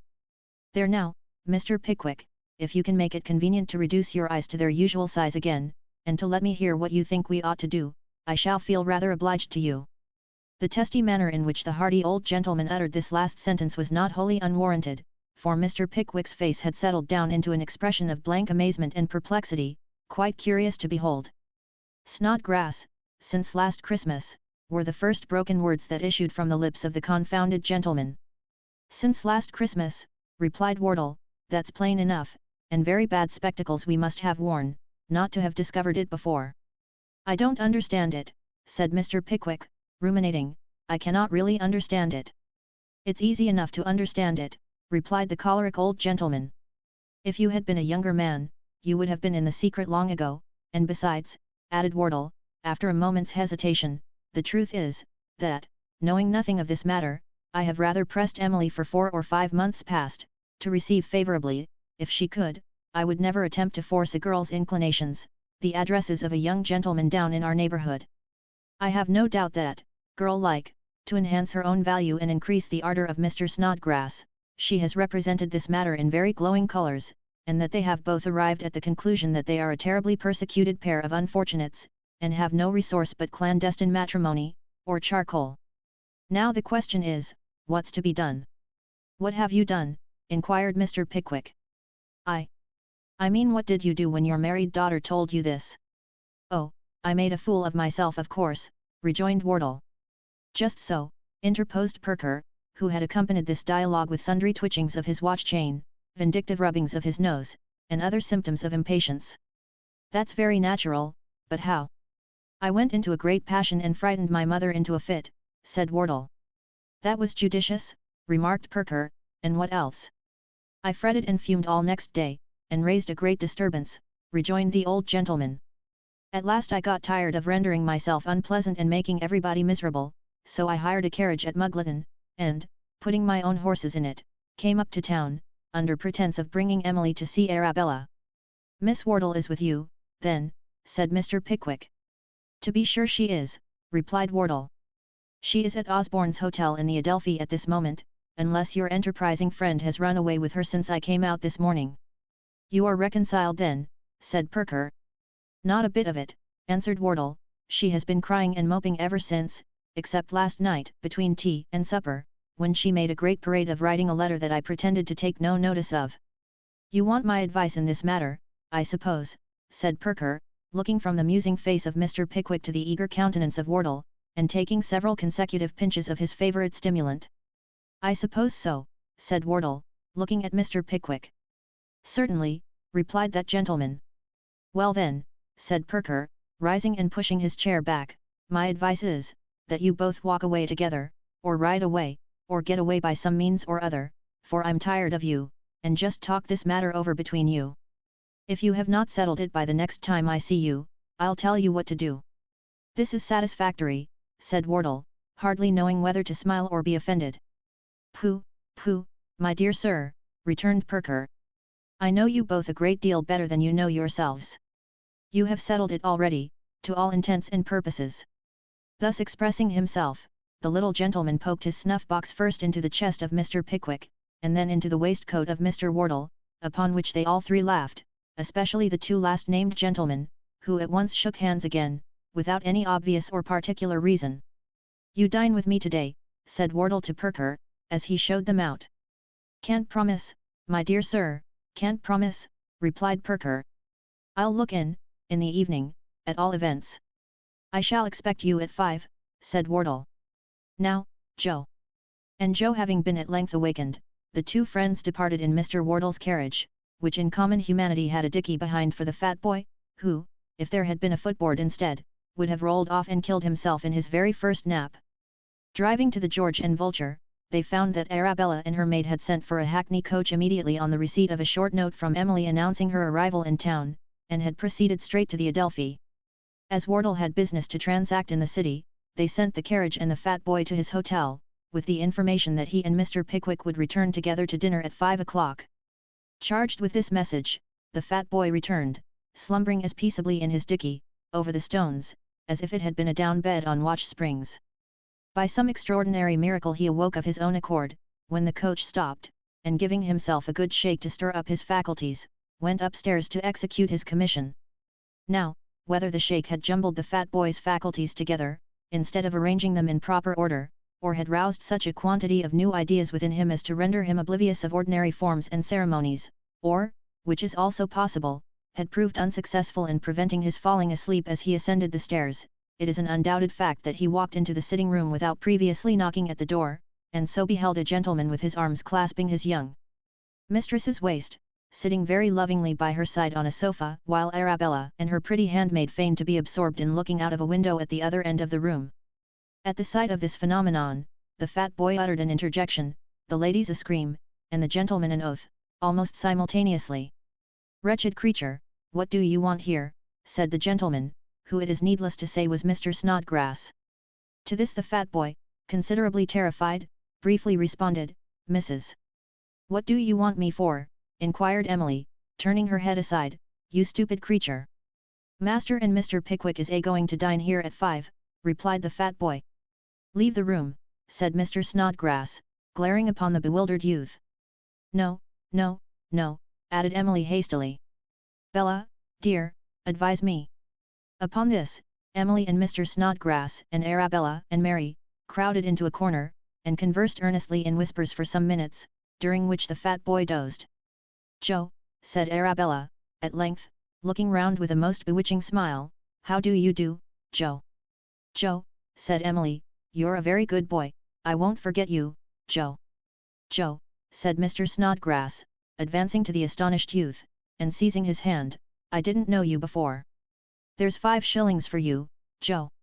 I'll owe you 5, Joe, said Arabella, for old acquaintance' sake, you know, and another most captivating smile was bestowed upon the corpulent intruder.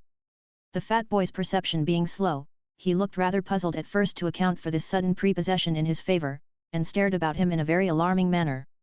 At length his broad face began to show symptoms of a grin of proportionately broad dimensions, and then, thrusting half a crown into each of his pockets, and a hand and wrist after it, he burst into a hoarse laugh, being for the first and only time in his existence. He understands us, I see, said Arabella. He had better have something to eat, immediately, remarked Emily. The fat boy almost laughed again when he heard this suggestion. Mary, after a little more whispering, tripped forth from the group and said, I am going to dine with you today, sir, if you have no objection. This way, said the fat boy eagerly. There is such a jolly meat pie.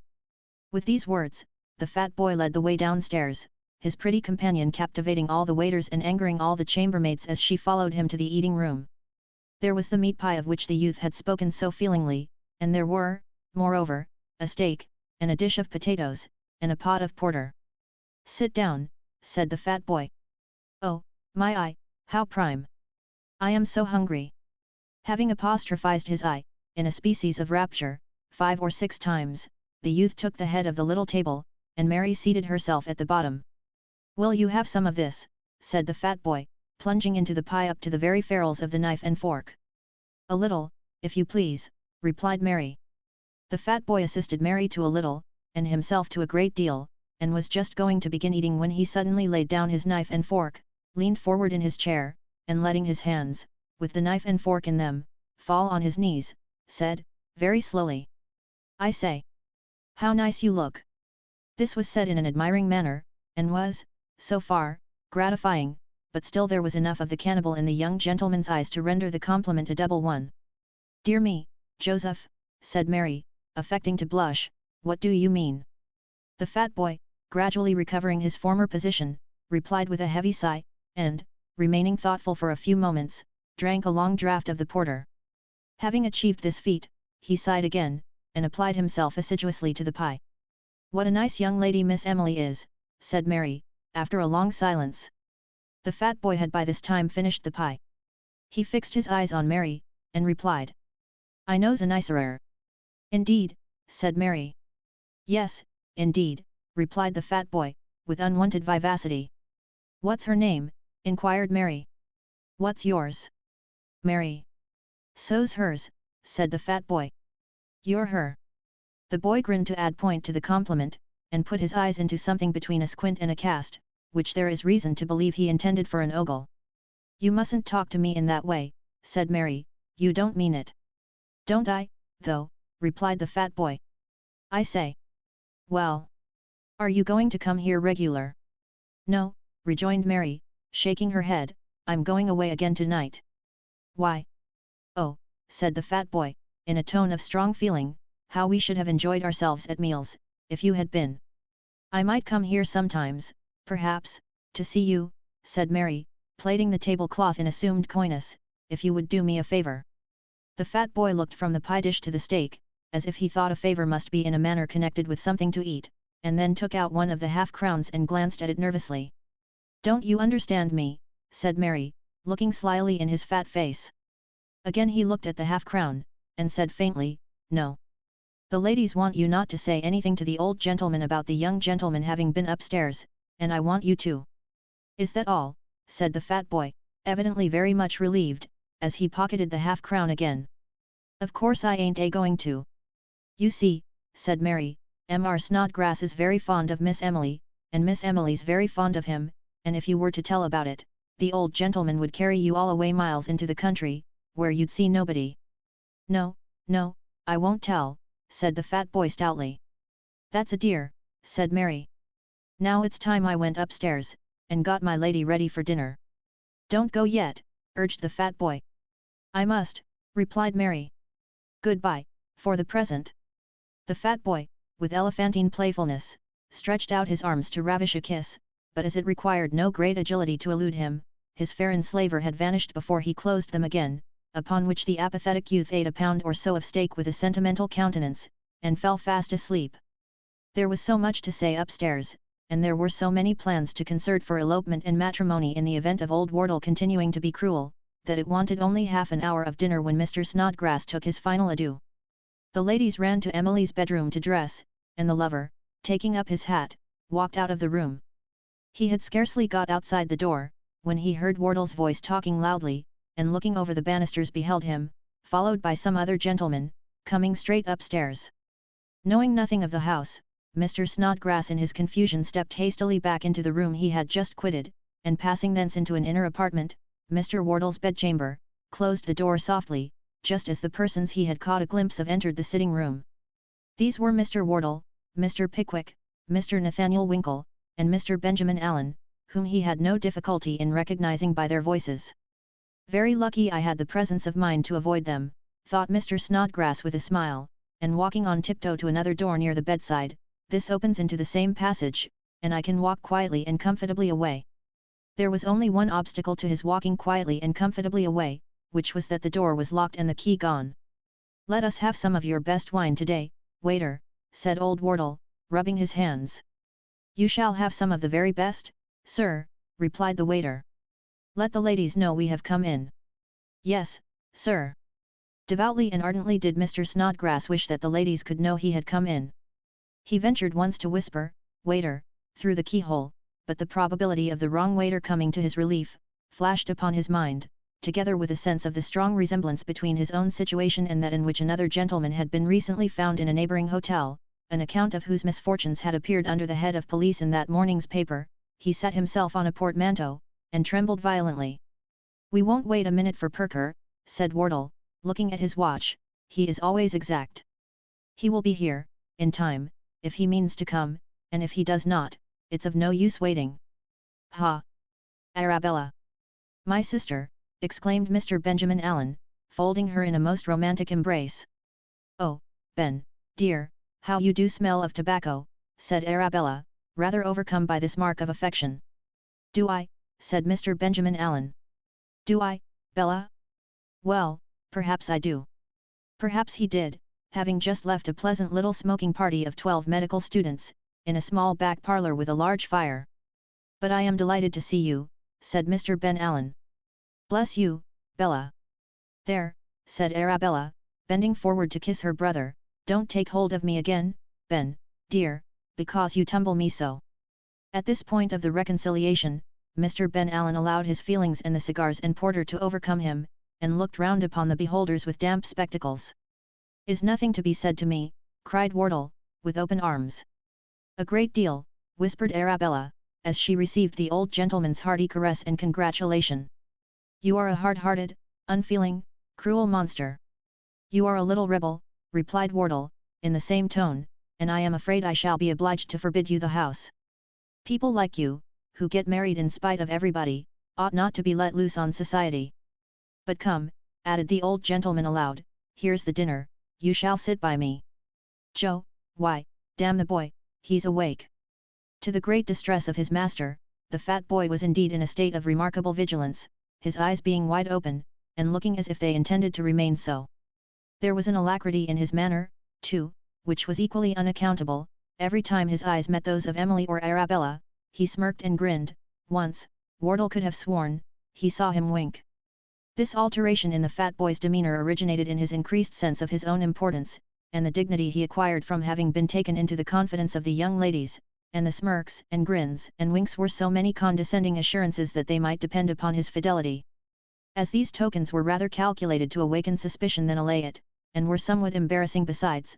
They were occasionally answered by a frown or shake of the head from Arabella, which the fat boy, considering as hints to be on his guard, expressed his perfect understanding of, by smirking, grinning, and winking, with redoubled assiduity. "Joe," said Mr. Wardle, after an unsuccessful search in all his pockets, "is my snuff-box on the sofa?" "No, sir," replied the fat boy. "Oh, I recollect, I left it on my dressing-table this morning," said Wardle. "Run into the next room and fetch it." The fat boy went into the next room, and, having been absent about a minute, returned with the snuff-box, and the palest face that ever a fat boy wore. "What's the matter with the boy?" exclaimed Wardle. "Nothin's the matter with me," replied Joe nervously. "Have you been seeing any spirits?" inquired the old gentleman. "Or taking any," added Ben Allen. "I think you're right," whispered Wardle across the table. "He is intoxicated, I'm sure." Ben Allen replied that he thought he was, and, as that gentleman had seen a vast deal of the disease in question, Wardle was confirmed in an impression which had been hovering about his mind for half an hour, and at once arrived at the conclusion that the fat boy was drunk. "Just keep your eye upon him for a few minutes," murmured Wardle. "We shall soon find out whether he is or not." The unfortunate youth had only interchanged a dozen words with Mr. Snodgrass, that gentleman having implored him to make a private appeal to some friend to release him, and then pushed him out with the snuff-box, lest his prolonged absence should lead to a discovery. He ruminated a little with a most disturbed expression of face, and left the room in search of Mary. But Mary had gone home after dressing her mistress, and the fat boy came back again more disturbed than before. Wardle and Mr. Ben Allen exchanged glances. "Joe," said Wardle. "Yes, sir." "What did you go away for?" The fat boy looked hopelessly in the face of everybody at table, and stammered out that he didn't know. "Oh," said Wardle, "you don't know, eh? Take this cheese to Mr. Pickwick." Now, Mr. Pickwick, being in the very best health and spirits, had been making himself perfectly delightful all dinner time, and was at this moment engaged in an energetic conversation with Emily and Mr. Winkle, bowing his head, courteously, in the emphasis of his discourse, gently waving his left hand to lend force to his observations, and all glowing with placid smiles. He took a piece of cheese from the plate, and was on the point of turning round to renew the conversation, when the fat boy, stooping so as to bring his head on a level with that of Mr. Pickwick, pointed with his thumb over his shoulder, and made the most horrible and hideous face that was ever seen out of a Christmas pantomime. "Dear me," said Mr. Pickwick, starting, "what a very He stopped, for the fat boy had drawn himself up, and was, or pretended to be, fast asleep. "What's the matter?" inquired Wardle. "This is such an extremely singular lad," replied Mr. Pickwick, looking uneasily at the boy. "It seems an odd thing to say, but upon my word I am afraid that, at times, he is a little deranged." "Oh! Mr. Pickwick, pray don't say so," cried Emily and Arabella, both at once. "I am not certain, of course," said Mr. Pickwick, amidst profound silence and looks of general dismay, "but his manner to me this moment really was very alarming." "Oh!" ejaculated Mr. Pickwick, suddenly jumping up with a short scream. "I beg your pardon, ladies, but at that moment he ran some sharp instrument into my leg. Really, he is not safe." "He's drunk," roared old Wardle passionately. "Ring the bell. Call the waiters. He's drunk." "I ain't," said the fat boy, falling on his knees as his master seized him by the collar. "I ain't drunk." "Then you're mad, that's worse." "Call the waiters," said the old gentleman. "I ain't mad, I'm sensible," rejoined the fat boy, beginning to cry. "Then, what the devil did you run sharp instruments into Mr. Pickwick's legs for?" inquired Wardle angrily. "He wouldn't look at me," replied the boy. "I wanted to speak to him." "What did you want to say?" asked half a dozen voices at once. The fat boy gasped, looked at the bedroom door, gasped again, and wiped 2 tears away with the knuckle of each of his 4 fingers. "What did you want to say?" demanded Wardle, shaking him. "Stop," said Mr. Pickwick, "allow me. What did you wish to communicate to me, my poor boy?" "I want to whisper to you," replied the fat boy. "You want to bite his ear off, I suppose," said Wardle. "Don't come near him, he's vicious, ring the bell, and let him be taken downstairs." Just as Mr. Winkle caught the bell rope in his hand, it was arrested by a general expression of astonishment. The captive lover, his face burning with confusion, suddenly walked in from the bedroom, and made a comprehensive bow to the company. "Hollo, cried Wardle, releasing the fat boy's collar, and staggering back. What's this? I have been concealed in the next room, sir, since you returned, explained Mr. Snodgrass. Emily, my girl, said Wardle reproachfully, I detest meanness and deceit, this is unjustifiable and indelicate in the highest degree. I don't deserve this at your hands, Emily, indeed. Dear Papa, said Emily, Arabella knows everybody here knows Joe knows that I was no party to this concealment. Augustus, for heaven's sake, explain it. Mr. Snodgrass, who had only waited for a hearing, at once recounted how he had been placed in his then distressing predicament, how the fear of giving rise to domestic dissensions had alone prompted him to avoid Mr. Wardle on his entrance, how he merely meant to depart by another door, but, finding it locked, had been compelled to stay against his will. It was a painful situation to be placed in, but he now regretted it the less, inasmuch as it afforded him an opportunity of acknowledging, before their mutual friends, that he loved Mr. Wardle's daughter deeply and sincerely, that he was proud to avow that the feeling was mutual, and that if thousands of miles were placed between them, or oceans rolled their waters, he could never for an instant forget those happy days, when first etc. Having delivered himself to this effect, Mr. Snodgrass bowed again, looked into the crown of his hat, and stepped towards the door. Stop, shouted Wardle. Why, in the name of all that's inflammable, mildly suggested Mr. Pickwick, who thought something worse was coming. Well, that's inflammable, said Wardle, adopting the substitute, couldn't you say all this to me in the first instance? Or confide in me, added Mr. Pickwick. Dear, said Arabella, taking up the defence, what is the use of asking all that now, especially when you know you had set your covetous old heart on a richer son-in-law, and are so wild and fierce besides, that everybody is afraid of you, except me? Shake hands with him, and order him some dinner, for goodness gracious sake, for he looks half-starved, and pray have your wine up at once, for you'll not be tolerable until you have taken 2 bottles at least. The worthy old gentleman pulled Arabella's ear, kissed her without the smallest scruple, kissed his daughter also with great affection, and shook Mr. Snodgrass warmly by the hand. She is right on one point at all events, said the old gentleman cheerfully. Ring for the wine. The wine came, and Perker came upstairs at the same moment. Mr. Snodgrass had dinner at a side table, and, when he had dispatched it, drew his chair next Emily, without the smallest opposition on the old gentleman's part. The evening was excellent. Little Mr. Perker came out wonderfully, told various comic stories, and sang a serious song which was almost as funny as the anecdotes. Arabella was very charming, Mr. Wardle very jovial, Mr. Pickwick very harmonious, Mr. Ben Allen very uproarious, the lovers very silent, Mr. Winkle very talkative, and all of them very happy. Chapter 55. Mr. Solomon Pell, assisted by a select committee of coachmen, arranges the affairs of the elder Mr. Weller. Samivel, said Mr. Weller, accosting his son on the morning after the funeral, I've found it, Sammy. I thought it was there. Thought what was there? Inquired Sam. Your mother-in-law's will, Sammy, replied Mr. Weller. In virtue of which, them arrangements is to be made as I told you on, last night, respectin' the funds. What, didn't she tell you where it was? Inquired Sam.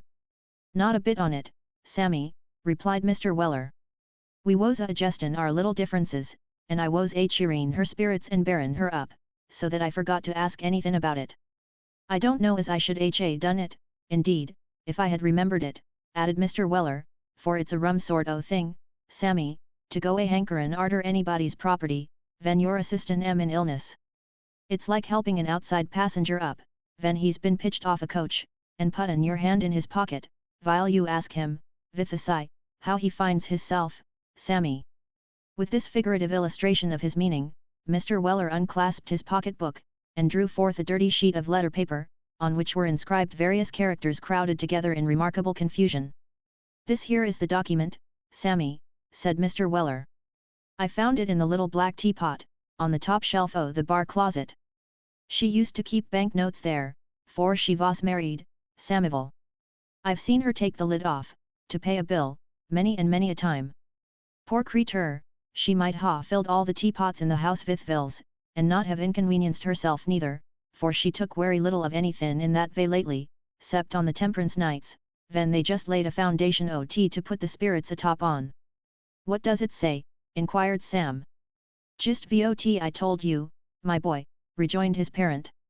£200 worth o' reduced counsels to my son-in-law, Samivel, and all the rest o' my property, of every kind and description whatsoever, to my husband, Mr. Tony Veller, who I appoint as my sole executor. That's all, is it? Said Sam. That's all, replied Mr. Weller. And I suppose as it's all right and satisfactory to you and me as is the only parties interested, we may as well put this bit o' paper into the fire. What are you a-doin' on, you lunatic? Said Sam, snatching the paper away, as his parent, in all innocence, stirred the fire preparatory to suiting the action to the word. You're a nice executor, you are. Why not? Inquired Mr. Weller, looking sternly round, with the poker in his hand. Why not? Exclaimed Sam. 'Cause it must be proved and probated and swore to, and all manner o' formalities. You don't mean that, said Mr. Weller, laying down the poker. Sam buttoned the will carefully in a side pocket, intimating by a look, meanwhile, that he did mean it, and very seriously too.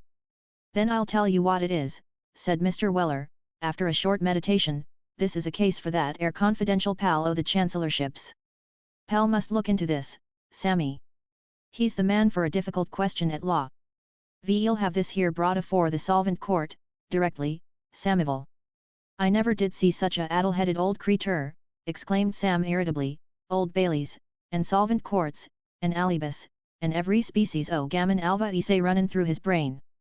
You'd better get your out-o'-door clothes on, and come to town about this business, than stand a-preachin' there about what you don't understand nothin' on. Werry good, Sammy, replied Mr. Weller, I'm quite agreeable to anythin' as will hexpedite business, Sammy. But mind this here, my boy, nobody but Pell as a legal adviser. I don't want anybody else, replied Sam. Now, are you a common? Wait a minute, Sammy, replied Mr. Weller, who, having tied his shawl with the aid of a small glass that hung in the window, was now, by dint of the most wonderful exertions, struggling into his upper garments. Wait a minute, Sammy, when you grow as old as your father, you want to get into your vesket quite as easy as you do now, my boy. If I couldn't get into it easier than that, I'm blessed if I'd ve'er one at all, rejoined his son. You think so now, said Mr. Weller, with the gravity of age, but you'll find that as you get vidier, you'll get visser. Vidth and wisdom, Sammy, alva is grows together. As Mr. Weller delivered this infallible maxim, the result of many years' personal experience and observation, he contrived, by a dexterous twist of his body, to get the bottom button of his coat to perform its office. Having paused a few seconds to recover breath, he brushed his hat with his elbow, and declared himself ready. As 4 heads is better than 2, Sammy, said Mr. Weller, as they drove along the London road in the chaise cart, and as all this here property is a very great temptation to a legal gentleman, ve'll take a couple o' friends o' mine with us, as'll be very soon down upon him if he comes anythin' irregular, 2 o' them as saw you to the Fleet that day. They're the very best judges, added Mr. Weller, in a half-whisper, the very best judges of a horse, you ever knowed. And of a lawyer too, inquired Sam. The man as can form a accurate judgment of a animal, can form a accurate judgment of anythin', replied his father, so dogmatically, that Sam did not attempt to controvert the position. In pursuance of this notable resolution, the services of the mottled-faced gentleman and of 2 other very fat coachmen selected by Mr. Weller, probably, with a view to their width and consequent wisdom, were put into requisition, and this assistance having been secured, the party proceeded to the public house in Portugal Street, whence a messenger was dispatched to the insolvent court over the way, requiring Mr. Solomon Pell's immediate attendance. The messenger fortunately found Mr. Solomon Pell in court, regaling himself, business being rather slack, with a cold collation of an Abernethy biscuit and a Savoy. The message was no sooner whispered in his ear than he thrust them in his pocket among various professional documents, and hurried over the way with such alacrity that he reached the parlour before the messenger had even emancipated himself from the court. Gentlemen, said Mr. Pell, touching his hat, my service to you all. I don't say it to flatter you, gentlemen, but there are not 5 other men in the world, that I'd have come out of that court for, today. So busy, said Sam. Busy, replied Pell, I'm completely sewn up, as my friend the late Lord Chancellor many a time used to say to me, gentlemen, when he came out from hearing appeals in the House of Lords. Poor fellow, he was very susceptible to fatigue, he used to feel those appeals uncommonly. I actually thought more than once that he'd have sunk under 'em, I did, indeed. Here Mr. Pell shook his head and paused, on which, the elder Mr. Weller, nudging his neighbour, as begging him to mark the attorney's high connections, asked whether the duties in question produced any permanent ill effects on the constitution of his noble friend. I don't think he ever quite recovered them, replied Pell, in fact I'm sure he never did. Pell, he used to say to me many a time, how the blazes you can stand the head work you do, is a mystery to me. Well, I used to answer, I hardly know how I do it, upon my life. Pell, he'd add, sighing and looking at me with a little envy, friendly envy, you know, gentlemen, mere friendly envy, I never minded it. Pell, you're a wonder, a wonder. Ah! You'd have liked him very much if you had known him, gentlemen. Bring me 3 pennorth of rum, my dear. Addressing this latter remark to the waitress, in a tone of subdued grief, Mr. Pell sighed, looked at his shoes and the ceiling, and, the rum having by that time arrived, drank it up. However, said Pell, drawing a chair to the table, a professional man has no right to think of his private friendships when his legal assistance is wanted. By the by, gentlemen, since I saw you here before, we have had to weep over a very melancholy occurrence. Mr. Pell drew out a pocket handkerchief, when he came to the word weep, but he made no further use of it than to wipe away a slight tinge of rum which hung upon his upper lip. I saw it in the Advertiser, Mr. Weller, continued Pell. Bless my soul, not more than 52. Dear me, only think.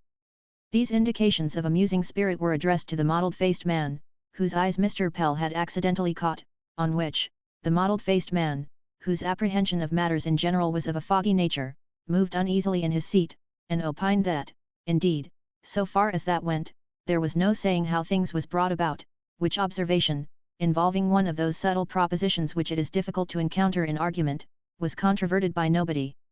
I have heard it remarked that she was a very fine woman, Mr. Weller, said Pell, in a sympathizing manner.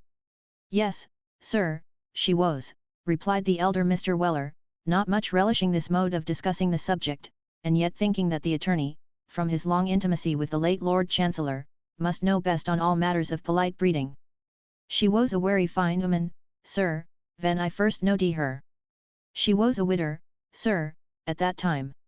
Now, it's curious, said Pell, looking round with a sorrowful smile, Mrs. Pell was a widow. That's very extraordinary, said the mottled-faced man. Well, it is a curious coincidence, said Pell. Not at all, gruffly remarked the elder Mr. Weller. More widders is married than single women. Very good, said Pell, you're quite right, Mr. Weller.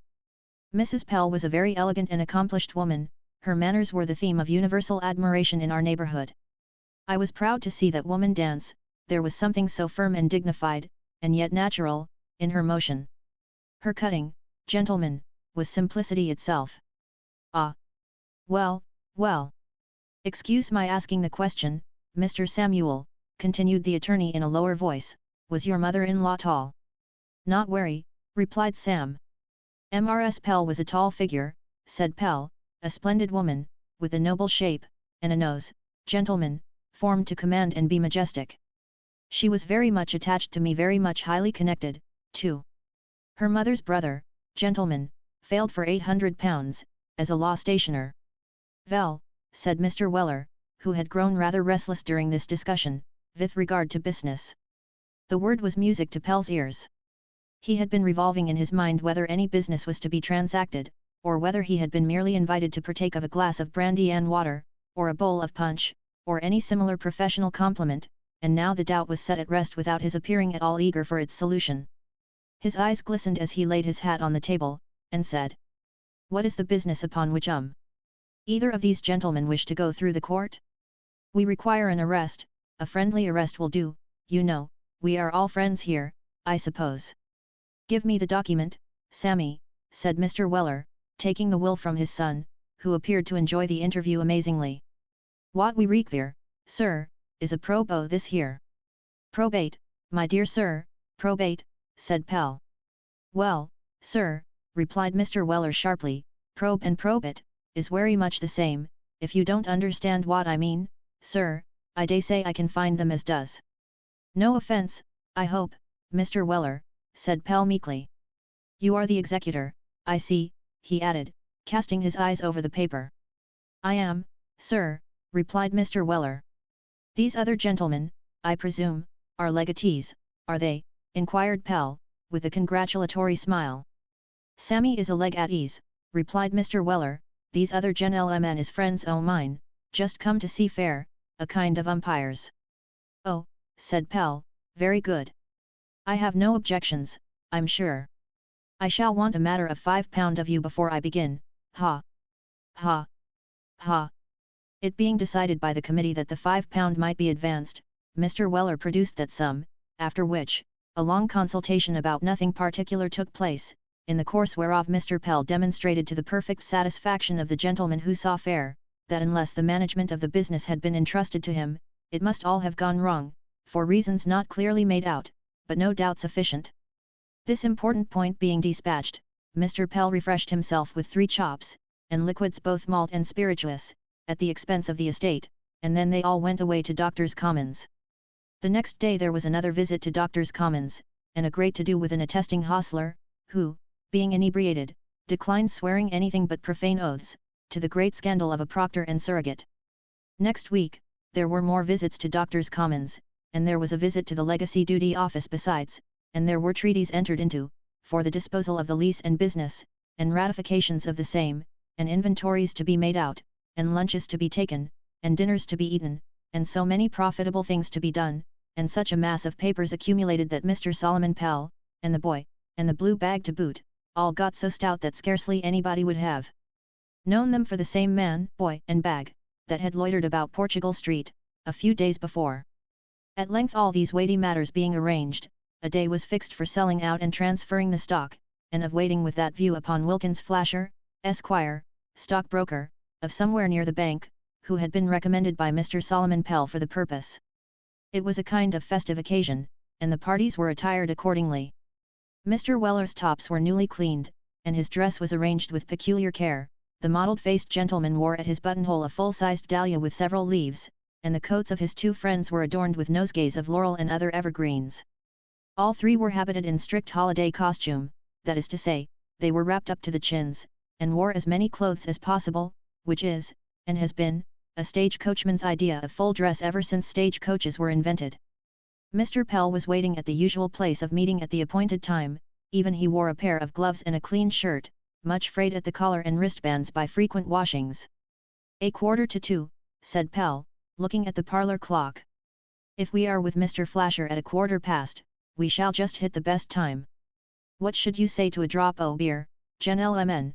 Suggested the mottled-faced man. And a little bit o' cold beef, said the second coachman. Or a oyster, added the third, who was a hoarse gentleman, supported by very round legs. Here, here, said Pell, to congratulate Mr. Weller, on his coming into possession of his property, ha! Ha! I'm quite agreeable, gentlemen, answered Mr. Weller. Sammy, pull the bell. Sammy complied, and the porter, cold beef and oysters being promptly produced, the lunch was done ample justice to. Where everybody took so active a part, it is almost invidious to make a distinction, but if one individual evinced greater powers than another, it was the coachman with the hoarse voice, who took an imperial pint of vinegar with his oysters, without betraying the least emotion. Mr. Pell, sir, said the elder Mr. Weller, stirring a glass of brandy and water, of which one was placed before every gentleman when the oyster shells were removed. Mr. Pell, sir, it was my intention to have proposed the funds on this occasion, but Samuel has whispered to me. Here Mr. Samuel Weller, who had silently eaten his oysters with tranquil smiles, cried, here, in a very loud voice. Has whispered to me, resumed his father, that it would be better to devote the liquor to wishing you success and prosperity, and thanking you for the manner in which you've brought this here business through.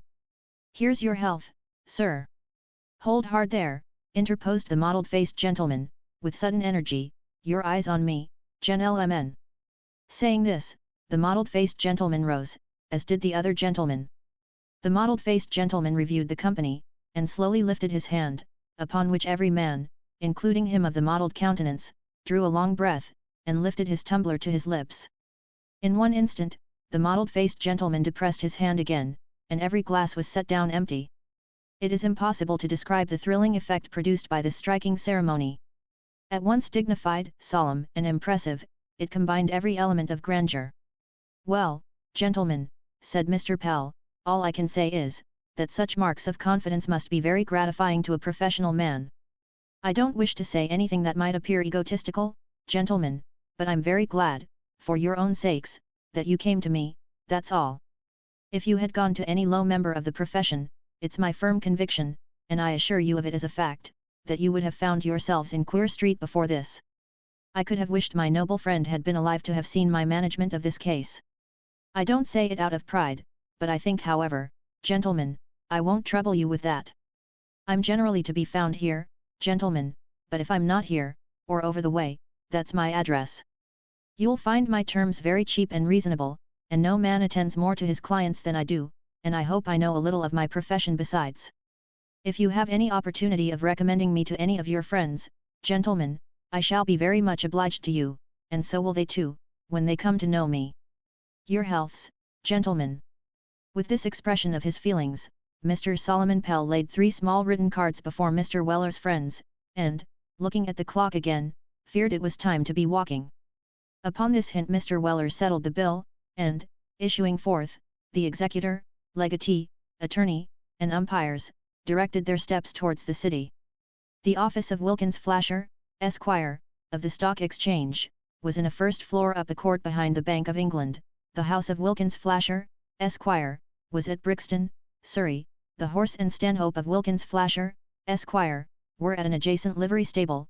The groom of Wilkins Flasher, Esquire, was on his way to the West End to deliver some game. The clerk of Wilkins Flasher, Esquire, had gone to his dinner, and so Wilkins Flasher, Esquire, himself, cried, "Come in," when Mr. Pell and his companions knocked at the counting-house door. "Good morning, sir," said Pell, bowing obsequiously. "We want to make a little transfer, if you please." "Oh, just come in, will you," said Mr. Flasher. "Sit down a minute, I'll attend to you directly." "Thank you, sir," said Pell, "there's no hurry." "Take a chair, Mr. Weller." Mr. Weller took a chair, and Sam took a box, and the umpires took what they could get, and looked at the almanac and 1 or 2 papers which were wafered against the wall, with as much open-eyed reverence as if they had been the finest efforts of the old masters. "Well, I'll bet you half a dozen of claret on it, come," said Wilkins Flasher, Esquire, resuming the conversation to which Mr. Pell's entrance had caused a momentary interruption. This was addressed to a very smart young gentleman who wore his hat on his right whisker, and was lounging over the desk, killing flies with a ruler. Wilkins Flasher, Esquire, was balancing himself on 2 legs of an office stool, spearing a wafer box with a penknife, which he dropped every now and then with great dexterity into the very centre of a small red wafer that was stuck outside. Both gentlemen had very open waistcoats and very rolling collars, and very small boots, and very big rings, and very little watches, and very large guard chains, and symmetrical inexpressibles, and scented pocket handkerchiefs. "I never bet half a dozen," said the other gentleman. "I'll take a dozen."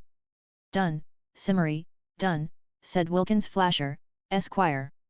"PP, mind," observed the other. "Of course," replied Wilkins Flasher, Esquire. Wilkins Flasher, Esquire, entered it in a little book, with a gold pencil case, and the other gentleman entered it also, in another little book with another gold pencil case. "I see there's a notice up this morning about Boffer," observed Mr. Simmery. "Poor devil, he's expelled the house." "I'll bet you 10 guineas to 5, he cuts his throat," said Wilkins Flasher, Esquire. "Done," replied Mr. Simmery. "Stop. I bar," said Wilkins Flasher, Esquire, thoughtfully. "Perhaps he may hang himself." "Very good," rejoined Mr. Simmery, pulling out the gold pencil case again. "I've no objection to take you that way. Say, makes away with himself." "Kills himself, in fact," said Wilkins Flasher, Esquire. "Just so," replied Mr. Simmery, putting it down. "Flasher 10 guineas to 5, Boffer kills himself. Within what time shall we say?" "A fortnight," suggested Wilkins Flasher, Esquire. "Confound it, no," rejoined Mr. Simmery, stopping for an instant to smash a fly with the ruler. "Say a week." "Split the difference," said Wilkins Flasher, Esquire. "Make it 10 days." "Well, 10 days," rejoined Mr. Simmery. So it was entered down on the little books that Boffer was to kill himself within 10 days, or Wilkins Flasher, Esquire, was to hand over to Frank Simmery, Esquire, the sum of 10 guineas, and that if Boffer did kill himself within that time, Frank Simmery, Esquire, would pay to Wilkins Flasher, Esquire, 5 guineas, instead. I'm very sorry he has failed, said Wilkins Flasher, Esquire. Capital dinners he gave. Fine port he had too, remarked Mr. Simmery.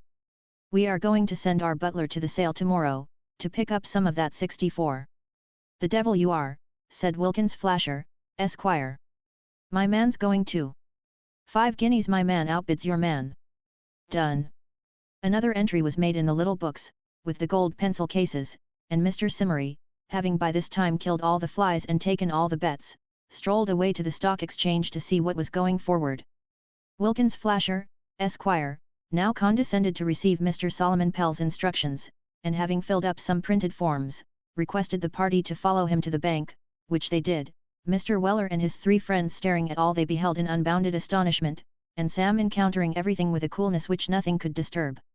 Crossing a courtyard which was all noise and bustle, and passing a couple of porters who seemed dressed to match the red fire engine which was wheeled away into a corner, they passed into an office where their business was to be transacted, and where Pell and Mr. Flasher left them standing for a few moments, while they went upstairs into the will office. What place is this here? Whispered the mottled-faced gentleman to the elder Mr. Weller. Counsel's office, replied the executor in a whisper. What are them gentlemen a settin' behind the counters? Asked the horse coachman. Reduced counsels, I suppose, replied Mr. Weller. Ain't they the reduced counsels, Samivel? Why, you don't suppose the reduced counsels is alive, do you? Inquired Sam, with some disdain. How should I know? Retorted Mr. Weller, I thought they looked very like it. What are they, then? Clerks, replied Sam. What are they all a-eatin' ham sandwiches for? Inquired his father. 'Cause it's in their duty, I suppose, replied Sam, it's a part o' the system, they're always a-doin' it here, all day long. Mr. Weller and his friends had scarcely had a moment to reflect upon this singular regulation as connected with the monetary system of the country, when they were rejoined by Pell and Wilkins Flasher, Esquire, who led them to a part of the counter above which was a round blackboard with a large W on it. What's that for, sir? Inquired Mr. Weller, directing Pell's attention to the target in question. The first letter of the name of the deceased, replied Pell. I say, said Mr. Weller, turning round to the umpires, there's something wrong here. We saw our letter, this won't do.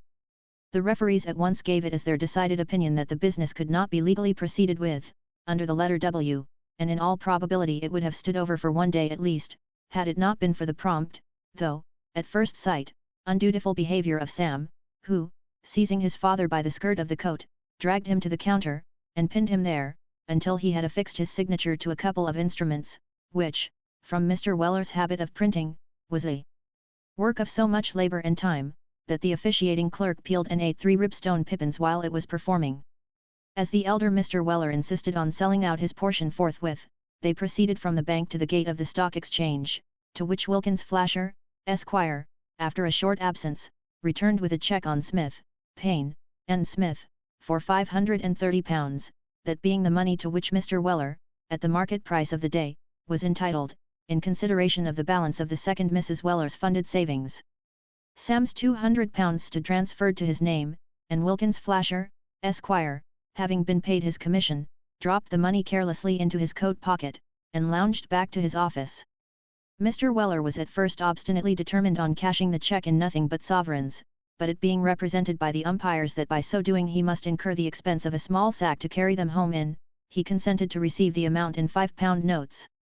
My son, said Mr. Weller, as they came out of the banking house, my son and me has a wery particular engagement this arternoon, and I should like to have this here business settled out of hand, so let's just go straight ava somewheres, where we can hoard at the accounts.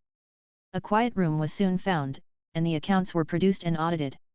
Mr. Pell's bill was taxed by Sam, and some charges were disallowed by the umpires, but, notwithstanding Mr. Pell's declaration, accompanied with many solemn asseverations that they were really too hard upon him, it was by very many degrees the best professional job he had ever had, and one on which he boarded, lodged, and washed, for 6 months afterwards. The umpires, having partaken of a dram, shook hands and departed, as they had to drive out of town that night. Mr. Solomon Pell, finding that nothing more was going forward, either in the eating or drinking way, took a friendly leave, and Sam and his father were left alone. "There," said Mr. Weller, thrusting his pocketbook in his side pocket. "With the bills for the lease, and that, there's £1180 here. Now, Samuel, my boy, turn the horses' heads to the George and Woolter." Chapter 56. An important conference takes place between Mr. Pickwick and Samuel Weller, at which his parent assists. An old gentleman in a snuff-coloured suit arrives unexpectedly. Mr. Pickwick was sitting alone, musing over many things, and thinking among other considerations how he could best provide for the young couple whose present unsettled condition was matter of constant regret and anxiety to him, when Mary stepped lightly into the room, and, advancing to the table, said, rather hastily, "Oh, if you please, sir, Samuel is downstairs, and he says may his father see you." "Surely," replied Mr. Pickwick. "Thank you, sir," said Mary, tripping towards the door again. "Sam has not been here long, has he?" inquired Mr. Pickwick. "Oh, no, sir," replied Mary eagerly. "He has only just come home. He is not going to ask you for any more leave, sir, he says." Mary might have been conscious that she had communicated this last intelligence with more warmth than seemed actually necessary, or she might have observed the good-humoured smile with which Mr. Pickwick regarded her, when she had finished speaking. She certainly held down her head, and examined the corner of a very smart little apron, with more closeness than there appeared any absolute occasion for. "Tell them they can come up at once, by all means," said Mr. Pickwick. Mary, apparently much relieved, hurried away with her message. Mr. Pickwick took 2 or 3 turns up and down the room, and, rubbing his chin with his left hand as he did so, appeared lost in thought. "Well, well," said Mr. Pickwick, at length in a kind but somewhat melancholy tone, "it is the best way in which I could reward him for his attachment and fidelity, let it be so, in heaven's name. It is the fate of a lonely old man, that those about him should form new and different attachments and leave him. I have no right to expect that it should be otherwise with me. No, no," added Mr. Pickwick more cheerfully, "it would be selfish and ungrateful. I ought to be happy to have an opportunity of providing for him so well. I am. Of course I am." Mr. Pickwick had been so absorbed in these reflections, that a knock at the door was 3 or 4 times repeated before he heard it. Hastily seating himself, and calling up his accustomed pleasant looks, he gave the required permission, and Sam Weller entered, followed by his father. "Glad to see you back again, Sam," said Mr. Pickwick. "How do you do, Mr. Weller?" "Wery hearty, thank ye, sir," replied the widower, "hope I see you well, sir." "Quite, I thank you," replied Mr. Pickwick. "I wanted to have a little bit o' conversation with you, sir," said Mr. Weller, "if you could spare me 5 minutes or so, sir." "Certainly," replied Mr. Pickwick. "Sam, give your father a chair."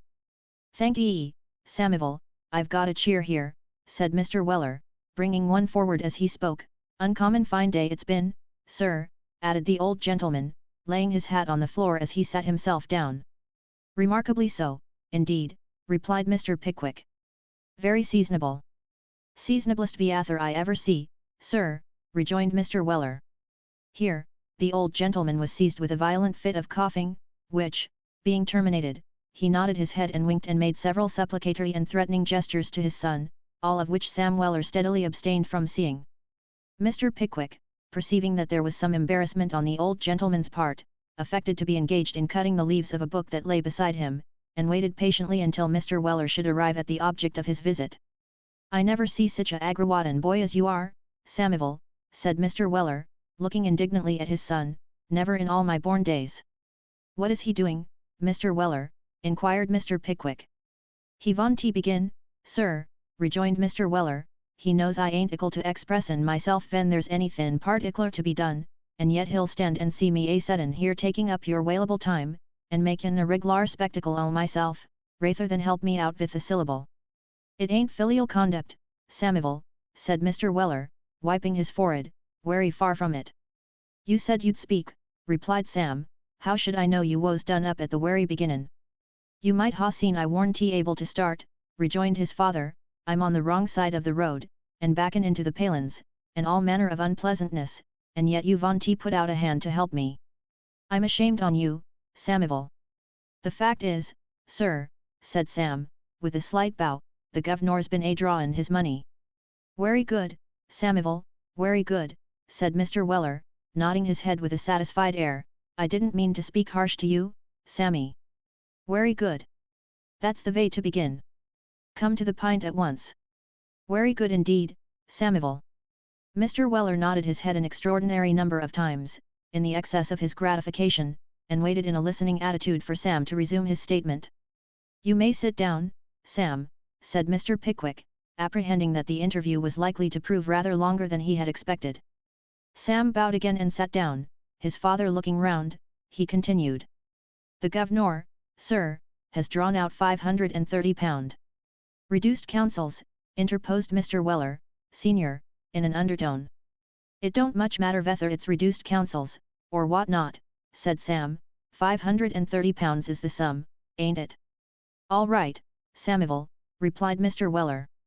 To which sum, he has added for the house and business.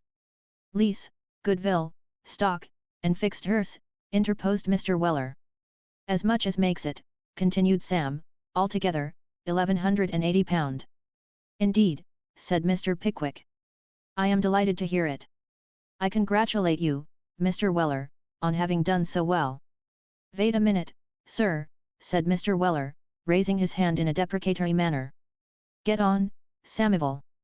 This here money, said Sam, with a little hesitation, he's anxious to put somewhere as, where he knows it'll be safe, and I'm very anxious too, for if he keeps it, he'll go a lendin' it to somebody, or invest in property in horses, or droppin' his pocketbook down an airy, or makin' a Egyptian mummy of hisself in some way or another. Very good, Samivel, observed Mr. Weller, in as complacent a manner as if Sam had been passing the highest eulogiums on his prudence and foresight. Very good. For which reasons, continued Sam, plucking nervously at the brim of his hat, for which reasons, he's drawn it out today, and come here with me to say, leastways to offer, or in other words.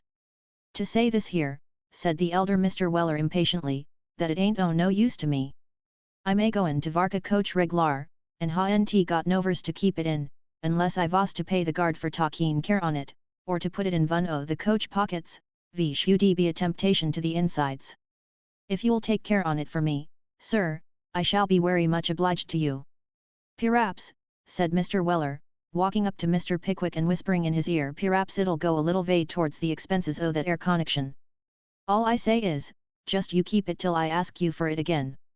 With these words, Mr. Weller placed the pocketbook in Mr. Pickwick's hands, caught up his hat, and ran out of the room with a celerity scarcely to be expected from so corpulent a subject.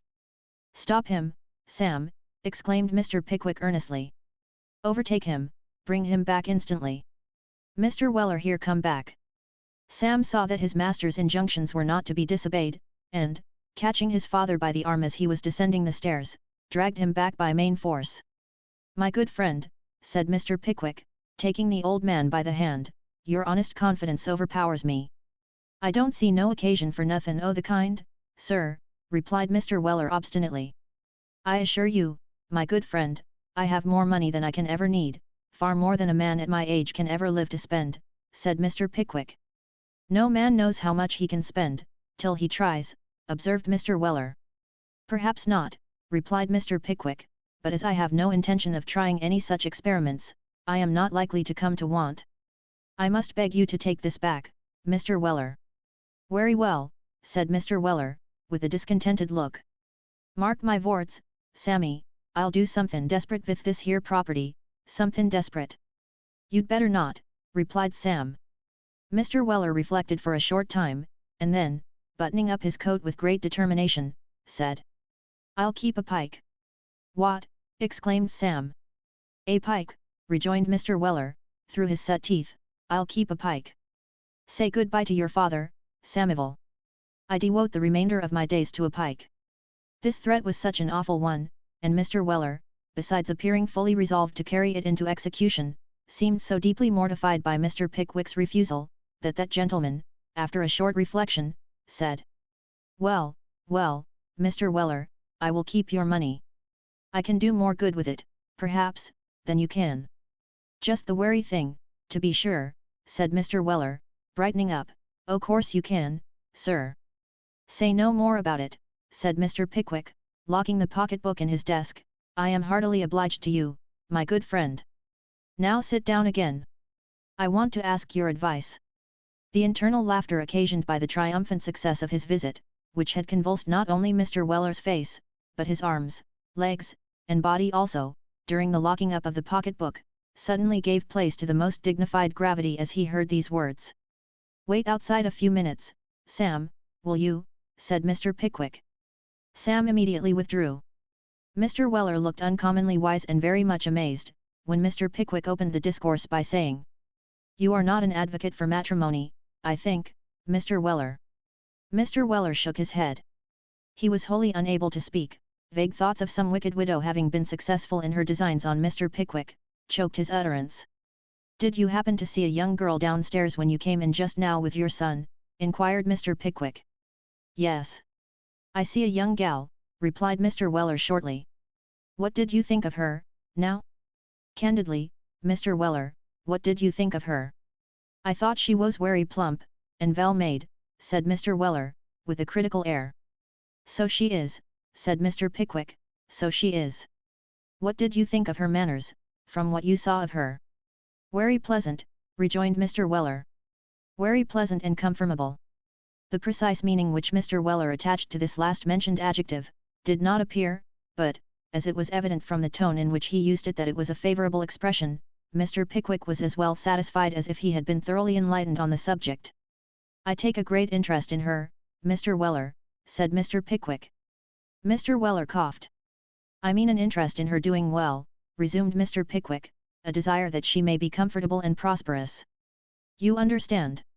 "Very clearly," replied Mr. Weller, who understood nothing yet. "That young person," said Mr. Pickwick, "is attached to your son." "To Samuel Weller," exclaimed the parent. "Yes," said Mr. Pickwick. "It's natural," said Mr. Weller, after some consideration, "natural, but rather alarmin'. Sammy must be careful." "How do you mean?" inquired Mr. Pickwick. "Very careful that he don't say nothin' to her," responded Mr. Weller. "Very careful that he ain't led Avy, in a innocent moment, to say anythin' as may lead to a connection for breach. You're never safe with 'em, Mr. Pickwick, ven they once has designs on you, there's no knowin' veer to have 'em, and while you're a-considering of it, they have you. I was married fust, that vay myself, sir, and Sammy was the consequence o' the man over." "You give me no great encouragement to conclude what I have to say," observed Mr. Pickwick, "but I had better do so at once. This young person is not only attached to your son, Mr. Weller, but your son is attached to her." "Vell," said Mr. Weller, "this here's a pretty sort o' thing to come to a father's ears, this is." "I have observed them on several occasions," said Mr. Pickwick, making no comment on Mr. Weller's last remark, "and entertain no doubt at all about it. Supposing I were desirous of establishing them comfortably as man and wife in some little business or situation, where they might hope to obtain a decent living, what should you think of it, Mr. Weller?" At first, Mr. Weller received with wry faces a proposition involving the marriage of anybody in whom he took an interest, but, as Mr. Pickwick argued the point with him, and laid great stress on the fact that Mary was not a widow, he gradually became more tractable. Mr. Pickwick had great influence over him, and he had been much struck with Mary's appearance, having, in fact, bestowed several very unfatherly winks upon her, already. At length he said that it was not for him to oppose Mr. Pickwick's inclination, and that he would be very happy to yield to his advice, upon which, Mr. Pickwick joyfully took him at his word, and called Sam back into the room. "Sam," said Mr. Pickwick, clearing his throat, "your father and I have been having some conversation about you." "About you, Samuel," said Mr. Weller, in a patronizing and impressive voice. "I am not so blind, Sam, as not to have seen, a long time since, that you entertain something more than a friendly feeling towards Mrs. Winkle's maid," said Mr. Pickwick. "You hear this, Samuel," said Mr. Weller, in the same judicial form of speech as before. "I hope, sir," said Sam, addressing his master, "I hope there's no harm in a young man taking notice of a young woman as is undeniably good-looking and well-conducted." "Certainly not," said Mr. Pickwick. "Not by no means," acquiesced Mr. Weller, affably but magisterially. "So far from thinking there is anything wrong in conduct so natural," resumed Mr. Pickwick, "it is my wish to assist and promote your wishes in this respect. With this view, I have had a little conversation with your father, and finding that he is of my opinion, the lady not being a widder, interposed Mr. Weller in explanation. "The lady not being a widow," said Mr. Pickwick, smiling. "I wish to free you from the restraint which your present position imposes upon you, and to mark my sense of your fidelity and many excellent qualities, by enabling you to marry this girl at once, and to earn an independent livelihood for yourself and family." "I shall be proud, Sam," said Mr. Pickwick, whose voice had faltered a little hitherto, but now resumed its customary tone, "proud and happy to make your future prospects in life my grateful and peculiar care." There was a profound silence for a short time, and then Sam said, in a low, husky sort of voice, but firmly withal, "I'm very much obliged to you for your goodness, sir, as is only like yourself, but it can't be done." "Can't be done," ejaculated Mr. Pickwick in astonishment. "Samivel," said Mr. Weller, with dignity. "I say it can't be done," repeated Sam in a louder key. "What's to become of you, sir?" "My good fellow," replied Mr. Pickwick, "the recent changes among my friends will alter my mode of life in future, entirely. Besides, I am growing older, and want repose and quiet. My rambles, Sam, are over." "How do I know that sir?" argued Sam. "You think so now? Suppose you was to change your mind, vish is not unlikely, for you've the spirit o' 25 and you still, what you'd become on you without me." "It can't be done, sir, it can't be done." "Wery good, Samivel, there's a good deal in that," said Mr. Weller encouragingly. "I speak after long deliberation, Sam, and with the certainty that I shall keep my word," said Mr. Pickwick, shaking his head. "New scenes have closed upon me, my rambles are at an end." "Wery good," rejoined Sam. "Then, that's the wery best reason why you should always have somebody by you as understands you, to keep you up and make you comfortable. If you vant a more polished sort o' feller, well and good, have him, but vagues or no vagues, notice or no notice, board or no board, lodgin' or no lodgin', Sam Veller, as you took from the old inn in the Borough, sticks by you, come what may, and let everythin' and everybody do their wery fiercest, nothin' shall ever perwent it." At the close of this declaration, which Sam made with great emotion, the elder Mr. Weller rose from his chair, and, forgetting all considerations of time, place, or propriety, waved his hat above his head, and gave 3 vehement cheers. "My good fellow," said Mr. Pickwick, when Mr. Weller had sat down again, rather abashed at his own enthusiasm, "you are bound to consider the young woman also." "I do consider the young woman, sir," said Sam. "I have considered the young woman. I've spoke to her. I've told her how I'm situated, she's ready to wait till I'm ready, and I believe she will. If she don't, she's not the young woman I take her for, and I give her up with readiness. You've no d me afore, sir. My mind's made up, and nothing can ever alter it." Who could combat this resolution? Not Mr. Pickwick. He derived, at that moment, more pride and luxury of feeling from the disinterested attachment of his humble friends, than 10,000 protestations from the greatest men living could have awakened in his heart. While this conversation was passing in Mr. Pickwick's room, a little old gentleman in a suit of snuff-coloured clothes, followed by a porter carrying a small portmanteau, presented himself below, and, after securing a bed for the night, inquired of the waiter whether one Mrs. Winkle was staying there, to which question the waiter of course responded in the affirmative. "Is she alone?" inquired the old gentleman. "I believe she is, sir," replied the waiter. "I can call her own maid, sir, if you—" "No, I don't want her," said the old gentleman quickly. "Show me to her room without announcing me." Sir," said the waiter. "Are you deaf?" inquired the little old gentleman. "No, sir." "Then listen, if you please. Can you hear me now?" "Yes, sir." "That's well.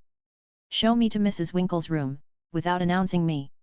As the little old gentleman uttered this command, he slipped 5 shillings into the waiter's hand, and looked steadily at him. "Really, sir," said the waiter, "I don't know, sir, whether—" "Ah, you'll do it, I see," said the little old gentleman. "You had better do it at once. It will save time." There was something so very cool and collected in the gentleman's manner, that the waiter put the 5 shillings in his pocket, and led him upstairs without another word. "This is the room, is it?" said the gentleman. "You may go." The waiter complied, wondering much who the gentleman could be, and what he wanted.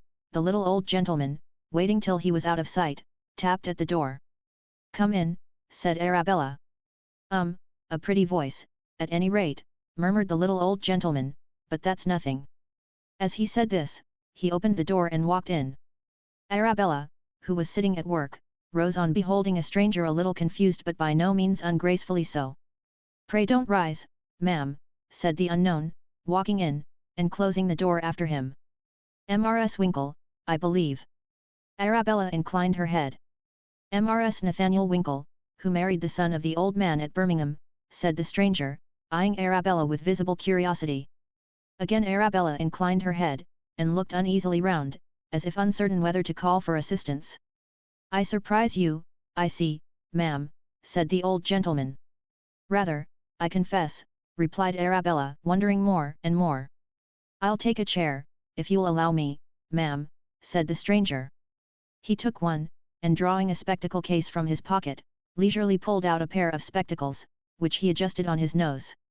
"You don't know me, ma'am," he said, looking so intently at Arabella that she began to feel alarmed. "No, sir," she replied timidly. "No," said the gentleman, nursing his left leg, "I don't know how you should. You know my name, though, ma'am." "Do I?" said Arabella, trembling, though she scarcely knew why. "May I ask what it is?" "Presently, ma'am, presently," said the stranger, not having yet removed his eyes from her countenance. "You have been recently married, ma'am?" "I have," replied Arabella, in a scarcely audible tone, laying aside her work, and becoming greatly agitated as a thought, that had occurred to her before, struck more forcibly upon her mind. "Without having represented to your husband the propriety of first consulting his father, on whom he is dependent, I think," said the stranger. Arabella applied her handkerchief to her eyes.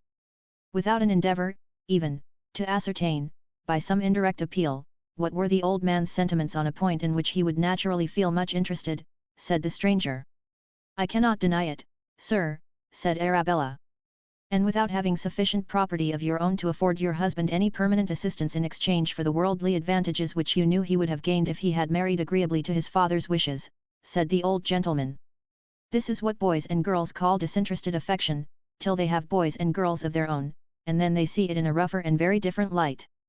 Arabella's tears flowed fast, as she pleaded in extenuation that she was young and inexperienced, that her attachment had alone induced her to take the step to which she had resorted, and that she had been deprived of the counsel and guidance of her parents almost from infancy. "It was wrong," said the old gentleman in a milder tone, "very wrong. It was romantic, unbusinesslike, foolish. It was my fault, all my fault, sir," replied poor Arabella, weeping. "Nonsense," said the old gentleman, "it was not your fault that he fell in love with you, I suppose?" "Yes it was, though," said the old gentleman, looking rather slyly at Arabella. "It was your fault. He couldn't help it." This little compliment, or the little gentleman's odd way of paying it, or his altered manner so much kinder than it was, at first or all three together, forced a smile from Arabella in the midst of her tears. "Where's your husband?" inquired the old gentleman, abruptly, stopping a smile which was just coming over his own face. "I expect him every instant, sir," said Arabella. "I persuaded him to take a walk this morning. He is very low and wretched at not having heard from his father." "Low, is he?" said the old gentleman. "Serve him right. He feels it on my account, I am afraid," said Arabella, "and indeed, sir, I feel it deeply on his. I have been the sole means of bringing him to his present condition." "Don't mind it on his account, my dear," said the old gentleman. "It serves him right. I am glad of it, actually glad of it, as far as he is concerned." The words were scarcely out of the old gentleman's lips, when footsteps were heard ascending the stairs, which he and Arabella seemed both to recognize at the same moment. The little gentleman turned pale, and, making a strong effort to appear composed, stood up, as Mr. Winkle entered the room. "Father!" cried Mr. Winkle, recoiling in amazement. "Yes, sir," replied the little old gentleman. "Well, sir, what have you got to say to me?" Mr. Winkle remained silent. "You are ashamed of yourself, I hope, sir," said the old gentleman. Still Mr. Winkle said nothing. "Are you ashamed of yourself, sir, or are you not?" inquired the old gentleman. "No, sir," replied Mr. Winkle, drawing Arabella's arm through his. "I am not ashamed of myself, or of my wife either." "Upon my word," cried the old gentleman ironically. I am very sorry to have done anything which has lessened your affection for me, sir, said Mr. Winkle, but I will say, at the same time, that I have no reason to be ashamed of having this lady for my wife, nor you of having her for a daughter. Give me your hand, Nat, said the old gentleman, in an altered voice. Kiss me, my love. You are a very charming little daughter-in-law after all. In a few minutes' time Mr. Winkle went in search of Mr. Pickwick, and returning with that gentleman, presented him to his father, whereupon they shook hands for 5 minutes incessantly. Mr. Pickwick, I thank you most heartily for all your kindness to my son, said old Mr. Winkle, in a bluff, straightforward way. I am a hasty fellow, and when I saw you last, I was vexed and taken by surprise.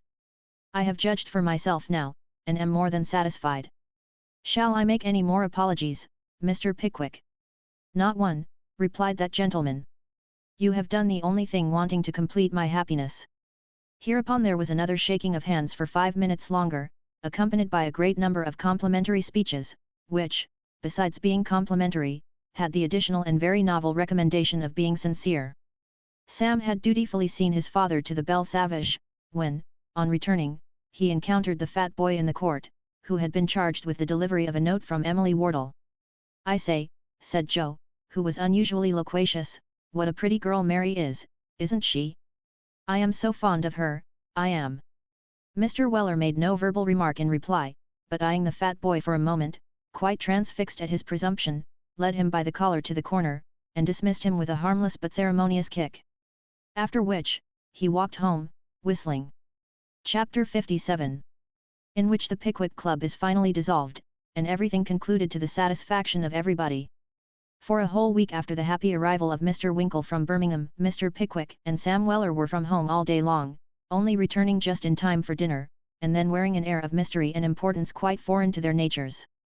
It was evident that very grave and eventful proceedings were on foot, but various surmises were afloat, respecting their precise character. Some, among whom was Mr. Tupman, were disposed to think that Mr. Pickwick contemplated a matrimonial alliance, but this idea the ladies most strenuously repudiated. Others rather inclined to the belief that he had projected some distant tour, and was at present occupied in effecting the preliminary arrangements, but this again was stoutly denied by Sam himself, who had unequivocally stated, when cross-examined by Mary, that no new journeys were to be undertaken. At length, when the brains of the whole party had been racked for 6 long days, by unavailing speculation, it was unanimously resolved that Mr. Pickwick should be called upon to explain his conduct, and to state distinctly why he had thus absented himself from the society of his admiring friends. With this view, Mr. Wardle invited the full circle to dinner at the Adelphi, and the decanters having been thrice sent round, opened the business. We are all anxious to know, said the old gentleman, what we have done to offend you, and to induce you to desert us and devote yourself to these solitary walks. Are you, said Mr. Pickwick. It is singular enough that I had intended to volunteer a full explanation this very day, so, if you will give me another glass of wine, I will satisfy your curiosity. The decanters passed from hand to hand with unwonted briskness, and Mr. Pickwick, looking round on the faces of his friends with a cheerful smile, proceeded. All the changes that have taken place among us, said Mr. Pickwick, I mean the marriage that has taken place, and the marriage that will take place, with the changes they involve, rendered it necessary for me to think, soberly and at once, upon my future plans. I determined on retiring to some quiet, pretty neighbourhood in the vicinity of London. I saw a house which exactly suited my fancy, I have taken it and furnished it. It is fully prepared for my reception, and I intend entering upon it at once, trusting that I may yet live to spend many quiet years in peaceful retirement, cheered through life by the society of my friends, and followed in death by their affectionate remembrance. Here Mr. Pickwick paused, and a low murmur ran round the table. The house I have taken, said Mr. Pickwick, is at Dulwich. It has a large garden, and is situated in one of the most pleasant spots near London. It has been fitted up with every attention to substantial comfort, perhaps to a little elegance besides, but of that you shall judge for yourselves. Sam accompanies me there. I have engaged, on Perker's representation, a housekeeper, a very old one, and such other servants as she thinks I shall require. I propose to consecrate this little retreat, by having a ceremony in which I take a great interest, performed there. I wish, if my friend Wardle entertains no objection, that his daughter should be married from my new house, on the day I take possession of it. The happiness of young people, said Mr. Pickwick, a little moved, has ever been the chief pleasure of my life. It will warm my heart to witness the happiness of those friends who are dearest to me, beneath my own roof." Mr. Pickwick paused again. Emily and Arabella sobbed audibly. "I have communicated, both personally and by letter, with the club," resumed Mr. Pickwick, acquainting them with my intention. "During our long absence, it has suffered much from internal dissensions, and the withdrawal of my name, coupled with this and other circumstances, has occasioned its dissolution. The Pickwick Club exists no longer.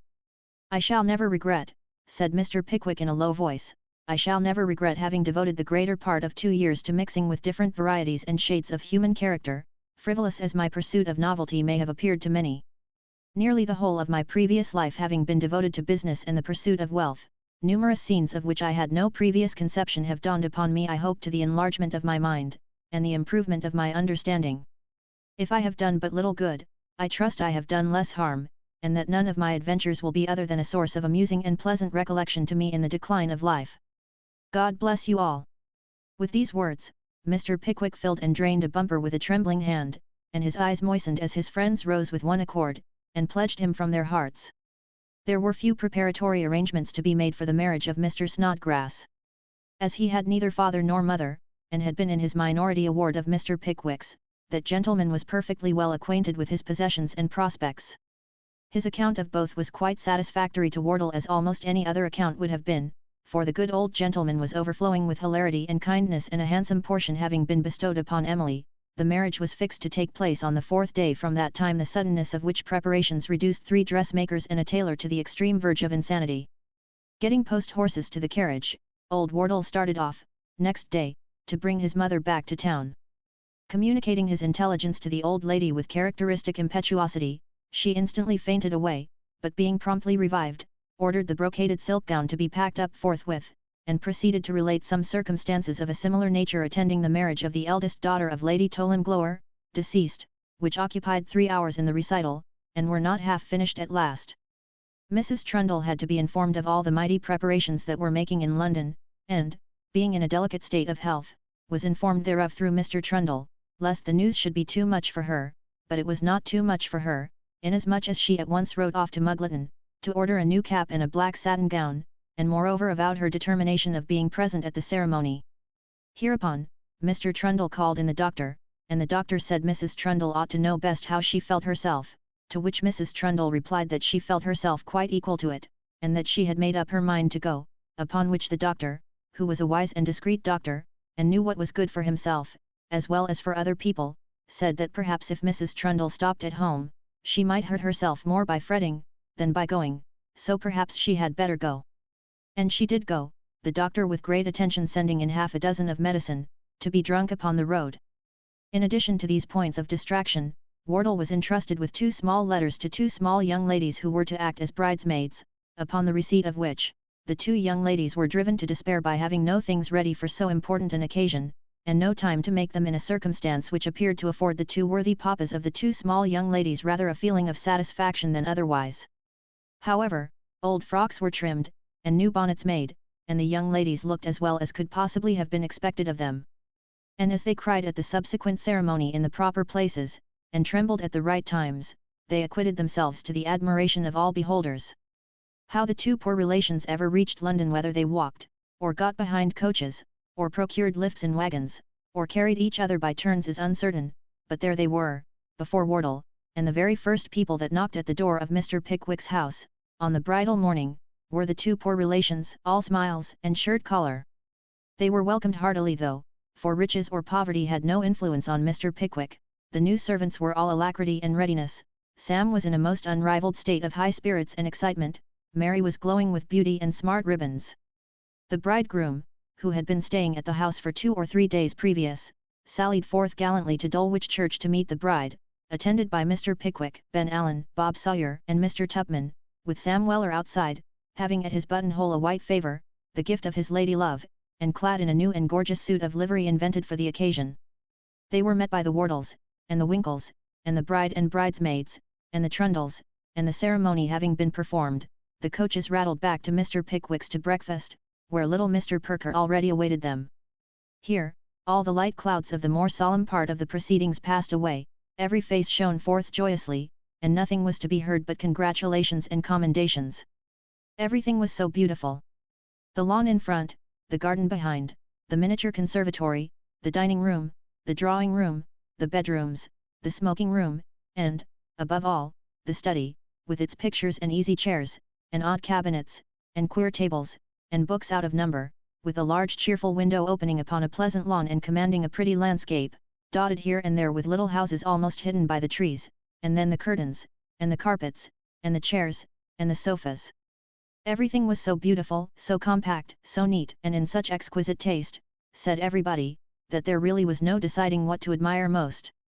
And in the midst of all this, stood Mr. Pickwick, his countenance lighted up with smiles, which the heart of no man, woman, or child, could resist, himself the happiest of the group, shaking hands, over and over again, with the same people, and when his own hands were not so employed, rubbing them with pleasure, turning round in a different direction at every fresh expression of gratification or curiosity, and inspiring everybody with his looks of gladness and delight. Breakfast is announced. Mr. Pickwick leads the old lady, who has been very eloquent on the subject of Lady Toland Glower, to the top of a long table. Wardle takes the bottom, the friends arrange themselves on either side, Sam takes his station behind his master's chair, the laughter and talking cease. Mr. Pickwick, having said grace, pauses for an instant and looks round him. As he does so, the tears roll down his cheeks, in the fullness of his joy. Let us leave our old friend in one of those moments of unmixed happiness, of which, if we seek them, there are ever some, to cheer our transitory existence here. There are dark shadows on the earth, but its lights are stronger in the contrast. Some men, like bats or owls, have better eyes for the darkness than for the light. We, who have no such optical powers, are better pleased to take our last parting look at the visionary companions of many solitary hours, when the brief sunshine of the world is blazing full upon them. It is the fate of most men who mingle with the world, and attain even the prime of life, to make many real friends, and lose them in the course of nature. It is the fate of all authors or chroniclers to create imaginary friends, and lose them in the course of art. Nor is this the full extent of their misfortunes, for they are required to furnish an account of them besides. In compliance with this custom, unquestionably a bad one, we subjoin a few biographical words, in relation to the party at Mr. Pickwick's assembled. Mr. and Mrs. Winkle, being fully received into favour by the old gentleman, were shortly afterwards installed in a newly built house, not half a mile from Mr. Pickwick's. Mr. Winkle, being engaged in the city as agent or town correspondent of his father, exchanged his old costume for the ordinary dress of Englishmen, and presented all the external appearance of a civilized Christian ever afterwards. Mr. and Mrs. Snodgrass settled at Dingley Dell, where they purchased and cultivated a small farm, more for occupation than profit. Mr. Snodgrass, being occasionally abstracted and melancholy, is to this day reputed a great poet among his friends and acquaintance, although we do not find that he has ever written anything to encourage the belief. There are many celebrated characters, literary, philosophical, and otherwise, who hold a high reputation on a similar tenure. Mr. Tupman, when his friends married, and Mr. Pickwick settled, took lodgings at Richmond, where he has ever since resided. He walks constantly on the terrace during the summer months, with a youthful and jaunty air, which has rendered him the admiration of the numerous elderly ladies of single condition, who reside in the vicinity. He has never proposed again. Mr. Bob Sawyer, having previously passed through the Gazette, passed over to Bengal, accompanied by Mr. Benjamin Allen, both gentlemen having received surgical appointments from the East India Company. They each had the yellow fever 14 times, and then resolved to try a little abstinence, since which period, they have been doing well. Mrs. Bardell let lodgings to many conversable single gentlemen, with great profit, but never brought any more actions for breach of promise of marriage. Her attorneys, Messrs. Dodson and Fogg, continue in business, from which they realize a large income, and in which they are universally considered among the sharpest of the sharp. Sam Weller kept his word, and remained unmarried, for 2 years. The old housekeeper dying at the end of that time, Mr. Pickwick promoted Mary to the situation, on condition of her marrying Mr. Weller at once, which she did without a murmur. From the circumstance of 2 sturdy little boys having been repeatedly seen at the gate of the back garden, there is reason to suppose that Sam has some family. The elder Mr. Weller drove a coach for 12 months, but being afflicted with the gout, was compelled to retire. The contents of the pocket-book had been so well invested for him, however, by Mr. Pickwick, that he had a handsome independence to retire on, upon which he still lives at an excellent public-house near Shooter's Hill, where he is quite reverenced as an oracle, boasting very much of his intimacy with Mr. Pickwick, and retaining a most unconquerable aversion to widows. Mr. Pickwick himself continued to reside in his new house, employing his leisure hours in arranging the memoranda which he afterwards presented to the secretary of the once famous club, or in hearing Sam Weller read aloud, with such remarks as suggested themselves to his mind, which never failed to afford Mr. Pickwick great amusement. He was much troubled at first, by the numerous applications made to him by Mr. Snodgrass, Mr. Winkle, and Mr. Trundle, to act as godfather to their offspring, but he has become used to it now, and officiates as a matter of course. He never had occasion to regret his bounty to Mr. Jingle, for both that person and Job Trotter became, in time, worthy members of society, although they have always steadily objected to return to the scenes of their old haunts and temptations. Mr. Pickwick is somewhat infirm now, but he retains all his former juvenility of spirit, and may still be frequently seen, contemplating the pictures in the Dulwich Gallery, or enjoying a walk about the pleasant neighbourhood on a fine day. He is known by all the poor people about, who never fail to take their hats off, as he passes, with great respect. The children idolize him, and so indeed does the whole neighbourhood. Every year he repairs to a large family merrymaking at Mr. Wardle's. On this, as on all other occasions, he is invariably attended by the faithful Sam, between whom and his master there exists a steady and reciprocal attachment which nothing but death will terminate.